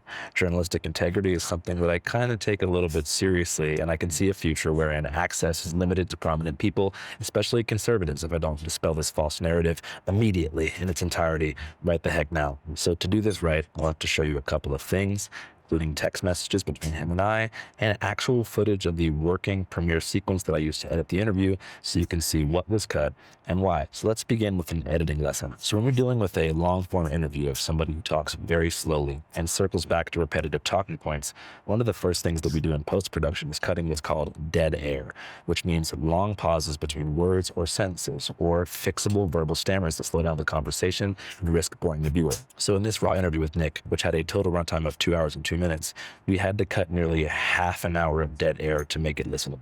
Many people like to choose their words carefully, so I get it, but there was a couple points in the interview that even in person we had to have Nick repeat himself because the crew felt that no amount of corrective editing would possibly be able to make him sound normal. It's been an interesting few days, past 72 hours.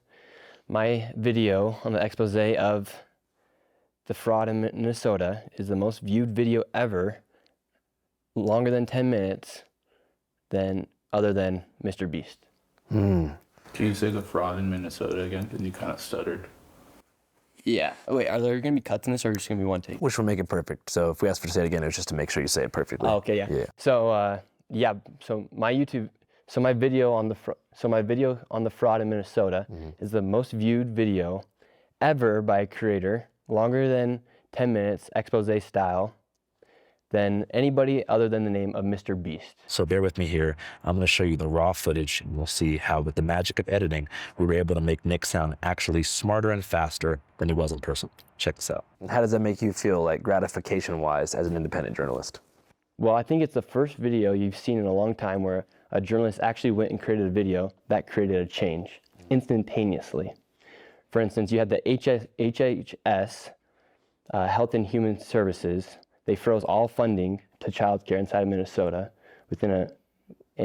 and then they're asking for businesses to prove that they are legit businesses before they give tax dollars to these businesses that are not really businesses. How does that make you feel, like gratification-wise, as an independent journalist? Well, I think it's the first video you've seen in a long time where a journalist actually went and created a video that created a change instantaneously. For instance, you had the Health and Human Services. They froze all funding to childcare inside of Minnesota, and then they're asking for businesses to prove that they are legit businesses before they give tax dollars to these businesses. Why did this fucking guy literally come out and say, "You slandered my good reputation"? Oh my Lord, dude. I mean, I assumed it was even dumber, but I didn't. God, he is so fucking stupid. It truly is ableist to offer him a platform where he will make a fool of himself. Like, I think it is unironically ableist to make fun of Nick Shirtley.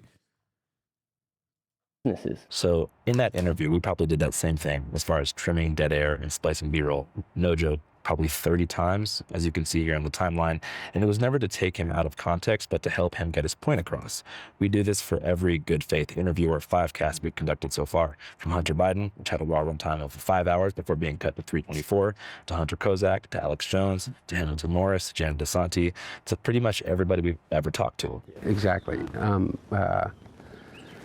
100% not. Is that and there's this conflation that people have. I mean, I think they're opening up an investigation to cocaine that was found in a cubby outside the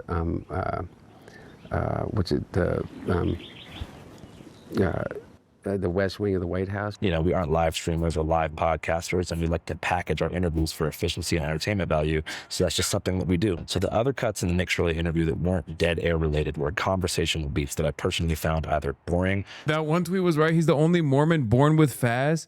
Brother, I think there's more than one Mormon born with Faz. Like, I'm gonna be honest, but yeah.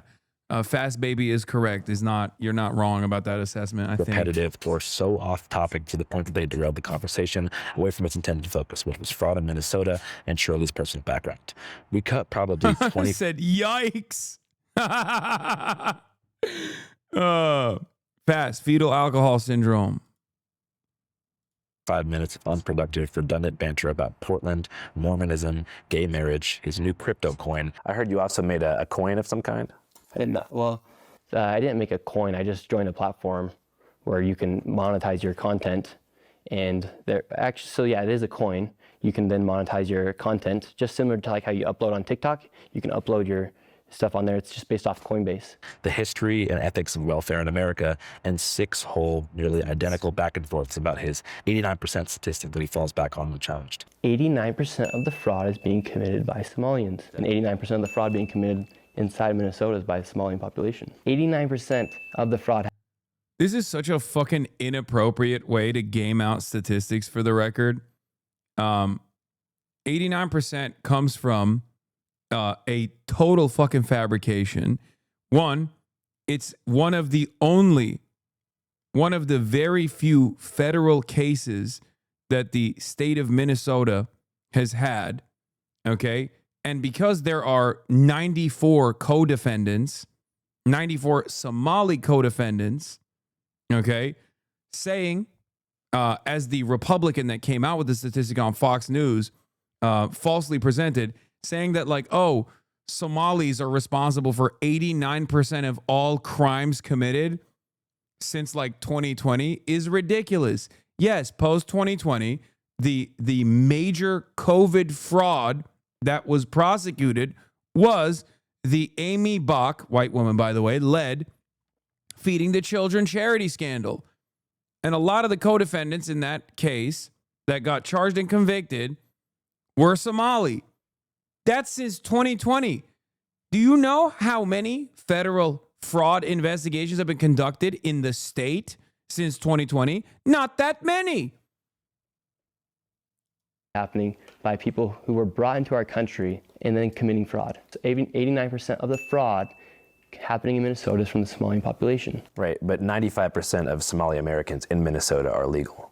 Yeah, 89% of Somalians are committing fraud. Since we ended up including an extensive dialogue about that stat around the 50-minute mark of the final cut, I personally didn't feel the need to torture. The 89% number specifically refers to a claim made in independent journal's viral video with Somali American woman and blah, blah, blah, blah, blah, they commit. In summary, while the Somali American communities have been disproportionately represented among the defendants in a few massive high-profile federal fraud cases, the total fraud, this figure relates to specific high-profile cases, but there's no official data. Yeah, I know where that came from.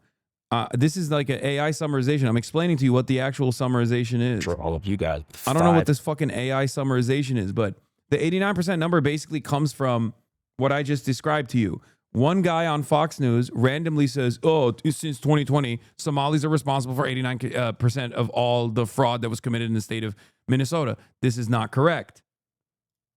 Of the fraud being committed in Minnesota. Okay, we get it. He says it a lot. In 4K when I got back from Greenland, you will see exactly what I mean. This is not a Sacha Baron Cohen style ambush edit or a Jim Jeffries Avi Yemeni situation where I primed him, by saying crazy shit to get his guard down and then Shanghai him with post-production. I was trying to help Nick Shirley, which it seems up until yesterday he really appreciated. So after the interview came out about a week ago, he texted me right after saying the backdrop of this interview is hilarious. It was filmed in his uncle's upscale game room in Farmington, Utah, in front of several taxidermied bears that were presumably killed by the Shirley family. He goes on to say, fun watching the reaction from both sides. Appreciate you coming out. I don't think you have fun watching the reaction from both sides. To which I replied kindly. But then the Clippers started doing the thing that they do counterbind it, finding the most outrageous or dumb soundbite in the entire piece and memeing it into oblivion while missing the entire point of the dialogue, which was to try to find common ground on issues like affordability and the collapse of the mainstream media. I mean, I fundamentally hope that everything you're saying is true, just so you know. Yeah, I hope so too. Yeah, like it's like, I mean... Like, I hope we all have the best interest in society and for our people, because... Yeah.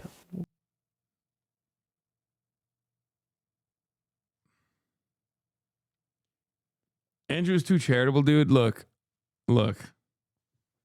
I think he revealed what his reason for making this video was in the beginning when he said, if people consider me to be a dangerous like left propagandist, then I'm not going to be able to get fucking sound bites off of people. Okay, that's the reason why he's doing this video. That's the reason why he's saying, "Oh God, the affordability I need to be charitable to everybody." Can't buy houses, and if we're talking about creating change, we need to let innovation prosper inside the United States. Yeah, and you're not seeing it. If he didn't operate like the way that he does currently, you wouldn't get the fucking sound bites that you're getting. It's not access journalism at all. You're wrong. It's not access journalism at all. We're not seeing innovation. In fact, we're seeing fraudsters take our money. If you guys saw, the clip that did the most rounds was when Nick tried and failed to pronounce the word benevolent. Who do you think are the 3 most benevolent billionaires? What do you mean by the word benevolent? Just well-intentioned, positive billionaires who you think are creating, net positive societal progress. Trump? Our president? Because he never said it right and said benevolent twice, there was no way to cut the dead air or trim the stammer, so we left it in, and personally, I don't think it's that big of a deal to not know that word. I mean, he is wearing a hoodie that is making fun of immigrants for their spelling errors, but benevolent has more syllables than learning, so I get it. But the comments on this clip were brutal, like actually genuinely mean, and it couldn't have felt good from his perspective to read these things. We're talking tens of thousands of people. He doesn't know how to read, big dog. Don't worry. I don't think he's reading any of that.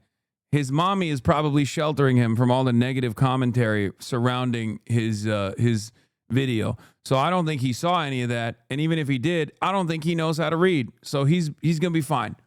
Declaring this guy is retarded, which he's not.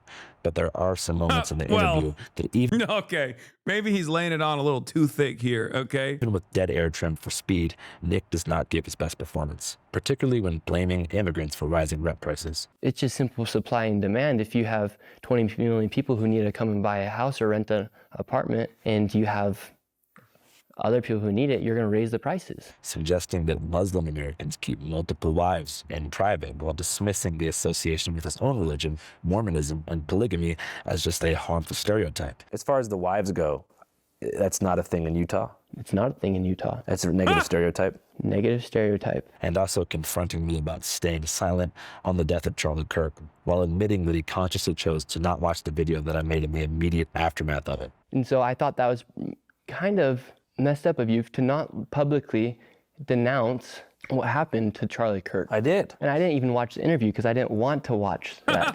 Well, you should watch it. I don't want to. Well, you should watch the video. No!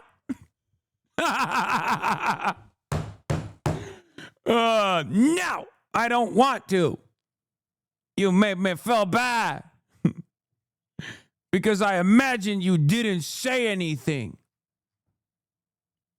And I'm still mad about how I felt.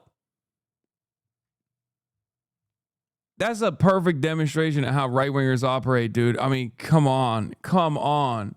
Say some stuff in it. Okay, cool. None of these moments were a very good look for Nick, but I did not engineer them that way. And if I was a betting man, I would suggest that much of the hostility displayed toward him in the comments is because his reporting, which was signal boosted by Trump and his cronies, has been a driving factor in ICE's decision to escalate their presence in Minneapolis. Bro, that's someone's son. Dog, I have just as much smoke for her demon mother, too. Okay? That hell spawn was developed somewhere. Okay? Fuck you mean? Yeah, fuck them both. Him and his dumbass mom who drives him around everywhere and went to prom with him. The fuck? kidnapping kids from local high schools, terrorizing U.S. citizens in their own communities, shooting people in the streets, and hiding behind masks like the goddamn cowards they are. However, that's just my personal opinion. I don't like ICE. I don't like Trump, which is something that I made clear to Nick in the interview. What do you think about Trump? I don't like him. There was no deception anywhere. But sometimes, and I'm not sure what the word is for this in the journalism field, the person that you interview views your fans as an extension of you. So if your fans are dicks to them, they kind of feel like that's you shading them. And that's definitely what happened. Right after the benevolent clip went micro-viral, Nick began to send texts to me that alluded to the footage being manipulated, writing, "Greenland will be epic and cold. Let me know if you need any locals." I still have some contacts there. Just curious though, why didn't you post a full 2+ hour interview instead of the selected 1 hour of the interview? Notice the word selected. Nick suggests that I cherry-picked his worst moments, which is concerning because we consciously did the opposite. But as you can see from these texts, I explained our entire editing process. Yeah, by the way, this is not him talking to Nick. This is him talking to Nick's mom. Just so we're clear. I am still going with Nick Shirtley does not know how to read or write. He is illiterate. I think this is Nick's mom. Him, as I did to all of you, and as I mentioned, even offered to send him all of the raw video files when I get home from Greenland, which I'm doing now, and gave him full permission to clip any and all moments of the piece for his own socials. Fast forward to 2 days later. I wake up in Nuuk, Greenland to see that Nick has posted a video filmed on a side camera, captioned something like, "In case you guys want to know how the interview really went, here's this." Nick's bullshit crybaby video here points to 2 pieces of damning evidence. Exhibit A. Nick grills me here about Democrat cities being catastrophic failures after failing to understand that I am not a supporter of the Democrat Party. I am from Seattle, a failed blue city, and then asks me to name thriving blue cities. So I named Austin, Nashville, El Paso, and then while smirking, I mentioned Denver because as shown in Nick's angle, I didn't actually know if Denver was doing well because I don't spend much time in Colorado. Like, when have you seen an American city? What American city is prospering right now? Austin. Austin. Name another one. El Paso. Name another one. You know so many city good. You name city names so good. Name more city. Are you God? Why do you know so many city name? Can you name another city name? I need mommy tell me city names when I go to sleep. Texas. El Paso, Texas is prospering? Yeah. I think. Why you think? It's doing better. New bars and restaurants have opened. But I can probably think of some better examples. Like what? Nashville's doing good. Austin's doing good. Phoenix is doing good. Basically any place with low state tax is getting a lot of... In any place that's not Democrat. I don't know about that. I mean... Name a Democrat city that's prospering right now. Well, it would have to be one that's affordable. Name one. A city. It's ironic, but it's Minneapolis. Like, literally, Minneapolis is, before this last round of, like, federal punishments, is straight up one of the best cities in America, one of the most thriving cities in the United States of America. Isn't that fucking crazy?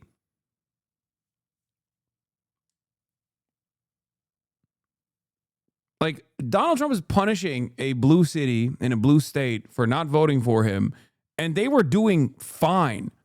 They were doing great, as a matter of fact. They were doing much better than major blue metros that are not doing fine because of the fucking insane influence of the real estate lobby, making it impossible to live there.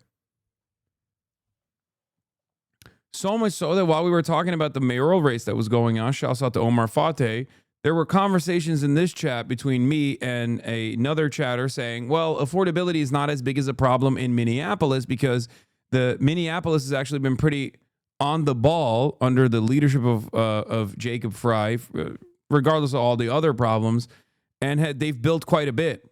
They've built quite a bit of housing and keeping prices relatively affordable in comparison to other major metropolitan areas. Inside of a blue state that is prospering. Denver. Why are you smirking? Because I don't know if it's prospering or not. Because it's not. See, you can't even answer the question, dude. I don't know. Why is he getting so mad? not prospering. Denver's not prospering either. But in post-production, I did some research and found out that my intuition was correct. Denver. Did you make that face because you think Seattle is not a failed blue city? Yes, I don't. I think people grossly over-exaggerate how poorly blue cities are doing in this fucking country, especially when they're some of the best places to live, which is part of the fucking problem, ironically enough. It's gross and it fucking pisses me off. Have you been to one of these like fucking forgotten towns in this goddamn country? What the fuck are you talking about? Go to Springfield, Ohio, okay? The reason why I'm bringing up Springfield, Ohio is because it's one of those forgotten towns, and it got a high amount of Haitian migrants that came into the town and actually helped it grow by quite a bit, okay? Springfield, Ohio is one of these forgotten towns. If you go to any number of different cities around this country, okay, that were basically abandoned, you will understand in comparison to like these major metropolitan areas, they're in a far worse condition overall. What's to make matters worse, like people talk about Chinese tier 1 cities and go, oh, why don't you go to a rural area to fucking see what it's like? It's like, bitch, I've been to rural areas in America too, okay? Let me tell you, their fucking tier 1 cities are better than our major metropolitan cities. And their rural areas are also developing at a rapid clip, okay? Every city, large or small, in the United States of America, every town, large or small, in the United States of America is on a downtrend. Do you understand?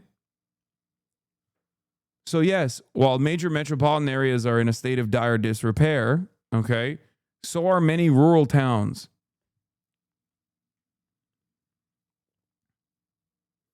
Also, what is that old saying? Yeah, thank God for Mississippi. Exactly.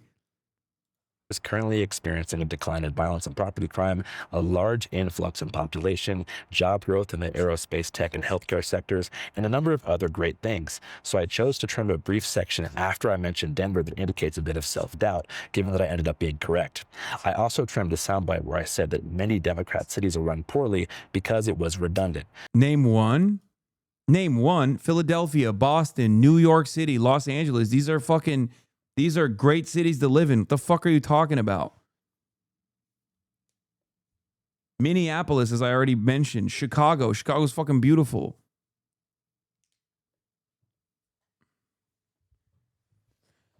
New York City is shit.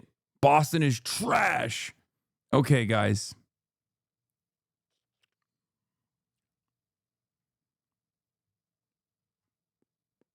There's good and the bad. I was just in Detroit. Detroit is fucking awesome too. Like, the thing is, a lot of these places could be more livable, okay? They could be much nicer. They could be more livable. A lot of that stems from the corrosive influence of the real estate lobby, where they keep the inventory low so that the homeowners, which oftentimes comprise like 60% of the population and certainly are overrepresented in the voter eligible population, the ones that do actually go out and vote, homeowners, want all of their fucking net worth to be associated with their housing, because housing is no longer just shelter, but instead people's livelihood. They take mortgages out, or they used to, not anymore. Now the interest rates are crazy, but they used to take mortgages out, okay? And it's their leverage. For many of these people, they only know the price of housing going up. Their entire lives revolve around the price of housing going up. So if the price of housing goes down because there's now, more readily available inventory, for example, okay, then all of a sudden, a lot of these people who perceive themselves to be like upper middle class individuals, people with a nest egg or whatever, are going to be poorer in comparison. This is the major problem. I say crash the housing market, for the record. I think, or not crash the housing market, but like burst the housing bubble and let 1 million houses bloom, okay? Let 1 million units bloom, make all different types of affordable housing, make government housing, okay? To change the housing market in this country, be fucking awesome. Decommodify housing. After our conversation about Denver, I then launched into a tirade about how I am not a Democrat, don't believe in the capacity of the two-party system to enact meaningful change, believe that Gavin Newsom has misappropriated California's tax revenue through NGOs, reinforce my belief in voting on the local level, and then give Nick the benefit of the doubt and say that I hope he's right about Trump and the GOP's ability to mitigate the affordability crisis that's made many places like my hometown, Seattle, unlivable for those who grew up there. So I support. Featuring Erica Kirk, confirmed speaker, make heaven crowded. Bro, why do they call it make heaven crowded? It almost feels like a cult, like they're all going to drink the Kool-Aid and die. Isn't that weird? That's a weird ass fucking name for a tour. Oh, that's what he said too. Do we set up a big ass Kool-Aid stand outside the venue?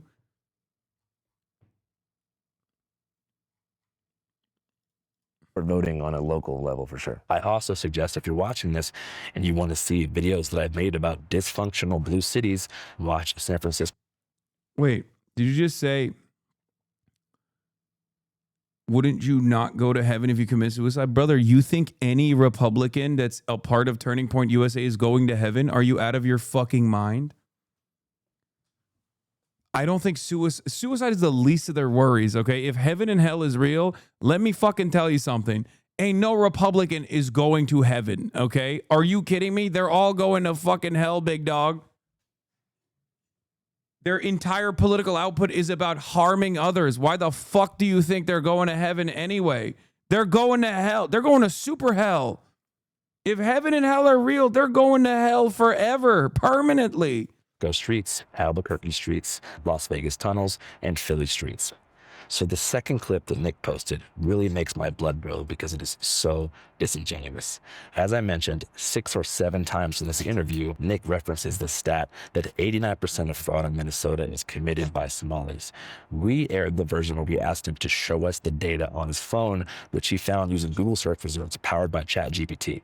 So in the video he posted, you can see me look in the camera after he shows it to me and saying something like, all right, damn, I guess he's right then. Let's put that on screen. Here, right here, the figure 89% does not represent the total percentage of all fraud in Minnesota. Instead, it refers to the percentage of individuals charged in connection with specific high-profile federal fraud cases.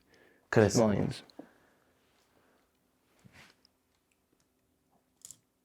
89% of those charged in connection with major. Wow. Identified as Somalian Americans. Well, looks like we do. Looks like I'm interested to see what you put in this interview because looks like there is a problem with fraud. He is kind of right. However, the stat refers specifically to the already litigated Feeding Our Future case, which resulted in over 60 fraud convictions in Minnesota. The ringleader of the nonprofit behind the scam, Amy Bach, is white, but it is true that 89% of convicted defendants in that case were Somali. And that's what makes me so pissed about this. And that's the only fucking federally, I think that's the only federal fraud case they've prosecuted in the fucking state of Minnesota. That's why this stat is fucking irrelevant. It's one singular case.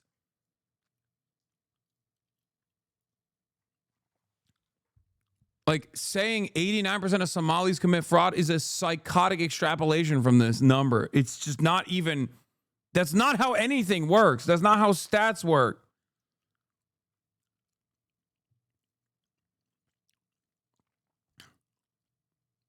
It's like taking a snapshot of this of the attorney, the Southern District of New York court cases and saying like, Donald Trump is 100% of the fraud cases that were committed on that day, you know, or charged on that day. It's like, okay, sure.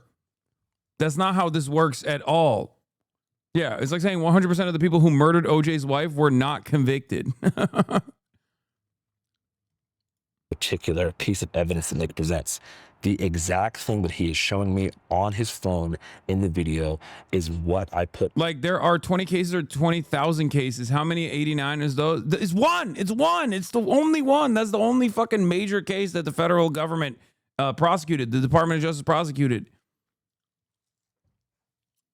on screen on the final cut. I did exactly what I said I would. He frames my decision to put that on screen as some kind of like liberal ball-busting fact check, but it's actually supplemental context for something he is literally fucking showing me, which is why it pisses me off. So that's all I have to say. I'm just in a phase in my life where I've been doing this for so long, and I care about this so much, so I don't want to play these kind of games. That's such a terrible way to twist statistics. I mean, this not even, you can't even consider that to be statistics at that point. This is New Age 1350 shit, the same misrepresenting a statistic for racist propaganda. Yes, Sean, you are right. However, it's even dumber because we have become dumber as a country. Because at least with the 1350 shit, the twisting of statistics is, it comes from misunderstanding what conviction and clearance rates look like. And you're just presenting arrest rates or arrest numbers without factoring any of that other stuff to make it seem like it's something different. With 89%, you're just looking at one fucking case, dude. One case. Like, it's crazy. Our races are getting dumber, is what I'm saying. This is kind of what I was talking about with Nick Shirley's commentary in general, where, like, back in the day, at least, like, James O'Keefe would put a little bit of effort, right? Can you explain the 1350 thing? Yes, 13% of the population is black. And racists will always channel this their racist sentiment by saying 13% of the population is black, but they make up 50% of the crime. This is not true. Okay, this is completely untrue. Number one, black communities are over-policed. Black communities not only are over-policed, but as a consequence of being over-policed, black communities end up getting arrested at higher rates. Not only that, but also the number that we're looking at, the 50% number, is from FBI stats from, I forget exactly when, but FBI stats that show arrest numbers, okay? Black people are more likely to be racially profiled, more likely to receive higher sentence. There's a sentencing disparity. I saw what happened the day before MLK Day, by the way. FD did not approve. Okay, but he shocked me too. To be fair, I also got shocked. I did shock Arky a lot more. I know it was messed up. I didn't realize how it looked. It was a bad look. It wasn't good. Yes, the statistic that we're talking about is based on arrests, not convictions. Not only are black people over prosecuted and receive much longer sentences, not only are black communities over policed, okay, but on top of that, these are simply arrest numbers. An arrest does not fucking mean that this person was charged or convicted. Okay? That's the reason why the 1350 number is bullshit. Having said that, this is even dumber than that, because the 89%,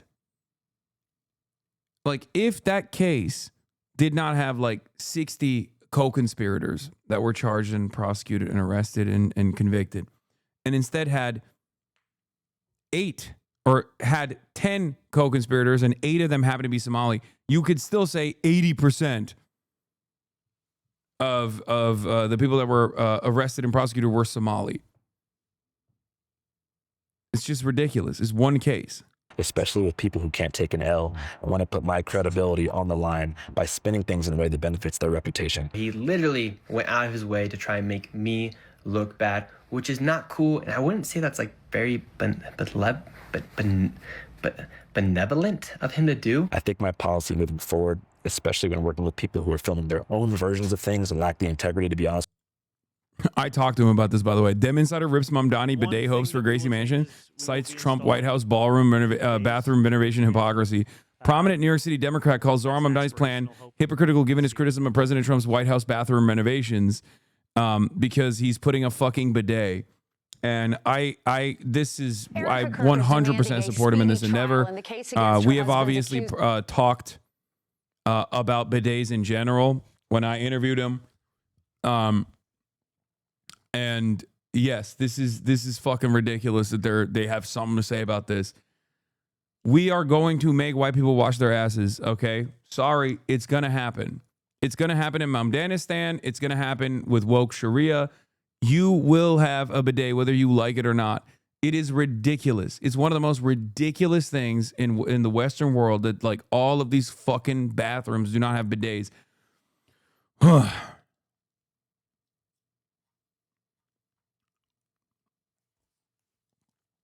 White people walk around with unwashed asses. It doesn't make any sense. It's so fucking weird, man. It's so goddamn weird.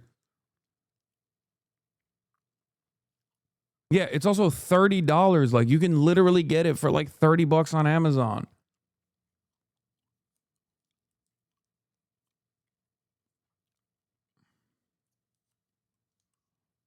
Or just use soap. The fuck do you mean? You're shitting. After you shit, you just fucking twist the knob and it just sprays water into your asshole. That's it. It's the simplest thing of all time. It doesn't make any sense. White people shouldn't have to go to Japan for the first time ever, white boy Mecca, to understand that like bidets are good, okay? I know white supremacy dictates that you only think certain kinds of non-white people are actually good and modern and have civilization or whatever, but like, you know, there are far more people out here washing their asses on a daily fucking basis than not, okay? White people are the minority around the globe. Wash your fucking ass.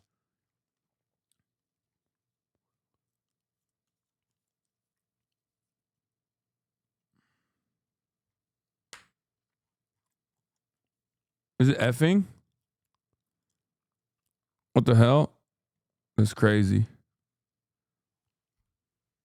Anyway, 3-second F. All right, well, it doesn't matter because I'm ending it right now. I'm tired, and it's been 8 hours and 30 minutes. I went long today.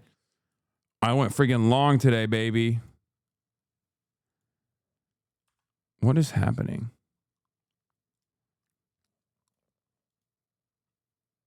I don't know why it's not. All right. Love you guys.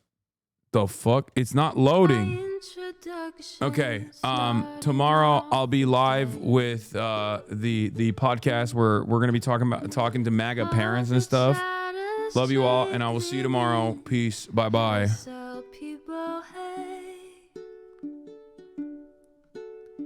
Sunny Los Angeles, California, says Hasan. The starlock to the starlock to the topic just begun.